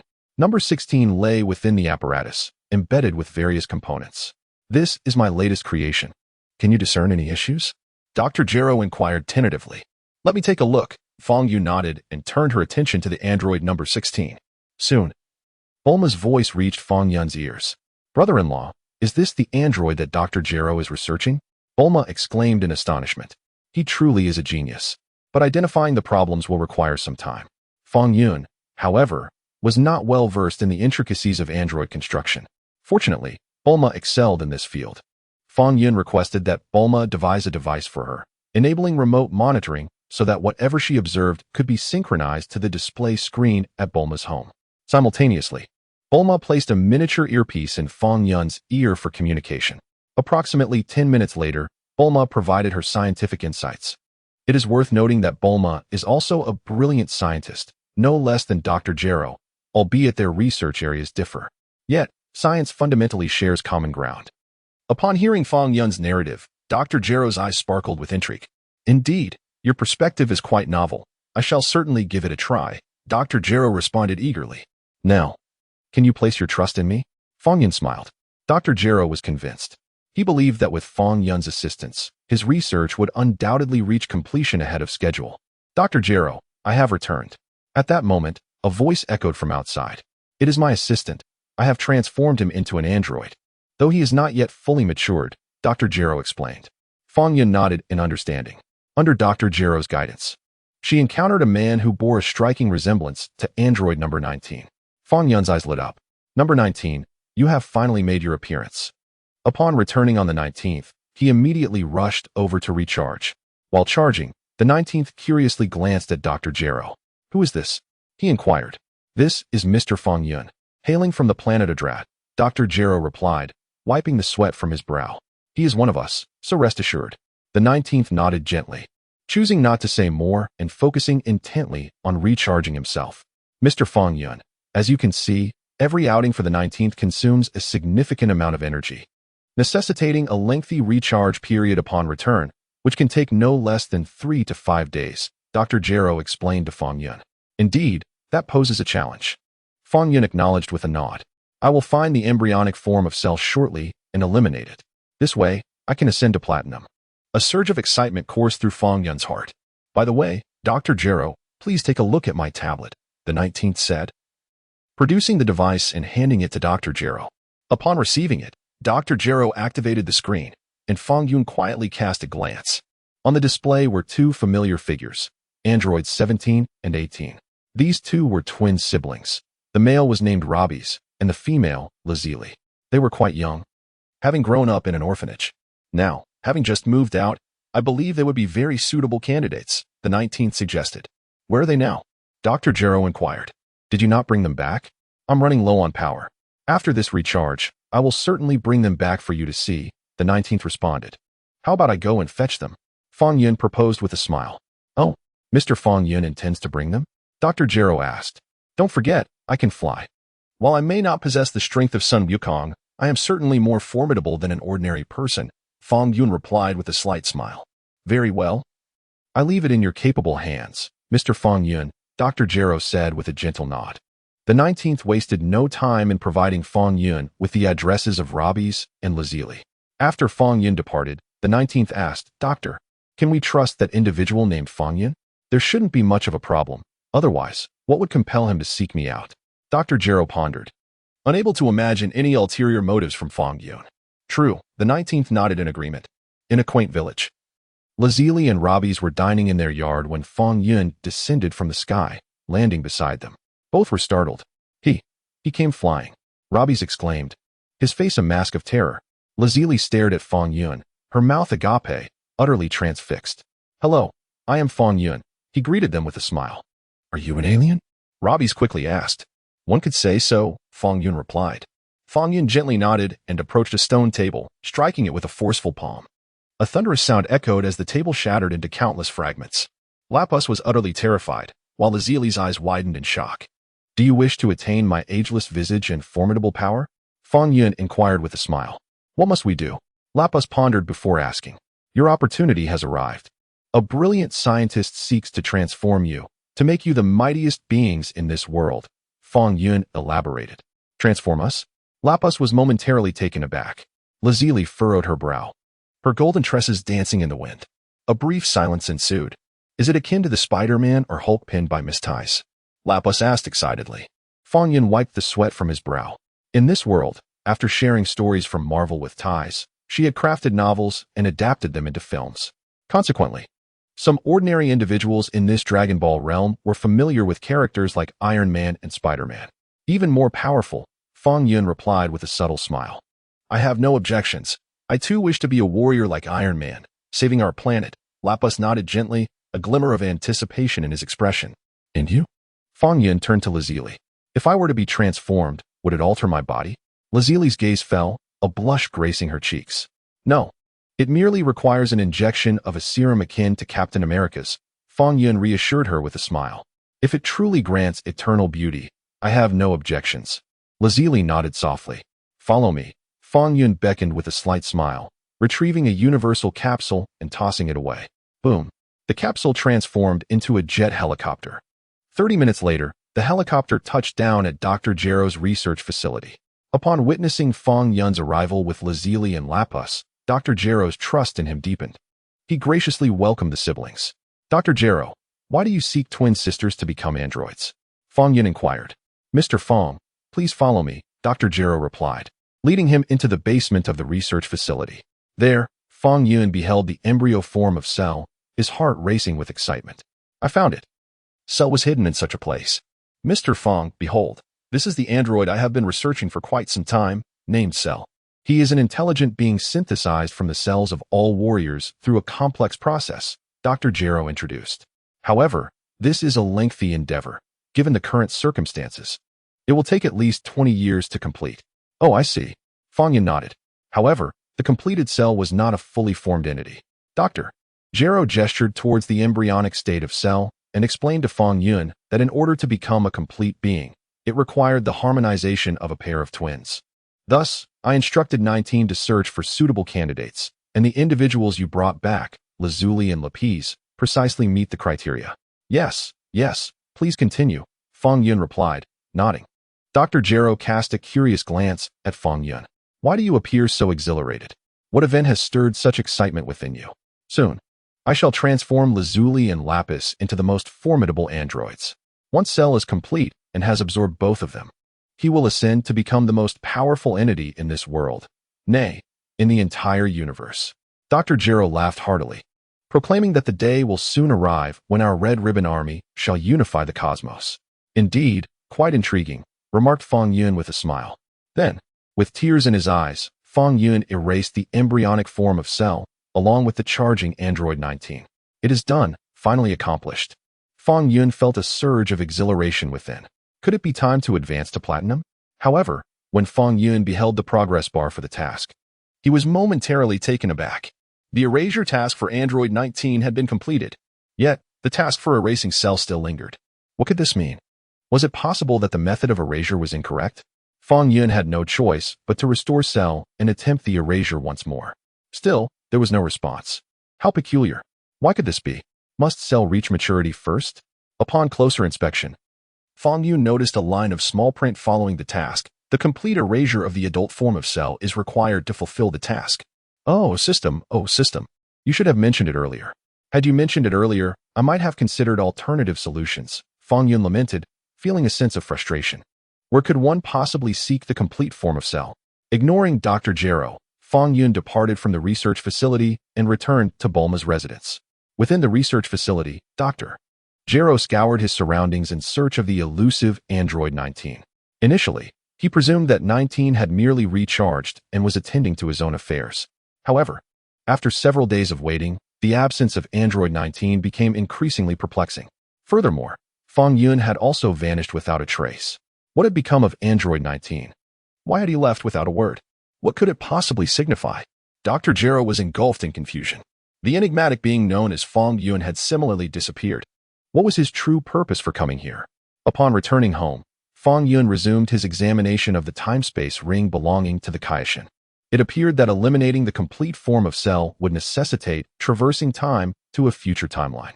The current timeline he inhabited would likely not witness Cell's appearance. Trunks would not manifest either. If he were to appear, he would have done so by now, having returned from Namek nearly a year ago. The time machine was no longer available. After 3 months of relentless study, Fong Yun still could not master the time-space ring.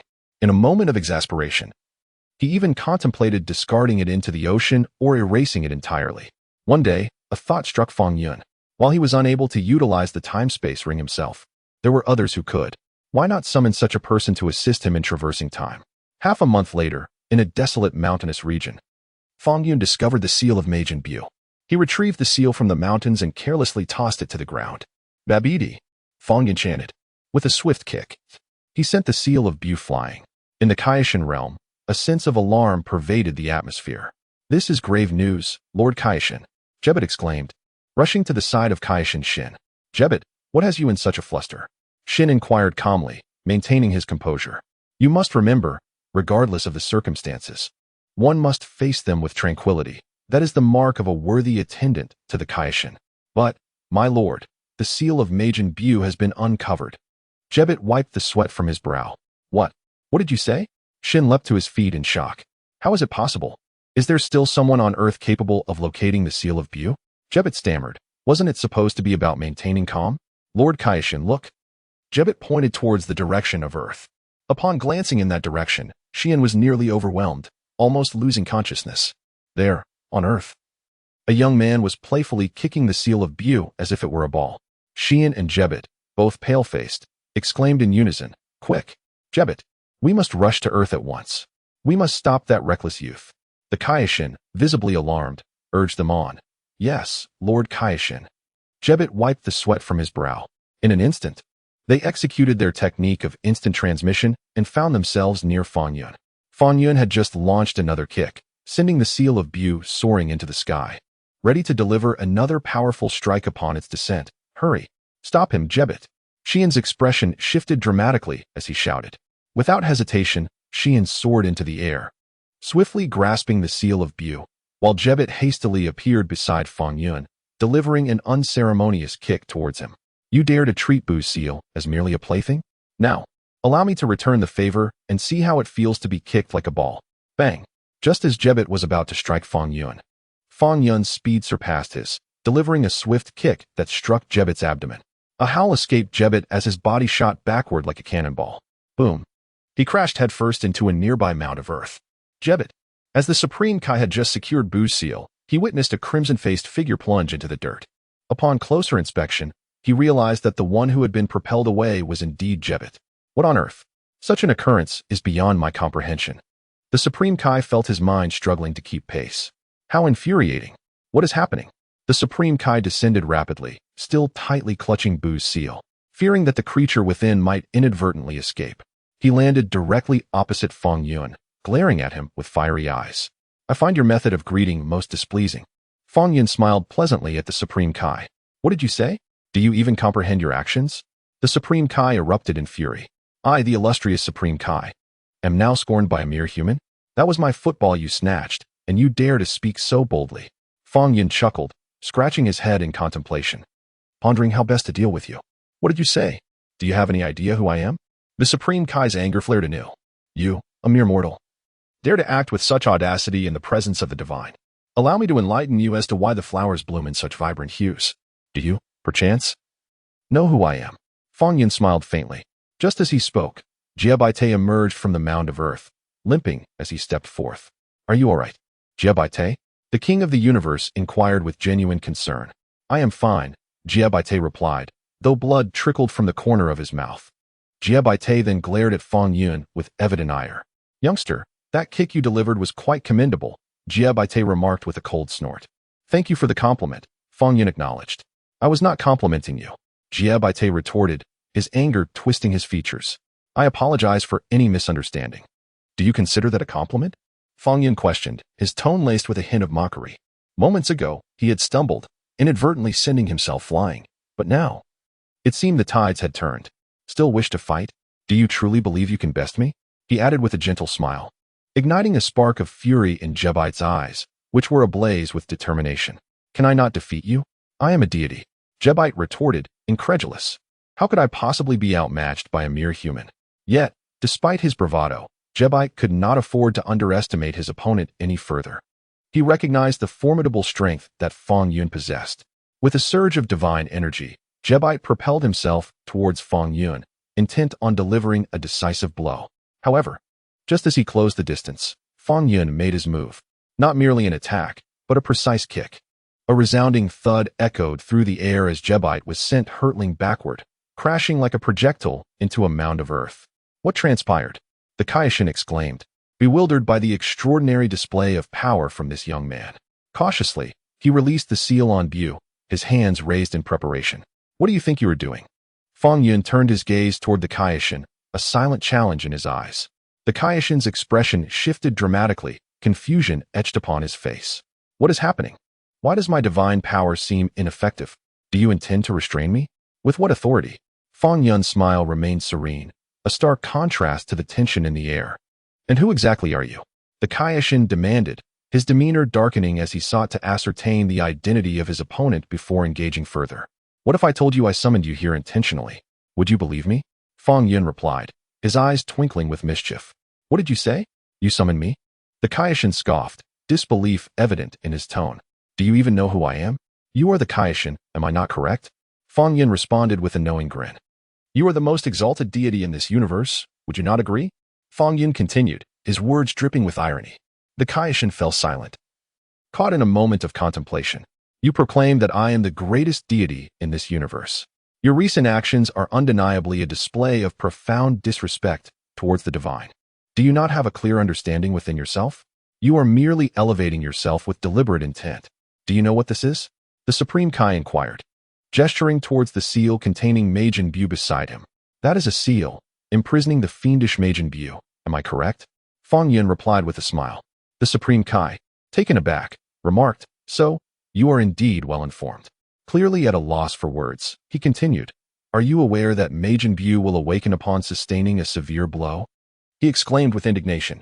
I am aware, Fong Yun acknowledged with a nod. Even if he awakens, it poses no concern. I shall rectify him. The Supreme Kai chose silence, feeling wearied by the arrogance of this youth. Speak, if you truly seek me, what is your purpose? The Supreme Kai inquired coldly. Nevertheless, he resolved to ascertain the intentions of this audacious individual, for provoking him could unleash Majin Buu, a scenario far from desirable. Chapter 87. The Supreme Kai, I have studied this ring for an extended period, yet remain perplexed. Do you have any insights? Fong Yun said, producing the time-space ring and giving it a slight shake. The Supreme Kai's gaze momentarily faltered. This object seems somewhat familiar. The design of this ring bears a striking resemblance to the one I lost. That is indeed the ring of Lord Supreme Kai. At that moment, Jebet emerged from the ruins and immediately recognized the time-space ring in Fong Yun's possession, exclaiming in astonishment. The Supreme Kai's eyes gleamed with realization. Indeed, it is my ring. How did it end up in this youth's hands? Fong Yun corrected him. This is mine. May I take a look? The Supreme Kai inquired. Here. Fong Yun replied with a nod, unhesitatingly tossing the ring to the Supreme Kai. Jebet quietly approached, casting his gaze upon the ring in the Supreme Kai's hands. As the Supreme Kai scrutinized the ring, an unsettling realization dawned upon him. By the heavens, this is my ring, the very one that went missing. Could it be the Supreme Kai suddenly seemed to recollect something? Is it he? Could it be that he ambushed me years ago? Lord Supreme Kai Jebet clenched his teeth, evidently beginning to piece together the clues. The Supreme Kai raised his hand, signaling Jebet to refrain from making any noise. Understanding, Jebet kept silent. What is your name? The Supreme Kai decided to ascertain the identity of this individual first. Feeling a sense of misfortune, he lamented that after such a lengthy duration, he still did not know the name of this stranger. Fong Yun, came the calm reply. The Supreme Kai and Jebet exchanged glances, both detecting a hint of confusion in each other's eyes. Who is Fong Yun? I have never heard of this individual. State your purpose, and I shall see if I can assist you, the King of Worlds said, gazing at Fong Yun. In truth, it is nothing of great consequence. I summoned you from afar primarily to request a small favor, Fong Yun replied. At that moment, the expression on the King of Worlds' face darkened significantly. Are you seeking my assistance in this matter? Are you calling me here to cause trouble? The Realm King narrowed his eyes and inquired. It is nothing of great significance. Fong Yun replied with a faint smile. I merely wish for you to use this time-space ring to take me to a certain realm for a brief visit. What do you mean? I fail to comprehend your words, the Realm King remarked, looking utterly perplexed. The time-space ring? Jebet also cast a profound glance at Fong Yun. Do you refer to this ring as the time-space ring? How is it that I was unaware of its name? It is quite simple. This ring possesses the divine ability to traverse through time and space. However, I lack such divine power. Yet you are different. Are you not the greatest deity in the universe? I trust that your usage of it would pose no issues. Fong Yun smiled. Traverse through time and space? Pray tell, what is required to accomplish such a feat? Inquired the god of the universe. Allow me to take your hand first, Fong Yun responded, without any hesitation, as he stepped forward and grasped the god of the universe's hand. What do you mean by pulling me? It feels as though you are concerned that I might flee. First, place the ring upon your finger, then rotate it while channeling divine energy, silently reciting 20 years, 20 years, 20 years as proposed by Fong Yun. Merely repeat it once. The king of the gods glanced at Fong Yun. The subsequent words were merely an echo. Fong Yun replied, King of the Gods. Jebbit. What the hell is this echo? The King of the Gods had no intention of assisting Fong Yun. However, the thought of the ring's extraordinary nature stirred a hint of intrigue within him. If this ring truly possessed the ability to traverse time and space, it would be magnificent. How was I unaware of such miraculous artifacts in this world? No, this ring belongs to me. It is undeniably my ring. Yet, why was I oblivious to its potential for temporal travel? The King of the Gods wore an expression of confusion. Regardless, let us attempt it. Following Fong Yun's instructions, the King of the Gods placed the ring on his finger, then gently rotated it while imbuing it with divine energy. Bang! Fong Yun delivered a powerful kick, sending Jebbit, who was grasping the King of the Gods, flying. King of the Gods, what are you doing? He exclaimed in anger. Let him stay and ensure Bu's seal is intact to prevent any unforeseen incidents, wouldn't you agree? Fong Yun replied. King of the Gods, your reasoning is quite sound. I find myself at a loss for words. Jebbit, you stay back, the Supreme Kai commanded, nodding towards him. Am I not your attendant? Jebbit retorted, clearly exasperated. Supreme Kai Xian ceased to engage in further trivialities and promptly closed his eyes, his mind envisioning scenarios 2 decades into the future. Suddenly, a remarkable phenomenon unfolded. The void began to twist and contort, and in an instant, the bodies of the Supreme Kai and Fong Yun vanished without a trace. Jebbit's eyes widened in astonishment. Could it truly be a traversal through time and space? When the Supreme Kai opened his eyes once more, he found himself in an extraordinary realm. This space was filled with swirling vortices, each resembling fragments of cinematic scenes. It was the first time Supreme Kai Xian had entered such a wondrous dimension. In truth, this particular Supreme Kai faced a rather unfortunate fate. To be precise, Xian is the East Supreme Kai. During the battle with Bu, the Grand Supreme Kai was consumed, and the other Supreme Kais met their demise one after another, leaving only the East Supreme Kai. Consequently, the lineage of the Supreme Kais experienced a rupture, resulting in Xian's ignorance of many matters. He was even entirely unaware of the Patera earrings and the time rings.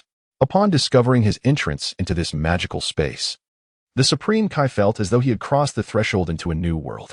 Over there, Fong Yun exclaimed, pulling the Supreme Kai headlong into a specific time and space. The Supreme Kai wore a bewildered expression. Why choose that particular realm? What made it so special? As he entered, he vaguely perceived a green creature at the entrance of that time and space. However, he could not discern its exact appearance before Fong Yun yanked him into that realm.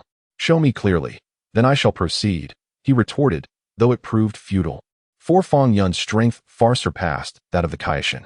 In an instant, their figures flickered and materialized within this realm. Where's this place? Earth? The Kaishin surveyed his surroundings. Fong Yun produced a piece of paper and presented it to the Kaishin. What does this mean? The Kaishin inquired, his expression darkening. Upon examining the paper, he observed that it depicted a creature of peculiar appearance, wholly unfamiliar to him. However, it struck him that this monstrous entity resembled one he had glimpsed just prior to their arrival in this dimension. Search for it. This being is exceedingly malevolent and should be easily located, Fong Yun urged. Are you not the deity of justice? The emergence of this creature poses a threat to Earth. Nay, to the entire cosmos, even more perilous than the crisis presented by Bu? The Kaishin cast a sidelong glance at Fong Yun. You have treated Bu's seal as a mere ball to kick, yet you still harbor concerns about potential crises for Earth? How can I not be skeptical? The situation is far more grave. I am not indulging in alarmism. Fong Yun's expression was solemn. The Kaishin was momentarily taken aback. Is it truly that severe? How is it that I am unfamiliar with this monstrosity? Very well, I shall give it a try. The Kaishin remained quite amiable. In truth, it was primarily because Kaishin Shin had not sensed any malevolent aura emanating from Fong Yun. Had Fong Yun's essence mirrored the evil of Bu, the Kaishin would have undoubtedly refrained from offering assistance. However, the Kaishin found no trace of such a presence within Fong Yun. If Fong Yun were indeed malevolent, a sinister aura would surely be present. The Kaishin initially relaxed his senses. Upon doing so, he indeed detected a profoundly wicked and powerful essence. His eyes widened with realization as he turned towards the source of this aura. A creature. A green creature. This being bore some resemblance to a cicada. What infuriated the Kaishin the most was witnessing this monster siphoning the life from a human. After struggling momentarily, the human was reduced to a mere pile of clothing. Their flesh and bones transformed into the essence of the creature. The Kaishin's body trembled. Did you see that? Fong Yun inquired. Despicable. What is he? The Kaishin's countenance darkened significantly. He had just witnessed the creature absorb another human after the first. Scoundrel! This vile fiend is consuming humanity. The Kaishin exclaimed furiously. I warned you, he is even more wicked than Bu, Fong Yun remarked. Let us move quickly to stop him. The Kaishin glanced at Fong Yun. Although this creature is malevolent, it appears to possess only mediocre strength compared to Bu. If it were me, I could easily annihilate him. With a swift motion, the Kaishin transported Fong Yun through instant teleportation, appearing behind Cell. Cell was in the midst of absorbing a human when he sensed a disturbance behind him and turned around in confusion. Bang! Fong Yun swiftly approached, delivering a powerful slap to the back of Cell's head.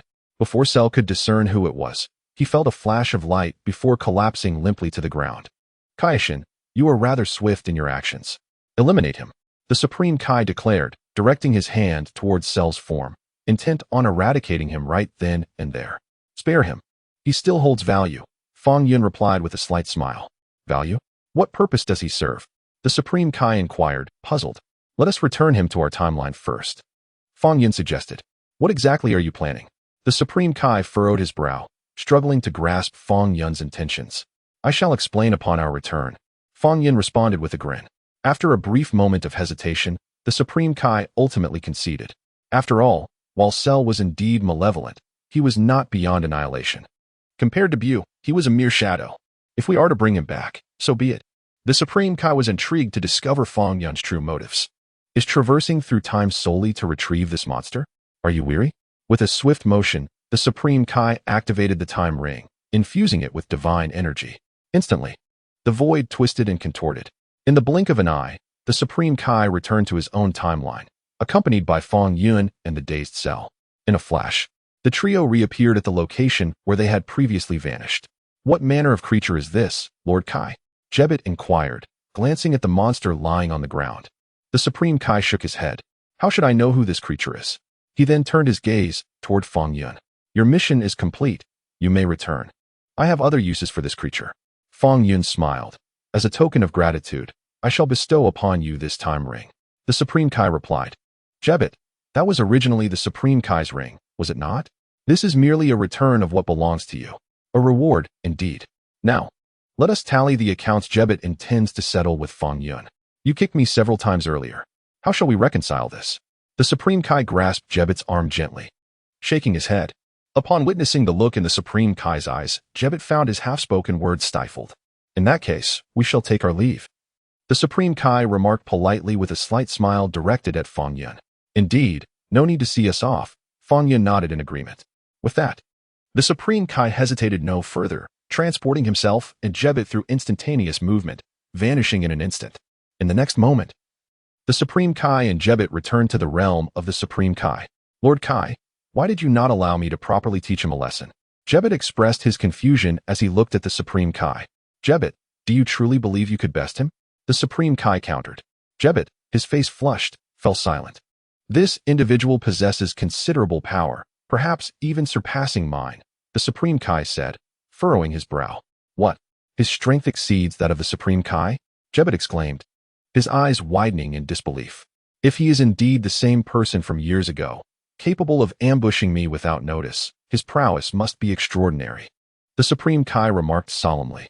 He then raised his head and sighed. However, I find solace in the fact that there is no trace of malevolence within him. Jebbet replied, if he truly is that person from years ago, having knocked you unconscious, how can you assert that he lacks any evil aura? Jebbet felt utterly speechless at your judgment. Lord Kaishin, what shall we do next? Jebbet inquired. By the way, has Bu's seal been secured? Kaishin asked. Yes, it has been relocated to a safe position, Jebbet nodded. Fortunately, Bu did not awaken due to the violent impact. Otherwise, this universe would face tremendous peril. That is good, Kaishin replied, nodding gently. Now, we shall secretly observe that individual named Fong Yun, ascertain his intentions, and then decide our course of action. Very well, Lord Kaishin, Jebbet acknowledged, agreeing with Kaishin's wisdom. It is prudent to first understand what Fong Yun truly desires. The two turned their gaze towards Earth. Despite the immense distance between the Kaishin realm and Earth, both Kaishin and Jebbet possessed extraordinary vision, enabling them to clearly perceive every detail of the planet. In the next moment, They were astonished to witness the young man, named Fong Yun, waving his hand gracefully. With a swift motion, the green creature mysteriously vanished without a trace. Kaishin rubbed his eyes, unsure if he had misperceived the event. Jebet's eyes widened in disbelief as he perceived the astonishing spectacle. What just transpired? How did that creature disappear? Jebet, what did you see? Kaishin urgently asked. It's gone. The creature has vanished.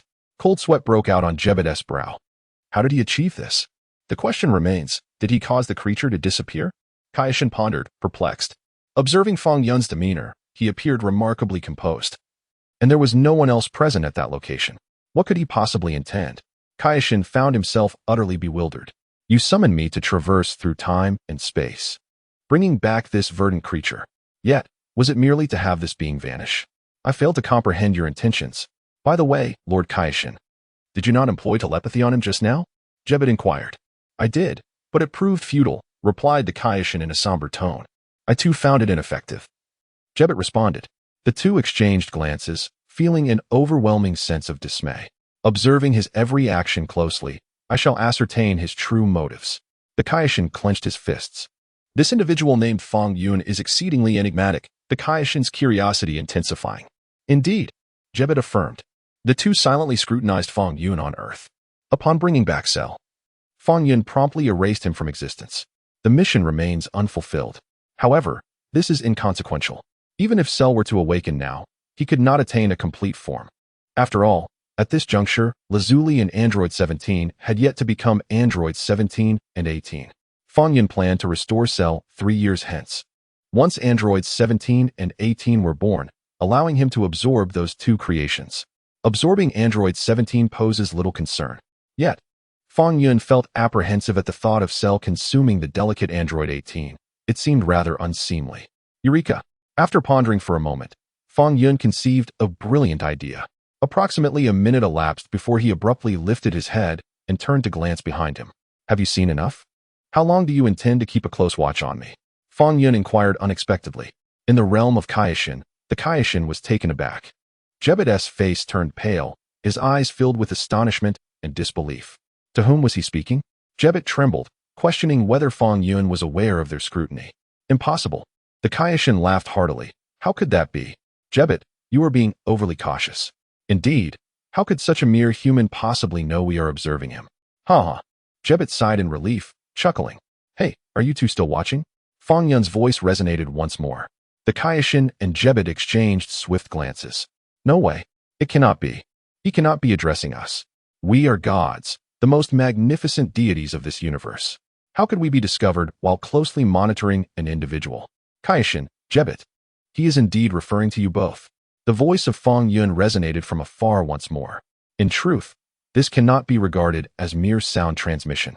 It is a unique propagation of energy. Sound cannot travel such distances, nor does it possess such rapidity of transmission. The expression on the face of the king of the realm shifted repeatedly, while Jebet's eyes widened in astonishment. Do you see that snow-capped mountain over there? Fong Yun inquired, gesturing towards a snow-covered peak in the diagonal foreground. The king of the realm followed Fong Yun's indication and beheld the mountain. Indeed, it was a snow-capped summit. Are you inviting me to admire the scenery of the snow-capped mountains? What is he trying to achieve? Jebet felt perplexed. To gaze upon the snow-capped peaks? What is so captivating about them? However, a startling scene unfolded before them. With a gentle wave of Fong Yun's hand, the vast white snow mountain vanished astonishingly. Nothing remained. Even the pristine white snow atop the mountain mysteriously disappeared. Only the bewildered climbers remained, staring at the place where the mountain once stood. Where has it gone? Is this a dream? If you dare to observe me any further, I would not hesitate to make all the flora and fauna of your realm vanish. Fong Yun scoffed. With that remark, he waved his hand lightly once more. The realm king and Jebet were taken aback and quickly averted their gazes. Who is this individual? How can he make landscapes disappear? Could it be that the green creature was also made to vanish by him? Is it possible for him to erase living beings as well? What a jest! He claimed he would make all the flowers and plants of our realm disappear. Jebet chuckled nervously. I believe, given his abilities, he could at most make a snow mountain on Earth vanish. The realm king speculated that it wasn't truly a disappearance. Rather, it was likely a form of special magic that transported the mountain to another dimension. My lord, do you think he could be a disciple of the magician Bibidi or something? Jibet ventured a guess fueled by imagination. Unlikely. He does not exude an aura of malevolence. The Realm King gently shook his head. Never mind him for now. As long as he refrains from causing harm on Earth, we need not interfere with his freedom. My lord, look below. Jibet suddenly shouted in alarm. Below? What is it? The Realm King inquired, bewildered. It's gone. Jibet exclaimed loudly, his face etched with terror. The Realm King, your antics have become increasingly outrageous. Jibet. The Supreme Kai cast a glance downward. In the next moment, his countenance darkened alarmingly. Below the earth, stretching approximately 1,000 meters in radius, lay barren. All flora had vanished. The landscape had transformed into a desolate expanse. The Supreme Kai stammered, utterly at a loss for words. Jibet, too, was drenched in cold sweat. This is terrifying. Truly terrifying. The flowers and grass have genuinely disappeared. Was it his doing? Jibet inquired solemnly. The Supreme Kai remained silent, beads of cold sweat trickling down his face, splattering onto the parched ground. Is it possible for him to erase the flora of our realm? Jibet was taken aback. Jibet, never observe him again. The Supreme Kai, thoroughly frightened, urgently cautioned Jibet. On Earth, Fong Yun wore a smile upon his face. Erasure, it is indeed wondrous. Fong Yun had merely endeavored to erase a fragment of the flora from the Supreme Kai's realm, and to his astonishment, he succeeded. Through years of understanding the concept of erasure, Fong Yun's comprehension deepened significantly. It became clear that erasure was not limited to obliterating a mere individual. There existed an abundance of things that could be erased. There are no limits to what one can achieve. Only the unimaginable remains unattainable. On one occasion, Fong Yun had even eradicated the blood from a human trafficker and vanquished his accomplice's heart. Subsequently, Fong Yun returned to a tranquil existence, patiently awaiting the dawn of the android era. Of course, he frequently observed Dr. Gero's progress in his research on androids. Time swiftly passed, and approximately a year later, Fong Yun gathered the Dragon Balls, summoning the Eternal Dragon. Brother-in-law, did you gather the Dragon Balls to grant me eternal youth? Bulma inquired excitedly. Not quite, Fong Yun replied, casting a glance at Bulma. What do you mean? Bulma questioned. In truth, I believe that mature women possess a certain allure, Fong Yun whispered softly in Bulma's ear. Is that so? Bulma's cheeks flushed slightly. At that moment, Taisi emerged from her writing, eager to witness the unfolding scene. Sister, just now, brother-in-law mentioned that mature women are indeed more attractive, Bulma said with a playful smile directed at Taisi. Fong Yun responded, Bulma, you are quite the informant. Indeed. Our Bulma is becoming increasingly mature, Taisi chuckled. Bulma felt as though her punch would land softly, akin to striking cotton, leaving her fuming silently. Dragon, come forth and grant our wish, Fong Yun proclaimed, addressing the 7 Dragon Balls with fervor. The dragon soared into the sky, hovering above Bulma's courtyard. Gatherers of the Dragon Balls, articulate your wish. I possess the power to fulfill any desire. The dragon's commanding voice resonated. With a swift motion of his hand, Fong Yun conjured a green creature that lay sprawled on the ground. It was none other than Cell. Bulma's eyes widened in disbelief. This creature looks utterly revolting, she remarked. Taisi, however, scrutinized the creature's form, contemplating its potential for her narrative. Brother-in-law, what purpose does summoning this monster serve? Bulma inquired. Just as they spoke, Cell shook his head, seemingly on the verge of awakening. With a resounding slap, Fong Yun rendered Cell unconscious once more. How ferocious, the dragon mused. My wish is quite simple. I desire for this being to absorb someone other than Android 18, yet still achieve a complete form. Can you accomplish this? Fong Yun asked the dragon. The dragon paused momentarily, as if processing Fong Yun's request. In a brief interlude, the dragon grasped Fong Yun's intention.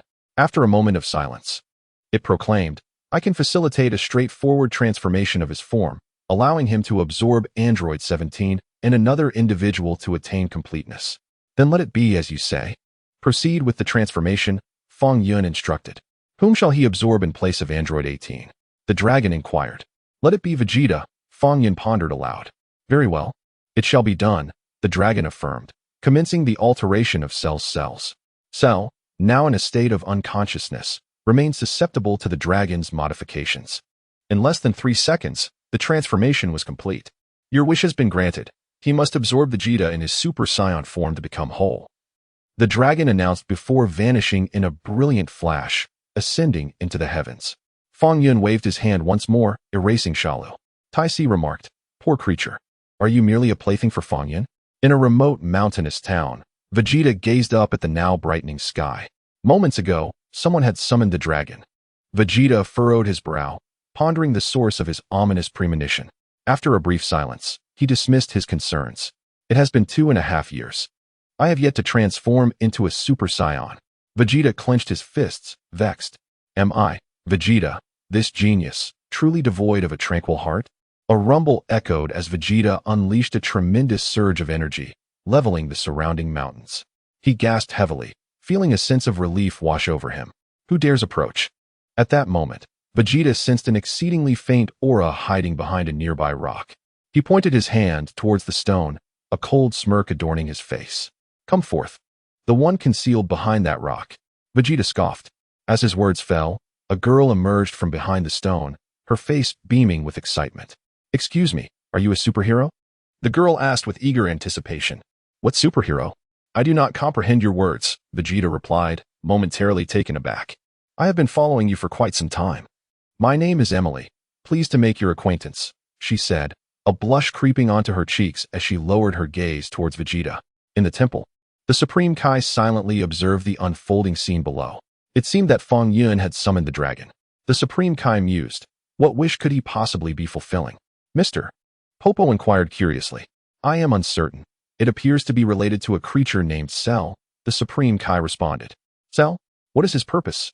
Mr. Popo queried, perplexed. Never mind, let him be. The Supreme Kai shook his head, a faint smile gracing his lips.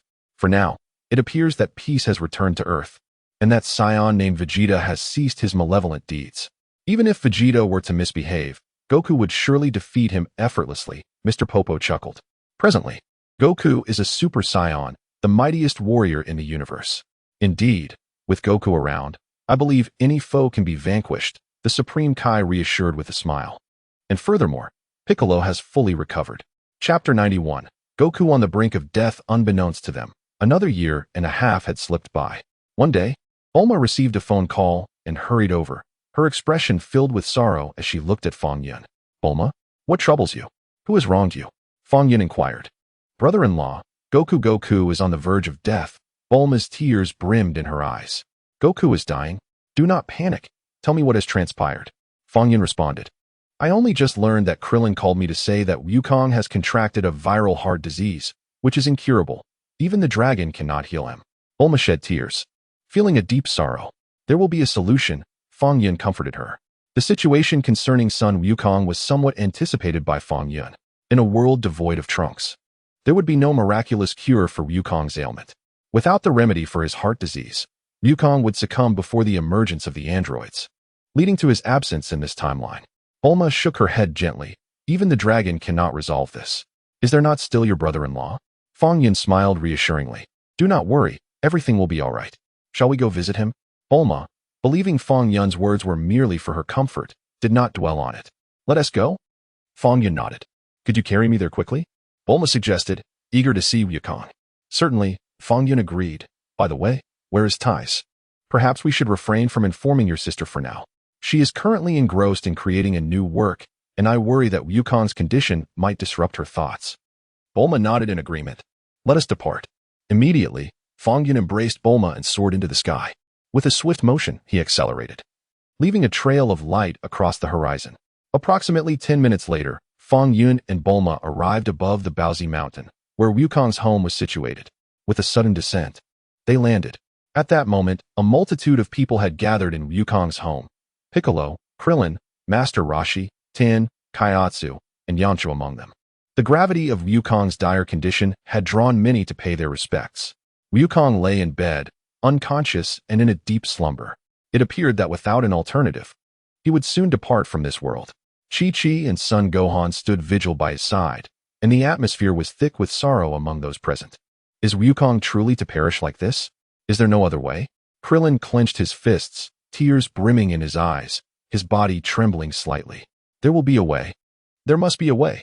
Yamcha quietly wiped his tears. Has the dragon been summoned? Master Roshi inquired. It has been summoned. But the dragon stated that it cannot heal the afflicted, Krillin replied, shaking his head. Not far away, Vegeta silently gazed towards Wukong's room. Kakarot is to die? What a tragedy this is, he murmured. From this day forth, will I, Vegeta, be the sole Super Saiyan. With a murmured remark, Vegeta cast a glance in Fong Yun's direction, his face etched with the spirit of battle. My current strength far surpasses that of Kakarot during our time on Namek.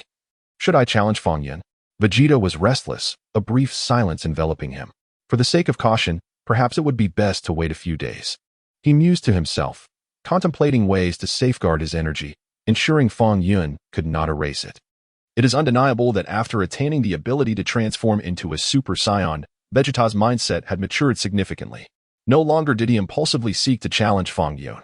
He vividly recalled how Captain Jinyu had been stripped of his energy and unceremoniously discarded to feed the sharks. Vegeta was determined not to follow in Jinyu's unfortunate footsteps, devising a foolproof plan. At that moment, Sun Wukong suddenly opened his eyes. Oh, everyone is here, he observed, surveying his companions, who were enveloped in silence. Do not be so sorrowful. When you depart this world, we shall meet again in another realm, he said with a smile. Krillin interjected. What time is it for you to be saying such things? Tien Jinhan added. This is hardly the moment for levity. Chi-Chi, I am afraid I may not last much longer.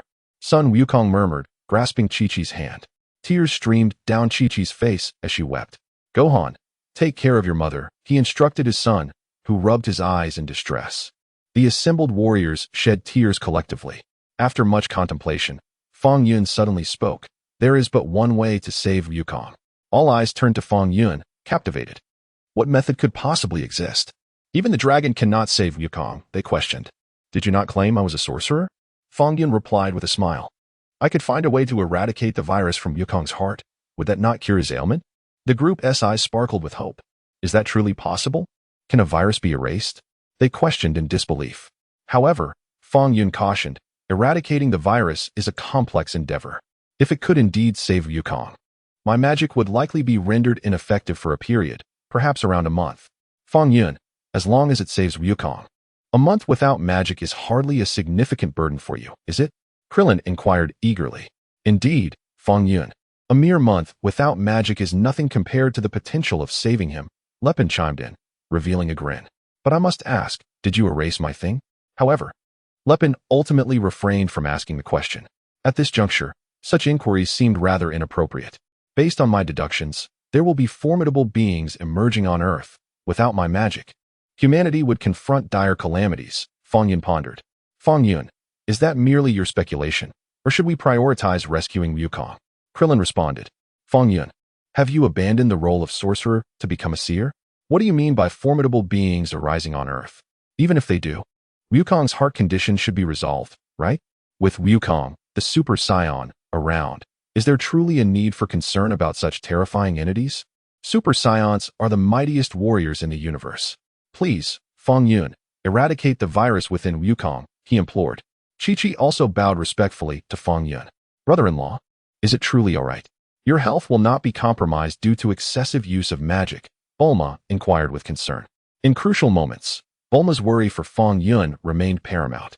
Although she too did not wish for Wukong's demise, the thought of her brother-in-law paying a heavy price to save him was something she dreaded.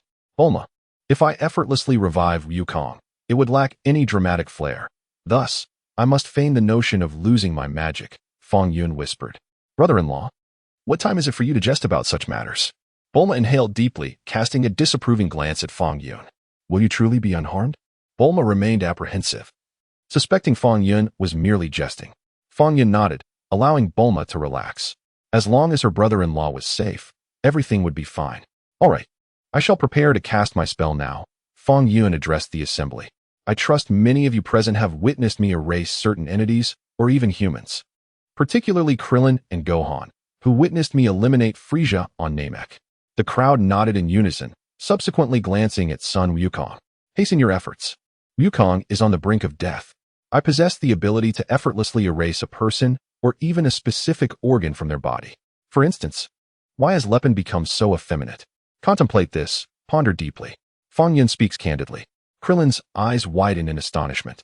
Tianjin fan gazes at Lepin with an expression of sheer disbelief. The countenance of everyone present reveals a dawning realization. Has Fong Yun truly obliterated that aspect of Lepin? Yet, the question remains, why? All eyes swiftly converge upon Lepin. After a brief moment of stunned silence, Lepin erupts with fury. Fong Yun, you detestable wretch. I shall not spare you. Lepin steps forward, ready to confront Fong Yun. Lepin, do not act rashly. Krillin exclaims, seizing Lepin from behind. What challenges are you currently facing, Fong Yun? Fong Yun still needs to assist Wukong in his healing. That object has not been around for many years. You should have grown accustomed to it by now. I do not intend to belittle Lepin by stating this. My implication is that while I can effortlessly erase a person or their organs, a virus is an entirely different matter. Fong Yun continued, addressing the complexity of microorganisms. Do you comprehend the intricacies of such entities? They are far more complex than mere energy, and the virus is intertwined with the heart. If one is not careful, erasing the virus could inadvertently obliterate the heart as well, with consequences of unimaginable severity. A hush fell over all present. Indeed, although Fong Yun claimed he could eliminate the virus within Wukong's heart, the virus exists alongside the heart. Should a portion of the heart be erased in the process, the repercussions would be dire. Furthermore, if the virus is not entirely eradicated, what then when new viruses emerge after a time? After much discourse, I wish to convey that this is an intricate process, one that consumes an immense amount of magical energy, which explains why my magic may falter over such an extended period, Fong Yun elucidated. How long will it take to eradicate the virus from Wukong's heart? Clint inquired. In one continuous effort, it will merely take 10 seconds, Fong Yun replied. Clint, came Sanin, Piccolo, you mentioned it was a complex process? The reason I describe it as complex is that although I can complete it in mere seconds, it requires a significant accumulation of magical energy within me beforehand. Do you follow? Fong Yun explained. The group nodded in unison. Well, since you all understand, I shall commence, Fong Yun declared, waving his hand gently, announcing, it is done. Clin, came Sanin, Chi-Chi, Sun Gohan. A profound silence enveloped everyone. Is that it? Was it truly completed in just a few seconds? That was but an instant. Vegeta gazed at Fong Yun in astonishment, then cast a deep glance at Sun Wukong. Is this truly finished? Fong Yun, are you jesting? Clint asked. Disbelief etched on his face. Wukong, how do you feel? Chi-Chi inquired urgently. Father, are you feeling better? Gohan also asked. Suddenly, Sun Wukong began gasping for breath, his breathing quickening. This is bad. Wukong seems to be in trouble, Clint exclaimed. With a sudden jerk of his head, Sun Wukong fell silent. Clint swiftly placed his hand on Wukong's chest, his expression turning grave. His heart has stopped beating, Clint stated solemnly. Father, Sun Gohan sobbed. Chi-Chi was utterly heartbroken. Fong Yun. Clint turned to face him. Brother-in-law, how could this happen? Bulma did not intend to blame Fong Yun. Rather, she was concerned that her brother-in-law's good intentions might lead to unintended consequences. Perhaps it was the sudden absence of the virus's assault on the heart that left her somewhat bewildered, causing a brief moment of hesitation. Fong Yun speculated. I am not a doctor. I am merely conjecturing. Bulma, Krillin, and the others expressed their confusion. What does it mean for the heart to be free from the virus's invasion, yet still feel disoriented? And why the brief pause? If your heart were to stop for just a few seconds, it could indeed be fatal. As Fong Yun's words hung in the air, a sudden clap echoed. Wukong opened his eyes, and his heart resumed its rhythmic beating. Wukong, you're awake? Kiki exclaimed. Dad, are you all right? Son Gohan added, his voice brimming with joy. I feel much better, though I am a bit hungry. I wish to eat something, Son Wukong said, patting his stomach. All right, I shall prepare a feast so that Wukong can eat his fill, Kiki replied, tears nearly spilling from her eyes. Gohan, help me sit up, Son Wukong instructed. Yes, Dad. Gohan quickly assisted his father into an upright position. Wukong, take a heavenly bean first, and let us see if your body will completely recover, Krillin suggested. Producing a magical bean he had acquired from Master Karen. Heavenly bean? Splendid. I was just feeling weak, Sun Wukong nodded. Accepting the bean and consuming it in one swift motion. Instantly, he sprang to his feet, his eyes alight with astonishment. I am healed, he shouted, soaring out of the room in a flash. With a resounding crack, Sun Wukong's hair stood erect, transforming into a golden hue, radiating brilliance all around him. Everyone present was left astounded. Is it truly this simple? Wukong can transform into a Super Saiyan already? However, shortly thereafter, Vegeta began to stir restlessly. At this moment, Fong Yun seemed to have lost his magical prowess. This presented the perfect opportunity to challenge him. Vegeta, shall finally take my revenge. Yet, after a brief moment of silence, Vegeta found himself wavering in resolve. Vegeta, warrior race, prince of the Saiyans, the most talented fighter. How can I confront him in the absence of his magic? Where is my dignity? Fong Yun, you wait. Once you regain your magic, I, Vegeta, shall grow even stronger. At that time, you will not erase my existence. Vegeta muttered quietly to himself. In the next instant, Vegeta transformed into a streak of white light, swiftly departing the scene. Is that Vegeta? Sun Wukong silently gazed in the direction of Vegeta's disappearance. Vegeta? When did he arrive on Earth? Krillin, now standing beside Wukong, also glanced towards Vegeta's retreating figure. He appeared out of nowhere 4 years ago. I have no idea how he came to be here, Piccolo remarked. Appeared out of nowhere? Krillin exclaimed, resting his chin in contemplation.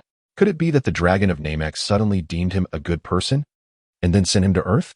That is the only interpretation I can fathom, Piccolo chuckled. Your ideas are remarkably creative. The Divine Dragon has absurdly regarded Vegeta as a virtuous individual, delaying his teleportation to Earth. Vegeta was sent here by the formidable Pibra from Yardrat. If I may remind you, Fong Yun, I am profoundly grateful to you. Son Goku approached Fong Yun and bowed deeply. Fong Yun, I apologize. My eagerness led me to mistakenly believe that Goku was in trouble, and I hope you will not hold my hasty words against me. Krillin also hurriedly offered his apologies. Fong Yun squinted at Krillin. Why don't you give me a kick as a form of punishment? Krillin chuckled awkwardly.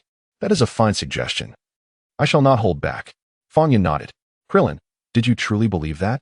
Bang. Fong Yun delivered a powerful kick to Klin. Whoosh. Klin shot forth like a cannonball, soaring through the air. Boom. His body collided with a towering mountain on Bun Mountain, causing the earth to tremble violently. Sun Wukong, Sun Gohan, Master Roshi, you truly do possess remarkable abilities. Just then, a flying carpet swiftly approached from afar, atop which sat Mr. Bobo from the temple. Everyone. We have a situation, Mr. Bobo intoned gravely. What is it, Mr. Bobo? Sun Wukong inquired urgently. Wukong, has your heart condition improved? That is splendid news. Mr. Bobo seemed aware that Fong Yun had treated Sun Wukong, and thus was not overly surprised. He soon furrowed his brow and addressed the gathered crowd, explaining. In the eastern region 439, there is a small island where a tremendous explosion has occurred. The Lord of the Heavens witnessed 4 humanoid figures wreaking havoc, and they appear to be quite formidable. For humanoid figures causing destruction? Sun Wukong was somewhat perplexed by this statement. For humans? Who are they? The 439 region is over there, isn't it? Krillin pointed towards the eastern direction and immediately extended his senses. If they are indeed quite powerful, why can we not detect their presence? I am uncertain, Mr. Bobo replied with a slight shake of his head. In any case, we should investigate the scene. Sun Wukong pondered for a moment before waving his hand and declaring, let us depart. Yes. Many present responded enthusiastically. Fong Yun, what about you? Since your magic is temporarily diminished, can you still fly? Sun Wukong asked. Though my magic has waned, flying is no trouble at all. I shall join you. Fong Yun nodded. For individuals? Who might they be? A surge of anticipation coursed through Fong Yun. Are number 17 and number 18 finally to be born? Bulma, will you be accompanying us? Fong Yun inquired. I shall not go, Bulma replied, shaking her head. I have no inclination for battle. What purpose would I serve? Very well. I shall take a look and return, Fong Yun affirmed. Whoosh. In the next moment, a group of warriors led by Sun Wukong sped towards the eastern 439 region. Wukong, your body has just recovered. Are you sure you are all right? Krillin asked with concern. After consuming the senzu bean, I am completely healed. Sun Wukong smiled slightly. Do you not see that I can transform into a Super Saiyan? Rest assured, Krillin, I am entirely well. Thank you, Fong Yun. It was nothing, Fong Yun chuckled. What sort of beings shall we encounter? Tien Shinhan mused. We will find out once we arrive, Krillin said with a smile. At least Wukong has fully recovered. He is a Super Saiyan, the mightiest warrior in the universe. Who would dare to cause chaos before him? Indeed, Tien Shinhan nodded. I suspect the matter is far from simple. Piccolo frowned and spoke somberly. That old fellow from the temple would not easily summon us. This indicates that the severity of the situation may exceed our expectations. Piccolo, please don't frighten me, Krillin exclaimed. I hope I am merely being overly cautious. Piccolo nodded in agreement. Hey, Fong Yun, return that to me. Lu Ping caught up with Fong Yun, glaring at him furiously. Krillin, Tianjin fan, dumplings, in fact. I believe Lu Ping would make a splendid woman. Fong Yun chuckled. Not at all. Lu Ping retorted angrily. By the way, what on earth did Lu Ping lose? Sun Wukong inquired curiously. I cannot fathom what exactly Fong Yun has erased from Lu Ping, Piccolo said, equally perplexed. The Namekian, being hermaphroditic, was at a loss regarding such matters. Lu Ping was on the verge of tears. Fong Yun, why not simply return it to him? Krillin suggested. Shall I kick you again? Fong Yun chuckled. That's his concern. Why would you kick me? Krillin fell silent. Hey, Fong Yun. How come I don't recall provoking you at that time? Lu Ping questioned. To be honest, I have forgotten as well, Fong Yun mused. Perhaps I was merely toying around back then. Lu Ping, toying around? Toying around resulted in my item vanishing? And it has been gone for such an extended period? You have gone too far, Fong Yun. As the artificial beings 17 and 18 reappeared in a flash, the once vanished item returned to Lu Ping in a most miraculous fashion. After restoring the object to Lu Ping, Fong Yun simultaneously released Cell, casting him into the depths of the jungle below. Fong Yun, did you not claim that you could not perform magic? Krillin inquired with curiosity. I am unable to employ erasure magic, but restoration is permissible. Fong Yun replied with a smile. Baldy, you are rather tedious. Whoosh, whoosh, whoosh. Sun Wukong and his companions transformed into streaks of white light, hastening their pace. In the jungle, Cell slowly opened his eyes and rose, rubbing them in confusion. Where am I? He murmured, glancing around and scratching the back of his head. What has happened? It feels as though I have been asleep for an eternity. After a brief silence, Cell stood upright. Regardless, I cannot locate androids 17 and 18. I must devise a plan to absorb more humans to significantly enhance my power, he muttered softly, vexed. Where could those two artificial beings have gone? Have they been eliminated? Suddenly, Cell lifted his head and scanned the area behind him. Why do I sense several formidable presences?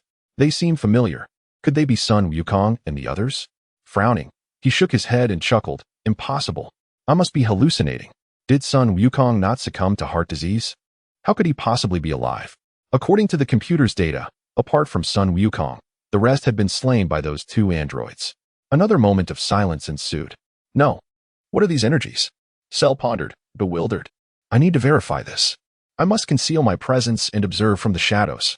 With that, Cell massed his energy and swiftly leapt into the jungle. In the Eastern District 439, on an unknown small island, chaos reigned. The air was filled with the sounds of explosions, alarms, shouts, and cries.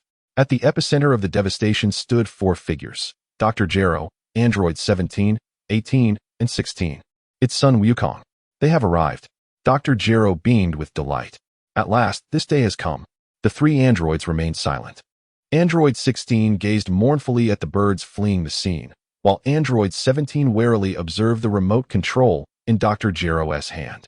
Android 18 focused her attention on the device as well, gently shaking her head at 17, signaling him to refrain from rash actions. Whoosh, whoosh, whoosh.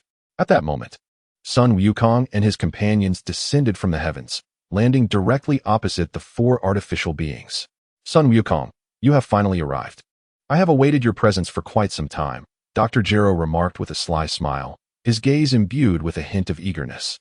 The three androids regarded Sun Wukong and his companions with expressions of indifference. Do you know me?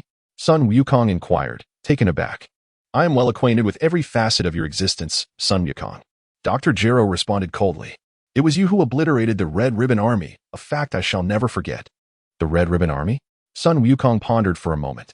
Indeed, I am Dr. Gero of the Red Ribbon Army. I have devoted myself to research with the sole purpose of one day avenging our army by eliminating you. Dr. Gero scoffed. Thus, the transformation of this island into its current state is the result of your destruction? Sun Wukong queried. Indeed, without such actions, how else would you reveal yourselves? Dr. Gero replied with a soft chuckle, his eyes scanning the assembled warriors. Upon catching sight of Fong Yun, Dr. Gero was instantly taken aback. What? It is Fong Yun. How is he alongside Sun Wukong? Did you not say that Sun Wukong destroyed your homeland? Fong Yun winked at Dr. Glow, conveying a subtle message. Doctor. Glow appeared somewhat perplexed. What do you mean? You squint your eyes. What is your intention? Never mind, let us disregard it for now. Once we have vanquished Sun Wukong, we shall revisit the matter of Fong Yun. Is that Fong Yun? It is evident that number 18 has also recognized him. Indeed, he is. Number 17 nodded, vividly recalling the moment when he shattered a stone table with a single punch years ago. Yet now, we possess the ability to effortlessly obliterate an entire city, or even the whole planet. We have grown far more powerful than he. Number 18 nodded in agreement, remaining silent thereafter. If you seek vengeance, then direct it towards me. Sun Wukong's face radiated confidence. However, let us change our battleground. Change to what location? Is this not suitable? Dr. Gero smiled faintly. To an uninhabited place. Sun Wukong declared. A fair point. Dr. Gero chuckled, instructing number 17 behind him, destroy this island. What? Number 17 furrowed his brow. What? Do you not comprehend my words? Dr. Gero tightened his grip on the remote control. Number 17's expression shifted. Dr. Gero, this island is small.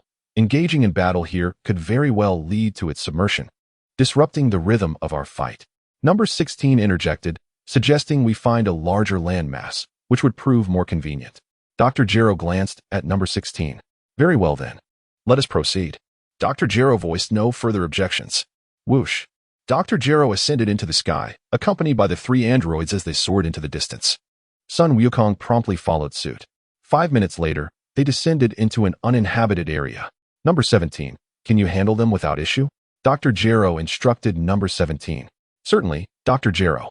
Number 17 nodded slightly, casting a glance at the remote control in Dr. Gero's hand. How infuriating. This fellow is excessively cautious. That remote is not easily obtained. Alas, let us engage in battle first. Coincidentally, I wish to gauge the true strength of the renowned Sun Wukong, the champion of the martial arts tournament. Number 17 stepped forward, positioning himself directly opposite Sun Wukong and the others. Hold your attacks for now. Their target is me, Sun Wukong signaled. Piccolo and the others nodded in understanding. After all, Wukong is a Super Saiyan, the most formidable warrior in the universe. With Wukong in action, we shall merely spectate. As the two sides stood poised for confrontation, Vegeta concealed himself in a corner, quietly observing the unfolding events. Approximately 500 meters away from Vegeta, Cell also peeked out, scrutinizing the situation. Is that truly Sun Wukong? He is still alive? What is happening? Upon encountering Sun Wukong, Cell experienced a momentary lapse in cognition. Sun Wukong had perished from a viral heart disease, had he not? Was he resurrected? Perhaps through the Dragon Balls? Ah, but wait. Cell's gaze widened in astonishment as he beheld the distant figures of androids 17 and 18. He rubbed his eyes vigorously. Surely, I am not mistaken. It is indeed them. How could they possibly be here? Could it be that I have traversed dimensions? Cell was utterly bewildered. Furthermore, as he journeyed onward, he sensed that he had genuinely crossed over into another realm. The population of this world appeared to be exponentially greater than that of the one he previously inhabited. How could this be? And what led to my fainting? I vaguely remember being struck around 993, after which I lost all awareness. Upon awakening, I found myself inexplicably transported to this new world. Wait, could that figure be Dr. Gero? He is alive? How peculiar. Perhaps Dr. Gero employed some extraordinary technology to bring me to this era? No matter, I shall set that aside for now. My foremost priority is to devise a means to absorb those 2 androids and attain a complete form. Cell gazed eagerly at Android 17, growing increasingly fond of him. He then shifted his attention to Android 18. Ugh, Cell nearly retched. What is this? Why do I feel an inexplicable repulsion towards Android 18? What is going on? Is it that I have been unconscious for too long, and my body has yet to recover? Not dwelling on it further, Cell turned his gaze to the horizon, resolved to ascertain the power of those 2 androids. Come forth, Sun Wukong. I am eager to engage with you. Android 17 smiled slightly as he addressed Sun Wukong. You lack any energy? Sun Wukong was taken aback. Naturally, for I am an android, replied Android 17 nonchalantly. What is an android? This was the first time Sun Wukong had heard such a term. 17, stop wasting time with him.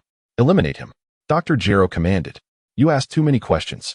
Android 17 shot a glance at Dr. Gero before coldly stating, shall we commence? Then I shall not hold back. Sun Wukong nodded. Whoosh. Android 17 darted towards Sun Wukong, launching a powerful punch. Sensing the formidable energy emanating from Android 17's fist, Sun Wukong's expression shifted dramatically, prompting him to swiftly cross his arms in defense. Bang! The fist of Android 17 struck forcefully against Sun Wukong's arms. A cry of agony escaped Sun Wukong's lips as he hurriedly stumbled backward. Android 17 made no attempt to pursue. Instead, he merely observed the retreating figure of Sun Wukong with a calm demeanor. With a resounding crash, Sun Wukong's body collided with a large boulder behind him. The stone shattered instantly, disintegrating into numerous fragments. All present, save for Fong Yun and Cell, were rendered speechless. Who is this individual? How can he possess such immense power? Piccolo furrowed his brow in concern. Gohan clenched his fists, worry etched across his face. Tenshinhan was drenched in cold sweat. Lepin could not help but extend his fingers in a delicate gesture, but quickly bit down on his resolve and retracted his hand. I am a man now. Why should I resort to such gestures? What is the true origin of that young man? With a single punch, he has reduced Kakarot to this state? Vegeta's eyes widened in disbelief as he gazed at Android 17 in the distance. He believed that even without transforming into a Super Saiyan, Kakarot's years of training must have endowed him with a battle power exceeding millions. Yet, he was sent reeling so far back by just one blow from that individual. Humph, that fool Sun Wukong has underestimated his opponent. How could he ever stand a chance against Android 17? Cell chuckled softly. Sun Wukong, your fate is sealed. Dr. Gero sneered. Do you truly believe that the 3 androids I painstakingly developed are merely of mediocre caliber? Sun Wukong, today marks your demise. The world's foremost Sun Wukong. And yet your abilities are rather disappointing. Number 17 revealed a disdainful smile. Krillin, we are quite near the Korin Tower. Hasten to fetch the Senza beans. Piccolo stated solemnly, sensing an ominous premonition. Understood. Krillin nodded and quietly departed from the scene. Impressive, Sun Wukong remarked, his astonishment swiftly giving way to seriousness. I had underestimated you. It is time I reveal my true prowess. Oh, I had thought your skills were limited, Number 17 chuckled. Boom. Sun Wukong transformed into a Super Saiyan. Oh. Number 17 was momentarily taken aback, glowing with intrigue. What an interesting transformation. What is that power? Such formidable energy. Dr. Gero was also momentarily stunned, speculating silently whether he had acquired new abilities on Namek.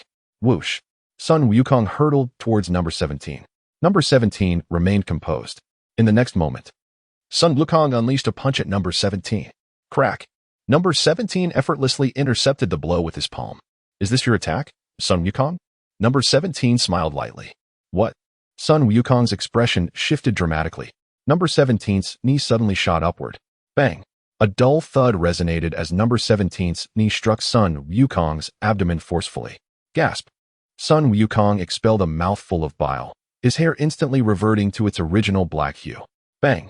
Number 17 followed with a fierce kick that connected with Sun Wukong's head. Sun Wukong staggered backward, crashing into the ground, leaving a long trail behind him. When he finally came to a halt, he lifted his head and coughed up a significant amount of blood. In the next instant, Sun Wukong's head tilted, nearly causing him to lose consciousness. Father, Gohan shouted, ready to rush to his aid. Do not come any closer, Sun Wukong commanded. Gohan halted in his tracks. Wukong, you were taken down in just 2 moves. Krillin stood in shock, having just returned with the Senzu beans to witness such a startling scene. Cold sweat trickled down Piccolo's face. Tien Shinhan was utterly terrified. Wukong is no longer in his Super Saiyan form. Lu Ping exclaimed. Yamcha remained silent, trembling all over. What? How is this possible? Kakarot transformed into a Super Saiyan and was defeated in 2 blows by that individual? Vegeta's pupils constricted, his expression shifting dramatically. Why are you so calm, Fong Yun? Sun Wukong, you truly are foolish. Do you think Number 17 is so easily dealt with? With a gentle smile, Shalu silently pondered to herself. Fortunately, before my awakening, I had absorbed a significant amount of human energy from another world. My power should be comparable to that of Android 17. I shall observe a bit longer, and then I will proceed to absorb both 17 and 18. Well done, 17. You have indeed not disappointed me. Dr. Gero nodded with satisfaction. Next, I will personally handle this individual. Keep an eye on them. Should anyone dare to interfere, I shall show no mercy. Yes, Dr. Gero, replied 17, discreetly glancing at the remote control in Dr. Gero's hand. Ha ha ha, Sun Wukong, your day has finally come. Dr. Gero laughed maniacally, striding towards Sun Wukong while casting a curious glance at Piccolo and the others present. Do you wish to come to his rescue? However, you might as well abandon that thought. 17 will not hesitate to eliminate you. Let me be clear. Anyone who dares to approach will face my wrath. 17 stepped forward, smiling at the gathered crowd. Excellent, 17. Dr. Gero laughed heartily. In the next moment, Dr. Gero reached Sun Wukong, grasping his neck and lifting him from the ground. Wukong! Krillin exclaimed in shock. Father! Sun Gohan shouted, let go of my dad. This is bad. Wukong's energy is waning. Piccolo's expression changed drastically. Without a second thought, Sun Gohan surged towards Dr. Gero. Is the first one this little brat? 17 smiled lightly, appearing directly in front of Sun Gohan. With a swift motion, 17 grasped Gohan's neck effortlessly. In the face of overwhelming power, Sun Gohan found himself utterly defenseless. Gohan! Piccolo shouted, release him. 17 let out a cold snort, glancing at Dr. Gero, then lowering his gaze to the remote control in the Doctor's hand.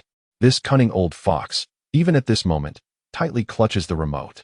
Piccolo noticed this detail and hesitated to intervene for Gohan's rescue. Very well, splendid work, 17. Dr. Gero nodded in approval. The modifications made to the 3 androids have proven satisfactory. At the very least, they are more obedient now. In the past, when they first received the serum, they were exceedingly rebellious and refused to follow orders. Now, things have improved. Krillin, did you notice? That 17 has been eyeing the device in Dr. Gero's hand. We need to find a way to seize it. Piccolo whispered urgently. Understood. Krillin nodded. Dr. Gero, do you intend to kill him? On the 17th. Android 17 turned to inquire of Dr. Gero. Of course, I want you to slay his son in the presence of Sun Wukong. Dr. Gero chuckled, turning Sun Wukong's head towards that of his son, Gohan. Now, Sun Wukong, behold, your son shall perish first because of you. Gohan, feeling utterly defeated, murmured softly, very well. Then I shall deal with this little brat myself. A slight smile graced 17's lips as he raised his hand, aiming it at Gohan's head. Just then, Krillin sprang into action. Kienzan. A sphere of energy swiftly coalesced in Krillin's hands, hurling towards Dr. Gero. The speed of the energy wave was not particularly fast, yet its power was formidable. Piccolo now? Krillin whispered. Seizing the opportunity, Piccolo prepared to rush to Sun Wukong's aid. As the energy wave hurtled towards him, Dr. Gero wore a contemptuous smile. In the next moment, he extended his hand, targeting the energy wave. What? He isn't dodging? Krillin exclaimed in astonishment. What is he planning? Piccolo was equally taken aback. Was he truly going to withstand Krillin's energy wave head-on? If you were the android number 17, it would be one thing to withstand the pressure. However, as merely the scientist responsible for their creation, must you also bear the burden? Then, a startling scene unfolded. Upon contact between the energy wave and Dr. Gero's large hand, the energy wave rapidly diminished. In an instant, it vanished without a trace. What is happening? Krillin's eyes widened in disbelief. The situation is far worse than we imagined. It seems he is also an android, Piccolo remarked gravely. Perhaps, as Fong Yun suggested. We are about to confront the most perilous of adversaries. Krillin and the others then turned their gazes toward Fong Yun. Don't look at me, he sighed. My current magic is insufficient to erase them, nor can I save them. Yet, why do I sense that you appear remarkably calm? Lu Ping observed Fong Yun with a hint of skepticism. What are you implying? Fong Yun replied, glancing at Lu Ping. Are you pretending? Lu Ping chuckled, playfully extending his fingers, acknowledging that sometimes a woman's intuition is indeed quite sharp. Suddenly, Fong Yun, feeling disgusted, kicked Lu Ping away. Humph. This energy, though moderate in intensity, has replenished my reserves considerably, Dr. Gero remarked with a smile, looking at Krillin. Regardless, I must express my gratitude. Ha! You are doomed. Today marks your demise. Let us begin with Sun Wukong's son. Just as Dr. Gero finished speaking, number 17 abruptly released him and swiftly appeared behind Dr. Gero. With a quick motion, no? 17 seized the remote control from Dr. Gero's grasp. What are you doing? Dr. Gero exclaimed in shock. Old man, do you wish for us to remain in a perpetual slumber? Number 17 replied coldly. With a swift motion, he crushed the remote control. Number 17. Dr. Gero thundered in fury. Are you attempting to revolt? Humph. Number 17 scoffed. At this juncture, Dr. Gero could no longer concern himself with Sun Wukong.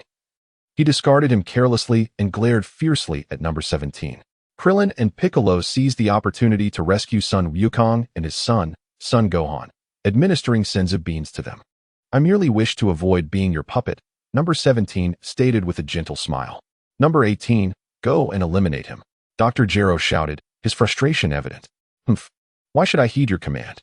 Number 18 replied indifferently. What did you say? Do you dare defy my orders? Dr. Gero was furious, immediately turning to look at Android 16. Android 16 gazed towards the sky. What had transpired? At that moment, Sun Wukong had awakened thanks to the magical beings. It seemed there had been an internal conflict, speculated Krillin. Perhaps the remote control in Dr. Gero's possession could command those two androids? They were unwilling to be controlled. Seizing the opportunity to snatch the remote, mused Piccolo. It appeared that the situation was unfolding in our favor, remarked Lepin with a grin. Not necessarily. Tien Shinhan shook his head. Android 16, what about you?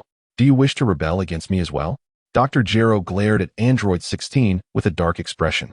Your quarrel has frightened away the little birds around here, sighed Android 16 softly. What did you say? Dr. Gero's eyes widened in disbelief. Android 16 fell silent. You three, heed my command. Go forth and eliminate them all. Dr. Gero commanded angrily. The three remained unmoved. Cold indifference etched on their faces as they regarded Dr. Gero. You three, I am profoundly disappointed in you. Dr. Gero shouted.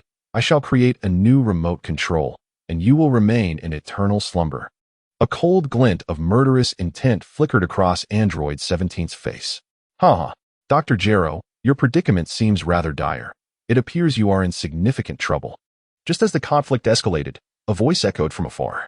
Everyone immediately turned to locate the source of the sound. Who is it? Who dares to speak? Doctor.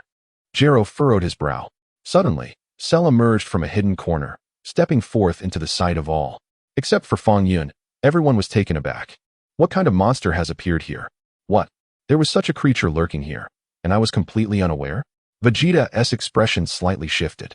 Greetings, esteemed Dr. Gero. Cell approached Dr. Gero and bowed respectfully. Who are you? Dr. Gero did not recognize the adult Cell. However, he felt a strange familiarity with the creature. Dr. Gero, I am Cell, the life you bestowed upon me. Have you truly forgotten? Cell replied politely. Cell? Dr. Gero was momentarily bewildered. Allow me to recollect, Cell. Isn't he still in an embryonic state? How has he grown so large? Since taking Fong Yun to see Cell, Dr. Gero had not returned to the underground laboratory. He believed that the creature known as Cell could simply be left to the computer for production. There was no need for him to intervene. Thus, Dr. Gero was unaware that in this era, Cell had long been erased by Fong Yun. You claim to be Cell? What proof do you have? Dr. Gero inquired. Am I not Dr. Gero, the creator of this android? With a sly smile, Cell replied, my form is synthesized from the cells of these individuals. Guided by advanced computer directives, Dr. Gero was both astonished and elated. Is it truly you, Cell? How is this possible? Have you matured? Indeed. Cell affirmed with a subtle smile. I witnessed all that transpired earlier. Dr. Gero painstakingly crafted you, yet you treat him in such a manner.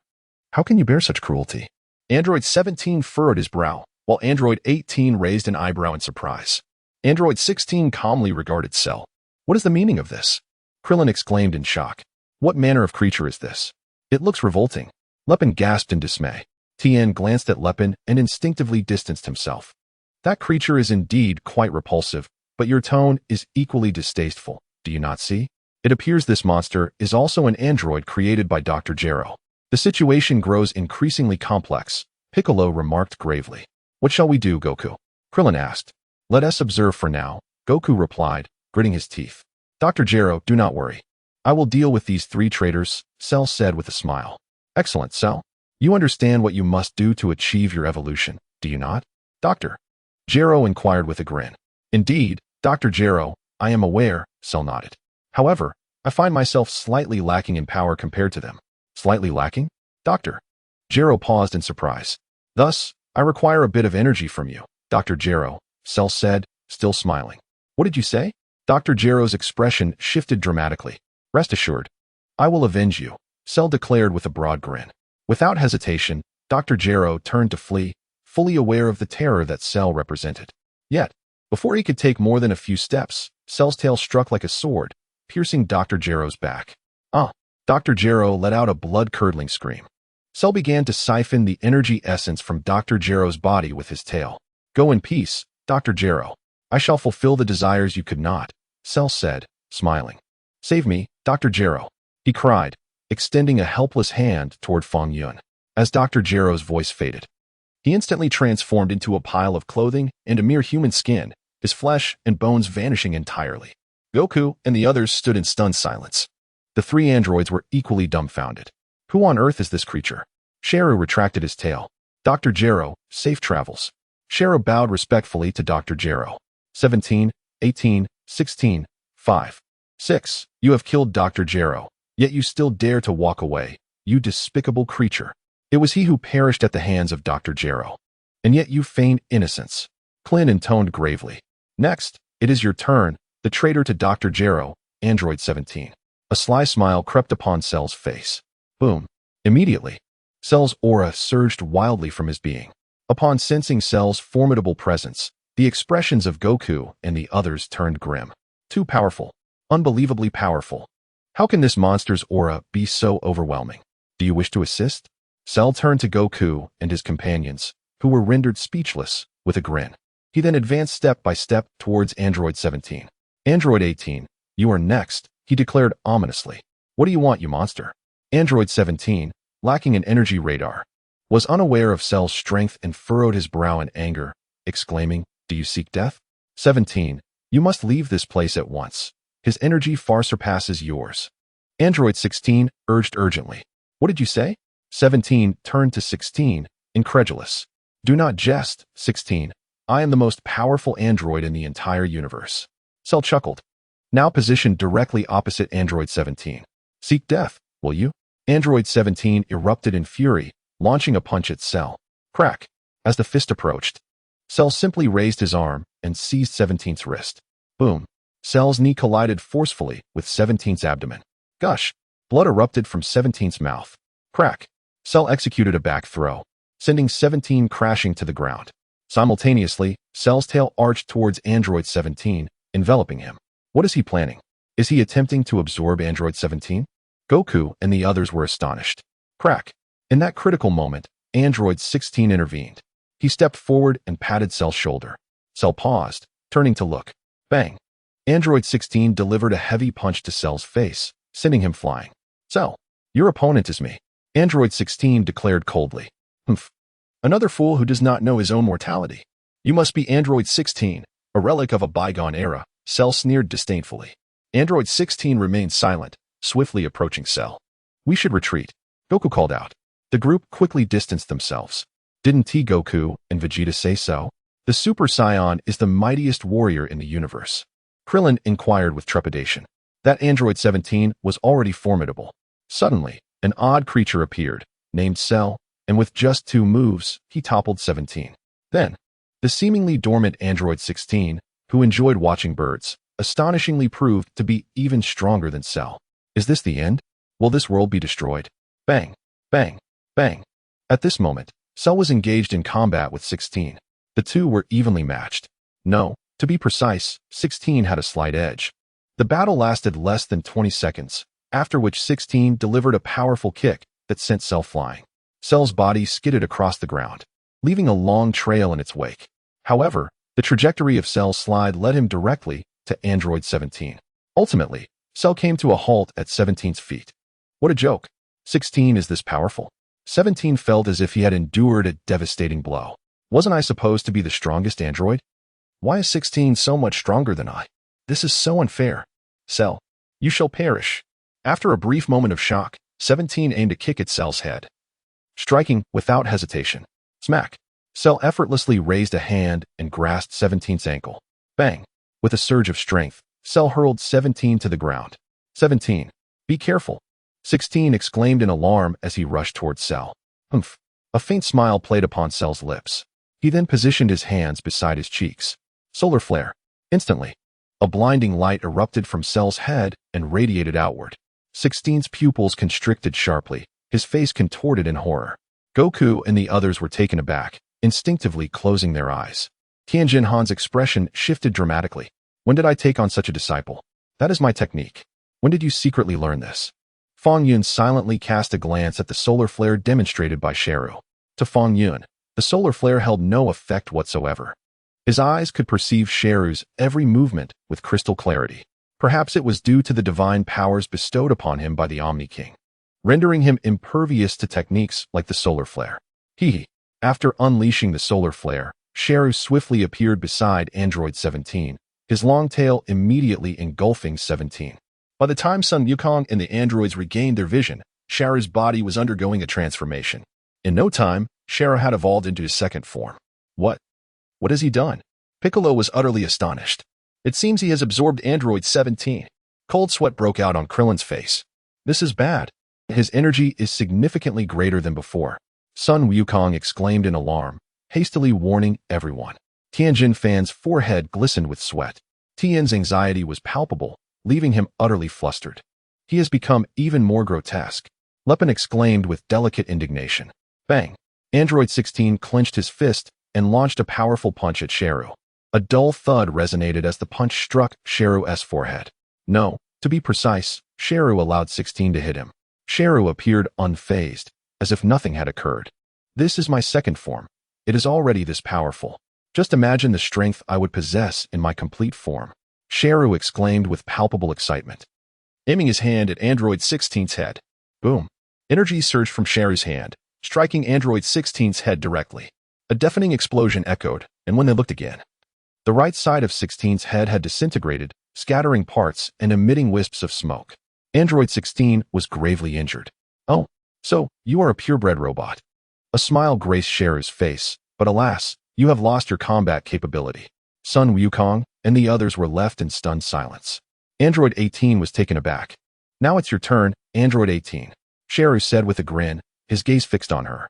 Android 18 paled in shock. Just then, a surprising scene unfolded before 18. Sheru suddenly retched. To 18, it appeared as though he had done so while fixating on her. Android 18, what do you mean? Your appearance is so unattractive that it makes me want to vomit upon looking at you. Cell wore a bewildered expression. What is happening? Why? Why is it that the mere thought of absorbing Android 18 makes me feel nauseous? This must be a mistake. Yes, it has to be an accident. Taking a deep breath, Cell once again gazed at Android 18, preparing to absorb her. Ugh! Another wave of dry, heaving overcame Cell. He was at a loss for words. Android 18's face turned ashen. What on earth is going on? Cell exclaimed loudly. Number 99. Cell, I have a question for you. Android 18 shouted angrily. What have you done to number 17? Well, regardless, you cannot escape. None of you present can evade my grasp. Cell smirked coldly, surveying the crowd with an air of confidence as he explained, it matters not to disclose my identity. As you have just witnessed, I am the android Cell, created by Dr. Gero. I was supposed to emerge in 20 years, but for reasons unknown, I have arrived in this era that does not belong to me. Perhaps it is the will of the divine. Cell then briefly recounted his physical characteristics and the process by which he could attain his perfect form. The reason for his lengthy exposition was primarily to buy time. Cell surmised that having recently absorbed number 17, his body was still adjusting, leading to a rejection response at the thought of absorbing number 18, hence the nausea. Perhaps once he explained his origins, he would adapt to the changes in his body. At that point, he could absorb Android 18 and reign as the sovereign of this universe. Ourselves? Krillin's face paled, realizing why he sensed Frieza's energy within Cell. So that is what it is. That solar flare earlier was Tian's signature move, wasn't it? Piccolo remarked coldly, noting that Cell not only possessed their cells, but also their techniques. Son Goku. Android 18's face was filled with terror. Is there any further inquiry? Cell glanced at Android 18, feeling a twinge of desire to absorb her, but sensing continued rejection. He resigned himself to patiently questioning the others. After all, for Cell, the combined strength of everyone present could not possibly rival his own. By the way, you there, Vegeta, come out. I have long since noticed your presence. After finishing his words, Cell turned his attention to the concealed Vegeta in the thicket. Humph. Vegeta emerged from the foliage with a dark expression. Vegeta? You are here too? Son Goku greeted him with surprise. Cut the chatter, Kakarot. Vegeta bared his teeth, convinced that he was now stronger than Kakarot. However, when compared to this being known as Cell, he felt woefully inadequate. Not only was he far inferior to Cell's second form, but even the first form of Cell left him feeling utterly outmatched. A shiver ran through Vegeta's body. I am a warrior race, a Saiyan. How can it be that I am weaker than this monster? I refuse to accept this. Very well, if there are any questions, feel free to ask. Cell said with a gentle smile, casting an intrigued glance at Vegeta. Then, Cell paused momentarily. Oddly, he felt a surge of emotions upon seeing Vegeta. Could it be that absorbing Dr. Gero had affected him? Cell tried to divert his gaze from Vegeta. As for Goku and the others, there were no questions left to pose. They had already uncovered the intricacies of the situation. Since there are no questions, allow you to witness the birth of perfect Cell. Cell grinned at Android 18. The sight of him caused her to pale, bracing herself for battle. Goku, what should we do? Krillin urgently inquired. With our current strength, there's no way we can match him. Goku shook his head. However, just as Cell was about to absorb 18, he was suddenly overwhelmed by a wave of nausea. Feeling dizzy. Damn it. What is happening? Cell roared in fury. Why? Why is this happening? He then glared at Goku and the others. Realizing that if he could not absorb 18, he might as well eliminate them. Their presence was a nuisance. An overwhelming murderous intent flickered in Cell's eyes. This is bad. Prepare for battle. Goku exclaimed in shock, instantly transforming into a Super Saiyan. Boom. Without hesitation, Vegeta also radiated a golden aura, becoming a Super Saiyan. Goku and the others were momentarily taken aback. Vegeta could transform into a Super Saiyan? Moreover, his energy seemed even more formidable than Goku's. Useless. All of you together wouldn't even match the pressure of a single one of my fingers. Cell sneered coldly, ready to strike. Since he could not absorb 18, he would simply annihilate Goku and the others to alleviate his boredom. Wait a moment. Cell, Fong Yun suddenly interjected. Who are you? Cell questioned. As Fong Yun did not exist in his timeline and was thus unfamiliar to him. Never mind who I am. I simply ask you, with your current strength, can you easily crush everyone present? Fong Yun queried. Indeed, that is correct, Cell nodded. Without an evenly matched opponent, isn't it rather dull? Fong Yun inquired further. What do you mean? Are you suggesting that you could be my opponent? Shalu chuckled softly. Yet, there is not a hint of energy fluctuation emanating from you. Could it be that you are also an artificial being? I am not an artificial being. I am unlike them. I do not possess the ability to fight. Fong Yun replied, shaking his head. Shalu continued.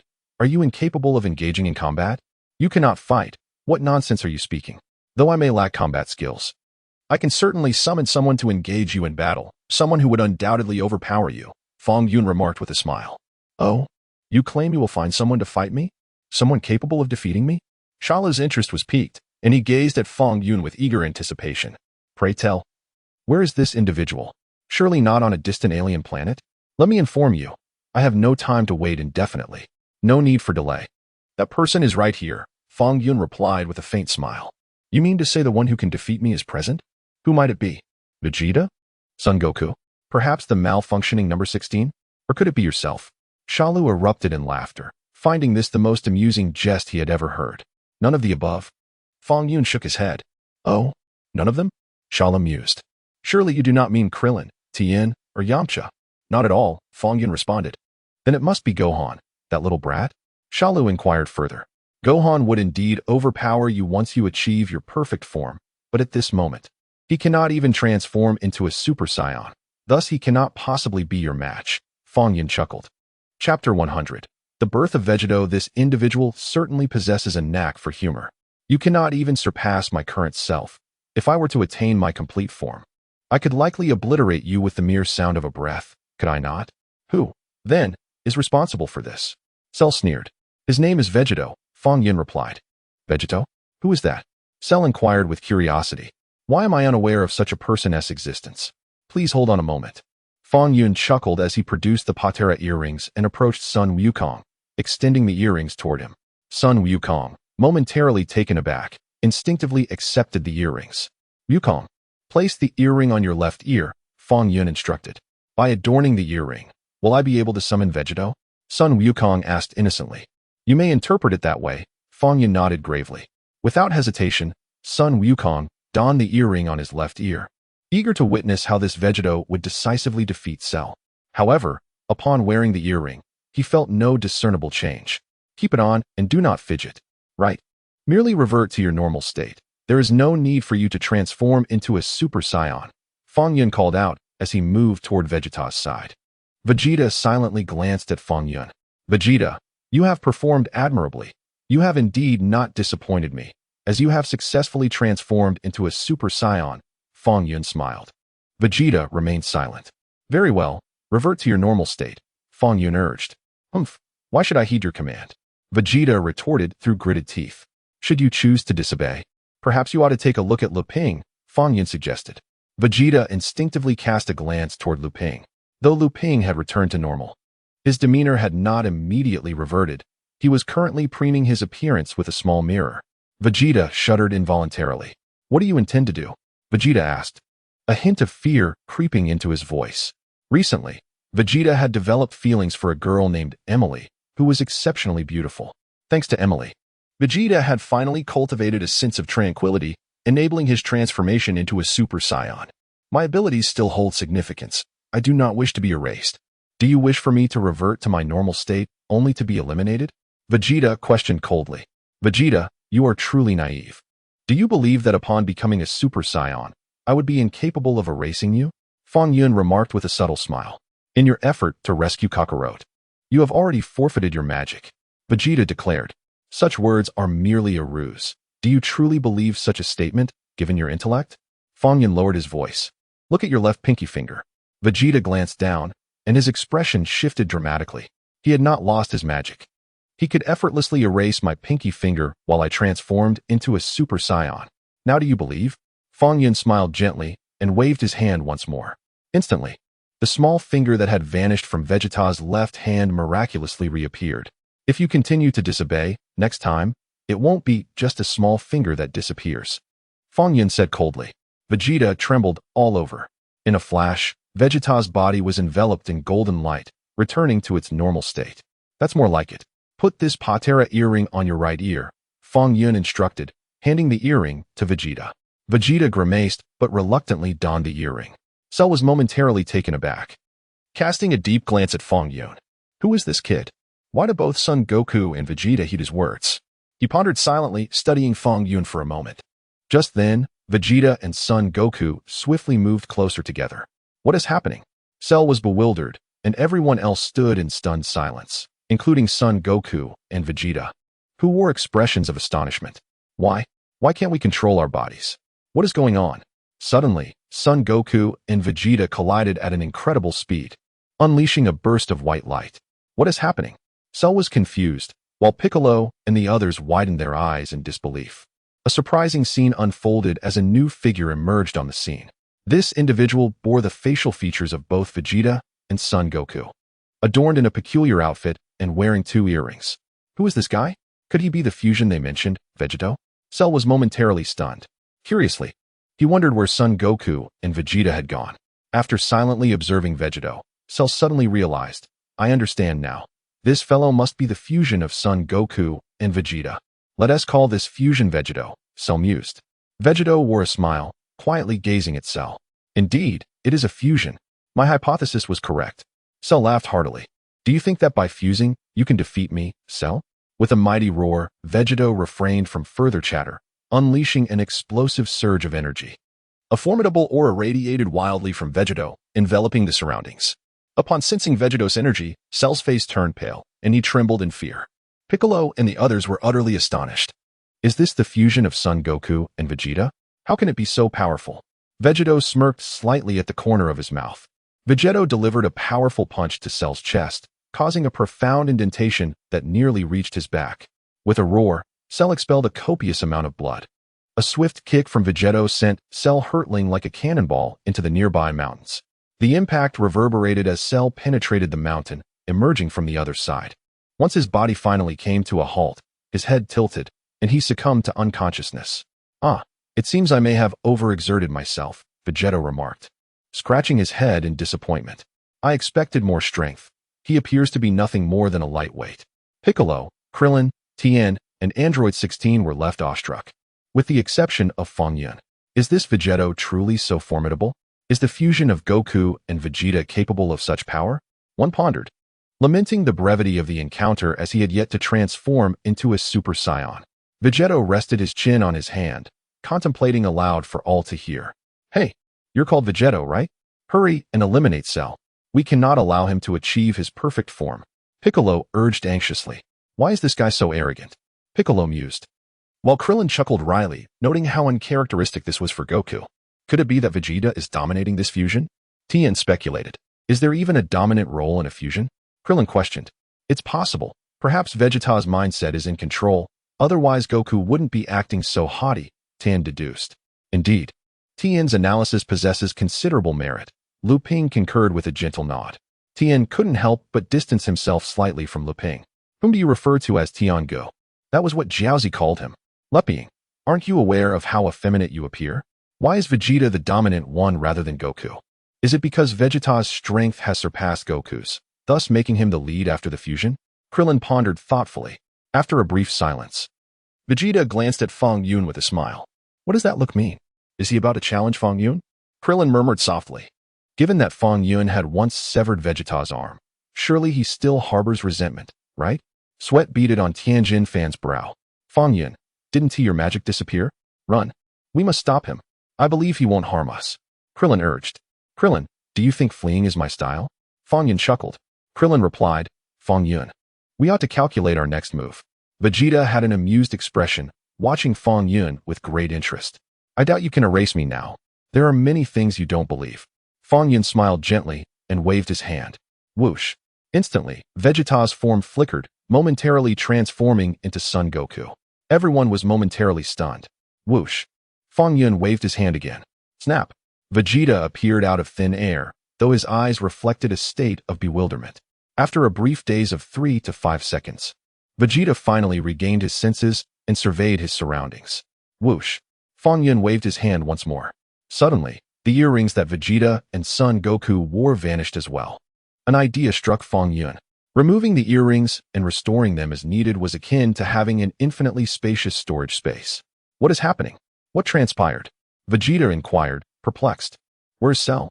Son Goku also stood there in confusion, momentarily at a loss.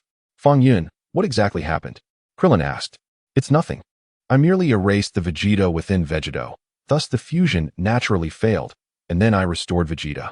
It was quite a simple process. Fong Yun smiled. Fong Yun, didn't you say your magic would be ineffective for a period? Krillin asked in astonishment. Did I ever say that? Fong Yun replied, lost in thought. Krillin, Piccolo. Tianjin Fan, you said it yourself. You are now inexplicably refusing to acknowledge it. Hello, shameless one. I seem to recall that I just fused with Vegeta. Sun Wukong's eyes shimmered with brilliance as he gazed intently at Vegeta without blinking. Vegeta's complexion shifted slightly. What kind of gaze is this, you insufferable cockroach? Do not gaze at me in such a manner.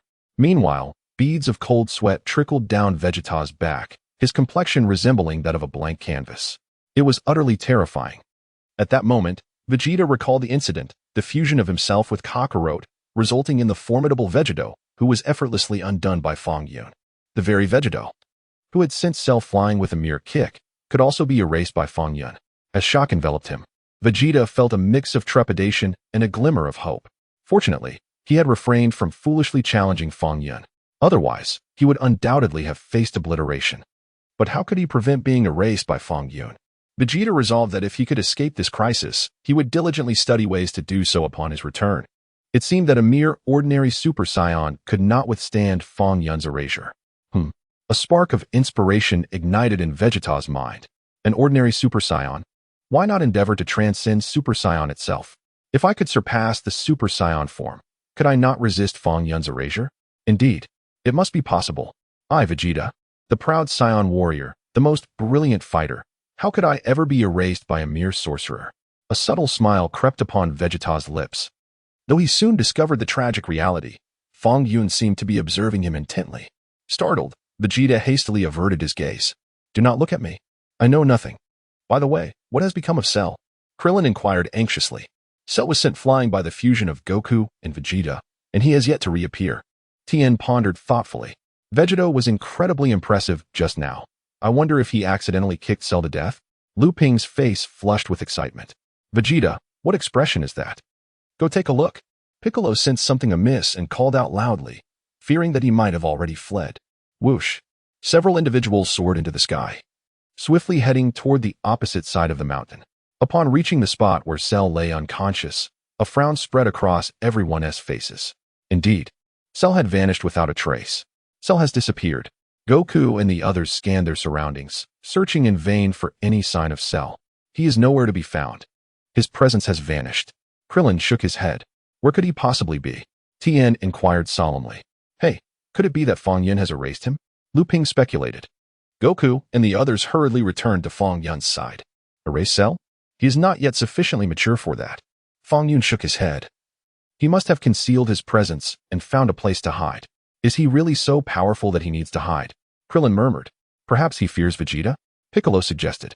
In a dim corner not far away, Cell concealed his presence, gazing at Fong Yun and the others with a face full of hatred. How infuriating.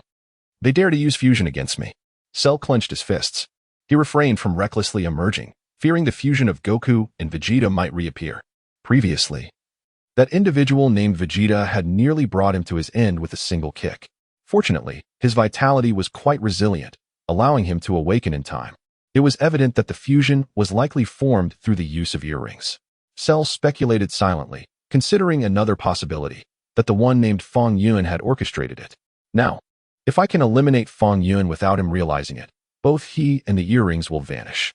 In that case, the one known as Vegeta will no longer exist. With this thought, Cell stealthily aimed his hand toward Fong Yun's body. If I release a surge of energy, I can undoubtedly eliminate Fong Yun without him ever knowing. Cell smiled faintly. However, just as Cell was about to unleash his energy, he suddenly noticed Fong Yun turning his gaze in his direction. What? How is this possible? Fong Yun has detected me? No way. It must be a coincidence. Yes, it is certainly a coincidence. Fong Yun, what is the matter? Krillin asked curiously. Having observed Fong Yun abruptly turning toward a certain spot, I just have a feeling that someone over there is watching me. Fong Yun pointed toward Cell's hiding place. Cell's face paled, and he quickly shifted his position to conceal himself better. Has he truly discovered me? Why is this happening? My presence was thoroughly concealed. Who on earth is this person? By the way, Fong Yun, can we perform that fusion again? Thus, the demise of Cell is within reach, Krillin inquired. A wave of despair washed over Cell. This time, it was imperative to eliminate both Goku and Vegeta before they donned the earrings, or perhaps, when Fong Yun presented the earrings, he could be disposed of simultaneously. Certainly, but the fusion has its temporal constraints, Fong Yun replied with a smile. What? Temporal constraints? How long? Krillin questioned. A maximum of only 1 minute, Fong Yun responded. Is it truly so brief? Krillin exclaimed in astonishment. 1 minute is exceedingly short. Tien Shinhan wiped the sweat from his brow. Thus, to vanquish Cell, you must rely on your own efforts. Fusion serves merely to address immediate crises. Fong Yun said with a subtle smile. Krillin found the notion of defeating Cell rather daunting. Upon hearing Fong Yun's words, a flicker of intrigue ignited in Cell's eyes. So, the fusion lasts only a minute? Should I strike them down now? However, Cell hesitated slightly. If he were to eliminate Goku and his companions now, what would become of him in this vast universe? It would be more prudent to expedite the completion of his own form. Only by achieving his perfect state could he exert dominion over this planet and the cosmos. Wait, where is Android 18? Cell surveyed his surroundings, only to be struck with astonishment upon realizing that both Android 18 and 16 had vanished. The color drained from Cell's face. When did they depart? This is dire. I was so preoccupied with eliminating Goku that I didn't even notice when 18 left. He resolved, I must locate 18 without delay. This time, I shall absorb her, even if it means tearing myself apart. With a series of swift leaps, Cell departed the scene at great speed. I shall surpass him. Vegeta clenched his fists, his body trembling with intensity. What are you saying, Vegeta? Goku inquired. I shall surpass Super Saiyan. Vegeta declared solemnly. Vegeta, we should strive together. Goku chuckled. I was just contemplating the same. Vegeta scoffed. I know of an excellent training location, Vegeta. If we train there for a year, it will only equate to a day outside, Goku proposed. What? Such a place exists? Vegeta's eyes widened in disbelief. You all should join us, Goku beckoned. It is situated at the temple. Very well, speaking of which, I have yet to visit the temple. Fong Yun nodded thoughtfully. Krillin and Tianjin Fan pondered carefully. Indeed, Fong Yun had never visited the temple before. 10 minutes later, Fong Yun and Sun Wukong arrived at the temple. Vegeta insisted on commencing his training first, to which Sun Wukong did not object. Vegeta entered ahead, leaving the others to wait patiently for the time being. Fong Yun took the opportunity to circle around the temple. Standing at a height offered a broader perspective, Fong Yun mused. Your words suggest an ability to perceive what lies below. Lu Ping, look over there. A beautiful girl is soaking in the hot spring, Fong Yun remarked, gesturing towards a certain spot below. By the way, Lu Ping, do you prefer women or men? Fong Yun inquired. Women. Of course, women. You are utterly annoying. Lu Ping exclaimed loudly. Clin wiped the sweat from his brow, and Tianjin Fan also felt perspiration trickling down his face. If you like women, why did you show no reaction when I mentioned a lovely girl in the hot spring? Fong Yun asked, intrigued. What reaction do you expect from me? Lu Ping retorted angrily. Clin, over there, a beautiful girl is changing clothes. Fong Yun called out to Clin. Where? Where? Clin's eyes sparkled with excitement. See, that is the reaction I was looking for, Fong Yun chuckled. In the 7th universe, the realm of destruction, Whis held a staff, and above it floated a crystal ball displaying an image. The scene depicted was none other than Fong Yun's recent conversation in the temple. Whis silently observed the image of Fong Yun within the crystal ball without uttering a word. With a swift motion, Whis waved his hand, and the scene within the crystal ball shifted dramatically. In the next moment, the image of a stunning girl appeared. She possessed silvery white hair styled in a ponytail, and her blue skin was smooth and radiant, embodying unparalleled beauty. She was the angel of the 6th universe, Bados. What brings you to me? Whis. Bados inquired. Sister, could you possibly come over? There is a matter of great importance I wish to discuss with you, Whis replied politely. I am quite busy, Bados stated, reluctant to move.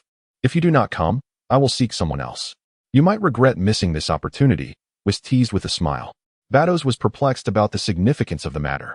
Whis remained silent, merely moving his lips slightly.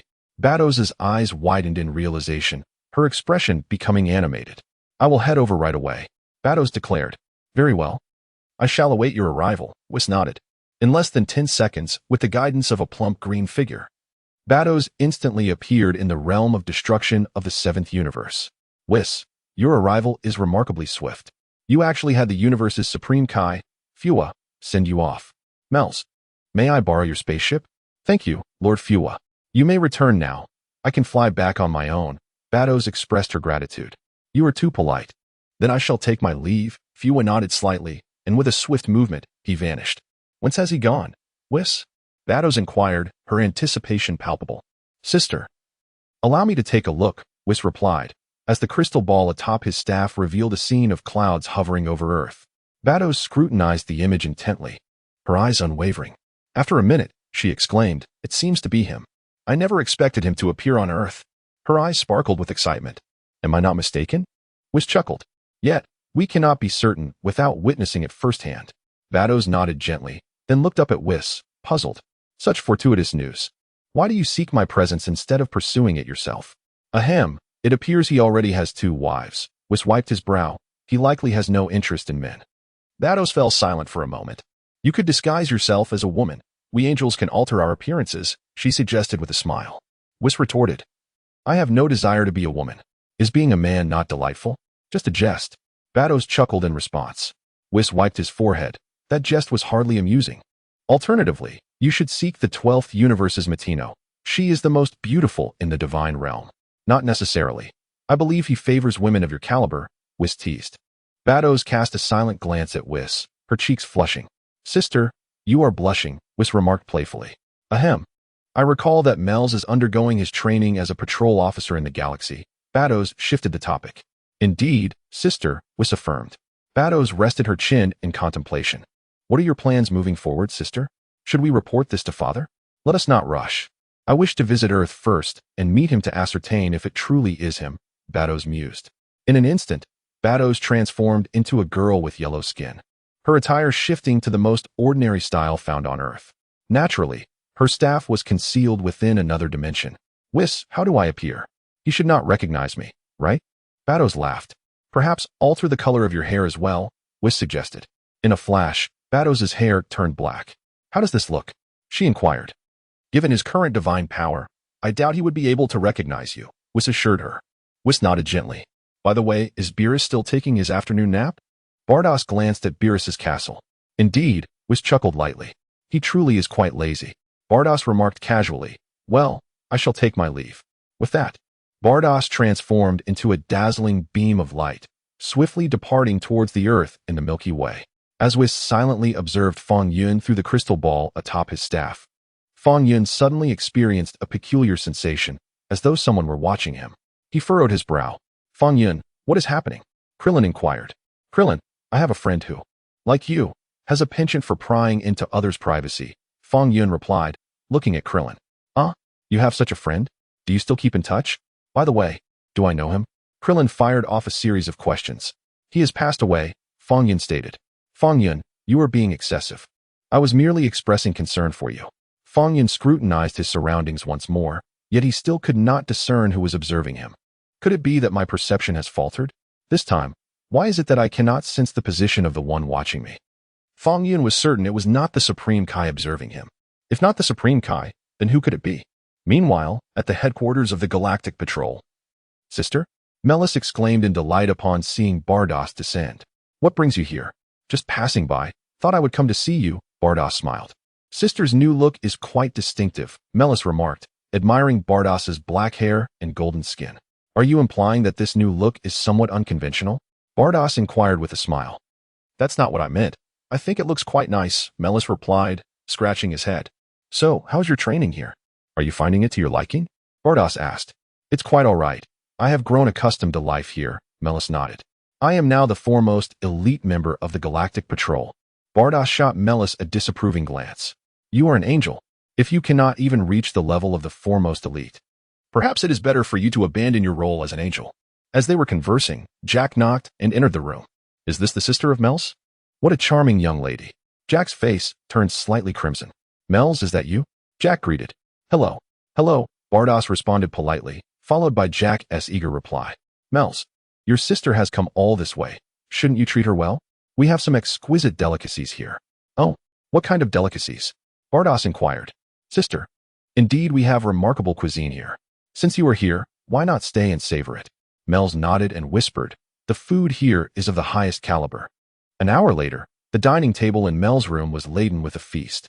Bardoss silently savored a bite, a look of bliss spreading across her face. It has been ages since I have eaten something so delightful. It is truly a rarity. Bardoss relished the food with great enthusiasm. If you enjoy it, sister, do come often, Melis responded with a smile. Melis, you should eat too, Bardoss urged. Bardoss indulged for over 3 hours before feeling satiated. After the sumptuous meal, she shared with Melis some insights on the trials of being an angel. As she prepared to leave, Bardoss discreetly examined the celestial staff, glancing at the clouds. Still in the temple on Earth? Are you not planning to descend? After a brief silence, Bardoss said, Melis, may I borrow your spacecraft? Chapter 104. Bardoss descends to Earth. What purpose do you have for the spacecraft? Where are you planning to go? Wouldn't flying there be more convenient? Bardoss inquired. Not an issue, certainly no trouble at all. Mersh chuckled, then asked, but why does my sister wish to use a spaceship? Oh, it's nothing. I have grown weary of drifting through the cosmos and simply wish to board a vessel to appreciate the scenic beauty along the way, Bardoss replied with a smile. Earth, the temple. Ahem, it has already been 20 hours. Why hasn't Vegeta emerged yet? Krillin leaned closer to Goku. Is it truly so difficult to surpass Super Saiyan? Goku, having heard Krillin's voice, could not suppress a sigh and glanced towards the distant Kai and Piccolo, involuntarily offering a wry smile.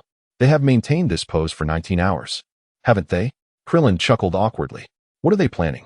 Tien's face glistened with sweat. Surely they do not intend to fight? If that were the case, they would have commenced by now, Lepin remarked, delicately gesturing. Tien immediately distanced himself from Lepin. Do not stand so close to me. You weakling. Not far away. One could see Piccolo and the Supreme Kai standing opposite each other. Both remained utterly still, neither uttering a word nor displaying any discernible emotion on their faces. They had maintained this posture for an astonishing 19 hours. I recall the Grand Elder of Namek once mentioning that if Piccolo and the Supreme Kai were to fuse into a singular entity, they would certainly rival the Saiyans. Krillin pondered aloud. I believe Piccolo is contemplating this fusion. If that were to occur, would the Dragon Balls cease to exist? Tien Shinhan speculated. Krillin nodded in agreement. Yet what we truly need now are formidable warriors. It seemed the Supreme Kai had heard Krillin's words and cast a glance in his direction. Krillin promptly covered his mouth. I remained silent. Do not gaze upon me. As Krillin remarked, perhaps it is the mightier warriors we currently require the most. The deity smiled. Observing that Piccolo had been inside for nearly 20 hours, it was approaching a year for him within that realm, yet he had yet to emerge. This clearly indicates that surpassing the Super Saiyan is an exceedingly arduous endeavor. What exactly do you wish to convey? Piccolo inquired, furrowing his brow. Do you truly believe that I wish to assimilate with you? I find myself at a dead end, you know? I have made my decision. I shall assimilate with you. The deity appeared resolute as he gazed at Piccolo. What? Piccolo was momentarily taken aback, questioning if he had misheard. Hopefully, once we have merged, we can vanquish Cell. The deity mused. I share that hope. I shall exert my utmost efforts, Piccolo replied with a gentle nod. Then, how about using my body as the foundation? You are younger and stronger than I. I do not oppose it, the deity responded. I shall provide you with energy and wisdom. A faint smile graced Piccolo's lips. Place your hand upon my chest, the deity beckoned. Piccolo gently complied. Hey! With a swift exclamation, the deity transformed into an ethereal silhouette, rapidly merging into Piccolo's form. Gasping for breath, Piccolo silently sensed the changes within his body. After a moment of silence, he gradually regained his composure. Is this what assimilation feels like? Have the deity and Piccolo truly become one? Son Goku looked on in astonishment at the newly transformed Piccolo, feeling a significant surge in Piccolo's aura. Krillin pondered aloud. Could it be that he has surpassed Goku? Tien Shinhan speculated. Really? Has he already outdone me? Son Goku's face radiated excitement as he approached Piccolo. Piccolo, do you wish to challenge me? He asked with a smile. I shall give it a try. The assimilated you, Goku nodded. Very well. I too wish to test my own strength, Piccolo replied with a slight smile. Boom. A powerful energy erupted from Piccolo's being. Crack. Without the slightest hesitation, Goku transformed into a Super Saiyan. Piccolo gestured towards Goku. With no further hesitation, Goku surged towards Piccolo. Bang, bang, bang. Goku launched an assault on Piccolo, who effortlessly countered. After 10 seconds, Piccolo delivered a decisive punch to Goku's chest. Goh! Goku spat out a mouthful of bile. The golden aura dissipating as he reverted to his normal state, collapsing weakly to the ground. Are you alright? Piccolo inquired. It hurts so much. Goku cried out, clutching his chest as he bravely stood back up. Impressive.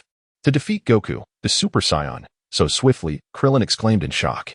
The legendary myth of the Super Saiyan has been shattered, Tien Shinhan sighed. Brother Tien, your words possess such profound wisdom. Leping approached and spoke. Tien Shinhan cast a glare at Leping. Uncle Piccolo and son Gohan were at a loss for what to do. Only Fong Yun observed the two with a serene expression. Piccolo's strength had long been anticipated by Fong Yun. So, what do you think? How does my power measure up? Piccolo inquired, turning to son Goku. Impressive, you've surpassed me. Son Goku admitted candidly.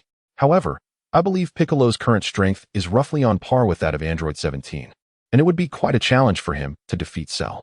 Sweat beaded on Piccolo's forehead. You certainly speak the truth, Krillin remarked. What? Is it merely the level of Android 17?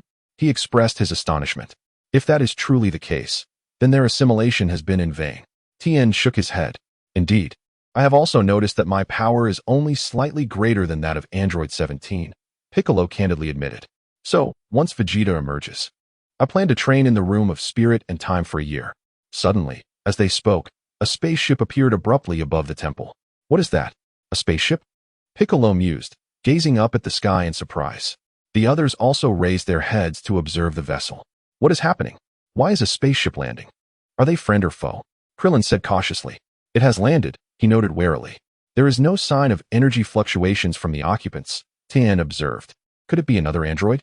Lu Ping exclaimed, having been psychologically scarred by the recent appearances of androids. With no detectable energy, it may simply be an ordinary person. Piccolo speculated. With a creak, the spaceship's hatch opened, and in the next moment, Beridus leaped out. She is a beautiful girl, Krillin's face flushed. Who is she? Tien was completely unfamiliar with her. I have never seen Goku, he shook his head.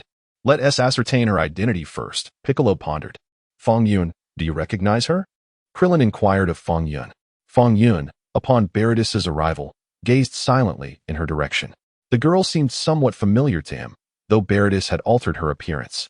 Donned the attire of a galactic patrol officer, and changed her long black hair from a ponytail to cascading freely over her shoulders. Fong Yun could hardly recognize her.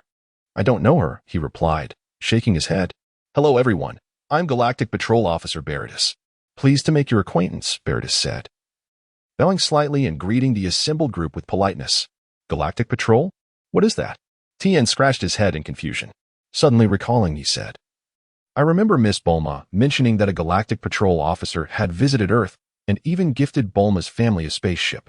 This is something Fong Yun should be quite familiar with, right? Krillin turned to Fong Yun. I also remember that, Goku nodded. Fong Yun remained silent. How was I unaware that there were such beautiful girls among the Galactic Patrol? Veritas? This name is entirely unfamiliar to me. Are you referring to Officer Gak?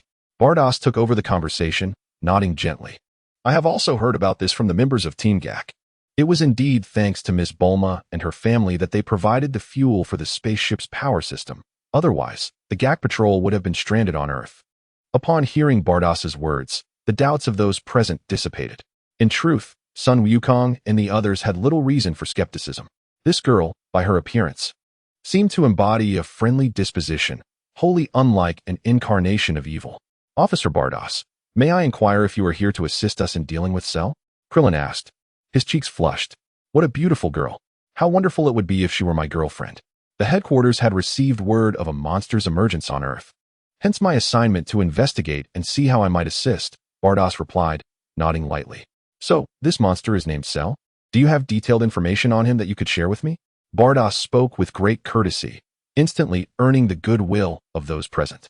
Without hesitation, Krillin stepped forward to provide Bardos with a comprehensive account of Cell and the androids.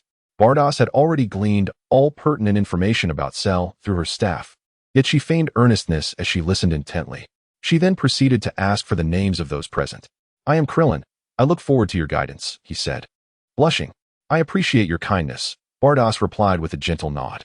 Krillin, why are you blushing? Yamcha leaned in to whisper in Krillin's ear. You don't have a crush on Officer Bardos, do you? Yamcha, be quiet. Krillin shot him a glare. Bardos chuckled softly. As an angel, she could hear even the faintest of whispers clearly. The notion that an utterly ordinary human could harbor feelings for her seemed entirely natural to Bardos. I am an angel. There are many who admire me. Of course, Bardos could never have feelings for Krillin, yet she maintained her polite smile. Officer Bardos, this is Fong Yun, Krillin introduced. Hello. It's a pleasure to meet you. Bardos extended her hand towards Fong Yun. The gathering fell momentarily silent, as this marked the first time Officer Bardos had initiated a handshake.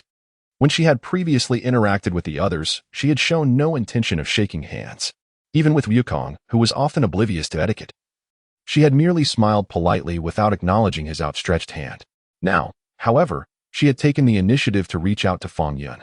Krillin looked at Fong Yun with envy. I would also like to shake hands with Miss Bardos. You seem somewhat familiar. Have we met before? Fong Yun, however, showed no intention of extending a hand. He merely gazed silently at the figure of Bardos. A sense of dread enveloped Bardos' heart. Could it be that he has recognized me? This cannot be true. With his current divine power, how could he possibly identify me? It is impossible. Surely, it cannot be. I too find Mr. Fong Yun somewhat familiar. Has he ever visited the Galactic Patrol headquarters? Bardos inquired. No, Fong Yun replied, shaking his head. Bardos smiled softly. So, you have never been to the Galactic Patrol headquarters. Whom are you trying to deceive? How could you possibly recognize me? Perhaps I possess a rather commonplace visage. Bardos chuckled softly. How could that be? You are undeniably quite attractive. Fong Yun smiled, extending his hand to clasp Bardos' firmly. Really? Thank you for the compliment, Mr. Fong Yun. Your words fill me with pride. A blush crept across Bardos' cheeks, enhancing her allure. For a moment, Klin was utterly entranced. Tianjin Fan's face also bore a hint of crimson. Lepin's expression remained unchanged, seemingly still ensnared in the shadows of his past. As Fong Yun's hand met Bardos', he grew increasingly suspicious of this enchanting girl. Her hand seemed to tremble. What could she be plotting? What is her true identity? Never mind. I shall observe her closely for now. Indeed, Bardos' hand did quiver slightly. The trembling stemmed from her overwhelming emotions, her heart racing with excitement. It is him. It truly is him. I have finally found him. How could I not be exhilarated? In fact, amidst her excitement, tears were nearly spilling from Bardos' eyes.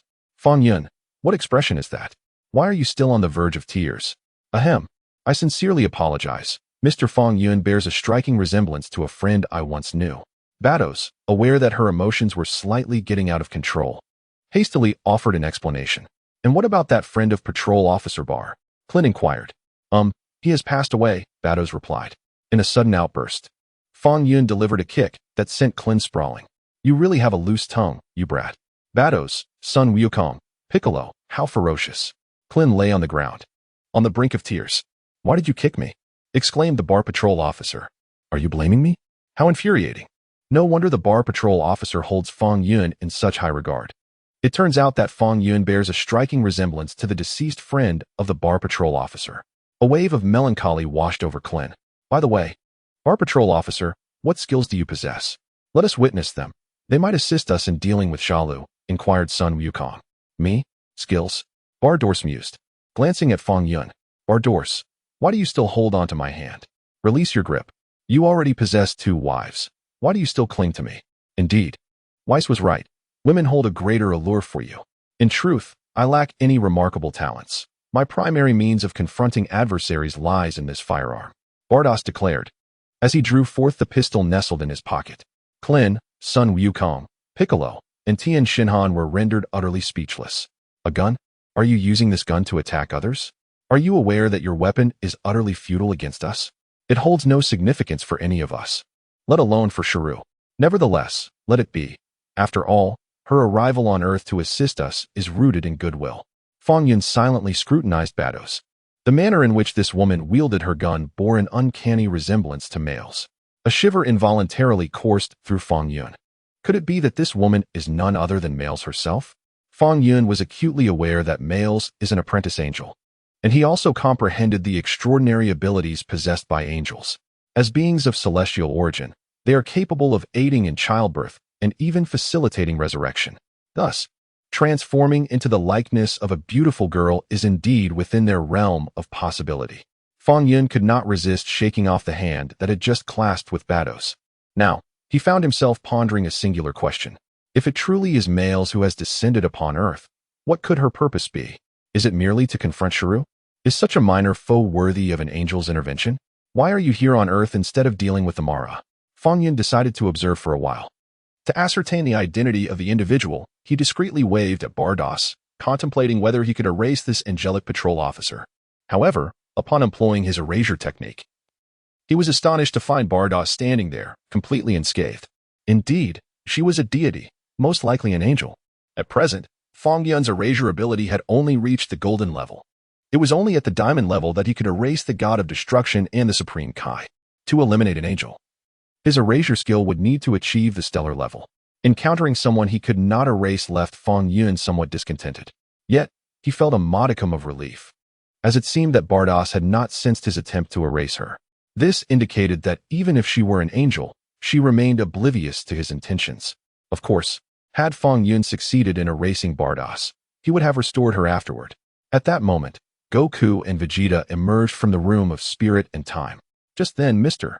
Popo, stationed at the entrance of the room, called out loudly to them. What? Vegeta is out.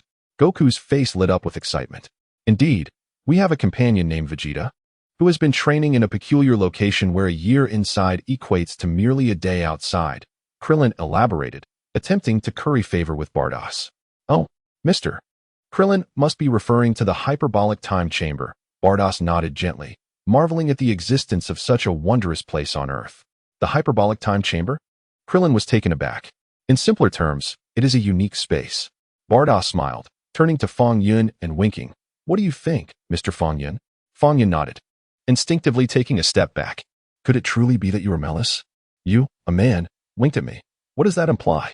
Fong Yun genuinely contemplated delivering a swift kick to this unidentified woman.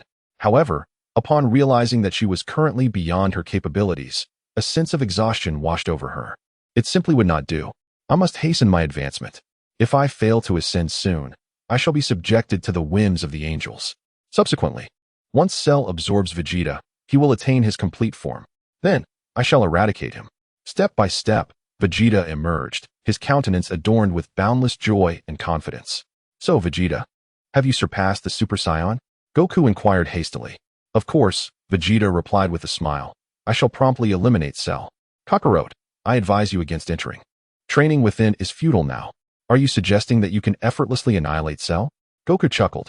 Indeed, Vegeta nodded. But does anyone know Cell's current whereabouts? That fiend has concealed his energy. As he spoke, Vegeta inadvertently cast a glance at Fong Yun. However, he quickly averted his gaze, unwilling to meet her eyes directly. Vegeta mused. Although I have now surpassed the Super Saiyan, I still lag significantly behind Vegito.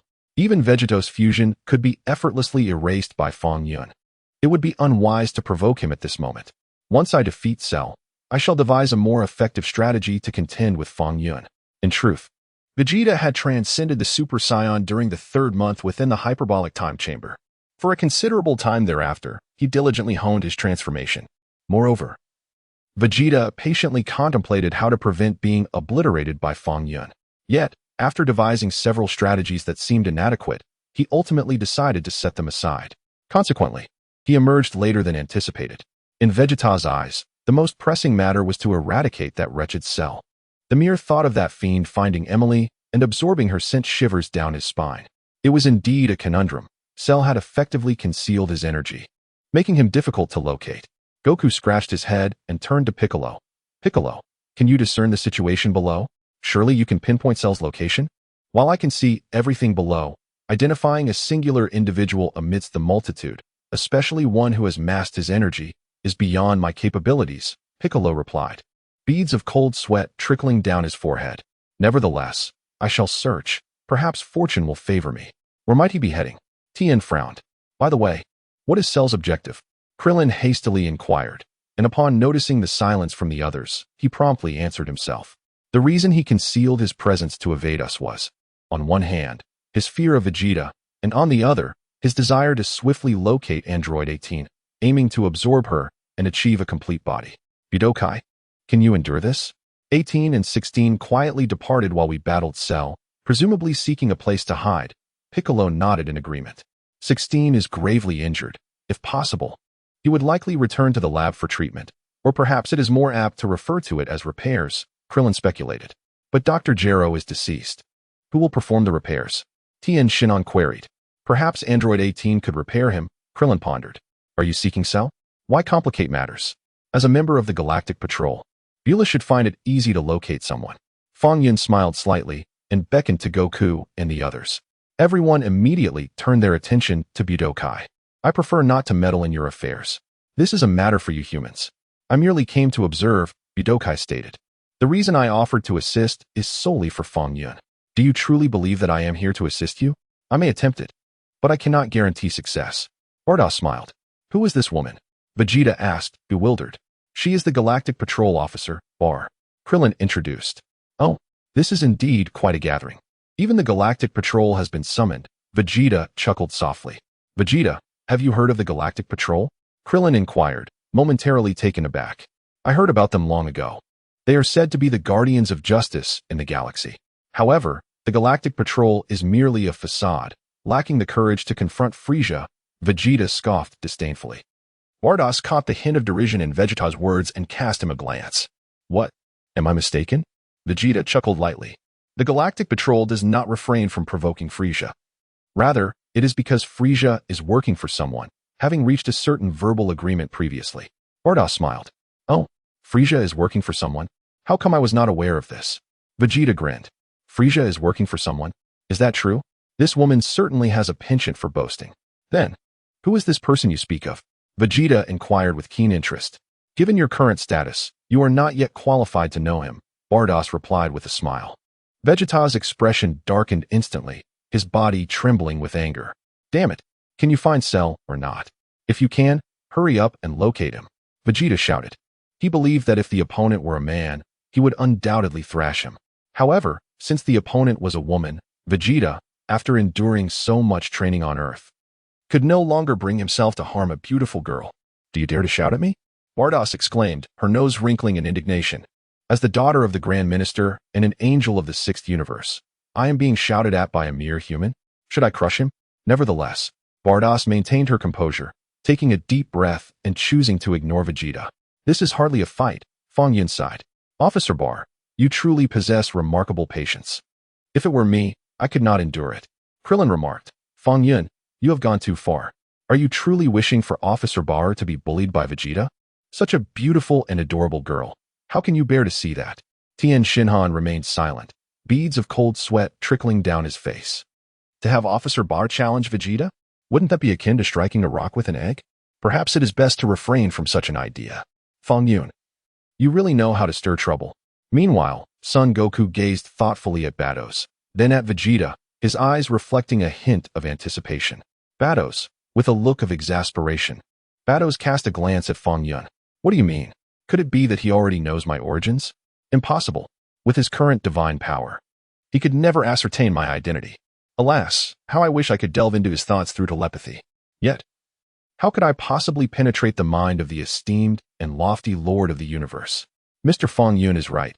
Should you continue to provoke me, I shall not hold back any longer. Batos let out a cold snort, addressing Vegeta. Oh, and how do you intend to be rude to me? I stand here ready for you to strike. If you can breach my defenses, I, Vegeta, shall follow you henceforth. Vegeta smirked disdainfully. Hey, I see Cell. Piccolo suddenly exclaimed. What? You found Cell? Splendid. Vegeta turned to look at Piccolo.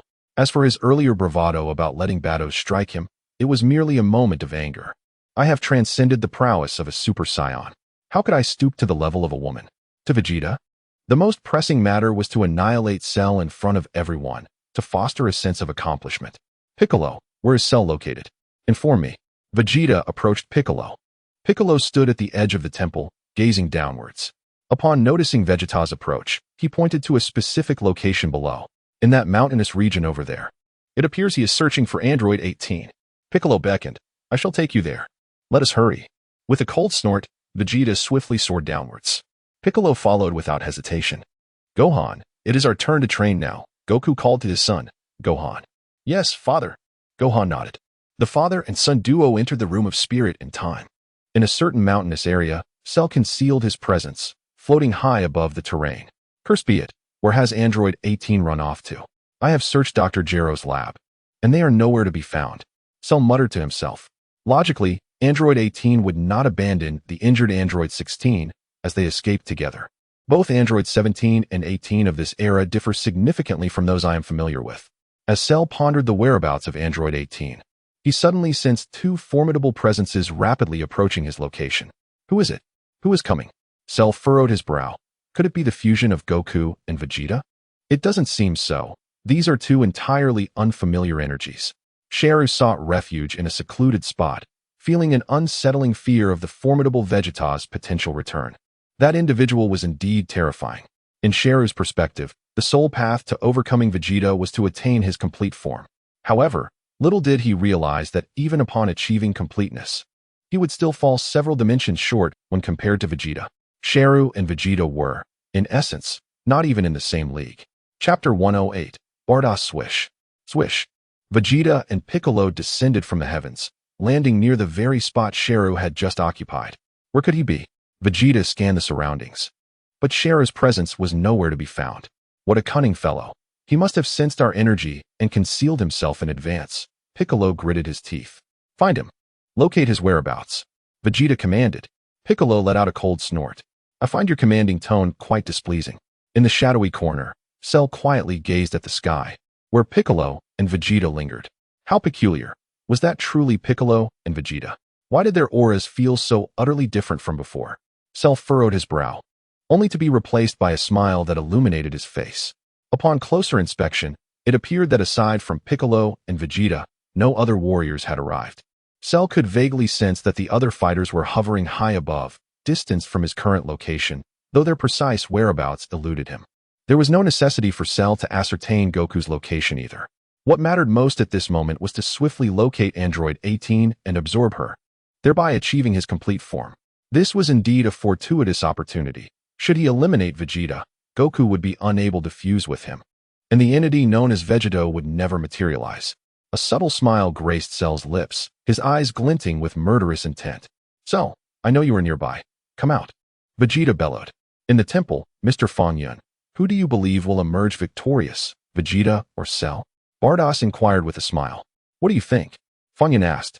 Judging by the intensity of their energies, Vegeta's power has far surpassed that of Cell's at present. Thus, I believe, barring any unforeseen circumstances, Vegeta is destined for victory. Bardoss replied with confidence. And if he loses, how will you compensate me? Fang Yun lowered his voice. Bardoss retorted, why should I compensate you for a loss? You have gone too far. How do you wish for me to compensate you? However, Bardoss did not display any anger. Instead, she turned to Fang Yun with a playful smile, her eyes sparkling mischievously. Fang Yun pondered. Is she truly unperturbed? What brings her to Earth? Moreover, is she indeed a transformation of Myers?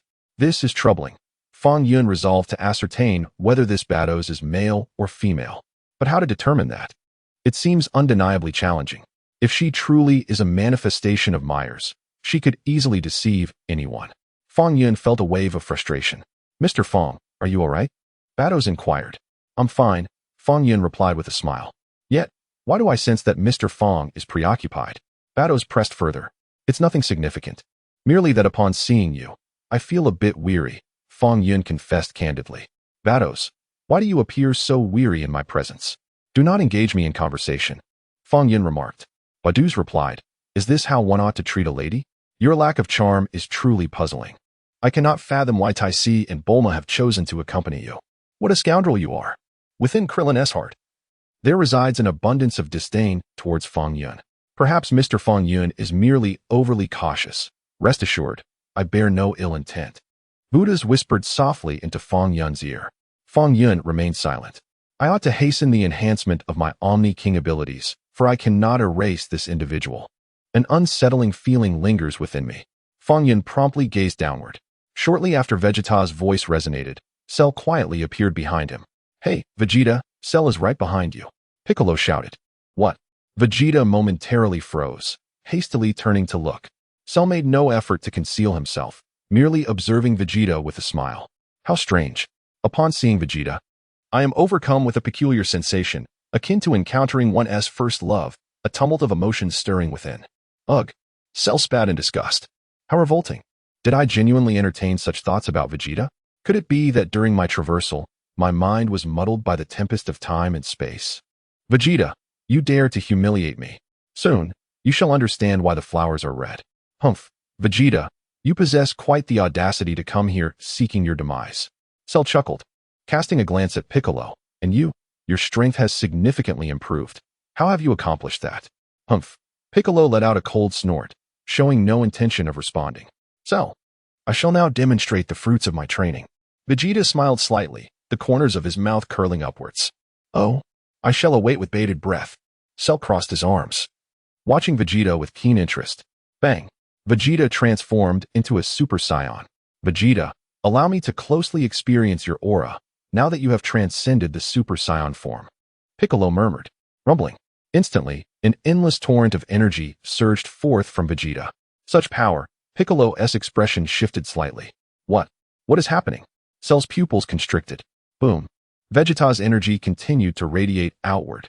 Simultaneously, the golden glow enveloping Vegeta grew ever more intense, escalating in ferocity.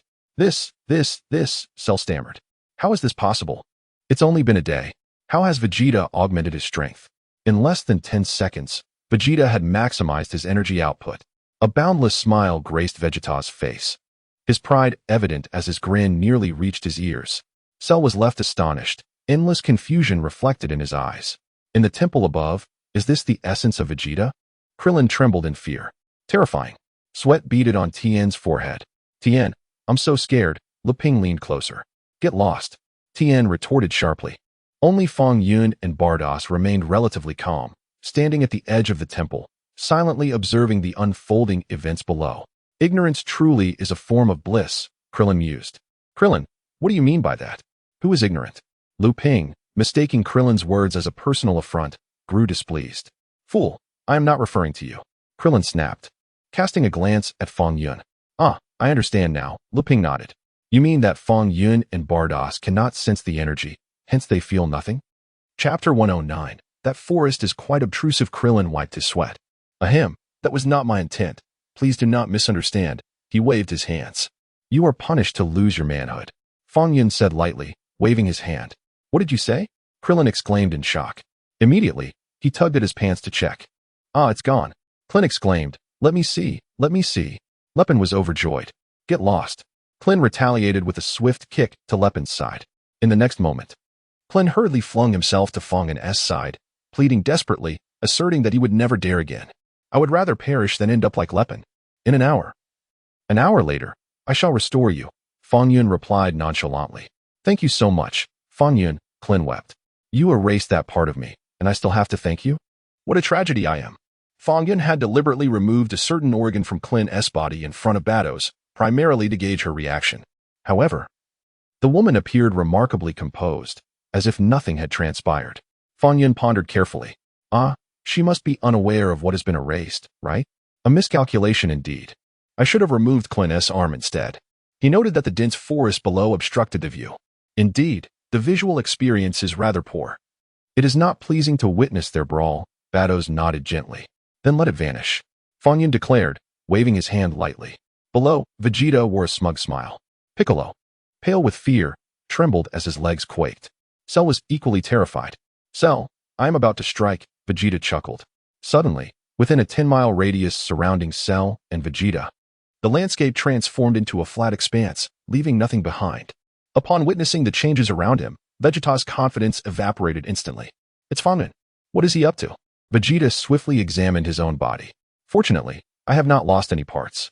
However, he could not comprehend why Fong Yun would erase the nearby flora. Oh, Fong Yun must be watching my performance from the temple. Perhaps these trees obstruct his view. Realizing Fong Yun's intention, Vegeta breathed a sigh of relief. Piccolo also quickly checked his own body, initially reluctant to do so. But seeing Vegeta's inspection, he followed suit. Thankfully, Fong Yun was not targeting him. This is terrifying. In the blink of an eye, everything in the vicinity vanished, even summer insects and mosquitoes. What is happening? The nearby stones and plants have disappeared. Cell's eyes widened in disbelief. Even the mosquitoes were gone. Why does this scene feel somewhat familiar? Sharu scratched his head. Sharu, your primary concern should be your own safety, rather than those trivial flowers and plants, Vegeta remarked with a smirk. In an instant, Vegeta dashed in front of Sharu and delivered a powerful punch to his abdomen. The impact sent Vegeta's fist deep into Sharu's stomach, leaving him in a state of shock as he looked down at Vegeta.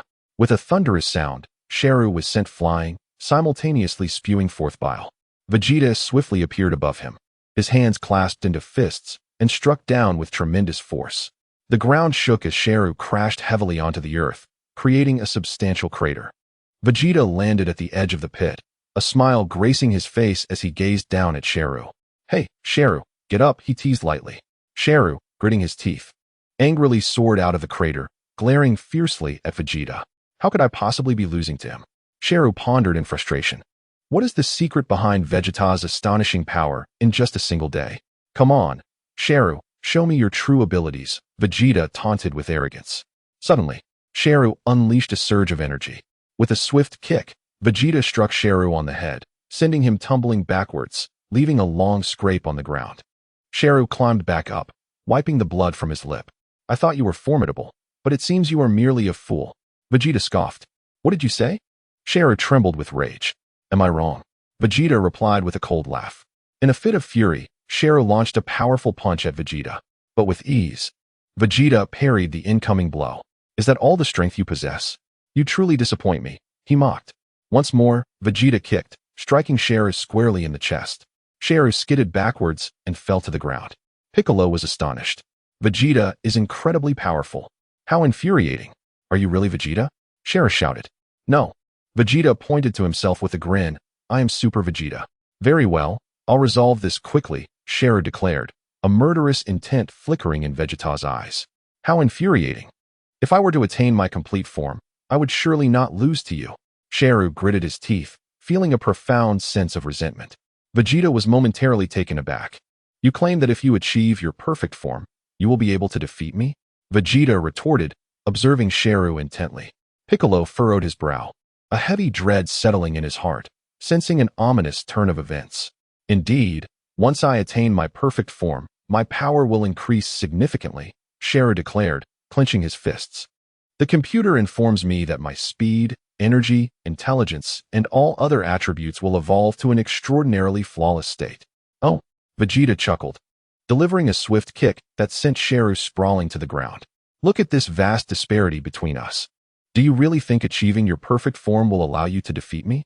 How many times must I reiterate this for you to comprehend? As Sharu climbed to his feet, he glared at Vegeta and shouted, Fine, you wait right there. I shall return. Vegeta scoffed, however. I am under no obligation to assist you in locating Android 18. I have awaited this day for a long time. My fears have finally come to pass.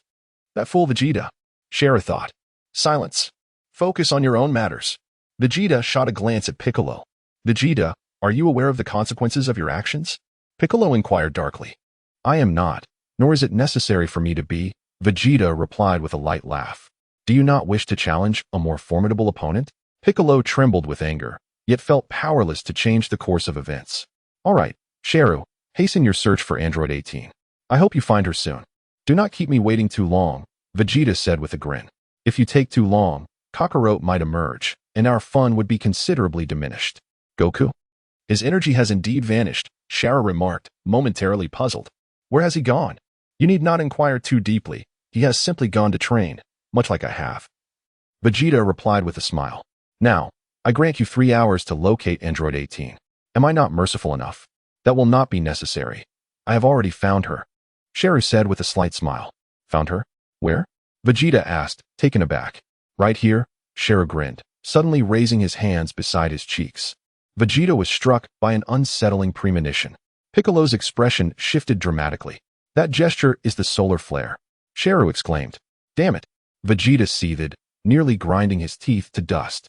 I instructed you to find Android 18, yet you resort to using the solar flare? What is the meaning of this? At the moment when Vegeta was perplexed by Cell's intentions, Cell stealthily appeared behind him. Simultaneously, Cell's elongated tail swiftly lunged toward Vegeta below, its tip transforming into a dome that enveloped him completely. Although Vegeta possessed power far exceeding that of Cell, he was utterly unprepared for Cell's attempt to absorb him. By the time Vegeta regained his senses, he was astonished to discover that his energy was becoming increasingly difficult to unleash. In the blink of an eye, Cell had successfully absorbed Vegeta. Suddenly, a thought struck Cell. Why not absorb Vegeta? Observing him ignited a surge of excitement within Cell, leading him to believe that such an act might yield miraculous results. With this notion in mind, he proceeded with the absorption. When Piccolo's vision was restored, his astonishment was palpable. Could it be true? Vegeta had been absorbed. Cell had actually absorbed Vegeta? Boom. As Piccolo grappled with his disbelief, Cell erupted with astonishing energy. His body underwent rapid transformation. Was Cell about to achieve his perfect form? The very idea left Piccolo in utter shock. Fear rendered him motionless, erasing any thoughts of escape. With another explosive surge of power, Cell had completed his evolution, transforming into his perfect form. Calmly, he observed his body, feeling the boundless, terrifying energy within. I have succeeded? I, the android Cell, have become perfect today? The computer confirms it. I am indeed in my perfect form. But wait, I didn't absorb Android 18. I absorbed Vegeta? Absorbing Vegeta can lead to perfection? While Cell reveled in excitement, a hint of confusion lingered. It seemed there was no direct conflict between Dr. Gero and Vegeta. Why then? Absorb Vegeta? Never mind, it no longer mattered. I have indeed attained my perfect form. I have finally achieved my ultimate evolution. Cell's expression was one of exhilaration as he grinned at the stunned Piccolo. What a pity that you alone are here to witness my perfect form. Cheru smiled gently, gazing at Piccolo with keen interest. Above the temple, Cheru Fong sighed in relief, nearly brought to tears. I have awaited this day for a long time. Battles wore a puzzled expression, his demeanor one of confusion. Why are you more exhilarated than Cell, who has truly accomplished the evolution of the body? Moreover, how did Cell manage to absorb Vegeta and attain his perfect form? Allow me a moment to gather my thoughts. Even Bados is somewhat perplexed by the situation. Although Bados is an angel, she ultimately belongs to the 6th universe and has little awareness of the 7th universe. Prior to her arrival on Earth, Bados made an effort to catch up on information regarding the 7th universe. Otherwise, she would have been utterly bewildered. Nevertheless, from the information provided by Whis, it appears that Cell needs to absorb androids 17 and 18 to achieve his perfect form. Yet now, Cell has bizarrely absorbed Vegeta as if he were android 18. What is going on? Upon sensing Cell's overwhelming energy, Krillin's expression turned grim. Vegeta's energy has vanished, yet Cell's energy has only grown stronger. Tien Shinhan remarked. What has transpired? Lu Ping raised an elegant finger. You seem quite excited, Mr. Fong Yun, Bados said with a smile. Indeed, Fong Yun nodded, waving at Cell. How could I not be excited? I have awaited this day for far too long. Now, those who needed to be erased have been eliminated. This upgrade has spanned quite a length of time, over a decade, in fact. Below, Piccolo trembled in fear. He acknowledged that he was no match even for Cell's second form, let alone this perfect version. This Vegeta, you brought this upon yourself. Piccolo grimaced. Ha, Piccolo. You understand that even fleeing is futile. It seems you are quite astute. realizing that escape is impossible. Cell aimed his hand at Piccolo, a murderous intent flickering in his gaze. Piccolo did not resist. He was well aware that any attempt to fight back would be pointless, given the vast disparity between him and Cell. Very well, prepare to perish, Cell declared, ready to strike Piccolo down on the spot. Whoosh. However, just as Cell was about to act, he abruptly flickered and vanished from sight without leaving a trace. Piccolo's eyes widened in shock. Where did he go? Why has Cell disappeared? What is happening? Piccolo initially thought Cell had swiftly moved behind him. He quickly glanced back, yet there was no one there. The issue was that given the immense gap between him and Cell, there was no reason for Cell to resort to such tactics. Piccolo felt a sense of urgency and confusion etched across his face. Chapter 111, Platinum Sanctuary. Huh, Cell's energy has disappeared? Krillin exclaimed. Indeed, it has vanished. What could have caused this? The enigma of Tianjin Fan weighs heavily on one's mind. Just moments ago, the aura of Shalu had noticeably intensified. Yet, why did Shalu suddenly conceal his presence once again? And what of Vegeta? Why has he vanished as well? With tears brimming in her eyes, Fong Yun erased Shalu. Indeed, as Fong Yun sensed, her Omni King abilities had seamlessly ascended from gold to platinum. The platinum abilities signify a power tenfold that of Beerus. Astonishingly, the metric of strength has shifted from Frieza to the god of destruction, Beerus. Moreover, beyond the amplification of her strength, Fong Yun has acquired an entirely new skill, creation. Indeed, the ability to create everything. This is the essence of the platinum level. Above platinum lie diamond, starry brilliance, and sovereign. Has the essence of certain other capabilities of the Omni King already surfaced with the attainment of platinum? Creation? Fong Yun silently contemplated this miraculous ability known as creation. The capacity to create everything becomes increasingly intriguing. Upon advancing to platinum abilities, in addition to the power of creation, Fong Yun's erasure capabilities have also significantly enhanced. Now, with a mere wave of her hand, she could erase a planet. Presently, the only entities she cannot erase are those that supersede the Kaioshin and gods of destruction, such as angels and the Grand Minister. Fong Yun must further elevate her abilities to erase them. Additionally, the prerequisites for advancing from platinum to diamond have undergone considerable alteration. The conditions for progression are no longer centered on erasing specific individuals. Instead, the criteria are vaguely defined as gathering 2 formidable attendants, who must be utterly devoted and loyal. Such simplicity in wording. 2 powerful attendants? For Fong Yun, gathering attendants poses no challenge. Ensuring their unwavering loyalty should also not prove to be a daunting task, should it? Let us set this matter aside for the moment and test the erasure abilities. Eagerly, Fong Yun waved her hand, obliterating the moon. Then, with another wave, the moon miraculously reappeared.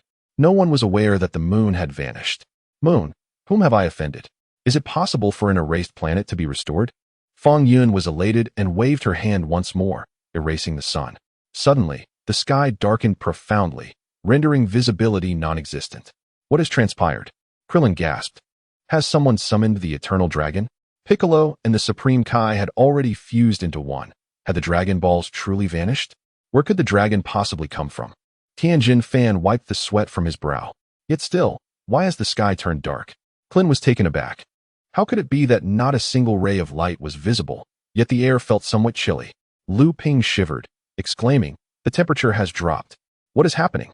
A dramatic change swept across Klin's face. Just then, Fong Yun waved his hand once more. The sun, which had vanished, re-emerged, bathing the surroundings in warm sunlight. Everything returned to its original state. The previously lowered temperature, due to the brevity of the moment, returned to normal almost immediately. Interesting, Fong Yun remarked with a smile. Vados, you have inadvertently erased the sun. Vados wiped his brow. Fong Yun, are you aware of what transpired just now? Klin inquired hastily. It is nothing of great consequence. I was merely idling and decided to erase the sun to observe what would occur if the earth were devoid of it. Fong Yun replied with a smile. Klin, Tianjin rice, Lu Ping, dumplings, go ahead and boast. You also erased the sun. Why do you not erase the Milky Way? Why do you not erase the universe? Encountering such a boastful individual, Klin and his companions were left speechless. Naturally, they could not believe that Fong Yun had obliterated the sun. After a brief moment of astonishment, Bato stared at Fong Yun in disbelief. Something was amiss. What was happening? His divine power had inexplicably surged several levels. This was disastrous. Would he even recognize me? I must tread carefully. Bados felt a rising anxiety within. Perhaps I should make a hasty exit and then return in my true form? Bados's beautiful eyes fluttered with apprehension. Indeed, as Bados pondered, her thoughts came to fruition. Shortly thereafter, she noticed Fong Yun gazing silently at her. Why are you staring at me? Don't look at me. A wave of anxiety surged within Bardos. Officer Bar, you seem quite frightened, Fong Yun remarked with a smile as he gazed at Bardos. Fong Yun contemplated silently. His current strength surpassed that of Beerus by tenfold. Yet, he pondered whether he could indeed prevail against her. She ought to be merely a trainee angel, right? Despite the enhancement of his Omni King powers, he found himself unable to discern the true nature of this woman. With his strength, which exceeded Beerus' by 10 times, it seemed a formidable challenge to confront Whis. However, dealing with a mere Melis should pose no significant issue. Moreover, as a trainee angel, Melis would not dare unleash her full celestial power, for such an act could lead to her obliteration. Why not give it a try? Naturally, before attempting anything, Fong Yun discreetly employed his erasure technique on Bardos. Alas, it bore no effect whatsoever. This further solidified Fong Yun's conviction that she was indeed a trainee angel. A new thought sparked in his mind. Officer Bar, I currently find myself in need of a guardian. Would you consider becoming my attendant? Fong Yun inquired with a cheerful tone, casting a glance at Bardos. His words bore no veil of secrecy, resonating clearly enough for all present to hear. Fong Yun, you have gone too far. Clint interjected. You have appointed such a beautiful girl as your guard. She is a galactic constable. Is this truly appropriate? Just as Clint intended to retort on behalf of Bados, a sudden recollection of a missing part of his own body caused a shiver within him, and the words that were on the tip of his tongue were swallowed back with great effort. Perhaps it is best if I remain silent. Bados gazed intently at Fong Yun. Why do you look at me like that? Just say whether you agree or disagree, Fong Yun inquired. Are you serious? Bados countered. Do you truly believe I am jesting? Fong Yun chuckled. Do you genuinely expect me to serve as your guardian? Bados pressed further. What of it? Is there a problem? Fong Yun replied with a smile. No problem, Bados nodded, concealing the excitement brewing within. In an instant, a piece of paper made from a peculiar material suddenly shimmered in Bados' hand. Fong Yun was taken aback for a moment. What does this mean? I find myself utterly perplexed. Immediately after, Fong Yun observed that Bados was extending a document towards him. Upon receiving it, he swiftly glanced over the contents. To his astonishment, it was a formal agreement. The document stated the appointment of a guard, designating Bar as the protector of Fong Yun, responsible for his well-being and care. With a pledge of unwavering commitment, the signature at the bottom bore Fong Yun's name. It merely required a thumbprint for the agreement to take effect. Fong Yun, what is happening? How is it that you exhibit even greater enthusiasm than I do? Furthermore, do you truly safeguard my interests? Can you surpass me? Fong Yun felt a surge of restlessness. Bar. Is it this Ba? Initially, upon hearing Bar's name, Fong Yun mistakenly thought of Bardock. However, upon further reflection, a certain individual from the 6th universe came to mind. She was none other than the angel, Bados. Fong Yun scrutinized the police officer Bar thoughtfully. If only her skin were transformed to a shade of blue, if her hair were dyed white, if it were tied into a ponytail, and if her attire were replaced with angelic garb. Wait a moment, Fong Yun declared, retrieving his phone and capturing a photograph of Bados. What are you doing? Bados responded, momentarily bewildered and struggling to keep pace with Fong Yun's sudden shift in focus. Why are you taking my picture? Fong Yun swiftly utilized a photo editing application on her phone to enhance the appearance of Bados. She altered the color of Bados' hair and skin, transforming her hair to a striking white and tying it into a ponytail. Goodness, isn't this the very embodiment of Bados? Fong Yun quickly put away her phone. She once again scrutinized Bados in silence. Indeed, it was Bados. No wonder she seemed somewhat familiar, Fong Yun exclaimed, slapping her forehead. How could I not have recognized her? But Bados, what brings you to the 7th universe? Why do you leave your peaceful existence in the 6th universe to come and stir up commotion in our 7th universe? Why do you still wish to be my guardian? Have you even prepared a formal agreement? Mr. Fong Yun, a mere signature will suffice. With a playful smile, Ba Duosi appeared oblivious to Fong Yun's shifting demeanor. Witnessing the police officer Ba air pursuing Fong Yun to assume the role of his guardian, and presenting the contract with such gravity, the onlookers, including Clint and others, felt an overwhelming sense of shock. Fong Yun's guardian? How could this beautiful girl be so eager to serve him? I too require a guardian. I too desire a lovely maiden to fulfill that role. Is this not some infernal pact? Fong Yun had no intention of signing. With a mere wave of his hand, the agreement vanished into thin air. Ba Duosi exclaimed, "What the hell is this demonic contract? Enough of the pretense. I know who you are."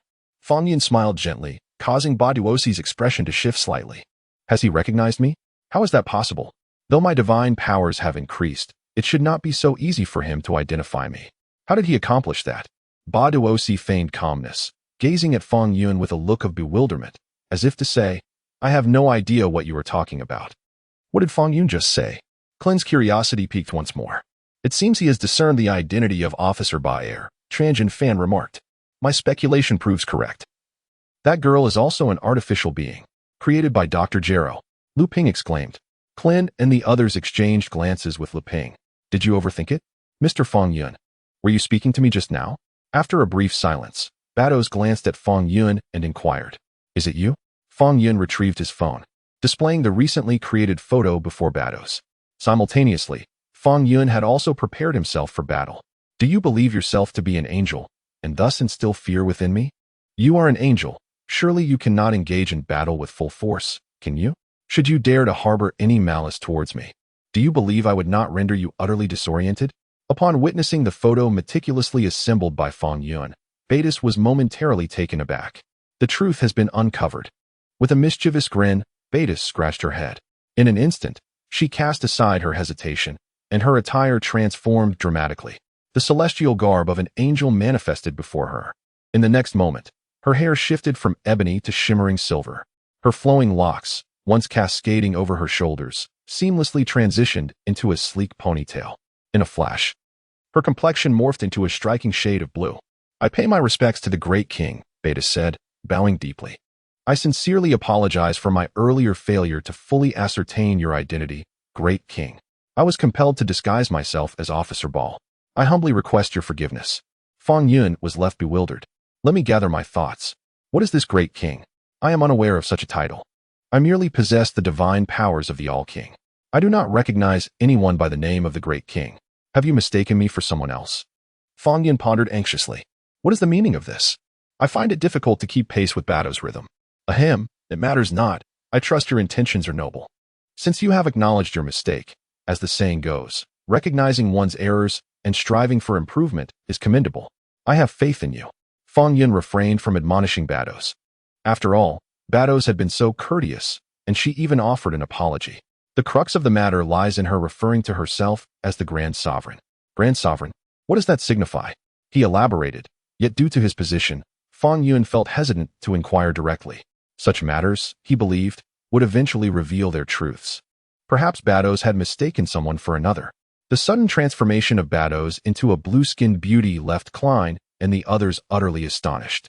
What was happening? How could she alter her appearance? Who exactly was this girl?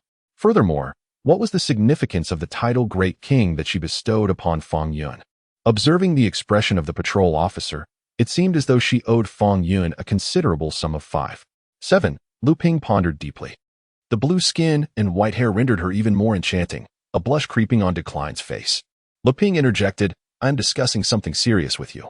Why do you keep gazing at that girl? Is she more charming than I? No. I am a man. How could such thoughts cross my mind? Cursed Fong Yun, this is all you're doing. The Great Lord? She refers to Fong Yun as the Great Lord? Tianjin Fan finds it perplexing. Could she possibly be one of Fong Yun's kin? Dumpling speculates. The difference in skin color is evident. They clearly do not belong to the same race. Tianjin Fan shakes his head. Brother Tian is correct. They likely do not share the same lineage. Dumpling nods in agreement. Thank you, Great Lord. Bados hurriedly expresses her gratitude. Indeed, Fong Yun, with an air of solemnity, nods as he clasps his hands behind his back. Chapter 113. I am the Great Lord. Bados is somewhat bewildered by Fong Yun's demeanor. What does this mean? Why can't I comprehend it? A brief silence ensues as their gazes lock. Great Lord. Have you recalled something? Bados tentatively inquires. What do you think? Fong Yun responds with an ambiguous remark. Ahem, as long as you've remembered, that is sufficient.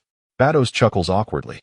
And according to our agreement, the first person by your side will become your personal attendant. Whoosh. As she speaks, a flash of light emanates from her hand. and a document identical to the previous one materializes. Bados presents it with both hands. Did I ever utter such words? Fong Yun strives to compose himself. Bados truly wishes to serve as my attendant? Isn't it more delightful to be your angel rather than merely a guard? What are you attempting to do? Indeed. It has been mentioned before. Bados chuckled softly. This particular matter has slipped my mind. I shall address it once it comes to me. Fong Yun waved his hand. In an instant, the document in Bados's grasp was once again erased. Bados, why did you erase this again? I merely desire to be your personal attendant. Why is it so difficult? Fong Yun inquired directly. What brings you to Earth?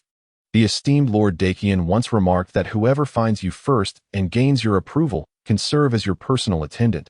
Bados pouted, visibly displeased. As for that, I do not recall, Fong Yun replied, shaking his head. How could I possibly remember?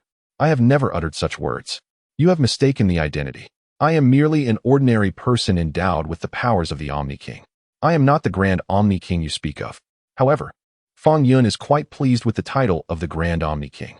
Why is there a prefix of Grand before the title of Omni King? Based on Fong Yun's understanding of the Dragon Ball universe, whenever the term Grand appears, it signifies a rank superior to the previous one.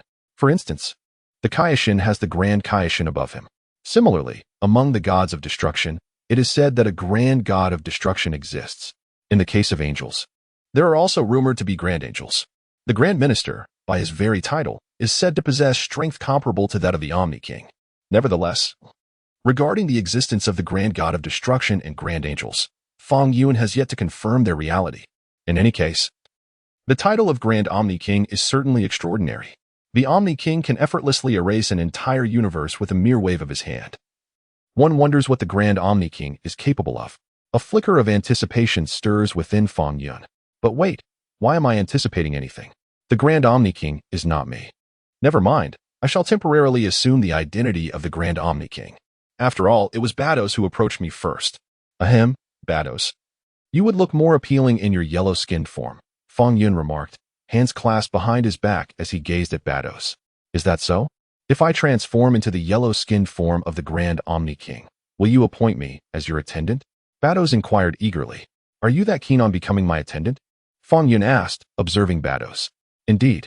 Bados nodded vigorously. As you know, being of the angel race, one cannot wield overwhelming angelic power, lest one vanishes.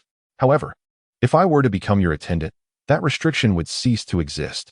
Allow me a moment to ponder, Fong Yun replied earnestly. So that is the case.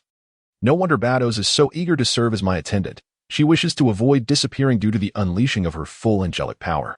Yet, with such formidable strength, who could possibly threaten her standing? Whis could easily incapacitate Beerus with a gentle slap. Bados' strength should indeed surpass that of Whis. You serve as the royal guard of the great king, preparing to participate in the martial arts competition for marriage, correct? Naturally, Fong Yun would vehemently oppose this. If Bardos were to truly become his guard and inadvertently unleash her full celestial powers, she might vanish entirely. That would be utterly tragic. Imagine the high priest approaching to inquire, "Where's my daughter?" How could he possibly explain that he found her displeasing and she was subsequently erased? Very well. My lord great king, Bardos nodded. I am the first to have encountered your divinity since your rebirth. Rebirth? Fong Yun had gleaned significant information from Bardos's words. Could it be that the great king had perished and then returned to life? What on earth was happening? Could you elaborate further? Fong Yun replied nonchalantly. Before you arrived here, I had encountered the Kaioshin.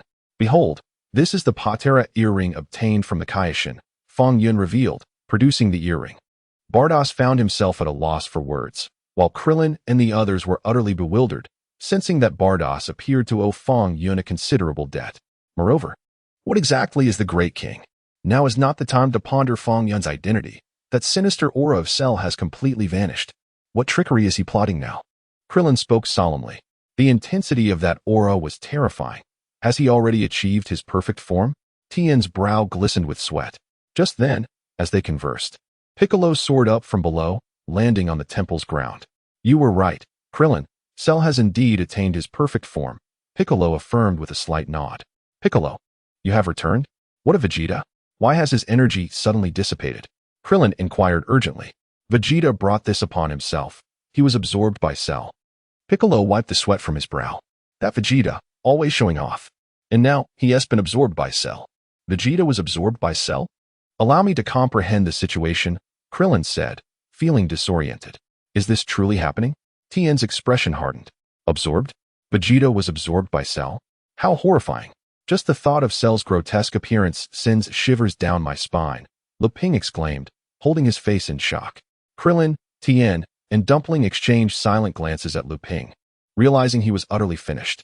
And then, Piccolo, did Cell absorb Android 18 as well? Krillin pressed on. Not at all. Piccolo shook his head. Cell absorbed Vegeta to achieve his perfect form. What? Krillin's eyes widened in astonishment. Absorbing Vegeta can lead to achieving perfect form? Cold sweat trickled down Tien's face. I cannot fathom how this occurred. Piccolo reiterated, shaking his head. But what of Cell now? Krillin queried again. Suddenly, he vanished without a trace, Piccolo replied.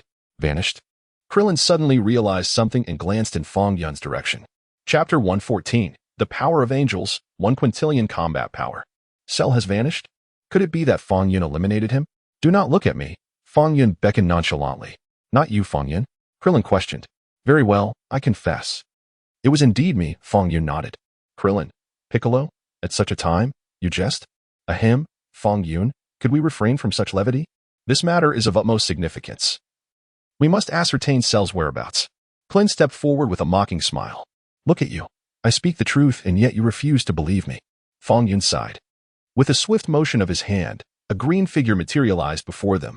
It was none other than the erased Cell. What? It's Cell. Krillin, Piccolo. And the others were utterly astonished. Could it be that Fong Yun truly erased him?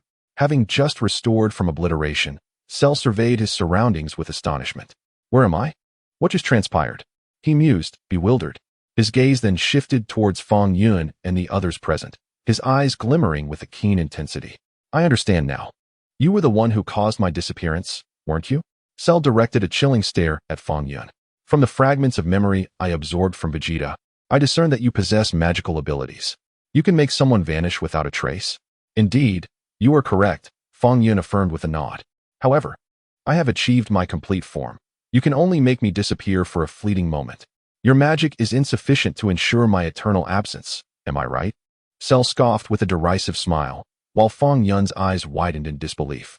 You are truly talented. How did you come up with this reasoning? Bardos, is this fellow named Shalu out of his mind? It is the great lord of all who has restored you, you know? Did you truly believe that this would be insufficient to ensure your eternal disappearance? Furthermore, that is not magic. It is an understanding of realms that will forever elude you. Moreover, your earring possesses an extraordinary power as well. Sharul chuckled lightly, directing his hand towards Fong Yun's form. With his hands clasped behind his back, Fong Yun exuded an air of calm composure. Mage Fong Yun, your demise is imminent. I shall obliterate you this very moment, Sharul declared with a chilling smile, malevolence glinting in his eyes. Bardos, did you not wish to serve as my guardian? Allow me to witness your prowess. Fong Yun beckoned Bardos. Bardos replied, is it truly appropriate to use a sledgehammer to crack a nut? However, as he surveyed his surroundings, it appeared that he was the only one capable of contending with Sharul in this setting. Of course, Lord Daquan could effortlessly handle him, but his divine power had yet to be restored to its zenith. Should Lord Daquan suffer any injury, it would be challenging to account for. Therefore, I shall take the initiative. Crack. Bardos drew his pistol, aiming it at Sharul. Do not move, Bardos commanded in a melodious tone. Upon witnessing Bardos brandishing a firearm towards Sharul, Bick and the others were momentarily taken aback. Do not jest. You brandish a firearm at Cell. Are you jesting? Galactic Patrol. Do you not recognize the formidable strength of Cell? Cell's expression stiffened as he cast a silent glance at Bardock. Who is this woman with azure skin that has emerged? What if I were to make a move? Cell regarded Bardock with keen interest. I shall pull the trigger, you know. Bardock chuckled lightly. Go ahead and try. I will not flinch. Cell erupted in laughter, finding Bardock's words exceedingly amusing. You shall meet your demise. Bardock sighed. I never take a life. What did you say? Cell was taken aback. Am I to perish from a single shot? Are you here to amuse me? Shara laughed heartily. Who would believe such a thing? Of course. Shara did not believe it. Whoosh. Bados pulled the trigger. A beam of light shot from the muzzle, hurtling towards Sharu. His face was etched with disbelief, changing colors in rapid succession. What is this? Why does it appear so terrifying? Oh no, this thing. Uft. How could Sharu evade Bados' assault? A dull thud echoed as a bullet pierced through Sheru's shoulder. His complexion turned pale, and he felt a searing pain. This is no ordinary gun. Sheru trembled with rage. At that moment, Bados had already appeared behind him. Bang! Bados delivered a powerful kick, sending Sheru tumbling to the ground multiple times. By the time Sheru came to a halt, he was completely unconscious. It has been ages since I last engaged in a fight. My movements feel a bit rusty. Bados mused, dusting off her hands. Piccolo, Krillin, and Tien were utterly astonished, staring wide-eyed at Bados. That was the perfect form of Sheru. And yet she had been shot through with a single bullet. Then, she had been knocked out with just one kick? Am I dreaming? Is the Galactic Patrol this formidable? Today, Piccolo and the others had witnessed the immense power of the Galactic Patrol, leading them to believe for a long time that all Galactic Patrol members were as strong as Bados. That gun of yours is quite impressive, Fong Yun remarked. Gazing at Bados, he infused just a smidgen of angelic power into this gun, and it can unleash divine might. Bados replied with a smile and a nod. Angelic power? What does that look like? Let me see. Fong Yun beckoned. Smack. Without a moment's hesitation, Bados summoned a small white light that appeared like a sesame seed. Behold, Lord Grand Supreme Kai, this is angelic power. It is quantified in points. This is 1 point of angelic power, equivalent to 1 guy of battle strength, Bados explained. Before I came here, I infused this gun with 1 point of angelic power, allowing for 1,000 shots. Thus, that bullet just now consumed merely 0.0001 points of angelic power. Bados spoke candidly before everyone present. What is she saying? 1 guy of battle strength? Krillin scratched his head. Is battle strength measured in guy? What even is guy? Tien felt equally perplexed. Piccolo shook his head gently. What is guy? I have never heard of it. 1 guy is equivalent to 100 trillion, I believe. Bardos responded thoughtfully. Beak, Klin, Tian Fan. Several individuals were left dumbfounded.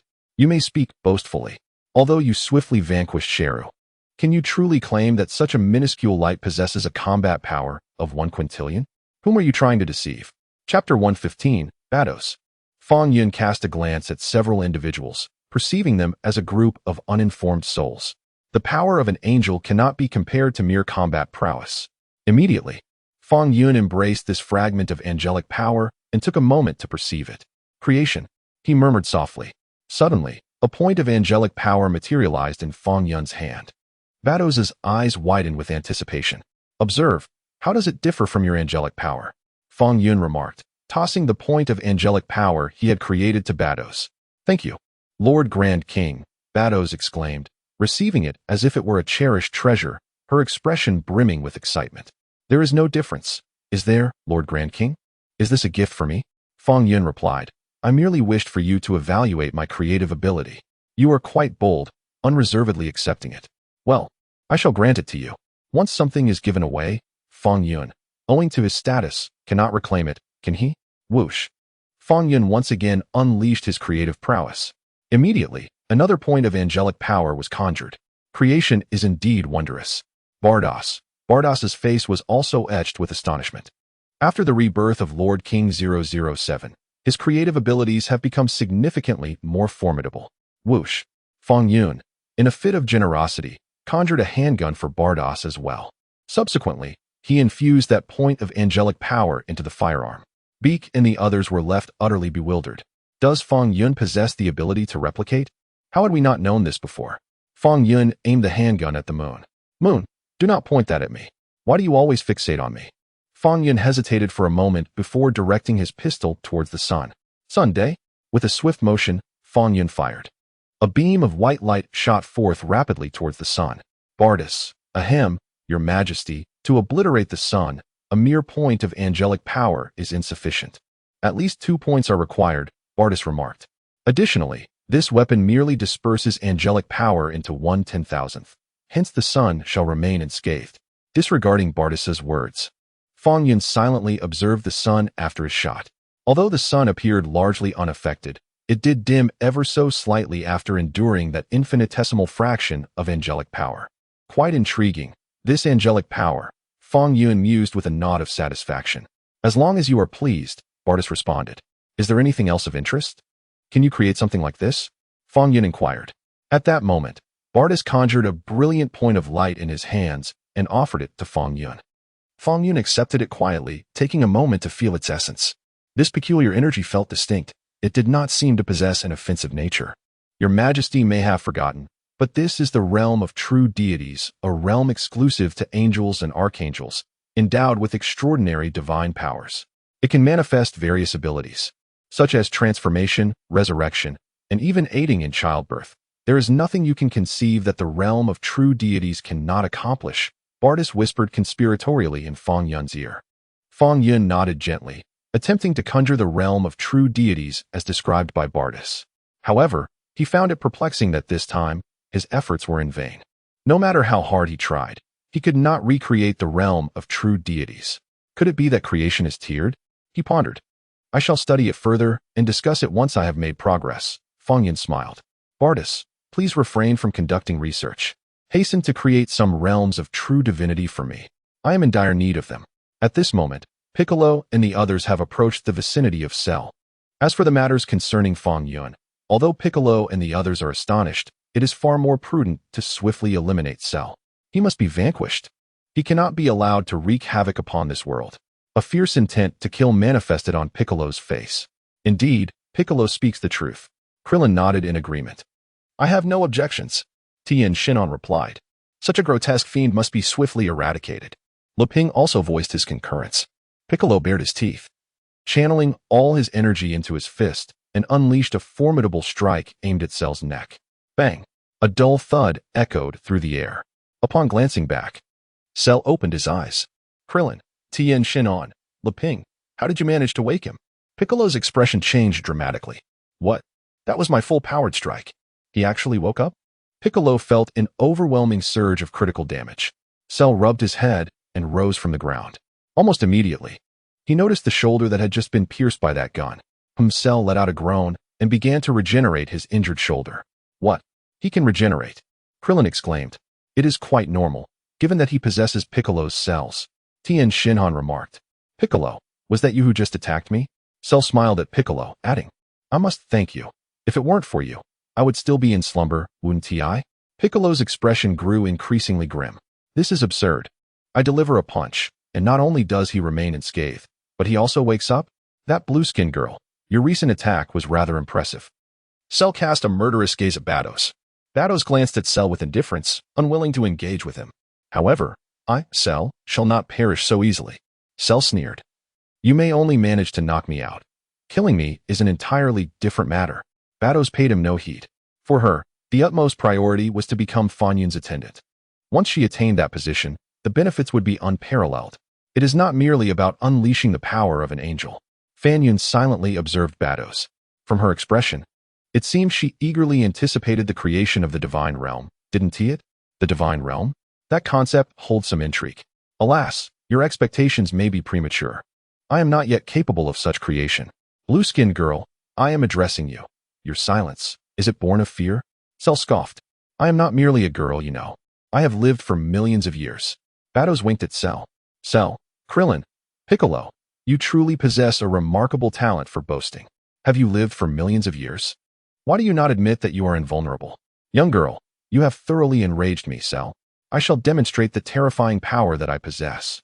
Cell's fury twisted his features, and a surge of energy enveloped him. Chapter 116, Bardas, do not follow me. Bang! Cell was sent tumbling once more, crashing to the ground. Rendered unconscious yet again, Piccolo and the others were left utterly astonished. If Bardas's initial attack had been a stroke of luck, they could have reluctantly accepted it. However, this time, the patrol officer Bardas had simply delivered a single kick, incapacitating the fully realized Cell. Could this truly be mere chance? The evidence of strength was undeniable. How tiresome. I shall take my leave. The remainder is in your hands. Fong Yun stretched languidly and ascended slowly into the air. Whoosh. Fong Yun sped towards the direction of Baozi Mountain. I too must take my leave. I wish you all the best, Bardas declared, swiftly following suit. Piccolo and the others exchanged bewildered glances. Please, do not leave. Let us show our goodwill and swiftly deal with the matter at hand. You have left Sheru here. What if he awakens once more? Piccolo and the others cautiously approached Sheru's side. After some examination, they realized that Sheru would not easily regain consciousness. We must not disturb him. The only one capable of eliminating Sheru aside from that officer bar, is to await Goku's return, Piccolo said solemnly. Indeed, we still have Goku. How much longer until he emerges? Krillin inquired hastily. Goku has only been inside for an hour, Tien Shinhan replied. Krillin wiped the sweat from his brow. Why are you following me? Fong Yun turned to look at Beerus. Your Majesty, you mentioned that you would consider making me your attendant. Beerus approached eagerly. I did say I would consider it, Fong Yun responded. Will you prioritize me? Beerus asked with anticipation. Yes, indeed, Fong Yun nodded. Your Majesty, do you think I am beautiful? Beerus giggled, winking at Fong Yun. I suppose you are acceptable, Fong Yun glanced at Beerus. But I did mention you should change your skin tone. All right, Beerus said, transforming her complexion to resemble that of a human. This is much better, Fong Yun nodded, finding it more pleasing to the eye. Beerus, must I maintain this skin tone henceforth? Let us head back, Fong Yun waved his hand, signaling the end of the conversation. What brings you forth at this moment?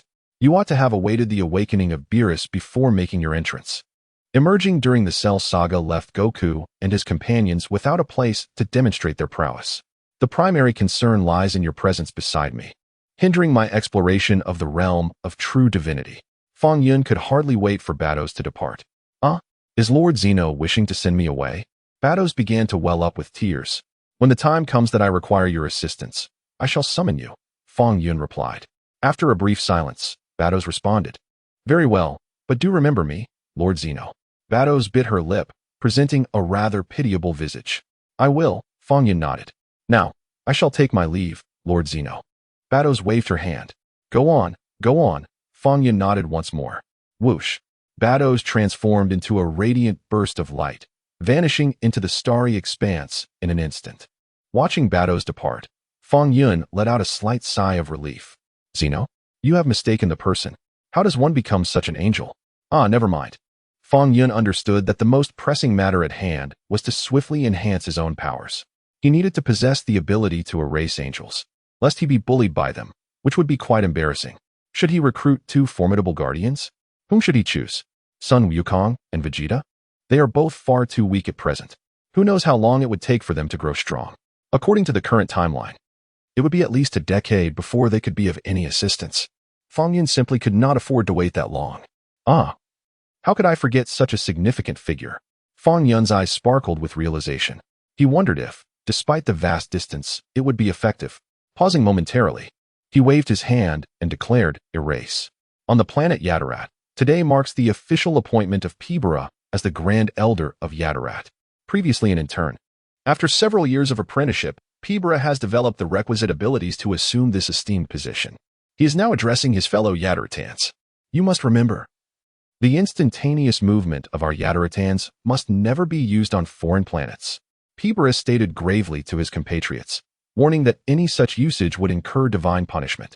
The assembly nodded solemnly in agreement. At that moment, with a swift motion, Pibara vanished before the eyes of his fellow Yardratans. The crowd was rendered speechless. Had he not just proclaimed that they must not utilize instantaneous movement off their planet? The Yardratans could distinctly sense the absence of Elder Pibara's aura. He had indeed executed instantaneous movement. Are you putting yourself in danger? Elder Pabala, you have gone too far. Earth. Fong Yun waved his hand once more. With a swish, Pabala's figure appeared beside Fong Yun. Pabala, it has been a while. How have you been? Fong Yun greeted with a smile. Pabala appeared somewhat bewildered. Fong Yun, I do not wish to see you. Every encounter with you brings misfortune. Where's this place? This is certainly not Yardrat. Moreover, what just happened to me? I seem to have suddenly fallen into an endless abyss. It was terrifying. Fong Yun, what is going on? Is this Earth? Pabala inquired, gazing at Fong Yun. Indeed, it is Earth, Fong Yun affirmed with a nod. How strange. How did I arrive on Earth? I did not use instantaneous teleportation, Pabala pondered. I merely erased you and then restored you to my side. It appears to have a similar effect to instantaneous teleportation, Fong Yun replied. Pabala, you have erased me. You have restored me. Is it truly akin to instantaneous teleportation? That is utterly dissimilar. Pabala exclaimed vehemently. It's somewhat similar, Fong Yun chuckled. Not even close. Please refrain from erasing me without reason. It is quite terrifying. Pabala wiped the sweat from his brow, his voice filled with desperation. Oh, have you ascended to the rank of elder? Fong Yun noticed the elder ring in Pabala's hand. Pabala nodded furiously in affirmation. What of the former Grand Elder? Has he perished? Fong Yun inquired. He has stepped down. Pai Bala retorted. As long as that is the case, Fong Yun nodded. Pai Bala, can we engage in a proper conversation now? Engaging in such conversation will surely kill the mood, Pai Ba remarked with a scowl. What is it that you seek? It's nothing of great significance. I merely wish for you to escort me to the planet Wampa, Fong Yun replied with a smile. Absolutely not. Pai Ba retorted angrily. For many years, you have refrained from disturbing me, yet now you seek my assistance while attempting to erase my existence. By the way, I recall that your planet, Yardrat, possesses 2 suns, correct? The 2 suns nearly overlap, creating a harmonious interplay between night and day. Fong Yun remarked with a smile. What are you implying? Pibara felt an unsettling sensation in his heart. The presence of 2 suns on your planet maintains an average temperature of approximately 26 degrees Celsius. As your suns are smaller and emit limited heat compared to Earth's sun. However, the overlap of the 2 suns compensates for the temperature deficiency. Fong Yun elaborated with a smile. Please, don't act recklessly, Fong Yun. I have been of considerable assistance to you, Pibara said, wiping his brow. With a swift motion, Fong Yun waved his hand lightly. Suddenly, one of the suns above Yardrat, far beyond the Milky Way, vanished into thin air. As the sun disappeared, the temperature plummeted dramatically. It's summer. Why has the weather turned so chilly? Someone murmured. Is a cold front approaching? Speculated an adulation. That can't be. During this season, there is no cold front. The former elder sighed deeply. Ah, Wampa planet, is it? I shall take you there, Pibara said, wiping his brow again. However, Pibara was entirely unaware of the events transpiring on Yardrat. I do not know its location. What are its characteristics? Pibara pondered. On that planet resides an individual of extraordinary aura. If you concentrate, you should be able to locate him. Fong Yun smiled, lowering his voice. By the way, he is a Saiyan. A Saiyan? Very well, I understand. I shall give it a try. Pibara nodded, releasing his sensing abilities. 10 minutes elapsed. Pibara opened his eyes and gently shook his head, stating that he had not sensed anything. The universe is vast. This approach is akin to searching for a needle in a haystack, Pibara sighed. Fong Yun, it is not that I am unwilling to assist you. I truly cannot find him. I have it. Let us consult the king of the realm. He can assist in locating Wampa planet, as he knows its position. Fong Yun suggested. The king of the realm? Pibara wiped his brow. Fong Yun, you are being excessive. Are you so fearful that other deities remain oblivious to the fact that I am employing instantaneous movement with you? Fong Yun, whom do you seek on the planet Wampa? Would it not suffice to erase and then restore? Pabala suggested.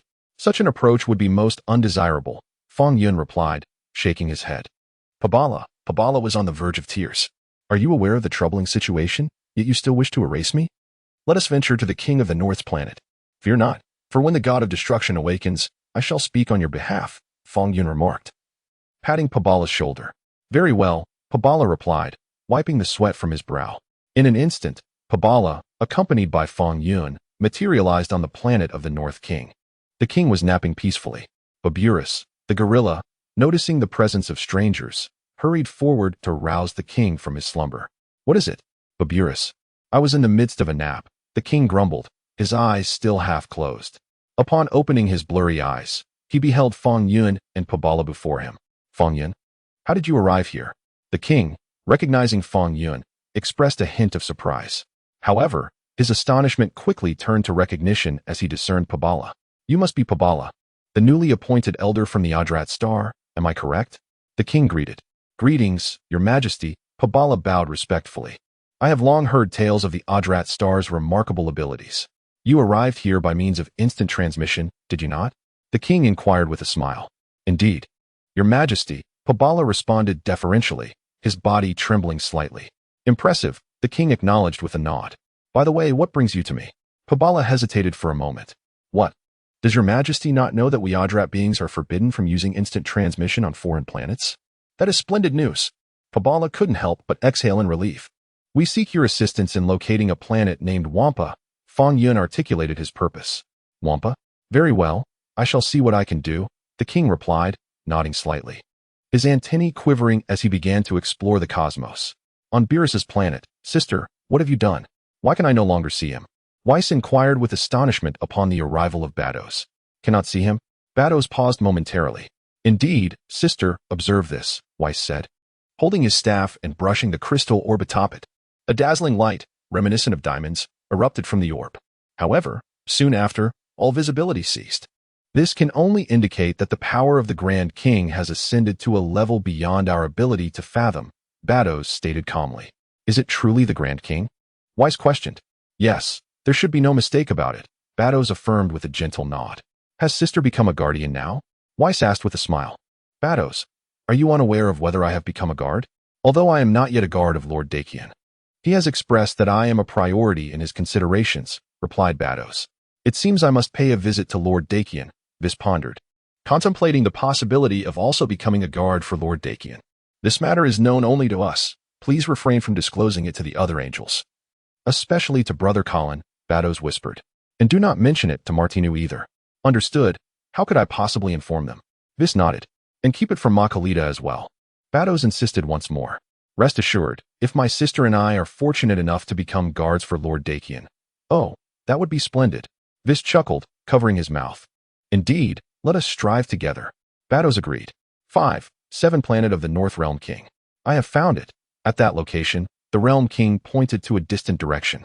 Pabala immediately extended his senses, following the direction indicated by the Realm King. Soon, Pabala detected an extraordinarily powerful presence on the planet Wampa. Thank you, Lord Realm King. I have located the presence on Wampa, Pabala responded. I appreciate your assistance. Fong Yun nodded, pulling Pabala closer. Lord Realm King, we shall take our leave now. Apologies for the intrusion, Pabala waved. Very well, the Realm King smiled gently. With a swift motion, Pabala and Fong Yun executed instantaneous movement, vanishing from their original location in a mere moment. In an instant, they reappeared on the planet Wampa. Broly looked on in bewilderment at Fong Yun and Pabala, who had suddenly appeared near him. Chapter 118. Broly, pin him to the ground and rub. 30 years. It has been 30 long years. At last, someone has arrived on Wampa. This is splendid. Does this mean I, Paragus, can return to planet Vegeta? Paragus exclaimed, his eyes brimming with tears. Wait, something feels amiss. How did they arrive? It doesn't appear they came by spaceship. Who are you? Paragus hurriedly inquired. I am here to find Broly. You have no business with me. Do not speak to me, Fong Yun replied. Your words are quite direct. Are you capable of engaging in conversation? What do you mean by that? Paragus's expression darkened with evident displeasure. Are you aware that I am the father of Broly? What manner is this? Do you believe that I could have Broly annihilate you? No, there is no need for Broly to intervene. I could easily obliterate you myself. But wait, let me allow you to play your part for a moment. Looking for me. Broly paused, gazing at Fong Yun, and in halting words inquired. Broly, you are destined for greatness, Fong Yun remarked. Broly scratched his head, perplexed by the meaning behind Fong Yun's words. To put it simply, I intend to appoint you as my candidate for a guardian. Fong Yun spoke with utmost seriousness. Pabala, Fong Yun, did you bring me all this way just to find a guardian? Pabala was on the verge of tears. You must seek a guardian. Search for one upon the earth. Why have you summoned me? I was under the impression that you had something of great significance to discuss. I am quite occupied at the moment. I am now the elder of Yardrat, and I have my own matters to attend to. Pabala felt increasingly unsettled. Furthermore, Fong Yun, what purpose do you seek in calling upon the guards? With a mere wave of his hand, one could effortlessly erase an individual from existence. Thus, the need for guards seems superfluous. Pabala pondered extensively, though ultimately, these thoughts remained unspoken. Broly was equally speechless. Am I to serve as your guard? Or merely a candidate? Furthermore, you claim I have prospered? Broly silently regarded Fong Yun, finding this individual remarkably intriguing. Ha! Paragus erupted into laughter. Who is this fellow? His pretentiousness knows no bounds. To suggest my son should serve as his guard? And as a candidate no less? Broly, cease this idle chatter and subdue him. Let him understand the consequences of provoking us. Paragus commanded Broly without hesitation. Broly cast a glance at Paragus, but refrained from immediate action. I have yet to ascertain the situation.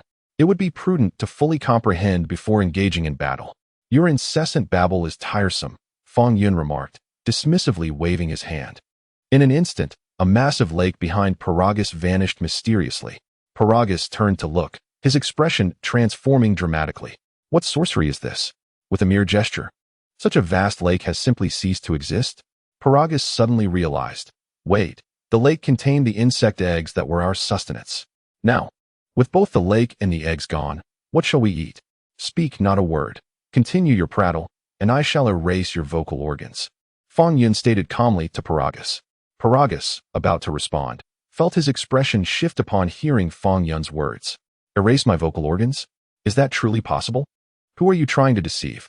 Paragus pondered for a moment, ultimately choosing to silence himself, hesitant to speak. He resolved to observe before making any decisions. Broly, consider your speed, Fong Yun urged. There are others far more formidable than you clamoring to become my guard. Your indecisiveness is rather displeasing. Broly remained silent for a brief moment. I have no objection to being your guardian, on one condition. You must defeat me first, Broly declared, his gaze fixed on Fong Yun. If I can defeat you, what need have I for a guardian? Fong Yun retorted. Broly, you speak with such reason that I find myself at a loss for a rebuttal. I am not one for combat. Fong Yun sighed, lamenting his lack of skills and techniques such as energy waves, energy blasts, or devastating explosive attacks. What a pity. Broly, hello, indeed. Pabala quietly observes Fong Yun putting on an act. You do not engage in battle? Indeed, you do not partake in combat. Yet, with a mere flick of your hand, you possess the power to erase everything. Isn't this more impressive than a battle? Fong Yun addressed Broly. However, let's do this, to satisfy your combative spirit. Unleash your full strength upon me. But please, refrain from ranged attacks. I am not adept at dealing with them. Then I shall not hold back. Broly replied, eyeing Fong Yun. I too excel in close combat. Come on. With his left hand concealed behind his back, Fong Yun beckoned Broly with his right hand. A thunderous roar erupted as Broly's energy surged forth. He charged towards Fong Yun with ferocity. Bang! Broly's fist struck with tremendous force against Fong Yun's solitary finger. Yet, Fong Yun merely extended a single digit, effortlessly absorbing the impact of Broly's blow, though he could not wield energy waves. Fong Yun's physical prowess surpassed that of Beerus by tenfold. Even if he were to match Beerus, he would still be more than capable of handling the current Broly. What? Paragus exclaimed, astonished. Broly's eyes widened in disbelief. Now it is my turn to strike, Fong Yun said with a smile, slightly curling his finger. Bang! He flicked Broly gently on the forehead. A dull thud resonated as Broly was sent hurtling back, skimming the ground and leaving a long trail across the surface of the Wampa planet. Bang! Broly collided with a monstrous creature on Wampa planet, causing it to retch violently. Damn it! Broly growled, infuriated. Thunderous energy surged from Broly, his formidable presence intensifying. Simultaneously, his physique grew more robust. This is bad. Broly is losing control. Paragus shouted. Didn't I say you shouldn't speak? You've uttered 2 sentences already. You may have one last word. Exceed that, and I shall render you mute forever. Fong Yun shot a glance at Paragus. Ignoring him, Paragus hastily produced a remote control, pressing buttons in a frantic attempt to calm Broly down. Why is there no response? Paragus turned his gaze towards Broly, bewildered. Where's that special necklace he wore? To his astonishment, Broly's necklace had mysteriously vanished. Chapter 119, Broly, your father is dead. This transformation absorbed the might of the great ape without actually becoming one, granting the strength of a great ape. This is not good. He has gone berserk, Pibra remarked, his expression shifting dramatically. Boom. Broly surged towards Fong Yun, his size now doubled. He aimed a powerful punch directly at Fong Yun's forehead. Smack. In the next moment, Broly's fist struck the tip of Fong Yun's finger. So weak, utterly weak. Fong Yun remarked, shaking his head. What? Paragus turned to Fong Yun, utterly astonished. Despite Broly's transformation, this individual managed to deflect Broly's attack with a mere fingertip. Who could he possibly be? Bang! Fong Yun once again propelled his finger, striking Broly's forehead. A dull thud resonated as Broly's body was sent flying, rebounding multiple times before crashing heavily onto the ground. Coughing, Broly rose, spewing forth a mouthful of blood. Who are you? Paragus demanded sharply, his voice laced with disbelief. Look at yourself, insisting on challenging my limits, Fong Yun sighed. I have already warned you, no more words. I have granted you 3 chances, and I have shown you mercy. Therefore, from this moment on, you shall be rendered mute. With a swift motion of his hand, Fong Yun made a gesture, and instantly, Paragus's vocal cords mysteriously vanished. Paragus's eyes widened in shock as he opened his mouth, only to find no sound emerging. His expression reflected sheer astonishment, as if he were overwhelmed by disbelief. You scoundrel! Do you dare to make me mute? I shall take your life. Paragus seethed with rage, discreetly retrieving a laser gun from behind. This weapon, a relic of the Saiyans, boasted formidable energy. Wasn't this individual skilled in close combat? Soon enough, you shall experience the power of this gun. With a roar, Broly surged forward, launching himself towards Fong Yun. Bang! Bang! Bang! Broly unleashed a relentless barrage of attacks upon Fong Yun. Yet, with a mere finger extended, Fong Yun effortlessly deflected Broly's onslaught. Paragus observed silently. This was the perfect opportunity. While Fong Yun engaged in battle with his son Broly, I shall eliminate this pest. With a swift motion, Paragus aimed for the vulnerable spot behind Fong Yun and fired. The luminous energy struck Fong Yun's back directly. And then, nothing followed. How could such energy possibly breach Fong Yun's formidable physique? Fong Yun turned to glance at Paragus. Very well, since you are oblivious to your impending doom, let me assist your son in his final moments. Fong Yun produced a handgun of his own invention. With a swift pull of the trigger, the power of the angel penetrated Paragus's heart without hindrance. Paragus's eyes widened in disbelief, his head tilted. As he collapsed to the ground, convulsing on the brink of death, Broly stood frozen, shock etched across his face as he beheld his father. Paragus's legs flailed, and he drew his last breath. Broly's pupils constricted, hands clutching his head. No. A golden aura erupted around Broly as he transformed into a Super Saiyan. In the next instant, he shot forth like a golden comet towards Pibara. Pibara remarked, "It was Fong Yun who killed your father. Seek him out. I am merely an observer. What do you seek from me?" Pai Bala hastily employed instant teleportation to escape. Broly glanced around and swiftly approached Fong Yun. "Fong Yun, flee. His power has become overwhelming." Pai Bala shouted from a distance. However, a shocking scene unfolded before Pai Bala's eyes. Fong Yun effortlessly raised a single finger to block Broly's fist. With a resounding thud, Fong Yun delivered a swift slap, causing Broly to stagger and collapse to the ground. Fong Yun, is he truly that formidable? I must have underestimated him, Pai Bala remarked in astonishment. Are you convinced now? Fong Yun stepped forward, placing his foot upon Broly's chest. Broly grimaced, attempting to resist, yet no matter how hard he tried, he could not rise. Fong Yun, he remains in a berserk state and cannot respond, Pai Bala called out. First, we must eliminate the berserk factors within him, Fong Yun deliberated. Pai Bala perked up.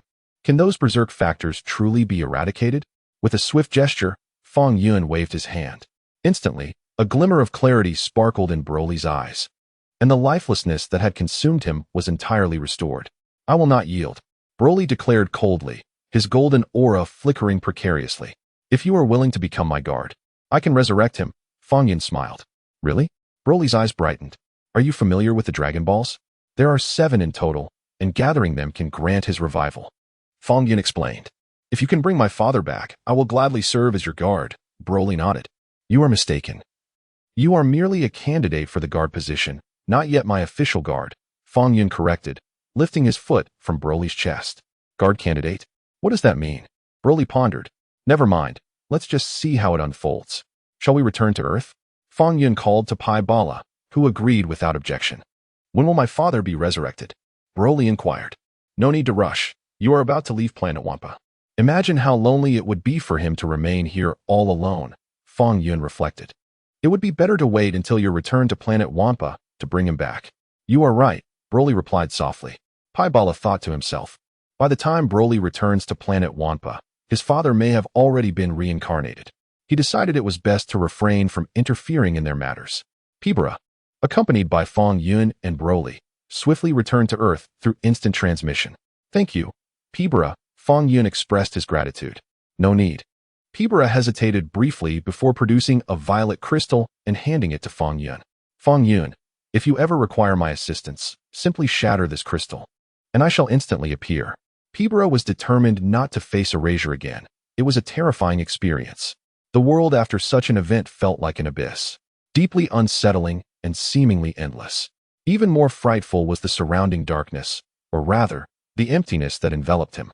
Pibara contemplated whether he could refuse to assist Fong Yun should he seek help. It seemed more prudent to provide him with a crystal for summoning. Very well. This makes things much easier, Fong Yun nodded. Then I shall take my leave. Pibara waved farewell. Go on, Fong Yun replied. In a flash, Pibara vanished through instant transmission. Yet, within mere seconds, he reappeared. I didn't shatter the crystal, Fong Yun inquired curiously. What is the matter? Have you run into trouble? Pibra asked. Fong Yun lamented. We need the sun back. Pibra chuckled wryly. Ah, I almost forgot. I inadvertently erased one of your sun from Yardrat. Fong Yun nodded, waved his hand again, and said, All right, it's restored. Don't joke about such things, Pibra cautioned. If I had delayed returning any longer, our people would have frozen to death. Fong Yun, along with Broly, then appeared in Goku's home on Baozi Mountain. Bulma, Master Roshi, and others remained there, unaware of the events that had transpired. Upon seeing Fong Yun's return, they hurriedly approached to inquire about what had happened. It's nothing significant. A monster was born, Fong Yun explained. Goku and Gohan have gone to the room of spirit and time for training, and they will emerge tomorrow to deal with the creature. The group breathed a collective sigh of relief. Indeed, with Goku around, no one could stand against him. Brother-in-law, who is this? Bulma curiously glanced at Broly. Standing behind Fong Yun. This is Broly, one of my newly appointed candidates for the position of guard, Fong Yun replied with a smile. Guard candidate? Bulma wiped her brow. Brother-in-law, what do you need a guard for? I simply don't understand. The others, unfamiliar with Broly, innocently believed he was just an ordinary person. What? A guard candidate? At that moment, a voice filled with astonishment echoed from the distant jungle. Suddenly, a girl with a silver-white ponytail swiftly emerged from the thicket. It was Bardoss. After a brief visit to Beerus's planet, Bardoss had quietly returned to Earth. No, I must secure this position of attendant for myself. I cannot bear to watch another angel usurp my role. Bardoss resolved to discreetly observe Fong Yun. After all, the great king's divine powers had not yet fully restored. He would certainly not detect my presence. Bardoss quickly deduced that Fong Yun would undoubtedly appear at the residence of Goku on Mount Baotou. Thus, she patiently awaited his arrival. Indeed, Fong Yun soon appeared, accompanied by a stranger. Bardoss did not recognize Broly and was unaware of his origins. However, upon hearing Fong Yun reveal Broly's identity, she gasped in astonishment and leapt into the air. Great King, you have gone too far. I am so beautiful, so charming, and so powerful. You do not choose me to be your guardian. You have chosen a human, astonishingly. What do you mean by this? Badoz swiftly rushed to Fong Yun's side. Did I not tell you not to follow me? Why have you returned? Fong Yun inquired with a smile upon seeing Badoz. Who is she? Bulma felt an unsettling premonition. This girl is exceptionally beautiful. Moreover, she seems to exude an ethereal aura, as if she is a celestial being descended from the heavens. Such an adorable young lady. Master Roshi's eyes sparkled with admiration. Truly, she is stunning. Oolong gazed at Badoz without blinking, a flush of red appearing on his pig-like face. Master Daquan, you promised to prioritize me. Badoz's expression was one of displeasure. Master Daquan, how could you break your promise? Can this human possibly rival my strength? I never said I wouldn't consider you. You all are my candidates for the guard. Fong Yun nodded. What? All of us? Badoz felt a surge of anxiety. Am I to be grouped with a mere human as a candidate for the guard? I am an angel, after all. Badoz cast a glance at Broly. In the distance, deep within the jungle, was pondered. Why is this happening? Why has the situation not unfolded as I anticipated? Master Daquan, what sort of guard have you chosen? Merely a human. Whis felt overwhelmed. Like Badoz, Whis discreetly hid in the distance, knowing Fong Yun would return to Baozi Mountain. Oddly enough, I sensed someone watching me from the shadows. Fong Yun glanced over his shoulder. Badoz, without a moment's hesitation, summoned her staff. Whoosh! A beam of light swiftly shot forth, striking the location where Whis stood. Whis exclaimed, Sister, you have gone too far. Why did you hit me? Boom. The location of Whis was immediately reduced to rubble. However, Whis was quicker. At the moment of the explosion, she vanished, darting into the distance. Everyone present was left dumbfounded. What a fierce girl. Is there no one here? Bardoz inquired, feigning ignorance. With her abilities, Bardoz had already keenly sensed Whis hiding there after Fong Yun uttered those words. Could I have misinterpreted? Fong Yun mused, casting a thoughtful glance in that direction. Lord Zeno, am I a qualified attendant? Bardoz chuckled playfully. Broly asked, what did I miss? This woman is remarkably quick. I mentioned that you are also considered one of the candidates for an attendant. Fong Yun replied with a smile. Presently, Fong Yun would never allow Bardoz to be his attendant. If Bardoz truly became his attendant, she believed her angelic powers could unleash their full potential. After that, Bardoz vanished post-explosion. If the Grand Priest comes to demand someone, whom shall I speak to? Fong Yun pondered. realizing that even the god of destruction and the supreme Kai could not be disregarded, let alone the Grand Priest. Maintain a low profile. I must remain discreet. With my current strength, why would I need an angel as an attendant? Once my divine powers ascend to that of a king, it would not be too late to seek an angelic attendant. At that time, the entire universe will be mine to traverse. However, how many candidates for attendance does Lord Zeno intend to have? Bardos queried. We should prepare at least 5, 6, or even 7, Fong Yun contemplated. So many candidates? Bardos exclaimed, indignant, even contemplating using her staff to send Broly flying. What? Do I need to explain this to you? Fong Yun replied sternly. I wouldn't dare. Bardos quickly apologized. Go on, and when I require your assistance in the future, you may reappear. Fong Yun waved his hand. Then I shall take my leave, Bardos stated, and without a moment's hesitation, transformed into a brilliant beam of light and disappeared. Master Roshi and the others stared wide-eyed, witnessing Bardos soaring into the stars, feeling utterly astonished. Who is this woman? How can she fly so swiftly? Broly, too, gazed at the departing Bardos in amazement, confusion flickering in his eyes. Brother-in-law, who is she? Bulma asked curiously. Her name is Bardos. She is an angel, Fong Yun explained. An angel? Bulma paused. Aren't angels supposed to have wings on their backs? She doesn't seem to have any wings. You speak of the angels of Earth, their essence differing considerably. I shall elaborate on this matter in due time. Fong Yun shook her head.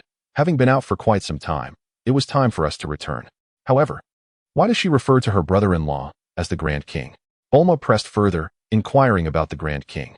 The Grand King is, in fact, the most magnificent deity of this universe, or rather, to be precise, of the entire cosmos. Fong Yun smiled. Bulma, Master Roshi, Oolong, has he begun to boast again? The greatest deity in the entire universe? Is it not the King of Worlds? When did a Grand King emerge onto the scene? Whoosh, whoosh.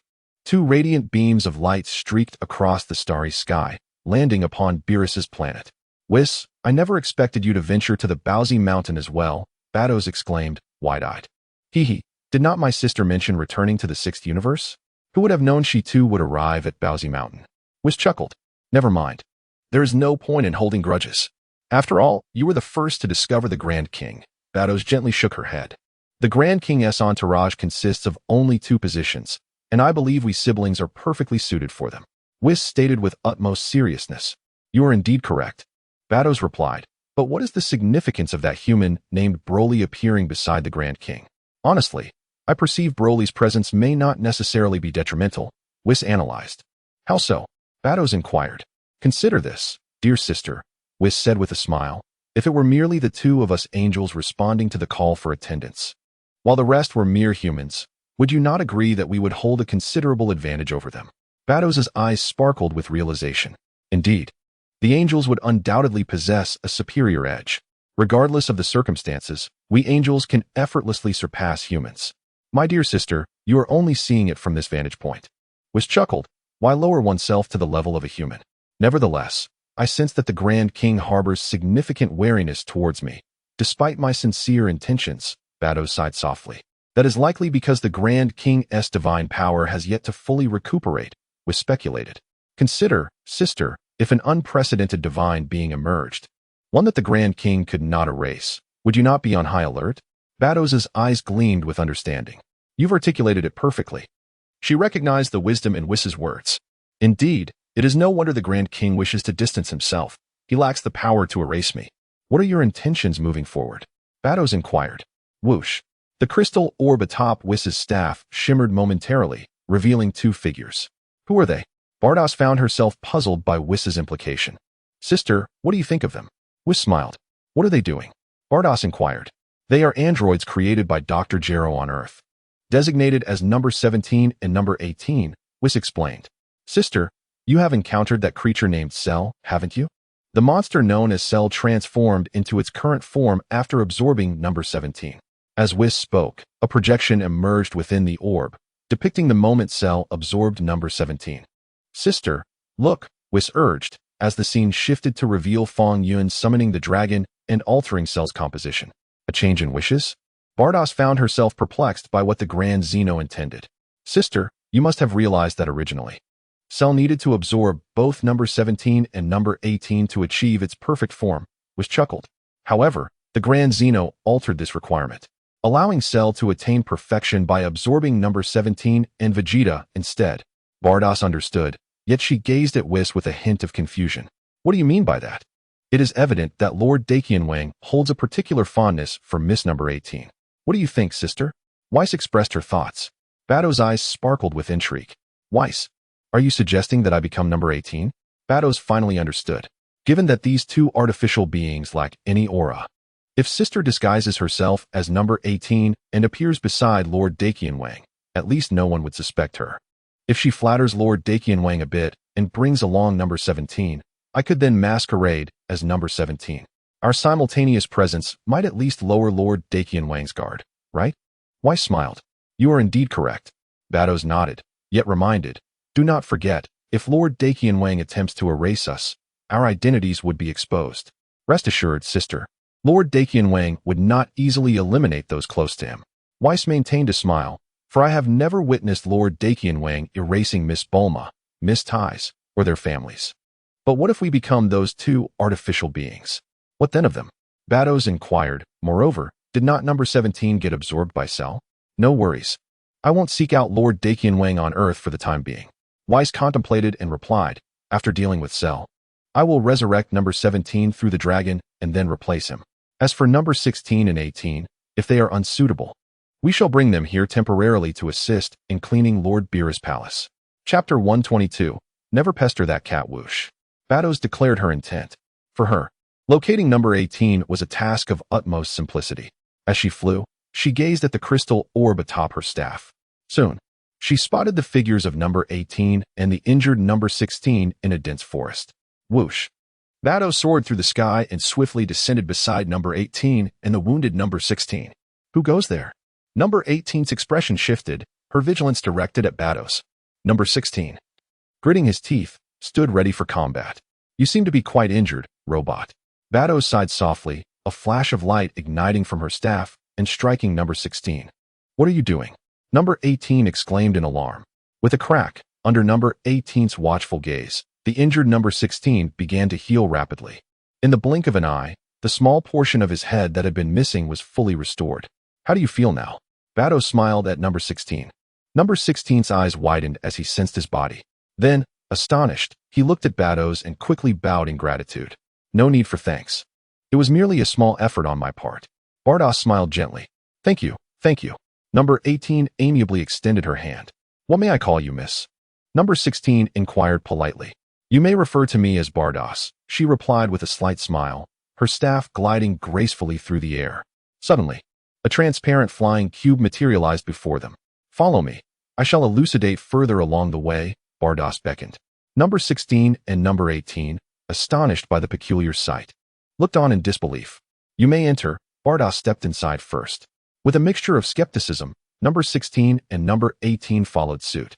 What is this remarkable contraption? They exclaimed in wonder. Whoosh. As soon as they entered the flying cube, Bardoss propelled it swiftly into the vastness of space. The two artificial beings were left in utter astonishment. Are we truly soaring into outer space? The speed is astonishing. Due to certain peculiar circumstances, I must inhabit Earth in place of number 18 for a time. During this period, I kindly ask that both number 18 and number 16 reside on my brother's planet. Bardoss explained. In my stead? Living on Earth? Number 18 appeared bewildered. What is there to substitute? Indeed, Bardoss nodded. How will you replace me? Number 18 chuckled. We bear no resemblance whatsoever. Whoosh. Bardoss swiftly transformed into an exact replica of number 18. You can alter your appearance too? Number 18 and number 16 gasped in disbelief. Number 18's eyes widened, filled with incredulity. And now? Are we not identical? Bardoss smiled. There is indeed no distinction. Number 16 glanced from number 18 to Bardoss, pondering the implications. Are you aware of the happenings on Earth? Number 18 attempted to regain her composure. You mean Cell, right? He seeks to absorb you to achieve his evolution, correct? Bardoss smiled knowingly. Are you aware that you must also assume my form? Are you not concerned he might absorb you? Number 18 queried. Rest assured, he is no match for me, Bardoss replied with a serene smile. A cold sweat broke out on number 18's forehead. Cell cannot defeat you? Is that truly the case? Bardoss pointed towards a floating cubic planet ahead. We are nearing Beerah's planet, where my brother works. Whoosh. Bardos landed on Beerus's planet with both artificial beings in tow. This is my brother, Whis. He will arrange for you both to undertake certain tasks, Bardos announced to number 18 and number 16. Greetings, I am Whis. With utmost courtesy, Weiss remarked that the task assigned to you is quite simple, to assist in tidying up Lord Beerus' palace. However, it is worth noting that Lord Beerus is currently indulging in an afternoon slumber, and his temperament is rather volatile. A momentary lapse in caution could result in dire consequences. Therefore, it is imperative that you exercise great care. Are you bringing us to your brother's planet merely to treat us as cleaners? Vis, I shall take my leave. And I entrust this place to you. Bados remarked. All right, sister, Vis nodded. Do exercise caution. Within that castle resides a formidable slothful cat. Bados cautioned once more. Number 18, a slothful cat? Quite formidable. How powerful is it? Is it as mighty as Shero? Don't jest. Who would believe that? Whoosh. Bados transformed into a radiant beam, swiftly darting into the vast expanse of the cosmos, heading towards Earth. Follow me, and I shall provide you with a brief introduction to your forthcoming tasks, Vis beckoned. Numbers 18 and 16 exchanged glances. We are powerful androids. Are we truly to assume the role of cleaners now? The duo resolved to observe the situation first. After all, this planet appeared peculiar, and the individual named Vis was an enigma. They followed Vis into the castle. Indeed, 18 and 16 soon noticed the slumbering cat within the castle. To be precise, it was a cat-human hybrid. That is Lord Beerus. You must exercise utmost caution and avoid provoking him, for the repercussions could be dire. Vis whispered solemnly to the two. Your task is quite simple, primarily to tidy Lord Beerus's chambers, provided it does not disturb his slumber. Achoo. As Vis spoke, Beerus unexpectedly stretched and sneezed. Boom. A tremendous surge of destructive energy erupted, shooting from the window and striking a distant star. Crack. The star shattered like a soap bubble, leaving nothing in its wake. Number 18's face turned pale with fright. Number 16 stared wide-eyed in terror. Did a mere sneeze cause a star to vanish? What manner of being is this cat? Run. Lord Beerus is about to unleash his wrath. Vis called from a distance. Numbers 18 and 16 focused their gaze and noticed Vis had already fled. Numbers 18 and 16 hastily departed the castle. Boom, boom, boom. Beerus obliterated 3 more planets before stretching once again and resuming his slumber. Number 18's countenance was ashen. Number 16 stood in stunned silence. On Earth, at Bulma's residence. With such a spacious home, you two have not returned all night. You haven't gone to a hotel, have you? Tais inquired curiously, gazing at Fong Yun and Bulma. Sister, what are you thinking? Bulma exclaimed in a delicate tone. It was Goku who nearly met his demise. My brother-in-law and I went to visit him. And fearing that my sister would worry, we chose not to inform her. Fortunately, my brother-in-law managed to save him. Did Goku truly come so close to death? What transpired? Taisi inquired, her curiosity piqued. Did he encounter a formidable foe? Not at all, Bulma sighed. He merely contracted a viral heart disease, which was deemed untreatable. It was my brother-in-law who eradicated the virus from Goku's heart, allowing him to recover completely. Fang Yun, you possess the ability to eliminate the virus? Taisi gasped in astonishment. Do not underestimate me. I could effortlessly eradicate even the sun, Fong Yun replied with a smile. Taisi, Bulma, why are you still boasting? Broly stood silently behind Fong Yun, not uttering a word. Just as they were speaking, Bardosh transformed into number 18 and descended from the sky, landing in Bulma's yard. Who is she? Taisi exclaimed in surprise at the sudden appearance of number 18. Not recognizing Bulma, she gently shook her head. Who is this? Just when Bardosh left, another girl appears. Moreover, she is quite attractive. Bulma felt a sense of foreboding. Fong Yun gazed at number 18, puzzled. How did number 18 come here? After much contemplation, I think this place is relatively safe. Can you offer me refuge?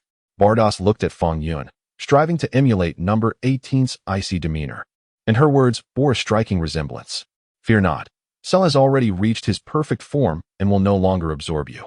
Fong Yun was taken aback, realizing that the number 18 before him was actually Bardosh in disguise. Cell has attained his perfect form. Didn't he need to absorb me to achieve that?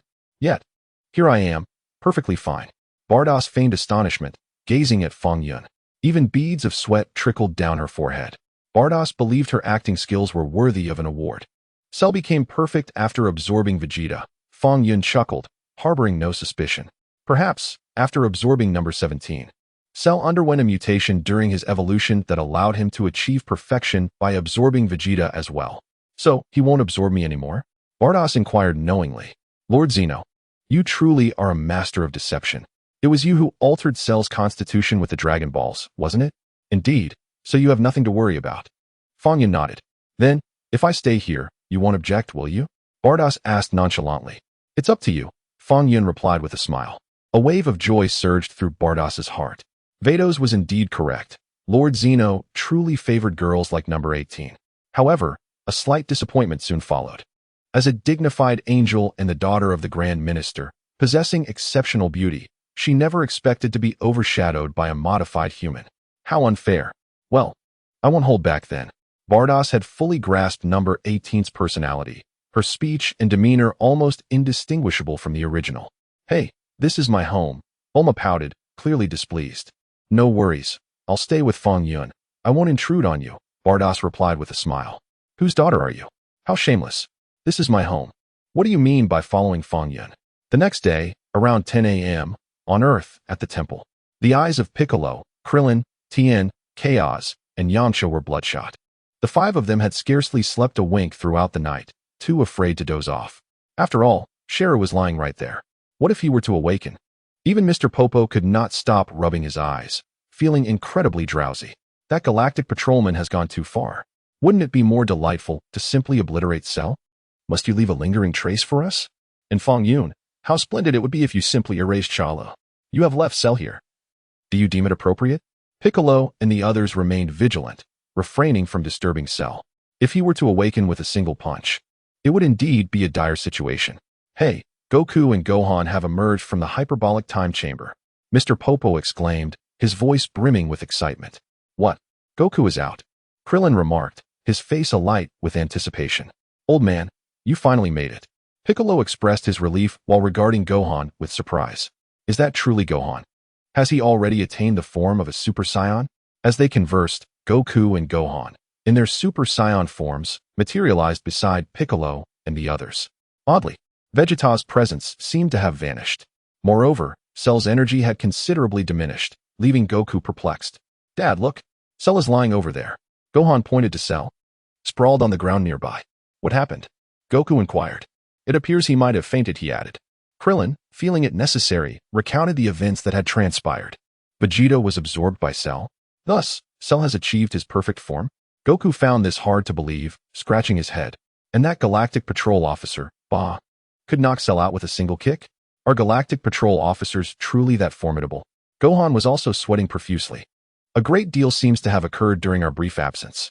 Old man, do you possess the capability to eliminate him? Piccolo asked, suggesting they take advantage of Cell's slumber to prevent any future calamities for Earth. I am uncertain of Cell's full power, Goku pondered, but I can certainly attempt it. He can regenerate. Ordinary attacks cannot vanquish him. It would be best to unleash a massive energy blast to obliterate him, Piccolo proposed. Goku nodded in agreement. Just then, Fong Yun descended from the heavens, accompanied by Bardock, disguised as Android 18 and Broly, landing atop the sacred land. Fong Yun, you have finally arrived. Return what you owe me. You promised it would be ready in an hour. It has already been several hours. Krillin approached him. You will gradually adapt to life without it, Fong Yun assured, patting Krillin's shoulder. I am far from accustomed, Krillin retorted. Now, I find myself devoid of any feelings upon encountering women. Can I tell you something? Krillin remarked. Did you not notice the beautiful girl present? Never mind, never mind. I'll give it back to you. Fong Yun waved his hand lightly, restoring Krillin's condition. Krillin was overwhelmed with excitement.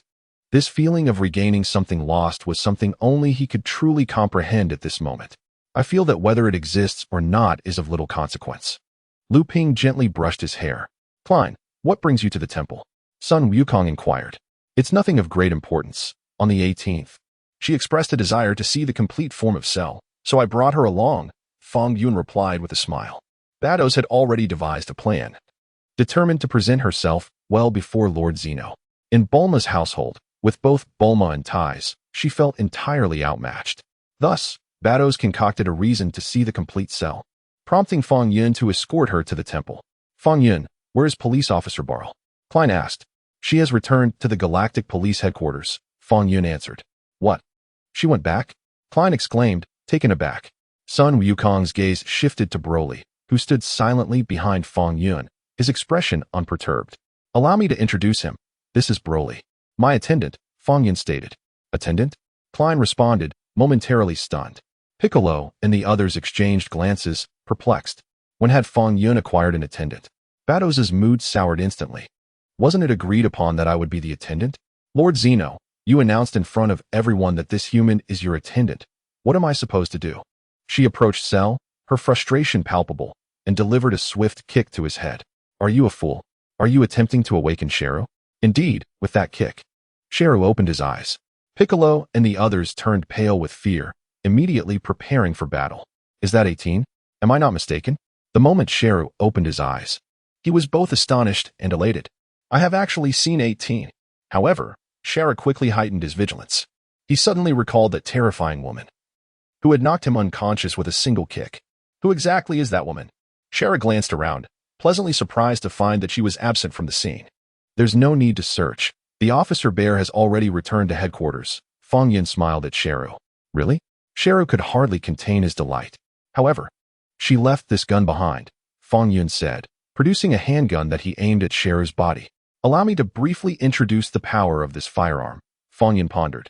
In reality, the energy intensity contained within this gun, when converted to combat power, is approximately equivalent to 1 quintillion. What does that mean? Shero had no comprehension of the concept of quintillion. You may interpret it as 10 to the 18th power of combat strength, Fong Yun explained. Shero, Son Goku, fortunately. Krillin and the others had already been informed and were accustomed to such figures. This number may be difficult for you to fully comprehend at present, Fong Yun chuckled. But do try to experience its power. Whoosh. Fong Yun pulled the trigger. In an instant, Shero was shot to pieces by Fong Yun's handgun. Despair washed over Shero's face. Why? I am a complete Shero. Am I unable to evade even the energy emitted from this gun? Shero, you are lacking, Fong Yun sighed. I had thought that your complete form would be formidable. How infuriating. Shero fumed, swiftly regenerating his body, and then lunged towards Fong Yun with great speed. Oh, no more bullets. Fong Yun pulled the trigger again, but no energy was released. Whom are you deceiving? Can your weapon strike 10,000 times? Bardos glanced once more at Broly, who stood in a daze behind Fong Yun. Oh, the guard. Hurry up. Lord Dakianwang is testing you. Look at you. How can you simply stand there in a daze? Broly has endured 30 years on planet Vampa, utterly oblivious to the intricacies of human relationships, and he remains unresponsive. Come to my aid, Fong Yun exclaimed. Batos remarked, Lord Grand Minister, given their current strength, allowing them to strike you together while you stand there would require no less than a decade to breach your defenses. Your astonishment nearly surpasses my own acting skills. Fong Yun, be cautious. Sun Wukong, in his naivety, genuinely believes that Fong Yun's pistol is devoid of ammunition. Yet, there exists a hint of selfishness within Sun Wukong. After laboriously cultivating within the realm of spirit and time, he emerges with the intent to combat Cell. This moment presents itself as the most opportune. With a thunderous roar, Sun Wukong unleashes his energy and launches a kick towards Cell. As Cell reaches for Fong Yun, he notices Sun Wukong charging at him and instinctively raises his left arm to deflect the impending assault. Simultaneously, Cell's right hand seizes Sun Wukong's ankle. With a resounding crash, Cell slams Sun Wukong's ankle against the ground. Sun Wukong grimaces and retaliates with a swift slap to Cell's head, dislodging a tooth in the process and causing Cell to loosen his grip. Seizing the opportunity, Sun Wukong delivers a powerful kick to Cell's chest, sending him sliding backward before gradually coming to a halt. Impressive, Sun Wukong. You have indeed garnered my admiration, Cell remarks, wiping the blood from the corner of his mouth while coldly regarding Sun Wukong. Remarkably, the complete form of you has attained such prowess, Sun Wukong responds with a smile. Fong Yun, fortune has smiled upon you, as Sun Wukong has come to your rescue, Cell sneers. However, do not presume that our previous encounter has been settled. Once I have vanquished Sun Wukong, you shall be next. If you and Wukong engage in battle, this temple will surely be reduced to ruins, Fong Yun laments. The construction of this temple was no trivial feat, and I cannot bear to witness the destruction of such edifices, especially the flora and fauna adorning the temple, for they represent life itself. Klin, Tianjin Fan, Leping, have you erased the buildings and the flora and fauna yet? Have you begun to sympathize with these flowers and plants? Humph, I anticipated you would say something different. Sherilu chuckled softly, remarking, well, I find great delight in battling here. Very well, I shall create a new battlefield for you, Fong Yun declared, gracefully waving his hand. Creation. From thin air, Fong Yun conjured a hemispherical arena, which floated above the temple, appearing translucent. What is that? Sherilu queried, momentarily taken aback. That is where you shall fight, Fong Yun beckoned. Do you expect me to enter simply because you say so?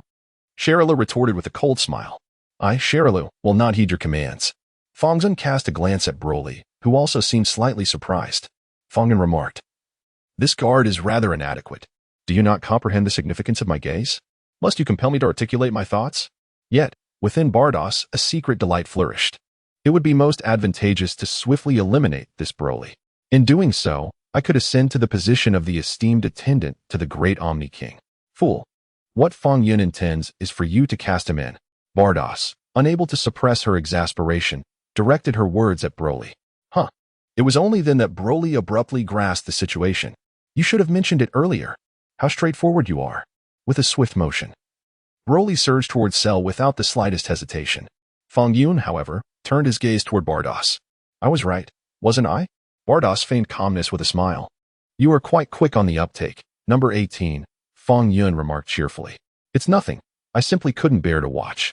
Your reaction is rather sluggish for a guardian. Bardos replied with a smile. Strange, you seem to give me an odd impression, Fong Yun pondered. Bardos's heart skipped a beat. Oh no, have I been exposed? Could it be that I was recognized so swiftly? No, I must remain composed. I cannot concede my identity simply because Lord Zeno made a casual remark. Of course, it feels off. You wouldn't understand the fluctuations of a woman, Bardos huffed. Lu Ping, do you comprehend? Fong Yun inquired, turning to Lu Ping. Fong Yun, you have gone too far. She is a woman. Lu Ping protested. Broly charged forward, delivering a powerful punch toward Cell. Humph.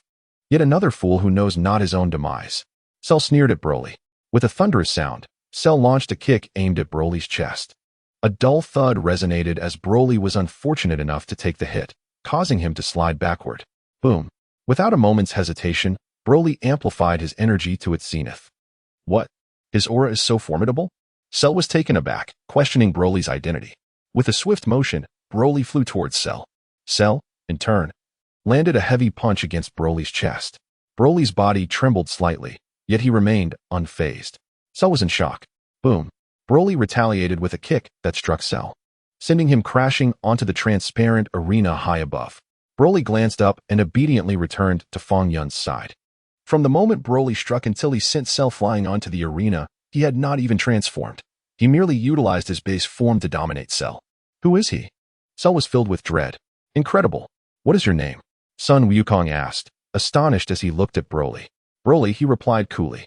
Once I defeat Cell, let us have a proper match, Sun Wukong said with excitement, slowly ascending. Then allow me to face Cell in earnest. By the way, Fong Yun, is that arena you built sturdy? Krillin inquired curiously. It won't be damaged, will it? Just as Krillin spoke, an astonishing surge of energy erupted from Cell within the arena. Ha ha ha, Fong Yun, you are truly naive. Sheru laughed maniacally. Do you truly believe that by compelling me to battle on this arena, I would simply acquiesce? Let me enlighten you. I can effortlessly reduce this arena to rubble. As he spoke, an immense surge of energy erupted from him, an astonishing aura radiating boundlessly. Do not mistake this transparent arena for anything significant. I could annihilate the very sanctum of Earth itself. Sheru's laughter echoed. Fong Yun, this is your own doing. Beware. We must flee from here.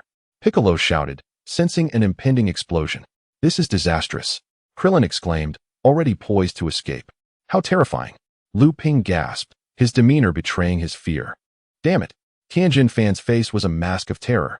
Everyone, quickly, retreat to safety. Son Goku called out. With a thunderous roar, Sheru released an overwhelming wave of energy that engulfed the entire arena. Piccolo and the others, petrified, swiftly took to the skies. Only Fong Yun, Badass, and Broly remained composed, standing resolutely in place.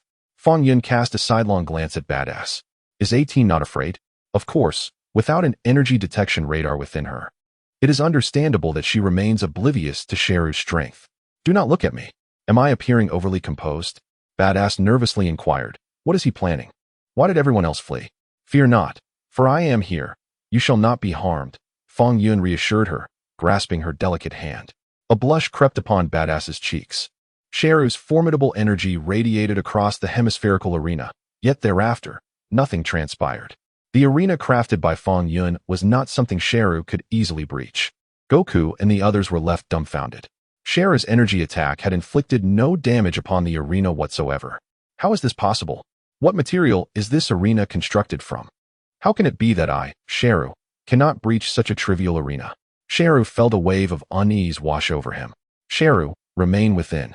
Should you secure victories in 3 matches, I shall grant you your freedom, Fong Yun replied with a smile. What did you say?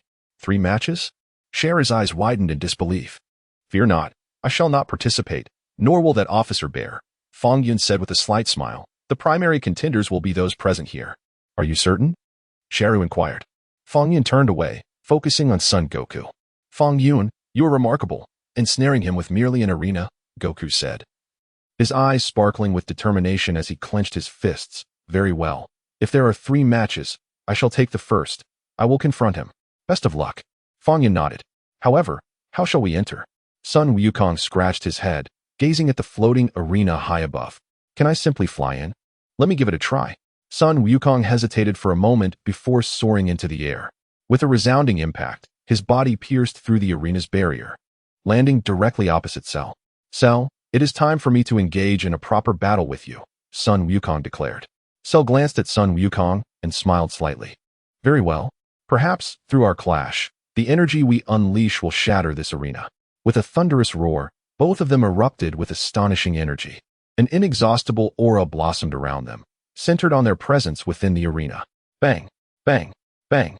Sun Wukong and Cell commenced a fierce battle within the arena. Boom, boom. Their energies frequently collided with the transparent barrier of the arena, making it appear as though it might collapse at any moment. Yet, much to Cell's dismay, the arena showed no signs of cracking whatsoever. The battle raged on for approximately 10 minutes.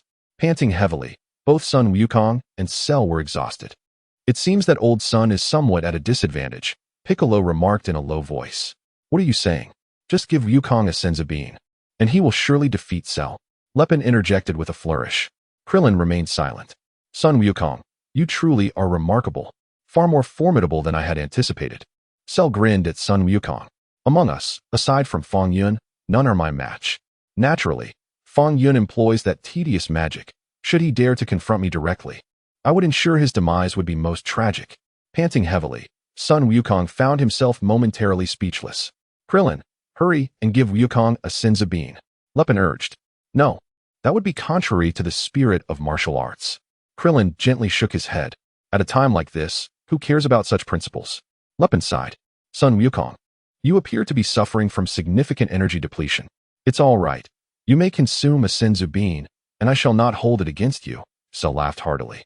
Suddenly, Sun Wukong smiled faintly, the golden aura around him dissipating as he reverted to his ordinary Super Saiyan form. What are you doing?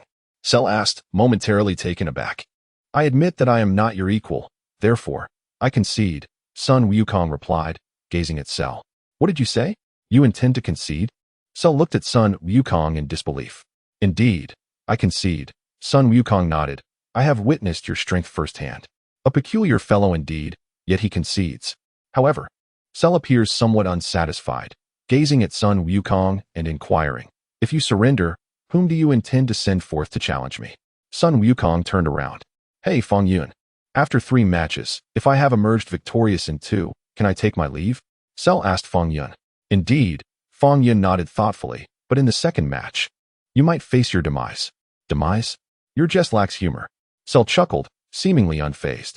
So, if this is the case, does it mean that by Sun Wukong's concession, I have claimed victory in 1 match? You may interpret it that way, Fong Yun replied. Bardos, this Cell is rather foolish. It is akin to the king of all engaging in a game of cricket. Is there truly a cricket that negotiates terms? Even if you triumph, it ultimately hinges on the master's satisfaction. If he is pleased, you may remain. If not, you could be obliterated without a second thought. Cell, you are exceedingly naive. Broly, can you engage in battle with Cell? Goku inquired, turning to Broly. Should I confront him? Broly sought Fong Yun's approval. If you wish to proceed, go ahead. Although you are a guardian, I shall not constrain your freedom, Fong Yun replied with a smile. Very well, I had not yet exhausted my capabilities. Watch as I take him down this time. Broly clenched his fists. Whoosh. Broly ascended to the arena. Crack. A breach opened in one of the barriers surrounding the arena, through which Goku soared down. Broly stood face to face with Cell, sparks igniting in his gaze.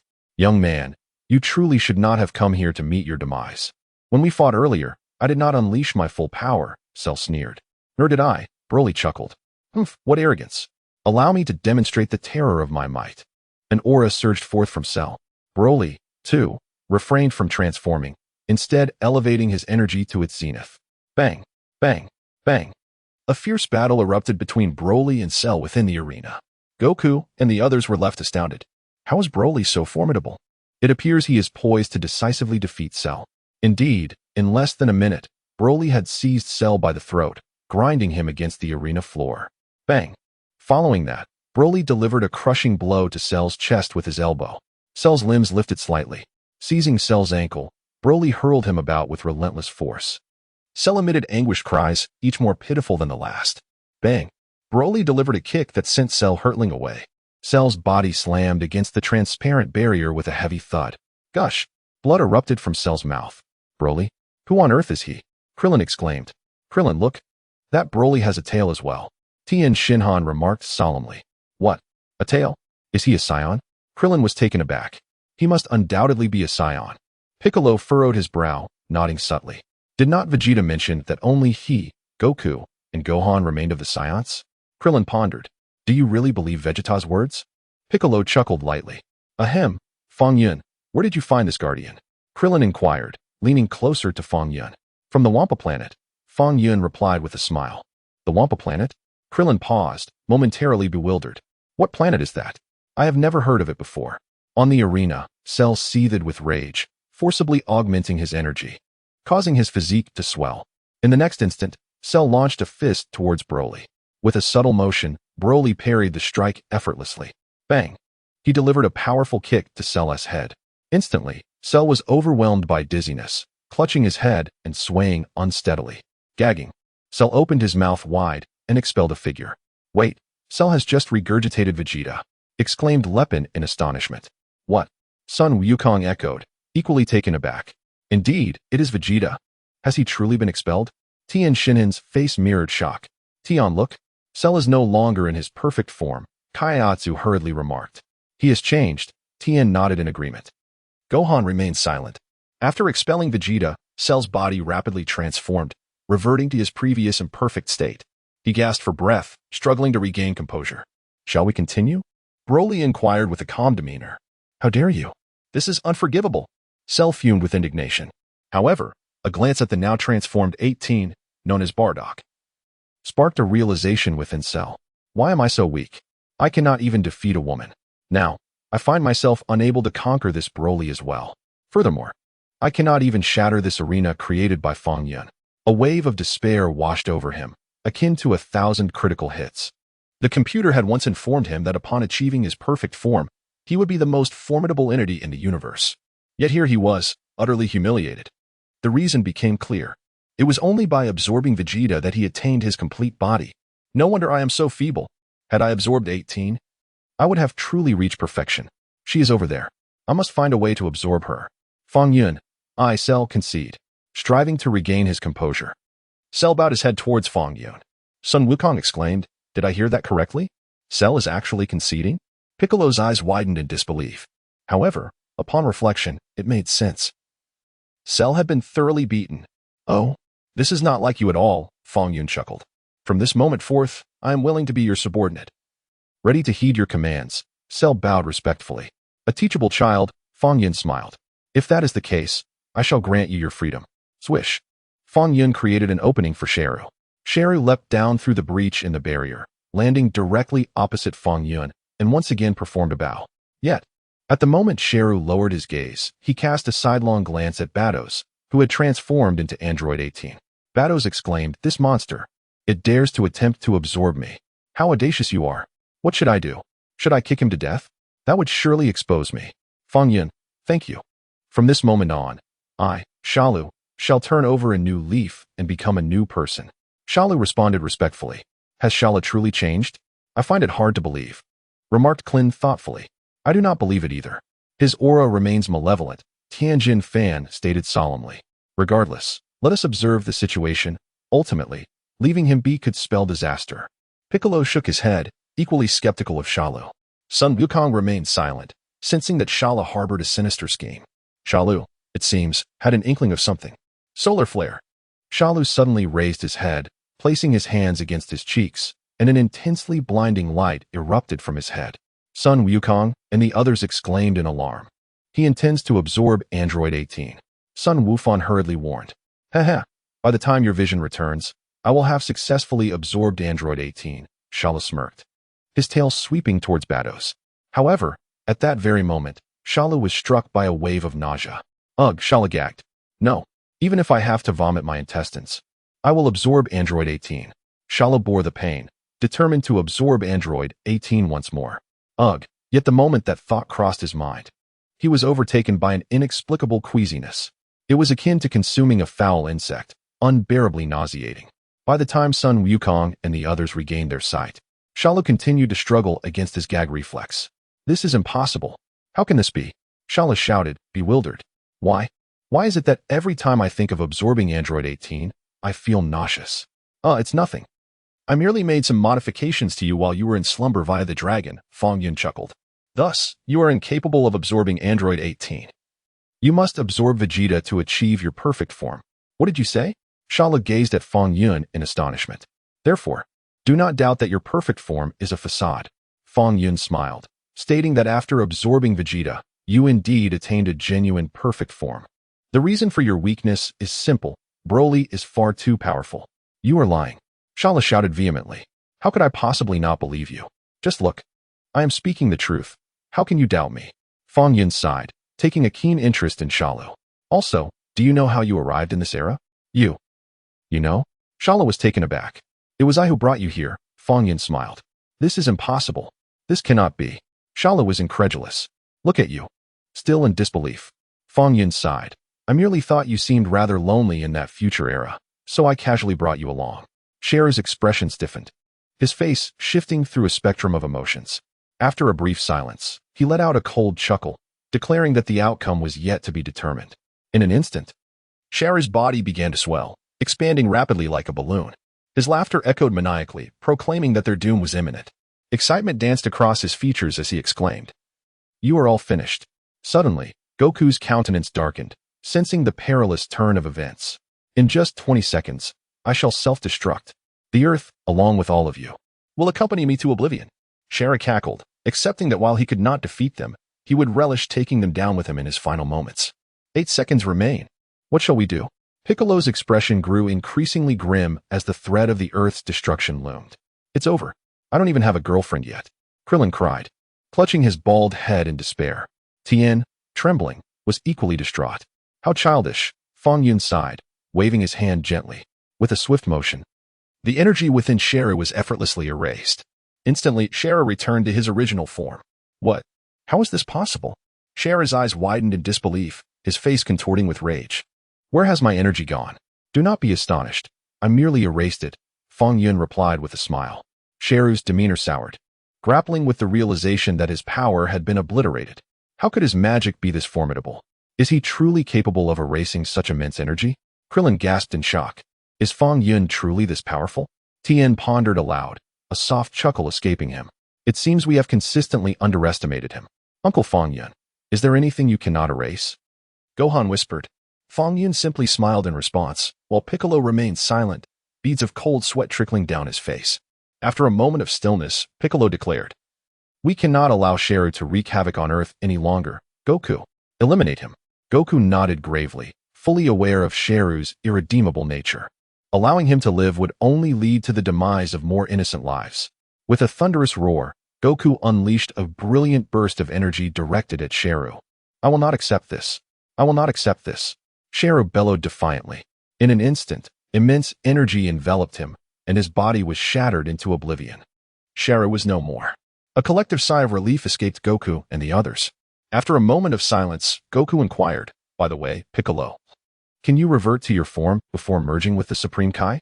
Sun Wukong gazed at Piccolo and inquired, I am truly sorry, but that is not feasible. Piccolo shook his head. If separation were possible, the God of Heaven would not have faced me for over 10 hours. It is quite a conundrum, indeed. How can we revive those whom Cell has slain without the Dragon Balls? Sun Wukong scratched his head in confusion. Wukong, take this. Fong Yun casually tossed the purple crystal from Pabala to Sun Wukong. What is this? Sun Wukong was momentarily taken aback, unable to comprehend its purpose. Try crushing it. Fong Yun suggested. Very well, Sun Wukong nodded. With a slight exertion, the purple crystal shattered instantly. And now? Sun Wukong asked, bewildered. Suddenly, with a flash, Pabala's figure appeared beside Sun Wukong. All present were momentarily stunned. Who is this person? How did he arrive? Bardos also expressed a hint of surprise, but soon understood. Oh, so he is from the Yardrat race? We have those in our 6th universe as well. Fong Yun, you summoned me? Pabala inquired with a frown. Has it not been less than a day since our last encounter? How did you come to find me? Fong Yun inquired, introducing the distinguished elder of the Yardrat race. Pabala. Greetings to all, Pabala replied with great politeness. Wukong, allow Pabala to escort you to Namek. If you bring back a new deity from Namek, the Dragon Balls on Earth shall be revived, Fong Yun suggested. Really? Can Pabala take me to Namek? Sun Wukong asked, filled with curiosity. Indeed, I can transport you there. Pabala affirmed, tears glistening in his eyes. Is that true? I greatly appreciate your assistance. Sun Wukong expressed his gratitude. Fong Yun, I must take my leave now. Pabala said to Fong Yun. Please provide us with a piece of amethyst, Fong Yun requested. After a brief hesitation, Pabala produced a shard of amethyst and presented it with both hands. Go on, Fong Yun said as he carefully stored the amethyst.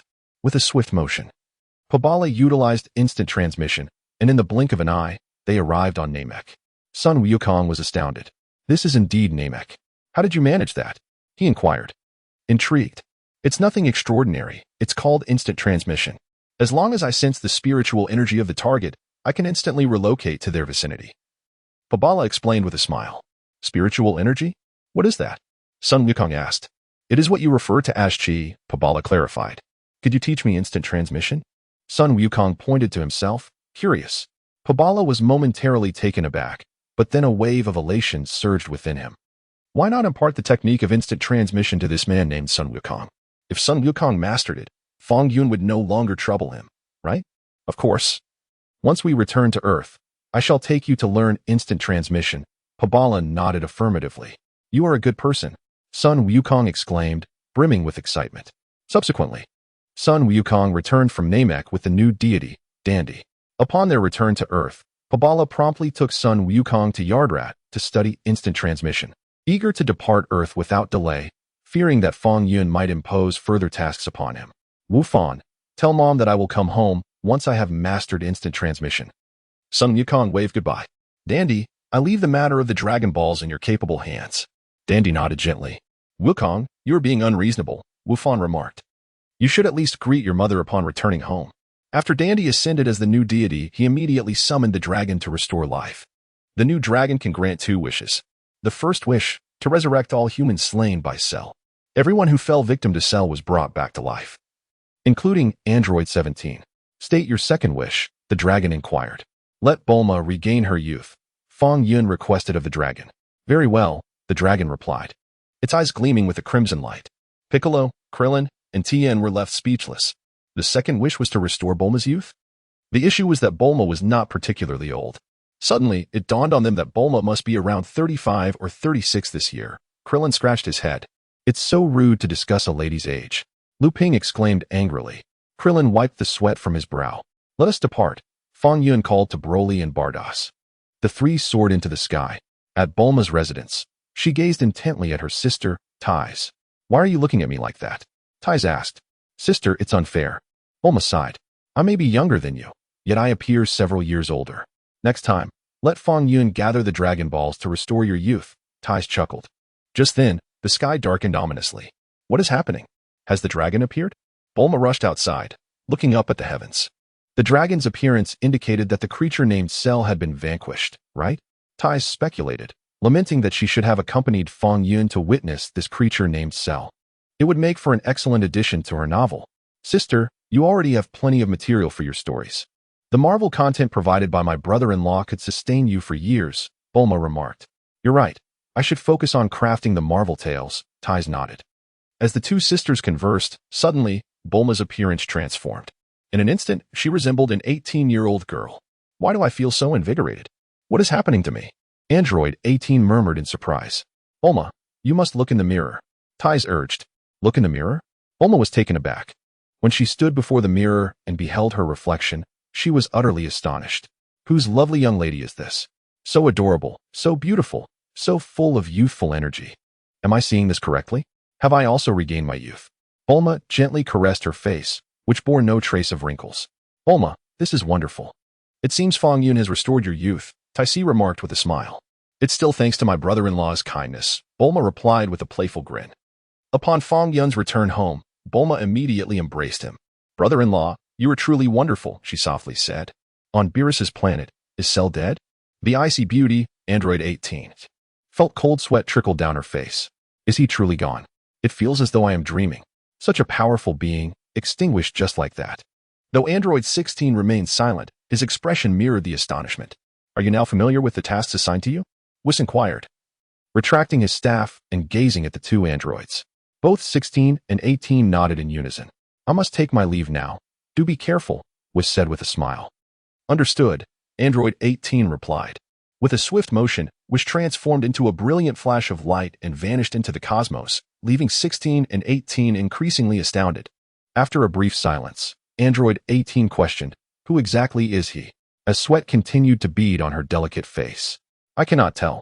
There is not a hint of energy emanating from him. 16 shook his head. But do you think, should we engage him, we would stand a chance? Android 18 asked. Though we have not fought him, I fear even 10 of us would be insufficient. 16 replied somberly. What? Is he truly that formidable? Android 18 was taken aback. Back on Earth, in the temple, Vegeta finally awoke. He quickly learned from Krillin about the events following Cell's absorption of him. Damn it. So even in his perfect form, Cell could be erased by Fong Yun? Vegeta trembled with fury. Vegeta, I advise you not to challenge Fong Yun. If he could eliminate Cell, erasing you would be a matter of moments, Piccolo observed coldly, unable to refrain from offering a warning. Humph. Vegeta scoffed, immediately launching himself into the sky, vanishing into the clouds below. With a resounding crack, golden light enveloped him as he transformed into a Super Saiyan. In a flash, he accelerated his pace, declaring, I must grow stronger. I, Vegeta, shall surpass Cell. Through Krillin, Vegeta learned that Kakarot was only slightly inferior to Cell in his perfect form. It seemed that Kakarot had once again surpassed him, although Vegeta and Goku have not physically encountered one another. Vegeta can surmise the immense strength of Kakarot from the powerful aura emanating from Gohan. If even the relatively diminutive Gohan possesses such formidable power, one can only imagine Kakarot's true might. I must grow stronger. Vegeta gritted his teeth, setting a modest goal for himself, to surpass Kakarot. With a swift motion, Vegeta streaked across the sky, leaving a trail of golden light in his wake. Moments later, he descended upon the Turtle Hermit's Island. Indeed, this is the place. Vegeta landed beside the divine sword, silently observing the weapon lying on the ground. Now that my strength has surpassed that of a Super Saiyan, can I not lift this mere sword? Vegeta scoffed, stepping forward to grasp the hilt. At last, the divine sword stirred. Vegeta's eyes brightened. It moved. Previously, it had been utterly immobile. He continued to channel his energy, and, with great effort, he managed to lift the sword. What is this? Why is it so heavy? Vegeta was taken aback. He then began to wield the divine sword for a brief moment. In less than a minute, he was panting heavily, exhausted. How infuriating. I can now move the divine sword, yet there is no change in my energy levels at all. Vegeta ground his teeth, cursing the Earthlings. They deceived me into believing that lifting this sword would grant me the power of a divine artifact, yet I have gained nothing. With a disdainful huff, Vegeta cast the sword aside and soared into the sky, leaving the island behind. Kakarot has gone to Yardrat? Humph. What significance does that dull planet hold? Vegeta snorted, clenching his fists. Kakarot, just you wait. When you return, I, Vegeta, will have left you far behind. A brief silence followed. And you too, Fong Yun. Just wait. Once my strength reaches an unassailable peak, I shall settle the score with you. Vegeta tightened his fists. With a swift motion, he accelerated his speed. After a few more minutes, Vegeta landed in a small town. Emily, I have returned, he proclaimed loudly. As his words faded, a girl rushed toward him, embracing him tightly.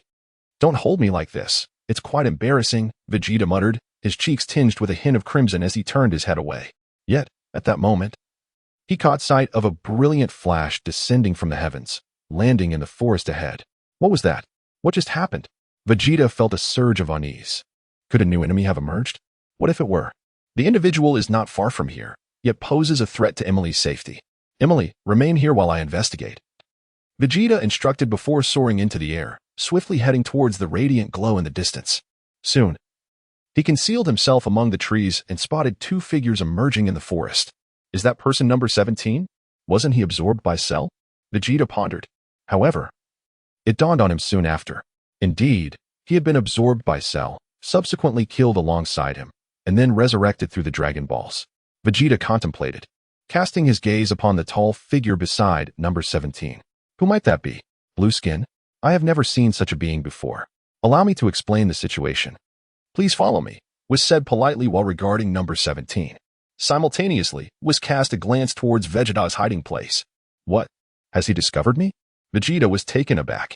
I had concealed my energy. How could I be detected? It must be mere coincidence. If number 16 and number 18 are indeed at the location you mentioned, I shall take a look as well. Number 17 nodded. With a swift motion of his staff, was summoned a flying platform.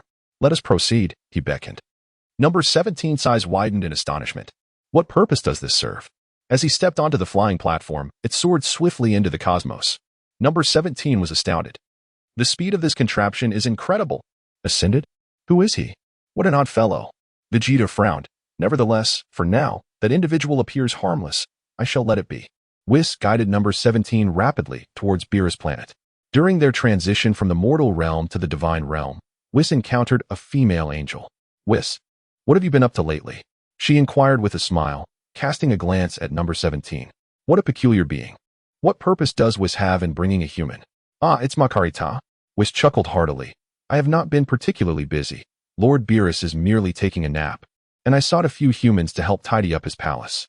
You are quite lazy, Makarita remarked with a smile. Indeed, I have been somewhat lethargic lately, Whis admitted. And you, Makarita? What keeps you occupied? Me? What else could I do? As angels, maintaining the balance of the universe is our primary duty, is it not? Makarita replied with a smile. Indeed, indeed. Whis responded. By the way, Whis, have you seen Vados recently? Makari asked, gazing at Whis. Sister Vados? She visited Beerus's planet not long ago. Hasn't she returned to Universe 6? Whis feigned ignorance. I am unsure. I merely sought Vados for a leisurely visit. Yet she does not seem to be in Universe 6. Makari gently shook her head. Where could she have gone? Whis scratched his head. Whis, do you think Lord Zeno has been reborn? Makari speculated. A wave of unease washed over Whis, though he maintained an exterior of calm, as if the matter concerning Lord Zeno bore no relevance to him. You wouldn't happen to know anything, would you? Makari inquired, casting a curious glance at Whis. What could I possibly know? Ha ha ha. You exaggerate, Makari. Whis chuckled. Lord Zeno's rebirth presents a tremendous opportunity for all of us gods. Makari giggled. Indeed, should you learn of Lord Zeno's whereabouts, do inform me at once. Whis smiled. Absolutely, I promise. Makari nodded. Whoosh, whoosh. The two angels bid farewell. Whis descended on Beerus's planet with Android 17. Until now, 17 felt as if he were listening to a foreign language. Angels? Lord Zeno? He had never heard of such beings. Who exactly were they? However, 17 felt a sense of relief upon finally encountering androids 18 and 16. The three androids had finally gathered. Mr. 17, your duties are similar to theirs, primarily. You are responsible for cleaning Lord Beerus's palace, so do exercise caution, Whis smiled. I have matters to attend to and must leave for a while. Please do not disturb Lord Beerus, he added. 18 and 16 nodded vigorously, while 17 appeared utterly perplexed. Lord Beerus. Who is that? Whoosh. Whis departed in an exquisite blaze of light, swiftly vanishing into the cosmos. Who could he possibly be? 17 asked in confusion. And who is this Lord Beerus he mentioned? Lord Beerus is a cat, 18 replied. A cat? Perhaps a pet he keeps? 17 speculated. Whether or not it's a pet remains uncertain, but this cat is incredibly powerful. A mere sneeze could obliterate a sun, 18 stated with a serious expression. 17's eyes widened in astonishment. A sneeze could cause a sun to vanish? That is truly terrifying. On her journey back to Universe 11, Makari increasingly sensed that something was amiss. What exactly was Whis up to? Makarita mused to herself, pondering why someone would bring a human to Beerus' planet. Moreover, Whis' gaze seemed to conceal something. There must be an issue. I must verify this. Whoosh. Makarita quickly soared towards Beerus' planet. Just as androids 18 and 16 were preparing to familiarize themselves with the work environment alongside android 17, Makarita descended from the sky, landing gracefully beside them. Hello, Makarita greeted. Hello, the three androids responded in unison. Observing Makarita's attire, which bore a striking resemblance to Whis, they discerned that she belonged to the same race. Furthermore, android 17 had encountered Makarita on his way here. Where is Whis? Makarita inquired. He has stepped out for a matter, responded android 17. Did he mention where he was going? Makarita asked with a smile. No, he merely stated he had business to attend to without specifying the location, android 17 replied. Android 18 cast a silent glance at Makarita. This young lady is quite attractive, rivaling the beauty of Bardos. I won't reveal that Whis and Bardos have gone to Earth, nor will I mention that Bardos has taken on my appearance. Makarita swiftly turned her gaze towards android 18. Oh, Bardos has transformed into your likeness? On Earth in the Milky Way? Makarita mused, momentarily taken aback. Android 18's expression shifted. Can she read my innermost thoughts? How terrifying. Rest assured, I harbor no ill intentions, Makarita said with a playful smile, resting her chin on her hand and contemplatively adding. I knew something was amiss. My intuition was correct. Thank you, little girl. You are truly delightful, android 18 remarked, a smile gracing Makarita's face. Whoosh. In an instant, Makarita transformed into a dazzling beam of light, swiftly heading towards Earth. Android 18's eyes widened in astonishment, her mind racing with disbelief. Chapter 131. Makarita, come be my guardian. She can read my innermost thoughts.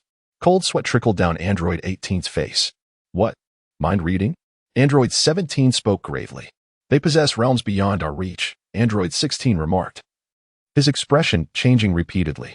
10 minutes later, Makarita appeared high above Earth, silently observing the vibrant blue planet. Bardos is indeed on Earth. Margarita smiled, her gaze piercing through the clouds, settling upon Bulma's home, where a girl, identical to android 18, resided. With a serene smile, Margarita discerned effortlessly that this android 18 was none other than the transformation of Bardos.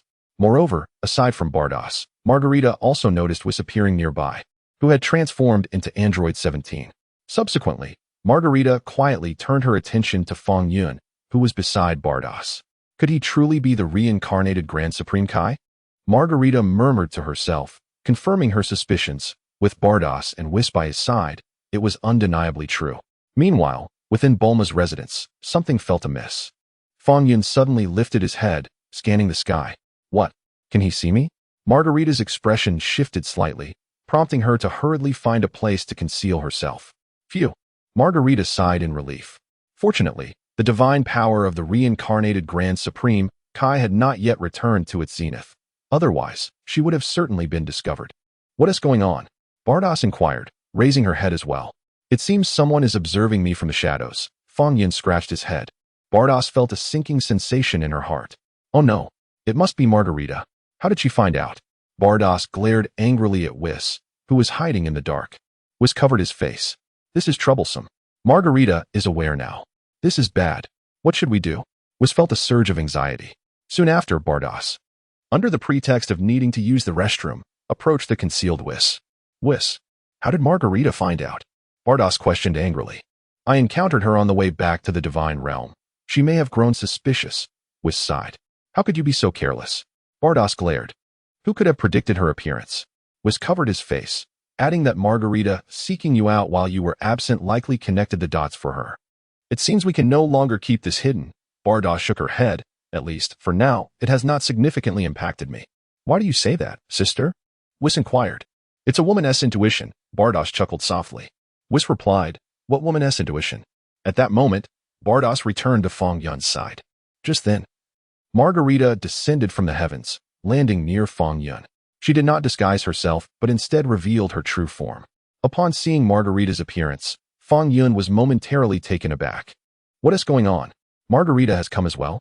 Why do you, an angel of the 11th universe, venture into the 7th universe? While it might be somewhat acceptable for Bados to visit Earth, the appearance of Makalita on this planet is indeed perplexing. Bados, as an angel of the 6th universe, has a natural connection with the 7th universe, making such visits quite ordinary. However, your presence here raises eyebrows. Upon witnessing Makalita descend from the heavens, Bados's expression shifted slightly. How is it that she arrives so abruptly? Perhaps it's time for you to change your image, Fong Yun remarked. And who might this young lady be? Greetings. I am Makalita, the angel of Universe 11. Makalita replied with a graceful bow. Oh, I see a resemblance to Bados. So, you are indeed the angel of Universe 11. Fong Yun chuckled. Bados interjected. Surely, the Grand Zeno is familiar with me. How could he not recognize Makalita? No, it must be that the Grand Zeno is playfully teasing her. This was quite amusing. Is there something you require? Fong Yun inquired, gazing at Makalita. Nothing of great importance. I merely sought a moment to clear my mind. Makalita responded with a playful smile. You are an angel. Are you out for a leisurely stroll? Fong Yun gazed intently at Makalita. It must be said, Makalita was indeed remarkable in appearance, fitting the type that Fong Yun particularly favored. By the way, I find myself in need of a guard. Makalita, would you consider becoming my sentinel? Fong Yun inquired. Makalita's eyes immediately sparkled with anticipation. Badus perked up his ears. Your Majesty, you are being excessive. Was it not agreed that I would be prioritized? Weiss chimed in. What have I missed? The moment Makalita appears. Your Majesty wishes to appoint her as a guard? Is this a testament to her beauty? Truly? Makalita's eyes glimmered. Not at all. I merely jested to gauge your and Badus' reactions, Fong Yun replied. Makalita, Badus, Weiss, you traveled all the way from the 11th universe to seek me out. Do you wish to be my guard as well? Fong Yun asked with a smile directed at Makalita. She nodded gently. Yes, you are an honest girl. I appreciate that. Fong Yun responded. Badus, what have I missed? Your Majesty favors honest girls. I have donned the guise of number 18. I must ensure your Majesty remains oblivious. Would Makalita keep this secret? Thank you for the compliment, Makalita said with a smile. If you wish to be my guard, stay with me tonight, Fong Yun invited. Makalita, you seem rather reluctant? Fong Yun inquired with a serious expression. This seems a bit improper. A flush crept onto Makalita's face. What is improper about spending the evening composing poetry together? Fong Yun questioned. Makalita, composing poetry? She laughed awkwardly. What else would you assume? Fong Yun retorted. Makalita appeared on the verge of tears. Fong Yun pondered deeply. If even Makalita sought the position of guard, perhaps he truly was the reincarnation of the Grand King? But no, he was simply himself. How could he possibly be the Grand King reincarnate? Fong Yun found it hard to believe. However, he found it peculiar. If he were not the Grand King's reincarnation, it would be understandable for Badus to misidentify him. But now even Makalita had made the same mistake? Not to mention Weiss. Could Weiss be unaware? After all, this was Weiss's 7th universe. Had all 3 angels erred in their judgment? Fong Yun felt overwhelmed. All he desired was to quietly cultivate and erase his divine abilities. Could they not leave him in peace? Very well, if you truly wish to serve as my guardian. Makalita, I shall grant you a candidacy for the position, Fong Yun stated, gazing at Makalita. Thank you, Makalita replied, bowing her head in gratitude. Now, you may return. Fong Yun waved his hand dismissively. Then I shall take my leave, Lord Dakiwang, Makalita said once more, performing a respectful bow. She cast a fleeting glance at Bados behind Fong Yun before transforming into a brilliant flame and swiftly vanishing from sight. After Makalita's departure, Fong Yun turned to Bados. Wearing a pensive expression. What are you staring at? Bados feigned calmness. You seem remarkably composed in response to Makalita's arrival, Fong Yun remarked with a smile. Is she truly formidable? Bados felt a weight in her heart. Oh no, I have indeed been overly composed. By the way, we were acquainted even before your transformation. Do you recall? Fong Yun inquired. Indeed, you flew to our home back then, in both lap ice, and I thought you were a superhero, Bados replied with a smile. Humph. Such matters were thoroughly investigated by me long before my arrival here. Lord Dakiwang, do you take me for a fool? Indeed. I held your hand and promised that once you became number 18, I would surely marry you, Fong Yun said, gently taking Bados' small hand in his own. Bados was momentarily taken aback. Did you say that? How come I don't remember? A flush appeared on Bados' face. How about we consummate our marriage tonight? Fong Yun gazed deeply at Bados. Huh, consummate? Bados quivered slightly. Are you unwilling? Fong Yun inquired. It's just that I haven't thought it through yet. Bados replied with a bitter smile. Enough with the pretense. I recognized you long ago. Bados, Fong Yun said with a smile. Bados's delicate form trembled slightly. What? Recognized? How is that possible? And you hiding behind that large tree, come out. I can sense your presence. Fong Yun turned to the direction of Weiss. Weiss wiped the sweat from his brow and swiftly flew over. Fong Yun silently observed. Is that number 17? What brings him here? Fong Yun had not realized that the number 17 appearing before him was actually Weiss in disguise. Ha ha, greetings, Lord Grand King. Weiss exclaimed, his body rapidly transforming back to his true form. It's Weiss. I thought it was number 17, Fong Yun chuckled. Weiss replied, what the? How am I so easily deceived? With a whoosh, upon seeing Weiss had reverted to his true self, Bados also ceased her disguise, her form shifting back to its original state. So it really is you two. I had my doubts at first, Fong Yun sighed. Bados remarked, Weiss, it seems the Grand King did not see through our identities. How unfortunate. So, what is your true intention in approaching me? Fong Yun asked with a smile. Ha ha. Being near the Grand King brings immense fortune. This is an unwritten truth in the divine realm, Weiss replied with a slight smile. Where is the true number 18? Fong Yun shifted the subject. The Grand King's side indeed harbors great fortune? How come I was unaware? Can following me lead to fortune? Never mind. We shall discuss this later. Numbers 18, 17, and 16 are on Lord Beerus's planet, Weiss quickly stated. You both may return whence you came. Do not follow me for now. I will seek you out when I require your assistance. Fong Yun sighed, waving his hand at the two. Understood, Lord Grand King. Weiss bowed respectfully. Got it. Bados nodded slightly. Weiss and Bados exchanged a glance, refraining from further talk. They both bowed to Fong Yun once more, transforming into two radiant beams of light, vanishing into the starry sky. Weiss, what exactly does the Grand King mean? Bardos found herself somewhat perplexed by the implications of Fong Yun's words. Sister, perhaps Lord Zeno believes the timing is not yet ripe. It would be prudent for us to return for now and refrain from disturbing him any further, Weiss gently sighed. I fear that if we continue to intrude, Lord Zeno may indeed become displeased, and we would find ourselves utterly estranged from the guards. You make a valid point. Bardos nodded softly. After Weiss returned to the planet Beerus, she escorted the 3 androids, designated as 18, back to Earth. Bardos, however, made her way back to the 6th universe, while Margarita returned to her rightful domain in the 11th universe. The Earth in the 7th universe once again basked in tranquility. However, it was not long before news of Lord Zeno's resurrection spread throughout the entirety of the divine realm. In the Zeno Palace, the Grand Minister inquired, Lord Zeno, have you heard the news? Indeed, I have. It appears that Lord Zeno has truly been reborn, Zeno acknowledged with a nod. I understand it occurred on Earth within the 7th universe's galaxy, correct? Precisely, the Grand Minister affirmed. As it stands, it seems that the reborn Lord Zeno has not yet fully regained his divine power.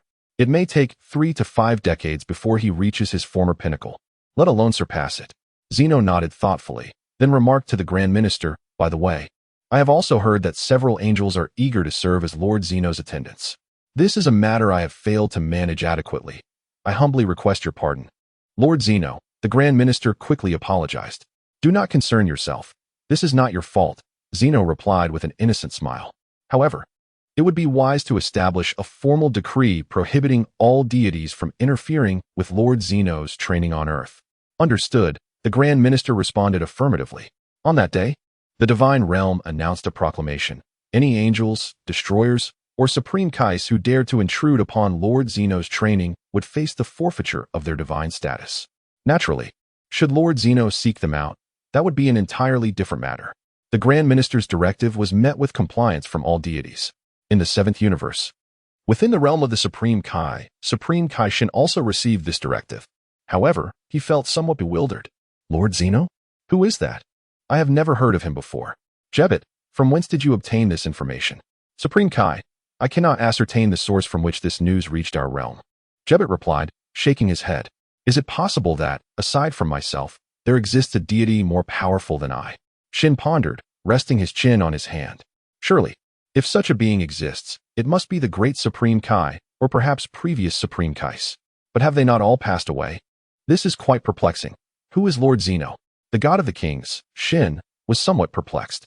How could he be unaware of the purpose of the Grand Zeno? Nevertheless, he decided to dismiss the thought. After all, the Grand Zeno was merely a figment of speculation.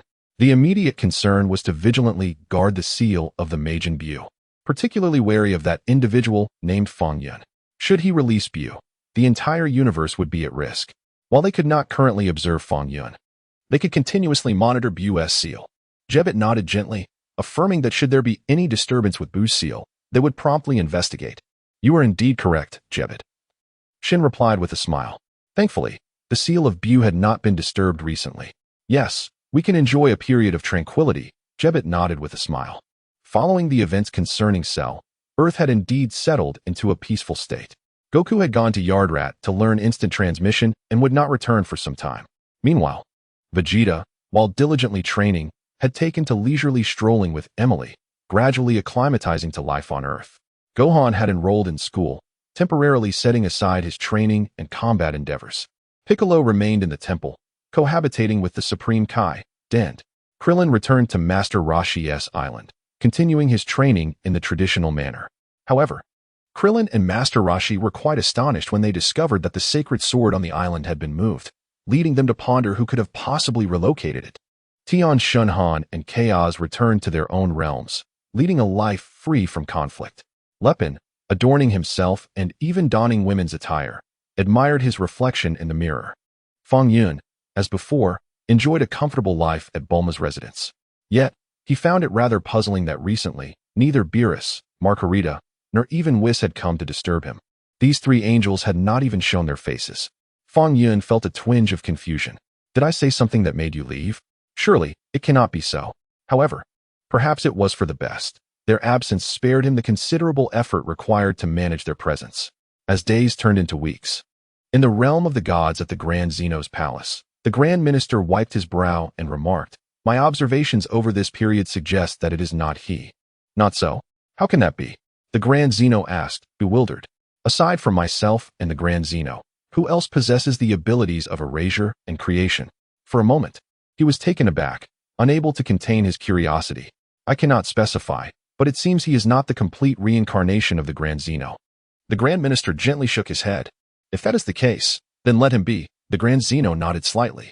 On Universe 7 on Beerus's planet, Beerus and Whis sat together enjoying tea. "Sister, have you heard?" Whis inquired, looking at Beerus. "Heard what?" Bardos inquired. "Father mentioned that Fong Yun might not be the great king." Weiss pondered. "What? He is not the great king?" Bardos promptly spewed the tea she had just sipped, her eyes wide with disbelief. "Indeed, father did say so." Weiss nodded. "Impossible. I have interacted with him. I would not be mistaken." Bardos still hesitated to trust her own judgment. "Perhaps we have genuinely erred?" Weiss contemplated. "Do you still recall the aura the great king possessed back then?" "How could I forget? I have long remembered that the great king was to reincarnate." Bardos replied. "That is curious. Why then did father assert that it is not Fong Yun?" Weiss found himself perplexed. Could it truly be a mistake? Bardos wiped the sweat from her brow. "After several days of effort, I nearly lost myself in the process. It turns out that Fong Yun is not the reincarnation of the great king." While Bardos harbored some doubt regarding her father's words, she was acutely aware that he never lied. The high priest has no need to deceive regarding such matters. The high priest would not fabricate such trivial falsehoods merely to prevent the angels from approaching the great king. Since father has stated it so, Bardos surmised that there must be some issue. "So, all our efforts were in vain?" Bardos said with a wry smile. "Indeed," Weiss sighed. "Then, where might the true great king be?" Bardos looked up at the sky. "Perhaps in another universe?" Weiss speculated. "If he truly resides in another universe, then it is likely that we are fated to remain disconnected." Bardos wore a sorrowful expression. Weiss agreed. "Yes, disconnected. This is the most dreadful outcome. Let us return, then." After Bardos spoke, she transformed into a brilliant flame of light and vanished in an instant. Time flew by. A year later, Sun Wukong mastered instant transmission and returned directly from Yardrat. That same day, Vegeta sought out Sun Wukong, and the two engaged in a spirited duel. Before long, Vegeta left, his face covered in dirt, more determined than ever to train diligently. 6 years passed. Son Gohan had grown into a young adult, now 16 years old, and enrolled in Orange Star High School in Orange Star City. One day, Son Gohan returned from school with news from his classmates, stating that the World Martial Arts Tournament had been reopened. In fact, the tournament had resumed 3 years prior. It was merely that Sun Wukong and others had not paid attention. The World Martial Arts Tournament? How nostalgic. Sun Wukong scratched his head. Father, should we participate? Son Gohan inquired, expressing that he had been feeling quite fatigued from his studies lately and was eager to participate in a martial arts tournament to engage in some spirited combat. Will your mother agree? Son Goku pondered, slightly apprehensive.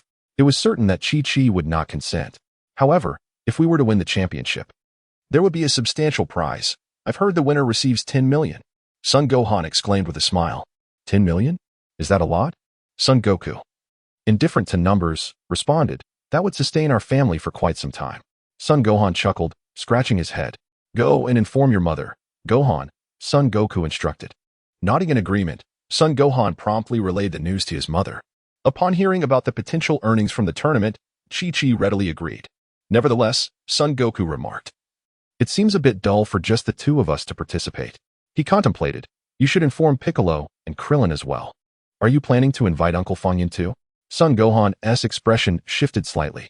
We mustn't let Uncle Fong Yun join, with a mere wave of his hand. We would vanish, rendering the fight impossible. He cautioned, I'm not suggesting Fong Yun. Rather, I wish for Broly, who is close to him, to participate. Son Goku chuckled. Broly? The one with the long tail? Son Gohan paused, momentarily perplexed. Father believes that this Broly individual is unfathomably powerful, possibly surpassing even my current strength. Son Goku reflected. Really? Has he surpassed you already? Son Gohan questioned, incredulous. Consider this, Gohan. 7 years ago, during the battle with Cell, Broly easily defeated him. 7 years have passed. Although our own powers have grown significantly, allowing us to defeat the Cell of that time with ease, we mustn't overlook that Broly has likely continued to develop as well. At the very least, I believe Broly would not have stagnated, Son Goku explained. Broly has a tail, yet Vegeta claims he isn't a Saiyan, Son Gohan mused. But I can't shake the feeling that he is indeed a Saiyan. Perhaps you are correct, Gohan. He may very well be one of the surviving Saiyans. Son Goku acknowledged. All right, I shall meet with Broly and Vegeta to inform them of the tournament. Yes, Father, I will go tell Uncle Piccolo and Uncle Krillin right away. Son Gohan replied. In an instant, Son Goku teleported to Broly's side. It reeks, he exclaimed, quickly covering his nose. Hey, I'm in the restroom. What are you doing here? Broly glared at Son Goku with annoyance. It was purely accidental. Son Goku sheepishly scratched his head. Once Broly emerged from the restroom, Son Goku explained the details of the martial arts tournament. Martial arts tournament? What does that entail? Broly asked, seemingly unfamiliar with such events. How should I describe it? In this world, individuals engage in contests upon a stage, vying for the title of the greatest under heaven. Sun Wukong elucidated the notion. It appears rather intriguing, Broly pondered. Yet I must consult my superior. Your superior, you mean Fong Yun? Sun Wukong inquired. Broly responded with a sardonic glance towards Sun Wukong. Isn't that a bit redundant? Who else could I be referring to? After many years of existence on Earth, Broly has transformed from his previously taciturn demeanor into a more loquacious character. Oh, the World Martial Arts Tournament? Upon hearing this news, Fong Yun gazed thoughtfully at Sun Wukong. Ahem, Fong Yun, you must refrain from participating. With a mere wave of your hand, we would vanish, rendering the battle rather unexciting. Sun Wukong, with his straightforward nature, expressed his concerns candidly. Over the years, when have you seen me partake in a martial arts tournament? Fong Yun chuckled. Sun Wukong scratched his head, acknowledging this. Go ahead, Broly, I do not oppose your request. Fong Yun consented to Broly's participation. Thank you, boss. Broly expressed his gratitude earnestly. Broly, I await our fierce battle. Sun Wukong's face was alight with anticipation. By the way, I must inform Vegeta as well. Go ahead, Fong Yun nodded. With a swift motion, Sun Wukong vanished through instant transmission.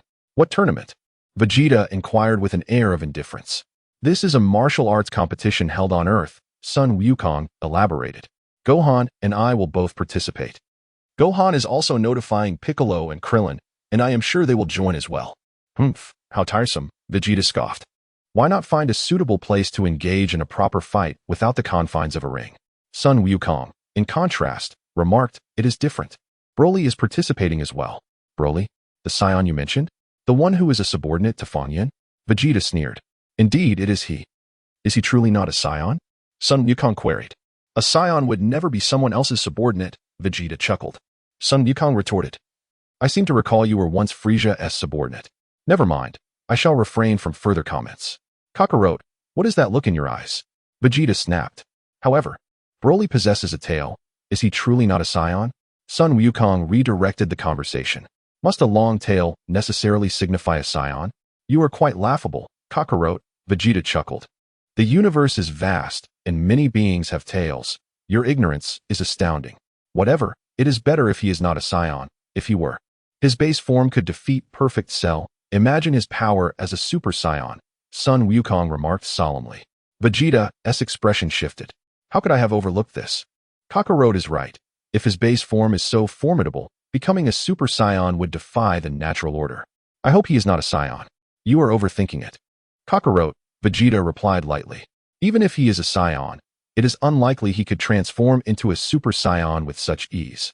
Do you truly believe that Super Saiyans are now commonplace? That is also true. Sun Wukong nodded slightly and inquired, Vegeta, does this mean you agree to participate in the tournament? Vegeta, do join us. I have heard that the top contenders will receive monetary rewards, encouraged Vegeta's wife, Emily, who stood nearby. Vegeta cast a glance at Emily. Our household is on the brink of starvation, Emily sighed softly. Very well, since you all are participating. I shall join in the revelry as well, Vegeta chuckled. All right, Vegeta, we shall meet again at the martial arts tournament. Sun Wukong waved his hand in farewell. Kakarot. Do you think that mastering instant transmission makes you invincible? Vegeta scoffed. This time at the martial arts tournament, you are certain to lose to me. Sun Wukong turned back with a smile. In an instant, he vanished using instant transmission. On a certain island O, the world's #1.